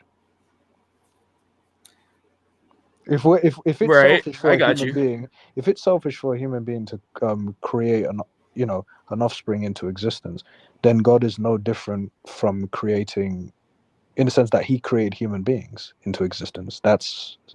He's just as selfish. But what if his original plan was that human beings would be in direct connection with him and we would never experience suffering, and because of our own choices that's what happened, and he allowed that to happen? Could you say that again? What if his original plan? What? So his original plan was that we would be created. He created us he created Adam and Eve, and then we were on the earth, and then we would multiply, and then we would all be in complete communion with him, and we would not experience pain and suffering. That's his original plan, but he gave us the free will to choose. And if you choose to go the other direction, then that's what happens. And he's So allowed basically, yeah. what if he created human beings to where human beings lived in a world where there was zero pain and suffering? Yeah, I understand, man. I see that's where faith comes in, or a sense of like, I'm just trying to understand what you're saying. Is that the question you're asking? It's like, what if he created human beings in a world where there was no pain and suffering? Is that what you're asking? So I'm saying he did do that, but I'm saying human beings decided on their own free will, or geez, these now I'm because of the chat. Is it no? You know what? Just ignore the chat. Don't worry. Just or not the chat. Our previous discussions. No, that's fine. But even if it's the chat, just hide the chat. Literally, just press a different button so that the chat doesn't show anymore. I'm not even looking at the chat. In fact, I'm looking at my I'm looking at my curtains. I'm not even looking at the screen. I'm looking at my cat right now. So. Oh, there you go. You got something to look at. So, yeah. So what's your question then? You said what if regarding yeah. Okay, so if let's say God, he can do whatever he wants, and he could have made it whatever he wanted, but he chose to create human beings, and he chose to give us the option to love him or to not love him, and he wanted real, genuine love in the sense of like okay. Sorry, talking about me. Let's say John. Let's talk about me. My wife wants me to love her, and she doesn't want it to be fake. She wants real love. And real love means I have the option either to love her or to not love her. That's real love. And that's what God wanted. So we chose to not love him. Our own choice. So your wife, so hypothetically, imagine your wife saying that you have the option to show her love or to not show her love. Right. Okay. And if she would want me to love her for real. She wouldn't want me to be forced to love her, because if I'm forced to love her, that's not true love. That's fake. Yeah, she would prefer for your love to be genuine for her. Yeah. And that's what God wanted. Yes. So what did he want? He wanted genuine love from human beings. Well, what does that got to do? So he created human beings because he wanted genuine love from human beings? From human beings that were made in his likeness. So why can't he just love himself? Well, I think God has emotions, and he he wanted Does a he family. need? Does he? So, are you implying that God needs human beings? I'm saying that God wanted to have a species that were like him, that would love him genuinely. But does he need that? See, that's the question. That's the question. No, Does but if he he? didn't need to create human beings, he definitely doesn't need, to create them, especially just so that he can have people to love him. I wouldn't say He's God. right. I wouldn't say he needed it. I would say he wanted it. Why? So therefore, what he did was selfish. He created human beings just because he wanted to. That's selfish. But so I would say the selfish part would be if he forced us to love him. He gave us the option. No, but he forced us into existence. We as human beings asked to be. Oh, right. This is the part where you say that we did ask to be here. Is that right? Yeah. Yeah. Yeah. Okay, so that's where the disconnect is. You think that we did ask to be here? I do. Yeah, I 100% believe that we did agree to, because the Bible says that he knew somebody before they were in the womb. So that tells me that he knew that person before they So were be even born. brutally honest with me. Be brutally. Yeah. I will take like you can. Don't worry about how I react. Right. Are you implying? And do not hesitate. I give you permission to go full throttle, right? As I'll use myself as an example. Are you implying that, for example, I chose to come into existence? I'm not going to say, "Oh, fuck you, this," and no, I'm not going to do that. Yeah, I As know. God is my TP, witness. you're cool. This is on record, but go on.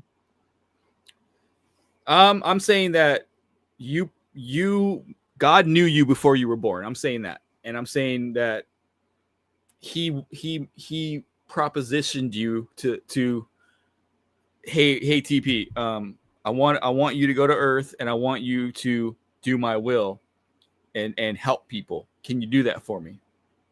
And yeah, because I said yes. I 100% want to do God's will, and I want to help people and do what I can. So what did I say?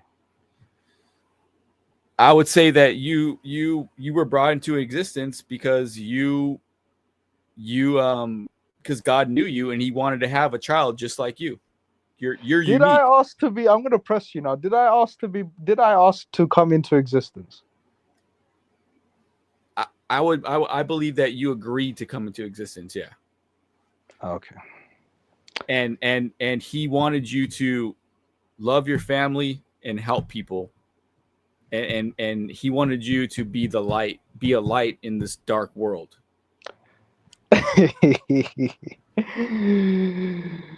Oh, I agreed to come into existence. That is hilarious.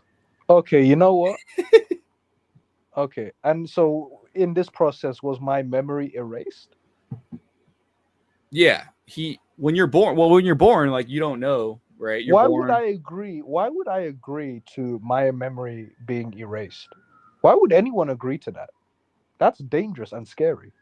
Because he had a work for you to do here, and he. Oh, you're damn right. He had a work for me to do here, and I've been working minimum 8 hours, a day, 5 days a week. I've been doing that for God knows how long.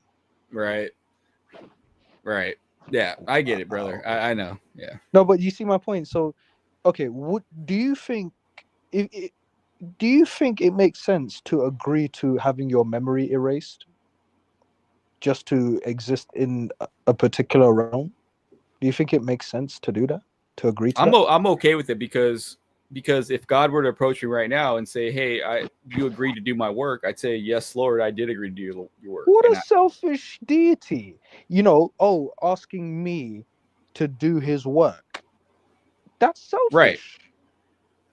Are you telling me? Are you saying it's selfish or is it not selfish? Because to me, that's selfish. Well, but his work isn't something to do for his own gain. His work is for you to help other people. How about that? But here's the thing: it doesn't make sense. There's absolutely it is not necessary for all that. He is the Almighty. He doesn't need other human beings to do other people's work. He can just do the work himself. Well, it's like, imagine, like, you know, no, it's different for him from human beings, because we're talking about a deity who is considered to Right. be all powerful. He does not need me to come into existence to do other people's work.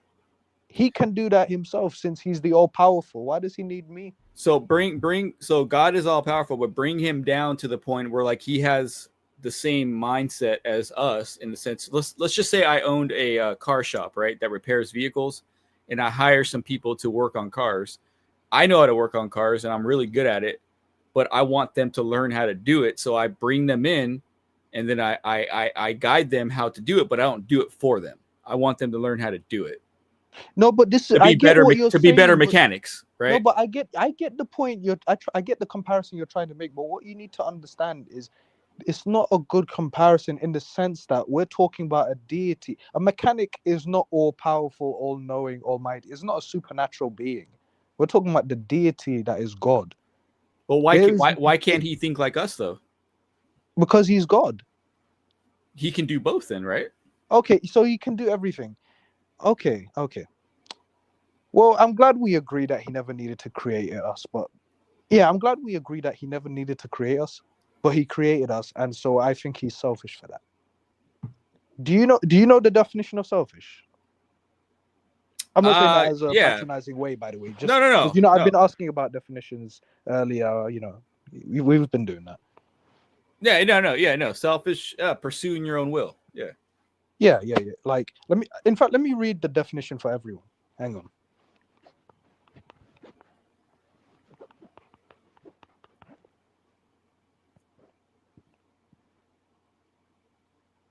Okay, so the definition of selfish, I'm going to copy and paste this. Hang on.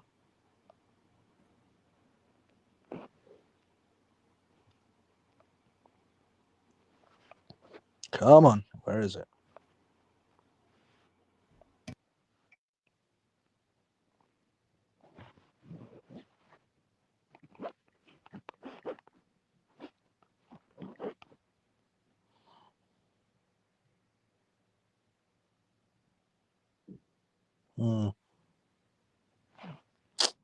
Hold on a second. While you're doing that, TP. Hold on. Come on. Okay. So it says. No. What are you saying? While you're doing that, TP, go on. No, there's a comment here. Desperate housewife, I guess, said, "What is there to do here?" ? What is there to come here for? So see, that's where I disagree. Like, I'm glad that I came here because I've not only served God and helped try to. I'm not saying I'm fucking Mother Teresa here, but I've a lot of people who've needed help in life. I've done my best, as best I can, to help them in various areas, and also God has given me the desires of my heart.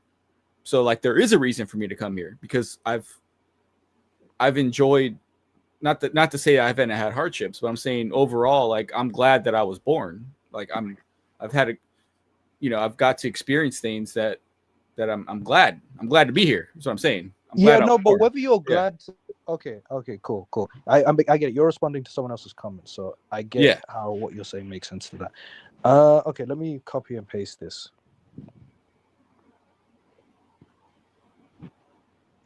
Okay.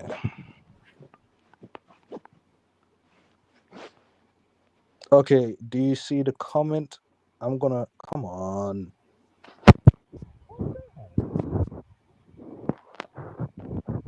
Come on.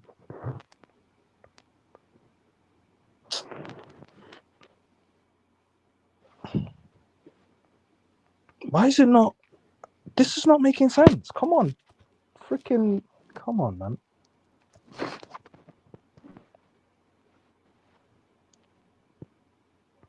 Wow. Anyway, I'll just read it. I can't be asked. Sorry. What? No, nothing is working. Yeah. hold on. Let me come back in 5 to 10 seconds. Hang on. Let me. Don't go anywhere. Hang on. Okay, go ahead. Yep.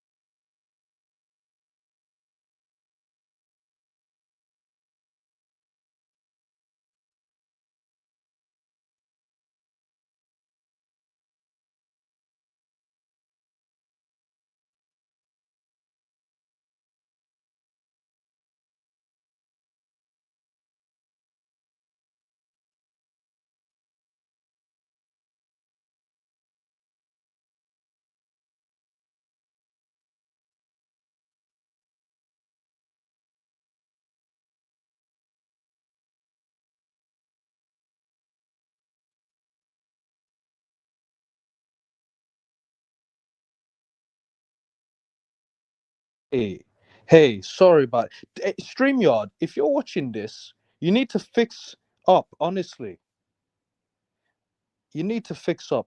Hey, are you there? Yeah, I'm still here, brother. I apologize for that. It was not supposed to take more than 10 seconds, but StreamYard, you know when you're trying to press a button, but it's not reacting. So that's Yeah. why I had to back out. Yeah, no, I get it. Yeah. Oh, I hate when that happens. Yeah. Yeah, so apologies for that. No, Anyway, it's okay. No problem, brother. okay, yeah, now my buttons are working. I can press and show. Yeah, okay, cool. Where were we? What was the last thing we were talking about? Oh, right, the whole asking to be born, and you. Oh yeah, you were making comments about how you were happy to be born or happy to be here in response to a comment in the live chat. Well, to sum it up, and I don't mean to call anybody out here, but I made a comment. So because I have a good experience with God in the Bible, I'm full of shit. Like that's not fair at all. Oh, Like, well, I'm not. You know, what I'm saying, like, it's just no. I mean, obviously, if you have a good experience, that doesn't mean you're full of shit. Based on what you're telling me, no, that doesn't make. Yeah, and I know you don't think that, but like you said, a thick skin. Well, I mean, people like to come at me or come at Christians. But what were you responding to? What comment? I want to see it. It was, and I'm not trying to call her out. Patsy said, "You mean serving a God you believe?" Like basically, she's saying that. Like, oh, here. I found it. She says, "You mean serving a God you believe exists?" Right. So basically, like, I'm full of shit. Like, I believe he exists, but you know, I don't know what I'm talking about. Hey, with all due respect, man, that's your interpretation of what she said. That because I don't see her saying you're full of shit. But if that's how you interpret it as, well, maybe I guess if that's how you interpret it as her implying that you're full of shit, then that's a whole different thing.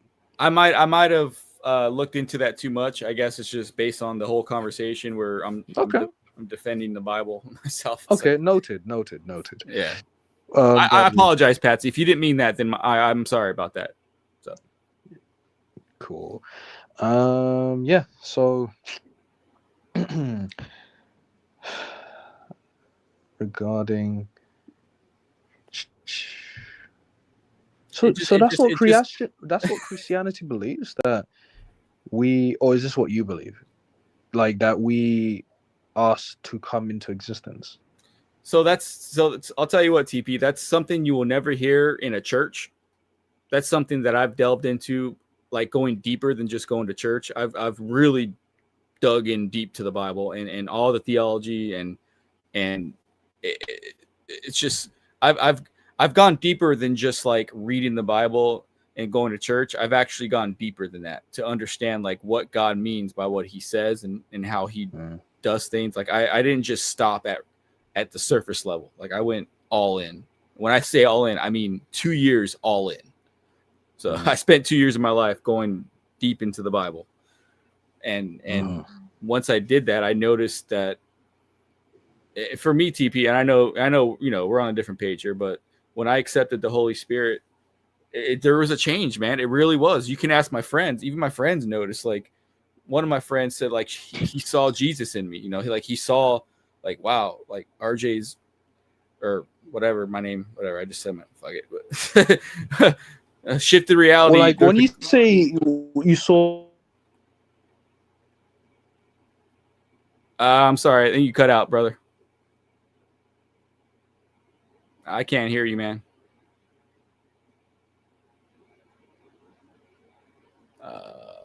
Is it me or?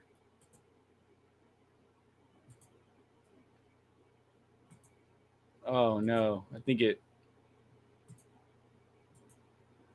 glitched out, man. I can't hear you.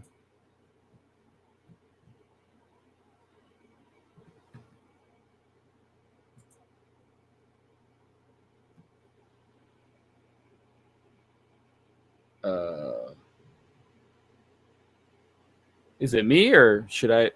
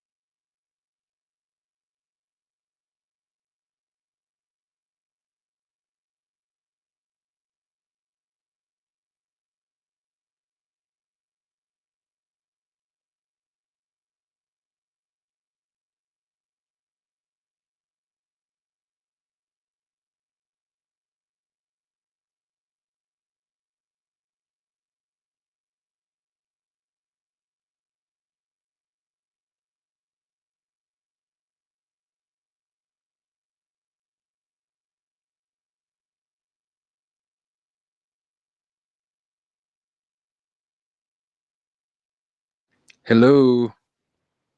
Hello. Hey. Sorry. Yeah, this time it's on me. My phone died. So Oh, you're on sorry your about phone? Yeah. Yeah, if it went to 1% and then boom. I didn't even realize. Oh no. Anyway, okay. Let me see the comments. Da-da-da-da. Hopefully TP comes back. Yeah, I'm back. Cool. So yeah, interesting views. Oh yeah, so my question was like, so what? Christianity believes that we chose to come into existence, and then you said that this isn't said in church, but Yeah, no, it's not. If you go to church, they're not going to teach you stuff, man. They're going to just read a couple verses out of the Bible, and then the pastor's going to go off and spew off some words that may or may not be. I'm not saying it's all bad. I'm just saying they don't really get into the deep theology of the Bible, and the Bible has been around for centuries, man. There's a lot to learn from it. Regardless if you think that it's. I'm not saying you do. I'm saying, well, maybe you do, but regardless if you think it's bullshit, like it's been around for a minute. It's like there's something to it that it's worth looking into, right? I mean, so that's the way I looked at it, and I went all in, man. I went all in, and what I realized was to accept the Holy Spirit, and that's what changed my life, man. I'm telling you, I don't know how else to say it, brother. Like, there's a definite, like I don't like if you don't know what I'm like, if you haven't experienced it, you're not going to really understand. But like, there's a change that happens when you feel that God is in control and He's guiding your life and He's got your back. It's just a feeling. It's just different, man. Like, it's just that He's there and He makes Himself known to me. Like, he's definitely done it. I will say one thing. Yeah. I will agree to disagree with you on the idea that I chose to come into existence, or agree to God's request to come into existence. We'll agree to disagree on that. Okay, yeah, that's fine. We don't have to agree on it. Obviously, we're not going to agree on everything, man. So no, of course, but no, especially on that one, because if I did agree to that, then I'm speaking for myself. I was an absolute idiot if that was ever the case. But so let me ask you, TP, why would you say that? Because of the way I feel about life. Without getting too personal, how do you feel about life? I feel like there are things in life that I enjoy, but I don't like all the suffering. I don't like all the suffering in this world, and I don't like wage slavery. I don't like this concept of being brought into existence, being forced to go to school, and then going to working for 60, 70, 80 years. Like working and sleeping most of our lives. I do not like that. That's a shit existence. And if we're being realistic with ourselves, most people do not like that existence, despite the other things in life on the side that they can enjoy. I would never in a million years consent to this existence, knowing what I know now. So the things that you enjoy in life aren't enough for you to consent to be brought into existence? Correct. It's not correct. Like, I can enjoy this, I can enjoy that, but if our main existence is working and sleeping most of our lives, for decades after decades upon decades, then that's a shit existence. We're basically slaves. We are slaves. Right. What if you're able to maneuver yourself to a better point where you're not a wage slave? But everyone is a wage. Anyone who works is a wage slave. Even Apple, the company, is a wage slave. Like, I look at it like this: you got two types of wage slaves. You got the slaves and you got the slave owners, but they're both slaves because they need each other. Without slaves, what are Apple gonna do? Apple needs slaves. And the slaves need Apple, right, the slave owner, to get paid. So the current construct of the way that human beings have established our society sucks. But what if our society where we were brought into the earth and we we lived on a farm. We grew our own food, and all we had to worry about was like growing our food, taking care of our family, and doing what we want to do. Would you want to be When you say born? our family, are you talking about our own family that we produce ourselves, like producing biological kids? Or are we talking about like relatives, like cousins, siblings? What are you talking about? I'm talking about your whole extended family. That your So my guy, relatives? yeah, your relatives, like everybody that's in your bloodline. So what are you asking? Would I prefer that kind of environment where we're just on a farm and growing our own crops and whatnot? Yeah, you're living the old school life of you don't have to work, you have to work, but all you have to do is worry about providing for the community. Can I be honest with you? Here's Yeah. what I really would prefer. I would prefer to have never existed in the first place. So let me ask you a question, TP, if you don't mind. Go for it. What's the so that statement to me is Just in case I'm misinterpreted, like, no, it doesn't mean I want to off myself. No, I know. Yeah, I don't think that, but you're saying you wish you never existed. Yes, as in I wish I had never been created to begin with.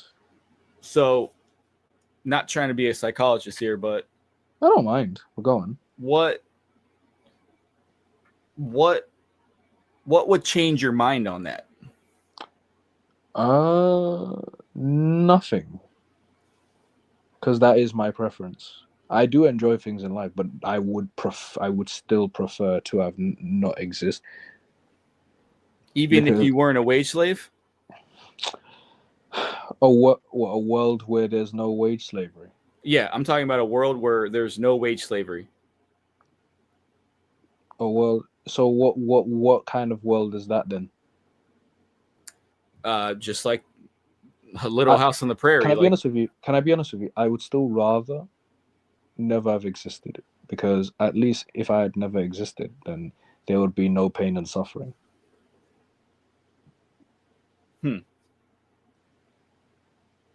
So even if, no pressure. Yeah, no. Even if that, like, you could be born into a world that wasn't fucked up by humans, and we all just enjoy the beauty of the earth, and we just live in harmony, you still wouldn't want to be born? What are you talking about? A perfect world with no pain and suffering? Just basically like. I'm just asking a perfect world where there's no pain and suffering. I'm just asking for clarity. Yeah. Okay. A world where there's no what it could have been had we not fucked up. Imagine a world where you come in and you can literally just enjoy the earth however you see fit. Then, honestly, at that point, it's basically be brought into a world where there's no pain and suffering, or not have come into existence, where there would be no pain and suffering. So either way, there's no pain and suffering. So to me, the way I see it, it doesn't make a difference.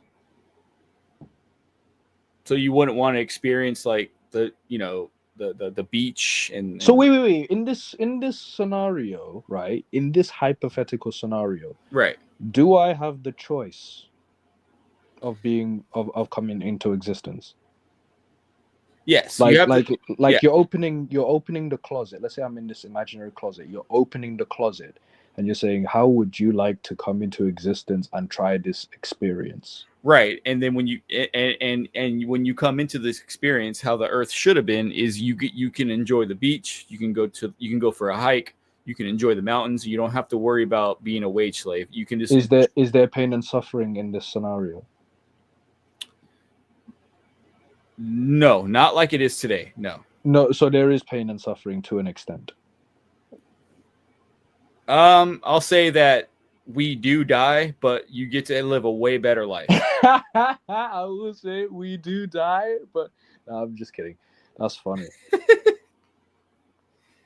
I mean, I don't know. I'm not going to just make up some fantasy euphoria like bullshit. I'm saying like the way that things could have been. Yeah, but you just did by saying in this scenario there's no wage slavery. There'll always be wage slavery. So what I'm saying is minus the wage slavery. So I'm saying you can come into the earth and all you have to do is worry about farming and growing your own crops, and you can Not interested. I would rather just stay in non-existence.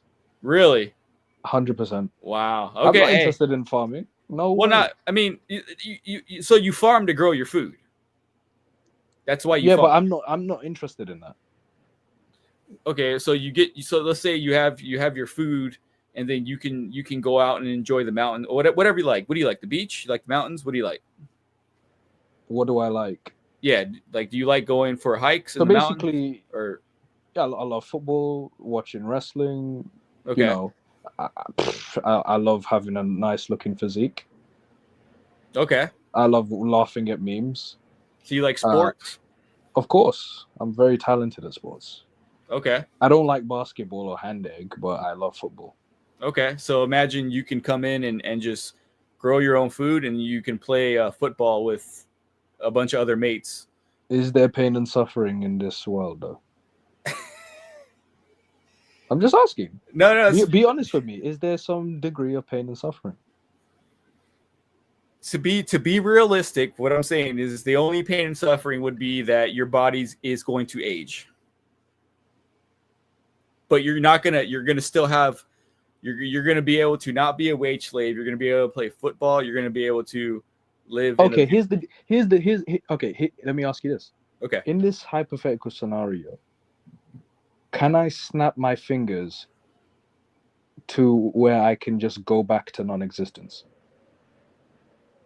No. I can't do that. No. Yeah, I'm good. I'm trying to make it somewhat realistic. That's why I say that. No, that's fine. That's okay. But there's my answer. No, it's not worth it. I would just say no to existing. So let me ask you why. In that scenario, I understand why you say it in this world. I completely understand in this world. I'm talking about in the world that our ancestors, like way back in the day, where they just worried about growing their own food, and they lived in the country, and you could play football with your mates, and you can just have fun, and your body is going to grow old, and you are going to die, but that's about all you're going to have to deal with. And protecting yourself from the wildlife. Yeah.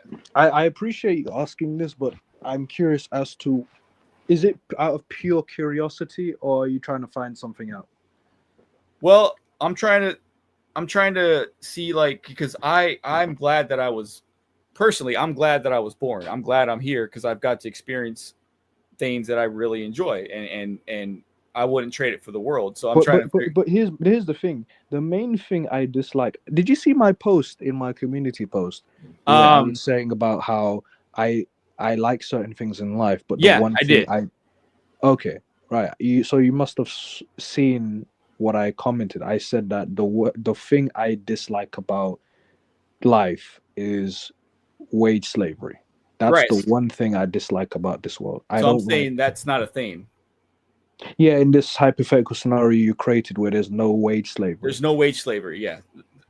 Your only slavery is to provide for yourself and your family. Yeah, that's what. Yeah, the earth. If I'm depending on wages in order to survive, that's wage slavery. No, you're depending on the earth to grow your crops to survive. That's it. Okay, well, that doesn't interest me, to be honest. It doesn't. Like, here's the thing. Okay, do I have to choose to exist? Well, is it necessary? That's the. You see all these. Is it necessary? No. Okay, but I'm trying to find where I was in non-existence. I'm just trying to figure out, like, what no pressure. No pressure. No, I know, TP. Trust me, brother. I'm not even. You got some good questions, man. Mm-hmm. I'm just interesting thoughts. You are, dude. You're very interesting, and I appreciate it, man. Like, thank you. Yeah, no, you're cool, brother. I'm just trying to, like, get you on. Are you trying to figure out what would convince me to choose existence? Yes.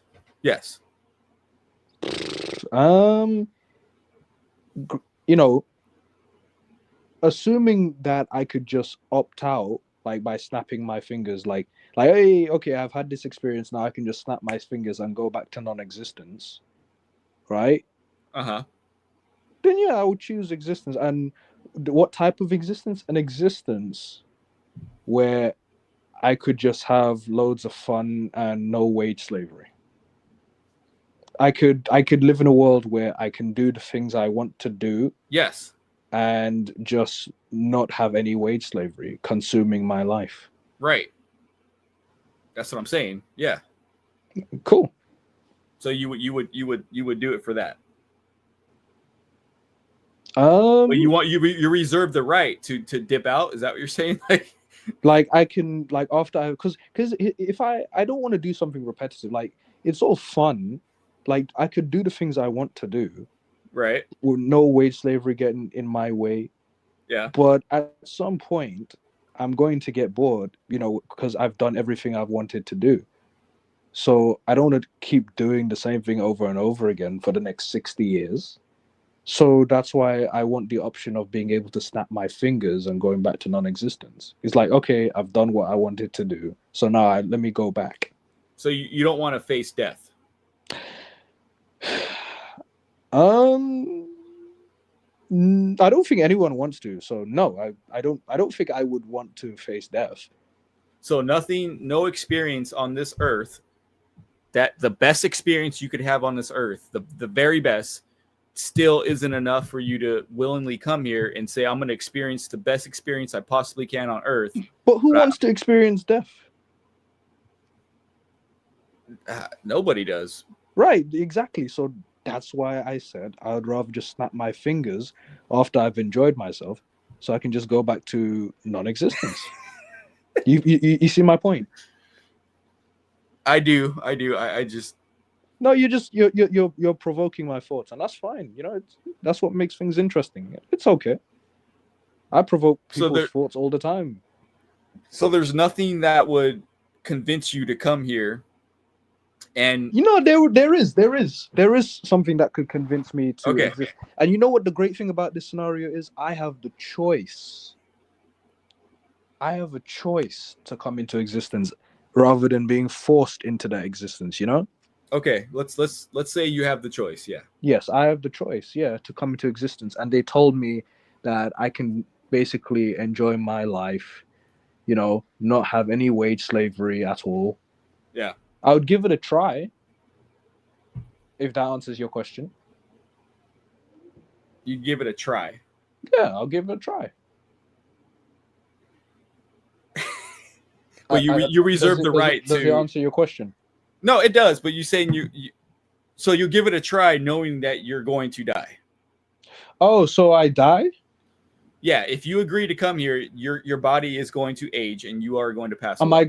Am I gonna get bored eventually after doing all the fun things that I enjoy doing? So I'll put it to you this way, TP. I don't ever really get bored playing the guitar. So if God said you can come down to earth and you can play guitar for your whole life and that's all you have to do, I'm down because I love doing that. You know what? Anything is possible in this hypothetical scenario, and that's all it is. It's a hypothetical scenario. Man, is death gonna be painful? It depends how good you take care of yourself. Oh, I take care of myself very good. Then it won't be that bad, no. But I'm gonna feel pain. You either die in your sleep or you'll I'll get a heart attack. Nope. No, I'm joking. Go on. I mean, yeah, you're gonna die of old age, however that may be. Okay. God damn. I don't want to live till I'm old, to be honest, because my knees are gonna be weak. I know. Yeah, I'd rather just snap my fingers, dude, because I'm one of the healthiest people you will ever meet. Okay. Right? So I'm that confident I'm going to live for a very long time. But I don't want to live till I don't want to live at old age. How come? Because you are at your weakest at old age. Imagine your knees being blown out. You can't play football. Imagine that. I don't know about you, but me, I can't imagine a life where I'm not playing football. Okay. Yeah, I have to, that's what I love to do. That's what I love to do. So if I'm old and I can't play football, I'm not going to be satisfied.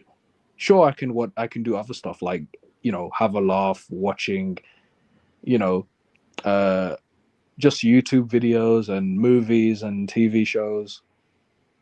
but football is the number one hobby of mine. Everything else is secondary in terms of what I enjoy. So if you can't play football, so you get old and you can't play football, but you can sit out and enjoy nature. That's not enough. Like, I'm just asking. No, it's fine. You can ask. Yeah. No, that's what makes these live streams interesting. It's perfectly fine. Listen, I like outside the box questions. Like, you use as much of your imagination as possible. Let it run wild. That's what makes. That's what. Well played, dude. But that's what makes my live streams interesting. Is you don't have to have inside the box convos. You can have outside the box convos. I think I'm just traumatized from me taking the traditional Christian stance. Oh,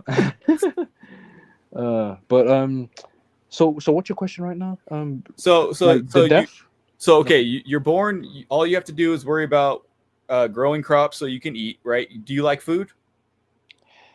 How long will it take for the crops to grow? I mean, you're gonna have whatever you like to eat. You like. Sorry. Let me put it like this. Like, how long would I have to spend my time like growing crops? You just got to help your relatives make sure that you guys have food to eat. That's it. No, but how long okay, if I'm growing crops, how long is that going to take? I'm not a farmer, brother. I don't know how long it takes. You see, I don't know either, but if it's 8 hours or something, I don't know. So okay, so you gotta work to eat, and that's it. That's all you have to do. You work to eat. That's it. You don't have to work for some corporate bullshit and fucking be a wage slave. All you do is work to eat. But give me a number. Give me an amount of hours. Okay. I mean, if you got your relatives there, about 10 of you, I mean, you could probably spend about 4 or 5 hours out in the field. Hell no, I'm out. I'm in non-existence. Jesus fucking Christ, I'm out. Done. Next. People don't understand. Even that is a lot of hours. But it's because people are so used to working 8 hours, they're gonna think 4 hours is nothing. But that's what wage slavery wants you to think. But you're not working for some corporate greedy motherfucker. You're working for your food. Yeah, no, I understand, but it's still work, and it's still consuming your time. I don't care who I'm working for, even if it's for so I don't care about that. I care about time. Work is time consuming. I repeat, work is time consuming. So instead of those 4 and 5 hours, let me put it like this: what I don't like ultimately is doing something that I hate, and it's consuming my time. Okay, let's put it this way then. No pressure. Your family is growing your crops, and they're bringing you in fresh vegetables and fruits, and they're making you stews and food to eat every night. And all you have to do is sit down at the dinner table and eat it. And then you can go play football as much as you want to play. I don't want to put my family through that. Yeah, I'm in okay, but they don't mind doing it though. This is different now. So you're saying that my family, they have the pleasure, yes, in growing the food for me. Fuck it. I'm your brother, and I love working. I'm not saying bullshit here. I do like actually being in the field working. So I'm growing your crops, and I'm providing you food every night. And it's your pleasure? It's my pleasure to do it, yeah. Because I do like being out in the field. Why is it? Because I enjoy manual labor. I enjoy being out and working with my hands. You enjoy manual labor? Yeah, I do actually. Okay. I'm like in this hypothetical, or are you talking about in real, like genuinely real? No, in real life, I do. Yeah. Oh, okay. Yeah. Oh, hey, and by the way, I'm not knocking it. Hey, more power to you if you actually do. I guess I don't do that for a living, but I don't mind doing it. Yeah. Oh, okay. So I'm growing your foods. I'm feeding your ass, and all you gotta do is play football. Just for saying that, I'm picking non-existence because it didn't sound like it was your pleasure to feed my ass. So non-existence. No. It's my pleasure to present you with fresh vegetables and a very tasty stew that you can enjoy, and I get gratification out of that. It's my pleasure to do it. Let me make it very simple for you. I would only pick non-existence. Sorry, I would only pick existence, right? If I had the choice, if it's a utopia where I can just, let me describe it. Okay, It's yeah, describe basically the utopia, please. basically there's no wage, I don't have to work. I can just enjoy the things that I love doing. Okay. Yeah, that's my utopia. Just So me. So no work is getting in the way. Not even a minute of work. I come into existence and I just do the things that I enjoy doing. okay, so you come into existence and imagine there's you're in an orchard, right? And you got fruit trees everywhere. All you have to do is pick the fruit and eat it. Okay, so I can just pick it. Yeah, you just pick it. That's all you gotta do is pick it. Cool. Okay, but You do pick- I get to do the things that I enjoy doing in life? Yes, you can do whatever you want to do because it's in a and I'm trying to be realistic here. It's in a state where there's no corporations, there's no government. Everybody is helping each other, bartering like it used to be. Like we're bartering, right? And I can do this good and you can do that good. You know, I can tend sheep and you can do this. Everybody's living in perfect harmony, and you do not have to work for your food. All you have to do is just exist. Okay. Yeah. So the food is just there. The food is there. Yeah, it's there. Either all right. fruit trees or vegetables. You got a garden. You got everything you need. Cool. Okay. And that's how it used to be, by the way. But so you would be okay with that? If just come into existence, the Yeah. food already being there for me to just pick up, Yes. and me just doing the things that I enjoy doing in life, basically Yes. my hobbies. Yes. Yeah, I would ask to come into existence, but let's talk about the death situation. You're gonna die though. I can't be unrealistic. You're gonna die. I know. That is hilarious. Oh boy. I can't take that out of the equation, bro. That's too much. Is it pain free? It depends how you take care of yourself. So if you like playing sports, like you said, and you like eat, obviously you're going to be eating healthy. You're going to be eating fresh fruits and vegetables. So you're going to pass away in your sleep. Okay, let me. Okay, so in this scenario, it's guaranteed that I'm going to pass away in my sleep. Yeah, you're going to pass away in your sleep. No, I'm going to give you a 90% chance of passing away in your sleep. Go to hell. No, I'm joking. I'm kidding. The other 10% is you might experience a little bit of pain. Maybe you might have a heart attack, but it's not going to be very long. So the 10%, I might get a heart attack. Good. Well, yeah. Well, however the body ages, like whatever, our body decays, right? So you're eventually something's going to give out. One of your organs are going to give out, or you die in your sleep. There's a 10% chance that my organs give out, and the 90%, I'm just gonna die in my sleep. Yeah.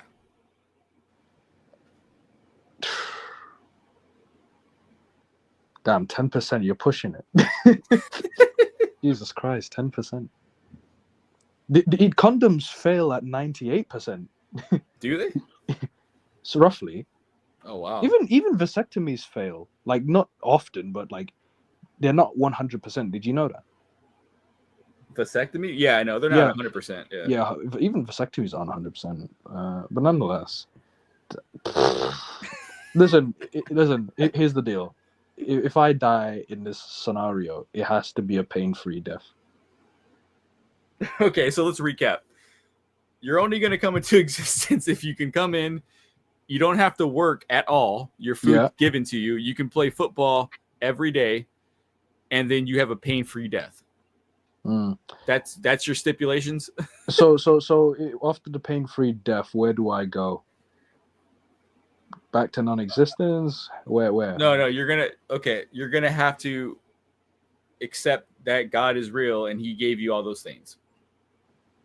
Well, of course I would accept that He's real if He created a utopia.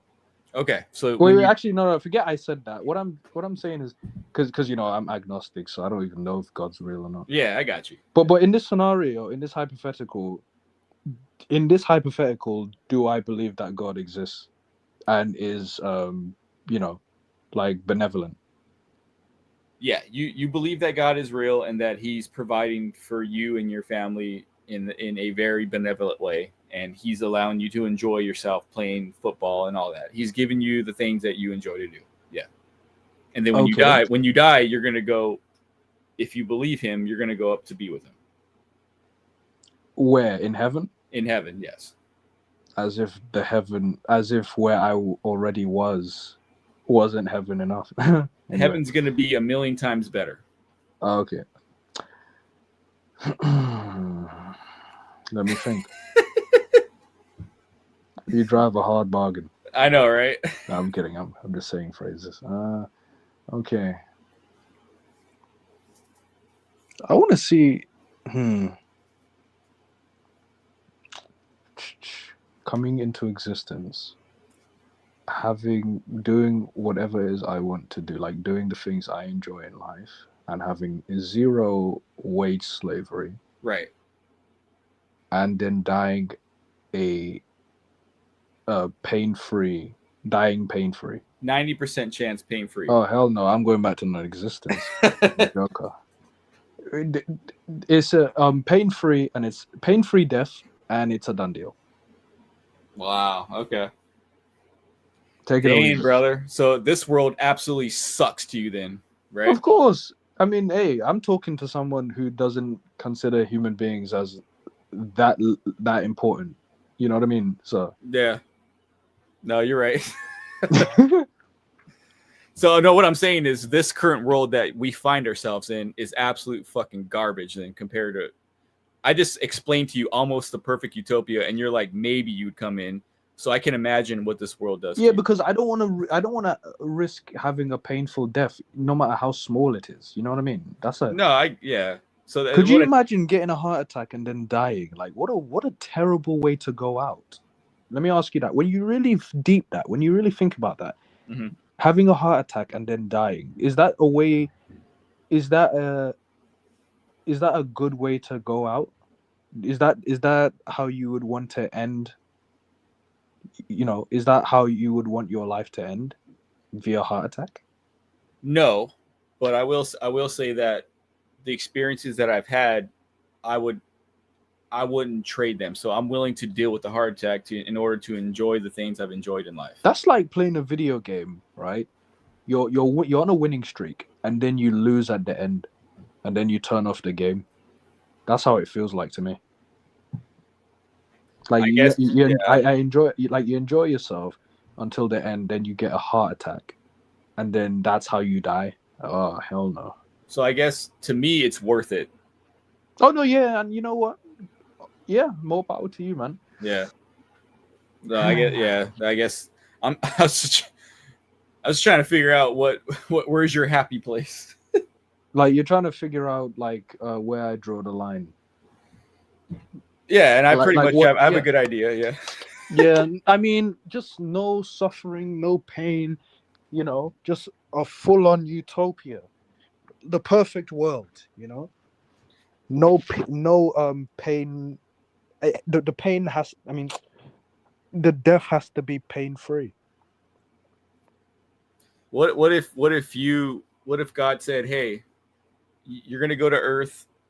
It's gonna suck, but if you trust in me, when you die, I'm taking you to paradise." StreamYard had to cut you off just for saying that. Could you repeat yourself, please? I'm saying this is my current situation, and I'm just relaying it to you.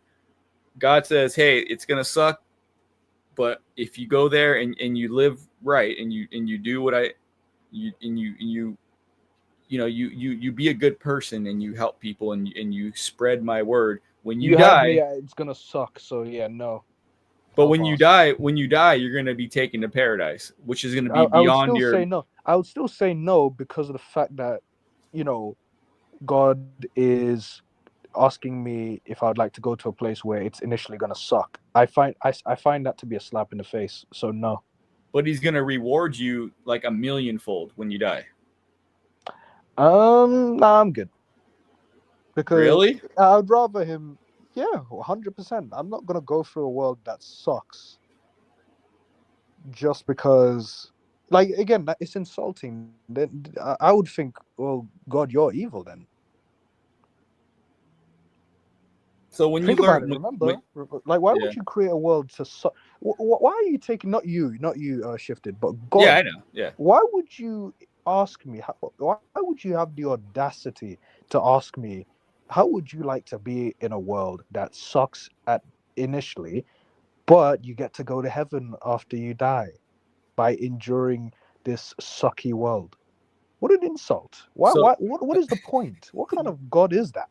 So TP, when you first learned how to play football, like were you good at it, or what? Did you have to work hard to get good at it? Initially, let me put it like this: I was talented. But it took some work, right? Yeah, it took to some degree. It took some work. Yeah. And was it worth it to get where you're at now? What, to be, at least decent at football? To be where you're at now, it took work to get there, but was it worth it? Are you glad that you did what you did? I'm glad that I played at a young age Mm-hmm. in order to get better at football. And you practiced a lot, right? Yeah. Okay. So God's saying, go down to earth and do some practicing, and then I'll take you to heaven.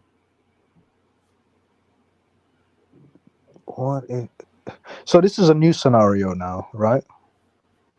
This is a new scenario. God's saying, I'm going to take you to earth. You're going to practice learning how to live, and if you and do. I'm sorry to cut you off. What about the earlier situation? Like I said, if it's a pain-free death, if it's guaranteed to be pain-free, then I'll take it. So the world where I come into existence, in a world where I get to do whatever it is I like. I get to do the things that I enjoy doing, and there's no wage slavery, and I can die, pain-free. I'll take that existence.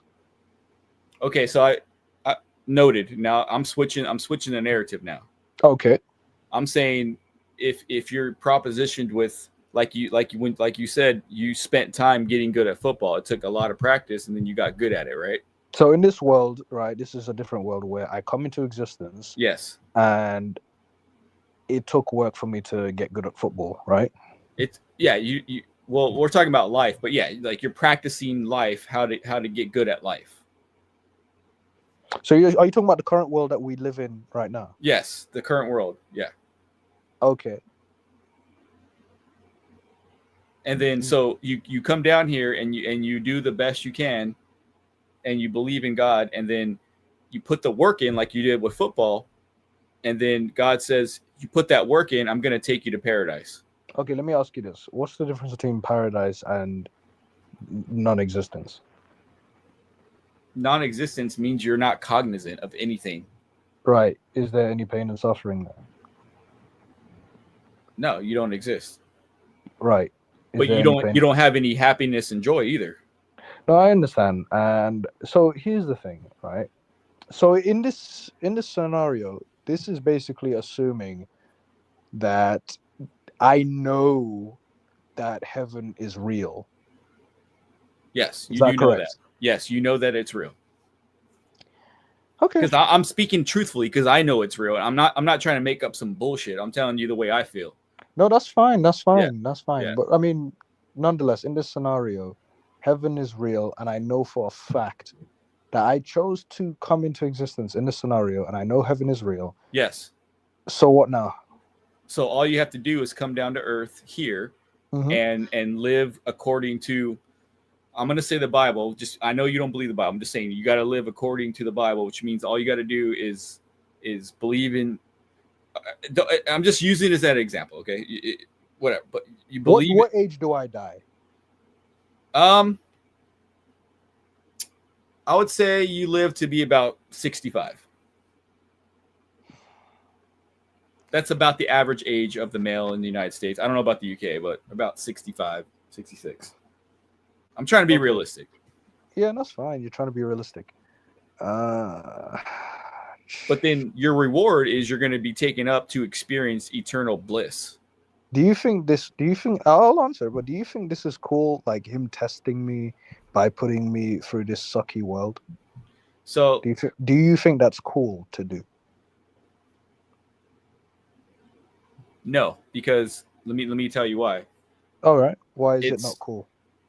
It's okay. It does suck. I get it. Yeah, it does suck. But if and I know this is, I'm going to use an example. I know it's not, I know it doesn't compare to the suffering of the world, but this is the way I look at it. When I first started playing the guitar, it sucked, man. Like I had calluses on my fingers were sore. I see. It took a long time to get good, but once I got good, I was really glad that I went through that pain because it made me a really good guitar player. And so that's do what you I'm still saying. get calluses from playing guitar? No, I don't. How? I get to So- enjoy it without. So how do you not get Isn't that the whole point? Like when you strum the guitar, you get calluses, right? When So you how first, do you not get calluses anymore? because you build your fingers up. Okay. So All right. I went through the pain of learning how to play, but then the outcome was I'm able to play. I'm able to enjoy something that I really love without, like I put the work in, I got good at it. See what I'm saying? Like it was worth the effort. It was worth Okay, the so pain. paint this scenario to me, Yeah. and I'll answer if I think it's worth choosing to exist. Go on, paint the scenario. Yeah, so you basically have to come you come down to earth. You're gonna have to deal with whatever we deal with here. But Okay. So there's wage slavery. Yeah, you're gonna have to deal with the wage slavery. You're gonna have to deal with everything that we're dealing with currently in our world. But God says if you do that and you follow me, when you die, you're gonna be taken to eternal bliss. So for 65 years. 65 years, yeah. And it's not going to be all bad. You're gonna enjoy yourself. You're gonna play no, football. of course. Yeah, Of course. That's basically my life. but there's gonna be some obstacles in your way, but you're gonna overcome them. All this just to go to heaven. Yeah. Will I choose existence? Just to go to heaven. Don't sell it short, brother. Heaven's gonna be eternal bliss. So like think about that.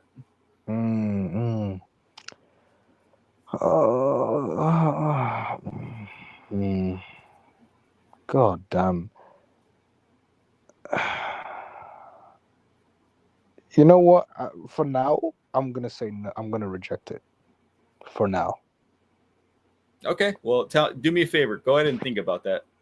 Oh yeah, no. For now, yeah, I will think about it. For now, I'm rejecting it, as in like I will not choose existence in this scenario, simply because I feel like it's a slap in the face.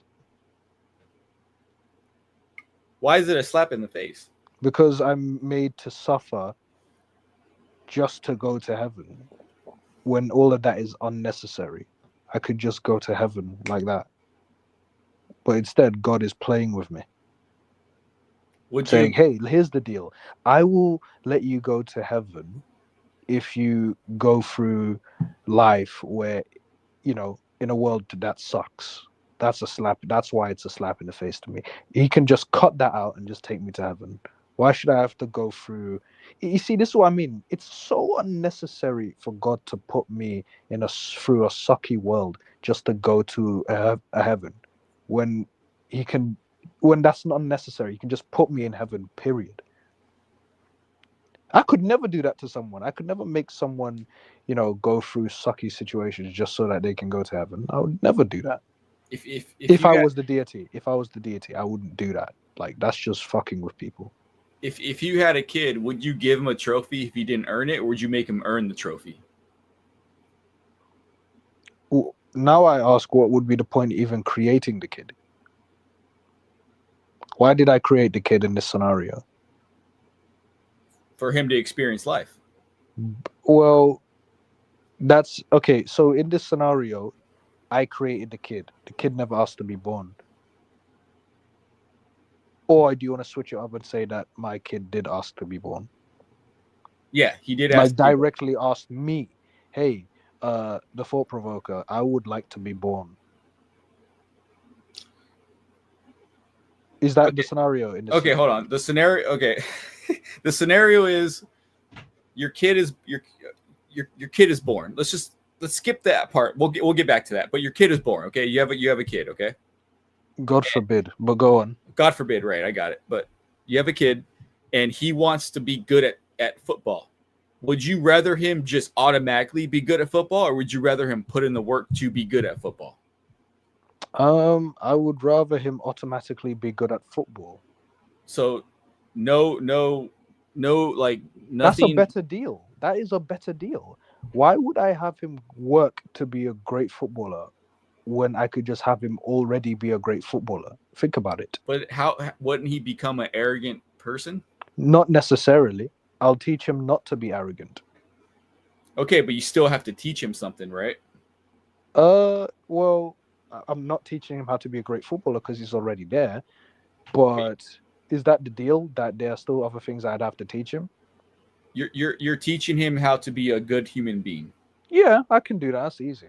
Okay, so God's doing the same thing with us, man. How to be good human beings. Yeah.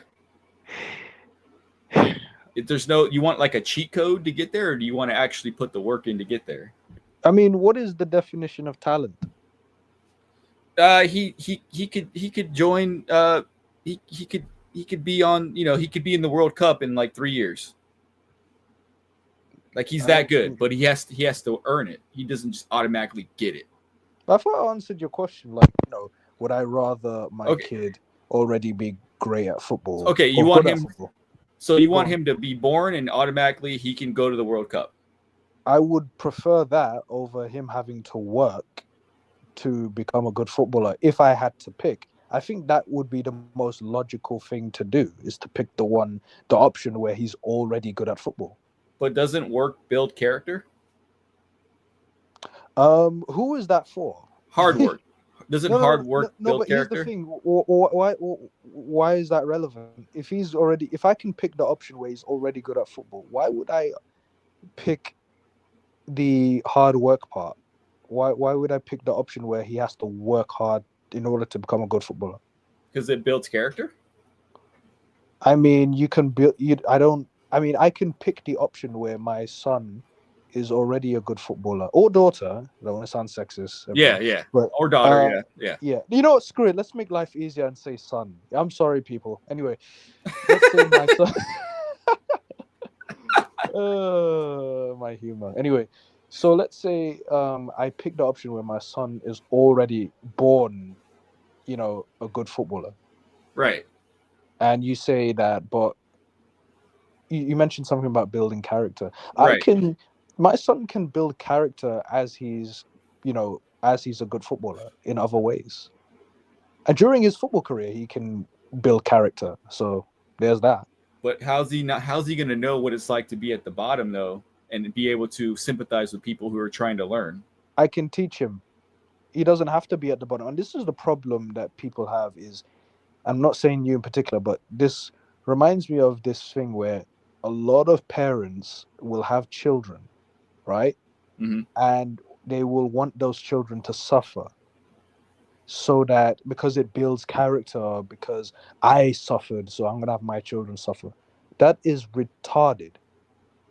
Why would you have children just so that they can suffer? That is stupid. Because you can just not have them at all, so that way they won't suffer. People are stupid. I'm sorry, but it's true. People need to stop with this mindset of having children just so that they can suffer. Well, no, not intentionally. Like no, some do it intentionally. Some people have they do mindset that because they were abused by their own parents. What they do is they have children, and they make them suffer because, hey, I suffered, so you're gonna suffer too. Are you familiar with that mindset? Yeah, I'm not talking about like that kind of suffering. I'm talking about the grind that it takes to get good at something. What are you talking about? Like the amount of practice that it takes for who's the best football player in the world right now? I don't know. The best football player in the world right now, is probably. Well, I'll tell you who last won the Ballon d'Or. Oh crap! Who won the Ballon d'Or? Hold on a second.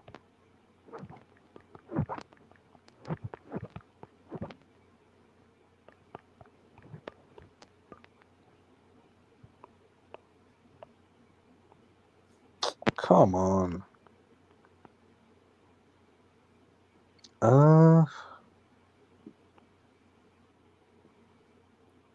Who won the last Ballon d'Or? Hang on.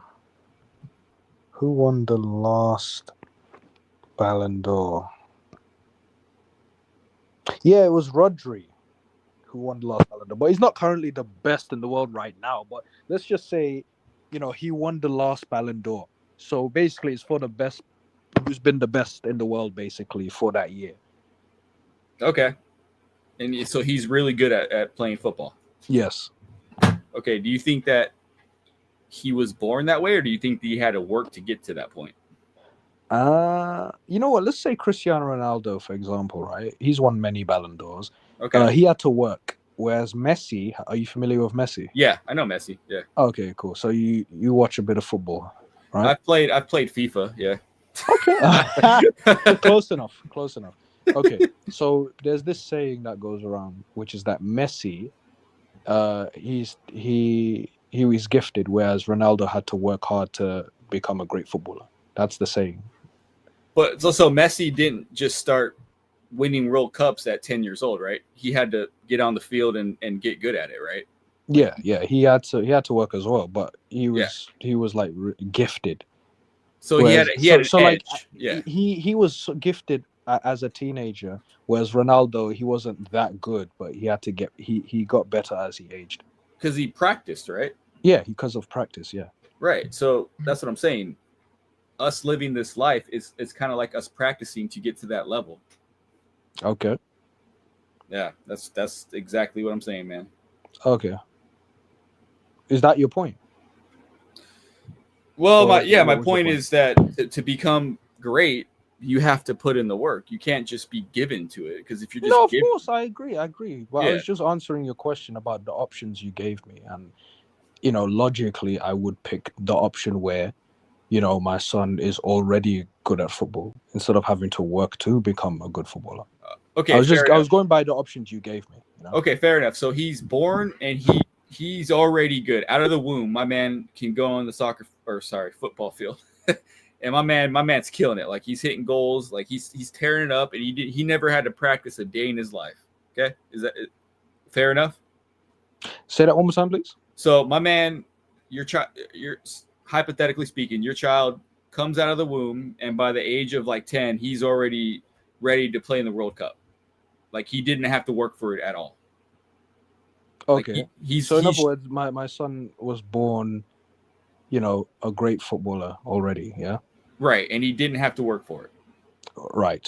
That's what you're saying you would want, right? Like, based on the options you gave me, I would rather pick that option. Okay, so he's automatically good. How's he gonna know to be humble? I'll teach him. But how would he know unless he experiences it himself? Who says he has to experience who says he has to experience that in order to be humble? Somebody can tell you about sex, but until you experience it, you'll never know what sex is. Fair enough? Yeah, that's true. But here's the thing. Do I need to take money from my son in order to teach them responsibility? Do I need to forcefully charge my son rent in order to teach them responsibility? Right. No. I can still teach them responsibility without having them experience, being forced to pay me rent in my own home that I put them in. Right? Right. There you go. So I can teach. Your main concern is about my son potentially being arrogant, right? No. But I can... Okay, go on. No, the main concern is there's certain things in life that you cannot be told, you have to experience. Yeah, but I disagree on this one. Like, when it comes to when it comes to my son already becoming a great footballer, right? Yeah. I don't feel like they need to work in order to be humble. No, I can just teach them, hey, never look down on others, you have this gift, there are others that don't, or despite you having this gift, always show respect to others, whether they are as good or beneath you, etc. That's what it's so simple. I'll just teach them that, and they will listen. So you would have the experience of what it's like to feel that, but your son wouldn't. He'd be told. I don't know. I mean, we didn't talk about my experience. We're just talking about my son's experience. So in order to teach him, though, you would have to experience it. For those of you who are watching, I don't actually have a son. This is just hypothetical. Just I don't want anyone to run in with any narrative. No, I do not have a son or daughter. But anyway, go on. So for you to teach your son what you're saying, you would have to experience it yourself. Not necessarily, no. Then how would you teach him about being humble if you have no idea what that's about? No, I do know. I do know about being humble. Like, by reading by about being it? taught. By being taught. So your dad would have to experience it. Are you saying it's impossible? Just asking. Are you saying it's impossible to or be born a great footballer and be humble at the same time? Are you saying that's impossible? Yeah, I'm saying that. Yeah, you could be born with, like, think about these privileged kids that are born into the world. No, I'm asking. No, I want a direct answer. Like, are you saying that it's impossible to be born a great footballer and be humble? I'm not saying it's impossible, but it's highly unlikely that. Okay, so there's some possibility, even though you think it's highly unlikely. Yeah.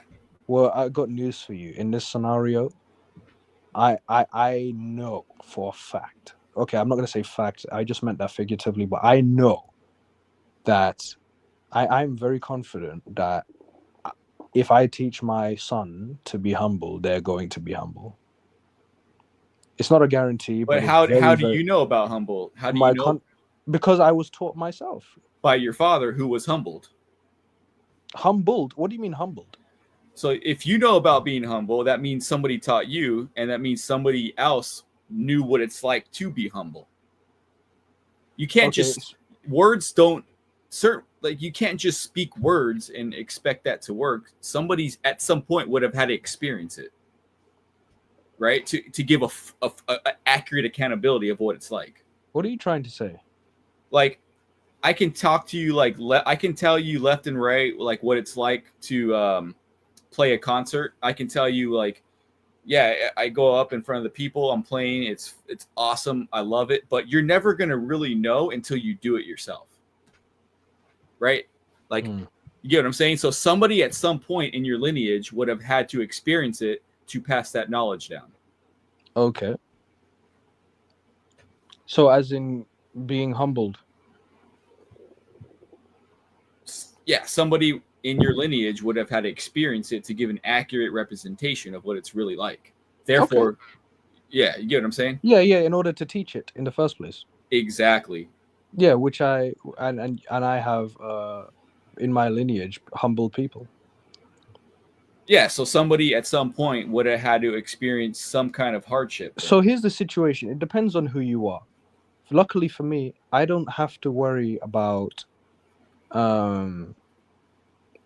having to be humbled in order to teach humility, or teach my son how to be humble. I don't have to worry about it because I've already been taught how to be humble.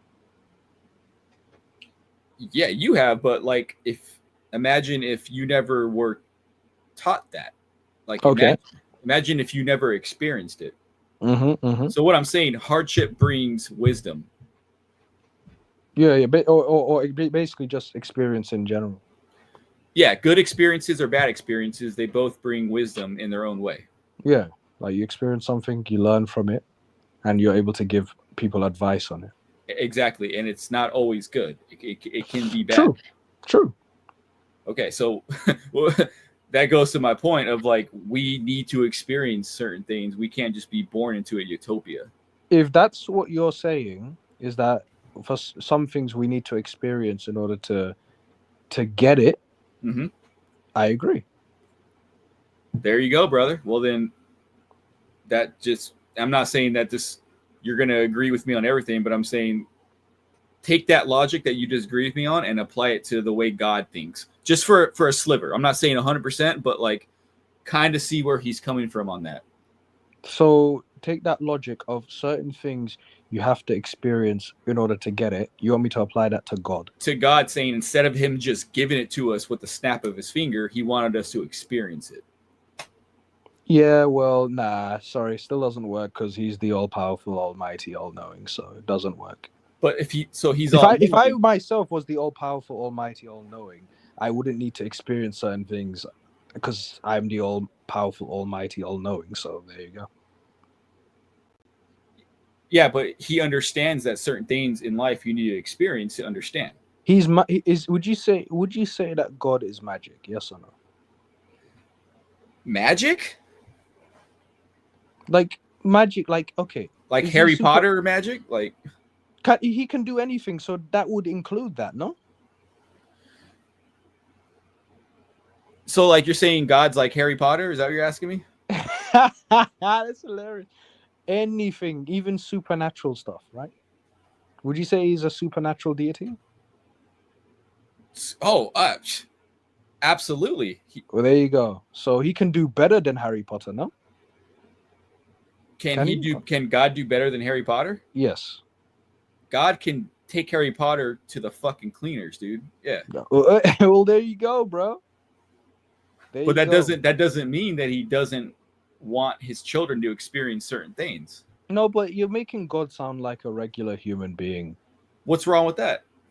I'm not saying no. Well, the thing is, if he is the all-powerful, almighty, he can just take a shortcut. But what if he doesn't want to and he wants us to experience? Then what's the why would the all-powerful, almighty, all-knowing not take a shortcut? Then he's putting his powers to waste. Well, it's like he's not using his powers to his full potential. Because he's using logic, and it's like me giving my son a shortcut to victory instead of him earning it himself. If he is the all-powerful, almighty, all-knowing, the logical thing to do is to take the shortcut. Work smarter, not harder. Well, God's not lazy. No, oh, you use the term okay, this is getting interesting now. So what has laziness got to do with it? Am I lazy because I choose to take the lift instead of the stairs to my home? No, I'm saying God. It's the same thing. No, God's not lazy in this sense. He's not just going to give you something like a genie. He wants you to work for it. Why would he, if it's unnecessary? You know what? I think this is what people. I'm not saying this out of spite, of course, but it just popped into mind. I think it's really I'm really starting to see what people are saying about American culture, because in American culture there's this mindset of work, hustle. There's this work, hustle mentality that's ingrained in American culture. Because it's so expensive here. Regardless, I'm just saying that's what I've noticed. I've noticed that there's this work hard, hustle mentality in the American culture. So that's archaic. That's the baby boomers, and back in their days, yeah, hard work did pay off, but now it doesn't. No. So what I'm getting at is, okay, my stance is it's unnecessary. If God, again, it's like me taking, because you mentioned laziness. There's nothing lazy about. What did you call lazy exactly? Okay, so I said that God can just take a shortcut, right? Right. And you said God is not lazy. And then I said it's got nothing to do with laziness. Like, am I lazy? No. Because I want to take the lift instead of the stairs to my home. No, it's just that it's more efficient for me. It's quicker. It saves time. That's why I would take the lift instead of the stairs. Would you take a car or would you walk home? No. I'm not talking about transportation. Well, I guess that kind of applies. No, but it's an example of would you rather? Are you lazy? I get what you're saying. Decide to if you had to go home from your work, right? Right. Would you rather walk 2 hours home, or would you rather take a 45-minute drive to your home? I'd rather drive. Yeah. Does that make you lazy, or is it because you want to save time? Well, that's a menial task of just going home. No, my point. Wait, no, my point is, not everything is about laziness. Taking a shortcut does not mean you're lazy. It means that you want to save time. When it comes to me going home from work, that's if you finished work, you want to go home. You would rather take a 45-minute drive home than to have a 2-hour walk home, right? When it comes to Yeah, because you want to save time, not because you're lazy. Because I'm sure you could walk 2 hours home, but you want to take the 45-minute drive home because it's quicker. It saves you time. Yeah. Yes. So in God's case, when it comes to his quote unquote children, and considering that he is the almighty, all powerful, all knowing, he can just take a shortcut with his children. Instead Right. of making his children work, he can just take a shortcut since he's the all powerful, almighty, all knowing. Everyone who's watching right now, comment below. Do you guys understand what I'm saying? Let me wait for their responses. Do you guys understand what I'm saying? We'll wait.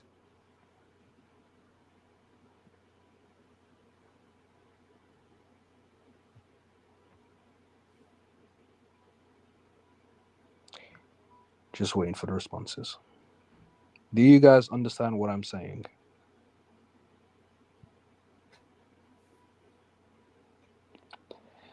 Adam Walker UK says yes, TP 100%. Who else understands what I'm saying? I kind of just want to, interact with the audience as well. I don't want to leave them hanging. Yeah, no, absolutely. Yep. So there's still people here, so yeah, you want to do that. Yep. Oh, absolutely.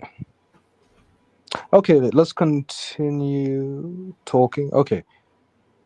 Yeah, no, so continue. So my point was, if God is the all-powerful, almighty, all-knowing, then and he chooses to create children, he can just take a shortcut.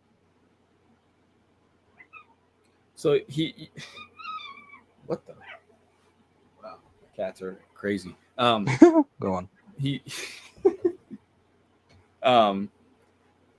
Okay, if we're talking about me going from my work to my home instead of walking, I can drive my car, right? Yeah.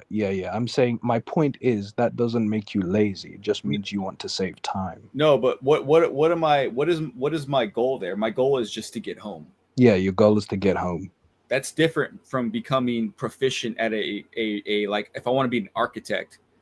I don't want God just to snap his finger and I'm an architect. I want to learn how to be an architect. And you see, that's your choice. Right. That's true. That is my choice. Yeah. Yeah. There you go. But if God could make me already good at that, since he's the all powerful, then I wouldn't be opposed to that. So that would be ideal.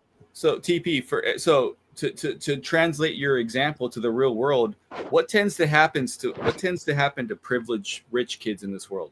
Do they tend to usually be hardworking individuals, or they tend to be privileged, spoiled, rotten people who do not care about anybody else? Typically, I mean, from what I've been hearing, if they haven't been taught, so basically they haven't been taught anything in their lives, right? They haven't been taught how to work, etc. Like they haven't been taught how to cook, etc. Is that what you're getting at? What happens to them? Yeah, they're not taught anything. They will become vulnerable in this world. Well, they become basically idiots, right? If they're not taught, not idiots. Like they went to school, no? They went to private school. They've got a good education. Okay, so they went to school, but they didn't learn. They didn't want for anything. They didn't what? They didn't want for anything. So basically, everything was handed to them on a silver platter. Okay, but they weren't taught how to cook or clean or build stuff. No, they're literally just born into wealth, and all they have to do is exist, basically. Right, and they have everyone else doing everything for them, like exactly. From chefs to engineers, etc. Okay, everything. Yeah. What kind of person what do they tend to come out as? Somebody who's like benevolent, basically someone who isn't, self-sufficient. Basically, someone who can't. Yes, someone who's vulnerable, basically, in the sense they can't do certain things for themselves, which is dangerous. And they don't really care about the poor, right? They're used to living the high life, so they have no concern with. They lack empathy. They lack empathy. Yes. So if God just gives us everything on a silver platter, how are we going to develop empathy? That has to be developed by experience. There's no way around it. Because how can he teach us how to feel sorry for somebody if we don't know what it's like? No, but there's empathy and there's sympathy. Well, both. I mean, in order to feel sorry for somebody, you have to understand what they're going through. So are you saying you have to go through it? I'm saying that God's not going to just give us everything on a silver platter, because that's not the way. That's not how clearly, like that is our life. Like he's not going to give everything on a silver platter, but that's a choice he made. So what I'm saying though, but if you, and this is my experience, if you grow closer to God and you put in the work, I can tell you from experiences, he does reward you. But he wants to see you work for it. He wants you to put the effort in. Yeah, but that sounds like a narcissist. Why does he create people just so that they can work for him? That sounds disgusting. That sounds disgusting to me. No, I'm not I'm not. You're not working for God? I'm working for him, but I'm also doing something that I enjoy. No, that's fine. But the common denominator, the point is, like, regardless of what's on the side that you're doing, you're still working for him. True or false? Yeah, true. And everything if you're happy doing that for him, more power to you. But I personally think I'm happy doing for God to create people and, just to basically worship him or to work for him, I think that's disgusting and narcissistic. But what if what he's asking you to do is for a good cause? I don't care about the cause, respectfully, good or bad, right? He didn't need to create anyone in the first place. But to create someone just to worship you, even if you may get something in return, is still narcissistic. Like, who do you think you are creating someone and then, expecting them to worship you? Like, it doesn't get more narcissistic than that. But if you're the almighty God and the creator of everything, is it really narcissist, or is it just your nature because you are God? Okay, so narcissism is in God's nature. No, because he is worthy of doing that because he is the almighty. So it's kind of like if I were to go up and punch a homeless guy in the face, probably nothing would happen to me. But if I were to go up and punch Donald Trump in the face, I'd probably go to prison. It's the same thing. God is on a whole nother level, a whole nother playing field. So are you saying that because he's worthy of creating us to worship him, you're saying that he's exempt from the title of narcissist?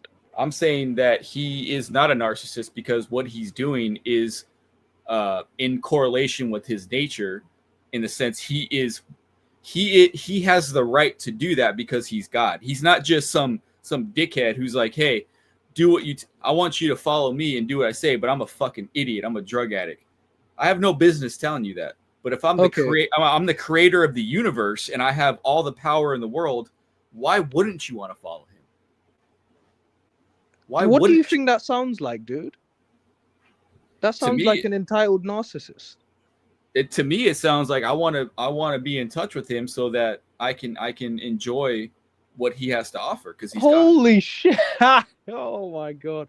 Okay, so what you just said about so you think is it that you think this only applies to you think only narcissism?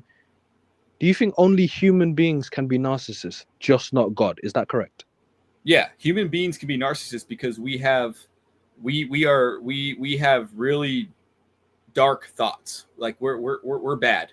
Like if we're a narcissist, like I've known parents who are narcissists and they treat their kids like shit, right? Okay, so let me hold that for. So let's say I create a child and my intention of creating that child was so that my child could worship me. Would you consider me a narcissist? It depends what kind of worship you're asking. Holy shit. Hold on. Let me say this again. If I create a child into existence and my intention of creating that child is for them to worship me, I create them so that they can worship me. Right. Would you consider me a narcissist? You as a human being, yes. But you're not God. So you would consider me a narcissist if I created a child. You, yes, as a human being. Yeah. Me, the thought provoker. I'm talking about me. I create you would consider me a narcissist if I created a child into existence with the intention of them worshipping me. Only because I know you're a flawed human being just like me. Okay. Yeah, sure. I just want to come to an agreement. So we agree on that. If I created a child into existence just to worship me, I would be a narcissist. True or false? True, because you're not God. Yeah. Okay. No, because I'm creating someone to worship me. That's why I would be a narcissist. No, that's not what I'm saying. I'm saying you'd be a narcissist because eventually it would turn to that because you're a flawed human being. Just like me. If you're a narcissist, obviously that is part of being a flawed human being. There you go. Yeah. So what I'm saying is God isn't creating us to worship him as being a narcissist. He's creating us to worship him because he wants us to live a happy life and go home with him and enjoy. I take no pleasure in worshiping a deity who created me when I never asked to be here. I take zero pleasure. I don't want to worship anybody. So think about this. Let me tell you what God asks of me, and then you can make your opinion off that. Okay. The only thing God asks of me is for me to live healthy, for me to treat my wife good, for me to treat my family good, for me to treat my animals good, for me to care about other people, and for me to recognize he's the creator. And if I do all that, he's going to take me home into eternal bliss. What is wrong with that? How is he a narcissist for that? He wants me to be humble to other people. That's not a narcissist. Hold on. Say that scenario again, and then I'll tell you how he's a narcissist. Go on. Say that again. The reason I worship God is because the instructions that he gives me is to treat my family with respect, treat my wife with respect, treat my animals with respect, live a good life, care about other people, be humble, don't be a freaking asshole, and then recognize that he created me, and then he'll take me home to be with him. He wants me to live a good life and be a good person. He's not asking me to be like some kind of rich, stuck-up piece of shit. He's saying, I want you to live in terms of not just thinking about yourself. I want you to think about other people. I want you to put other people first. Is there worship in this scenario? Are you worshiping God? That's how I worship God, by putting other people first. That's what he asks of me. So no, I guess okay. That's what he wants. That's it. No, that's his version of worship. His version of worship is to care about other people. And if people were to get to know God, they would realize that. I guess I'm thinking about worship, the term worship, in a stereotypical type of way. That's not how God views worship. God views worship as helping other people. So I help people, so am I worshiping God? Yes, you're doing his will, whether you know it or not. Okay, hang on. Let me look up the definition of worship. Hang on. Well, the man-made version of worship isn't going to correlate with God's cosmic. Is there a different version of worship? Like, is there a different definition of worship in the Bible or something? Or? No, what I'm saying is becoming a Christian is not just believing the Bible and then going to church. It's having a relationship with God. And when you do that, you get to know his personality. And when you get to know his personality, you realize that all he wants you to do is to love other people and help them. That's his form of worship. Yeah. Cool. Yeah. Let me look. I'll still look up the definition anyway of worship. Worship definition.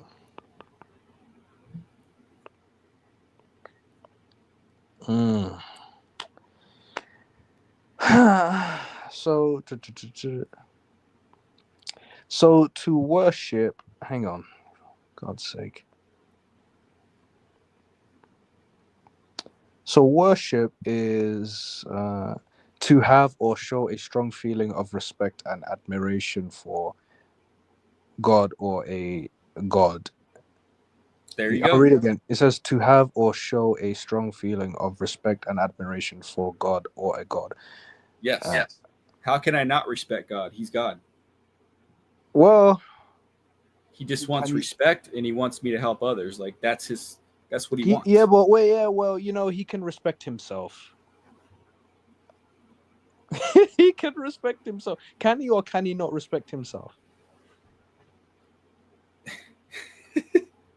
Can he? No, I want you to answer that. You're not going to run away from this. Can he or can he not respect himself? God can respect himself, yes. Yes. So there you go. So not only can he respect himself, but he doesn't need anyone else to respect him.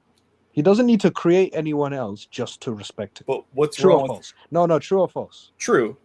Okay. But he did it anyway. So yeah. But what's wrong with him creating his children to help other people? What's wrong is that he didn't need to do it. He could have just done it by himself. But God's not a robot. He has emotions. God is the all-powerful, almighty, all-knowing. So he is capable of taking care of everything by himself. He has emotions. So He can wait, can he, true or false? He can take care of his own emotions. Perfectly fine. Perfectly fine. Remember, perfectly fine. True or false? true. There we go. So we agree. But his original plan for human beings was to have a relationship and a communion with him. What's wrong with that? It's like, and I know you What's don't want wrong kids. with, let me tell you what's wrong. What's wrong is this, right? Whether you agree or disagree, no one chose to come into existence. I certainly don't believe that anyone said, hey, I would like to come into existence, and boom, we came to existence. The reality is our parents are the reasons why we came into existence. They had the choice. And not everyone is satisfied with with coming to existence. No one's satisfied. Some people are, some people aren't. And so there you go. You've got an imperfect world in the sense that some people wish they were never born. That doesn't sound like a perfect world to me.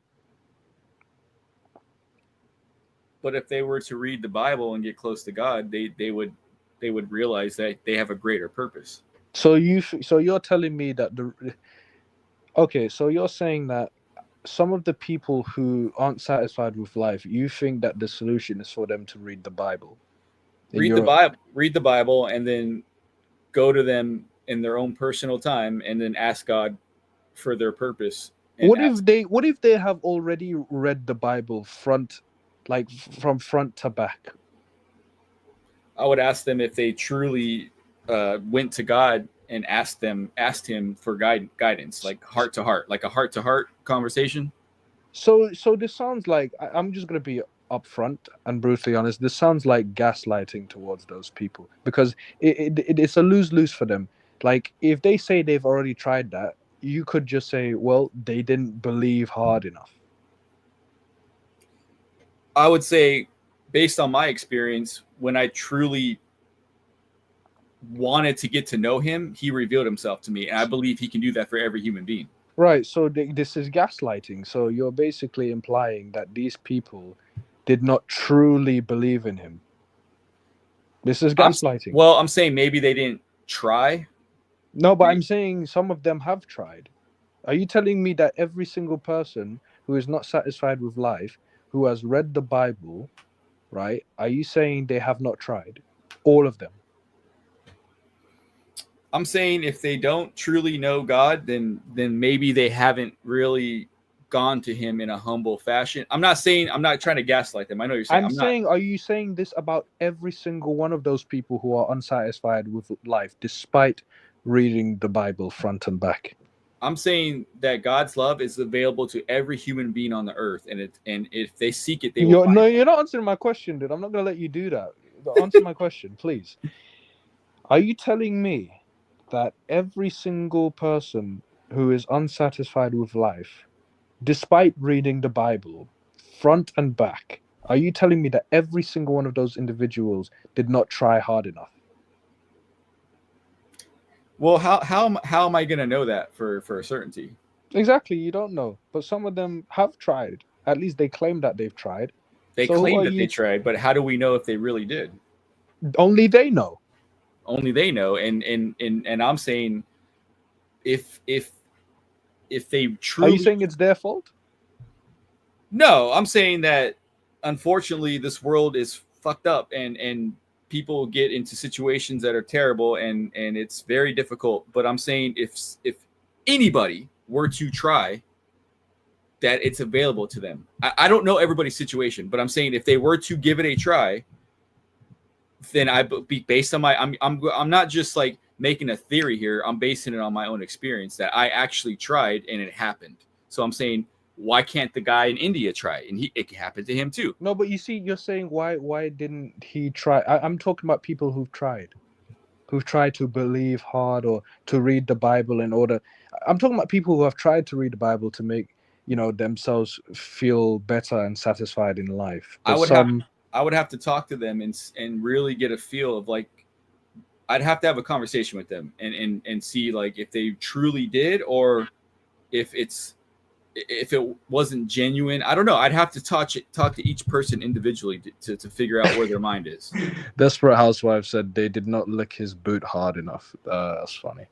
Anyway, it's funny to me. Anyway, Adam Walker UK says, "Good night, folks. Wishing you all the best in this hell realm." You know what? I'm not gonna lie. It's been 9 hours, 35 minutes, and 44 seconds. But you know what, dude? Thank you for keeping this stream entertaining. And yeah, great convos, multiple different perspectives, from me and you and from everyone else who came on this panel. So it's great, it gives people different perspectives, like a wide range of perspectives for people to think about watching this. So thank you. Yeah, it does. Yep. Absolutely. You're welcome. So I'm gonna thank you very much. And I'm going to end this live stream because it's been 9 hours, 36 minutes, and 23 seconds. But dude, please come back. And honestly, yeah, it's an absolute pleasure having you. We may not agree on everything. Some things we'll agree or disagree on, but it's okay, because there's that mutual respect, and we know that there's no malice behind what we're saying on these live streams. They're merely just live streams, and we can get passionate here and there. So exactly, no malice at all. 100%. Yeah, it's all about intention. But yeah, thanks for coming on, and yeah, come back next time, man. Okay, brother. Yeah, all the best. All right, you too. All the best, brother. Bye. Bye.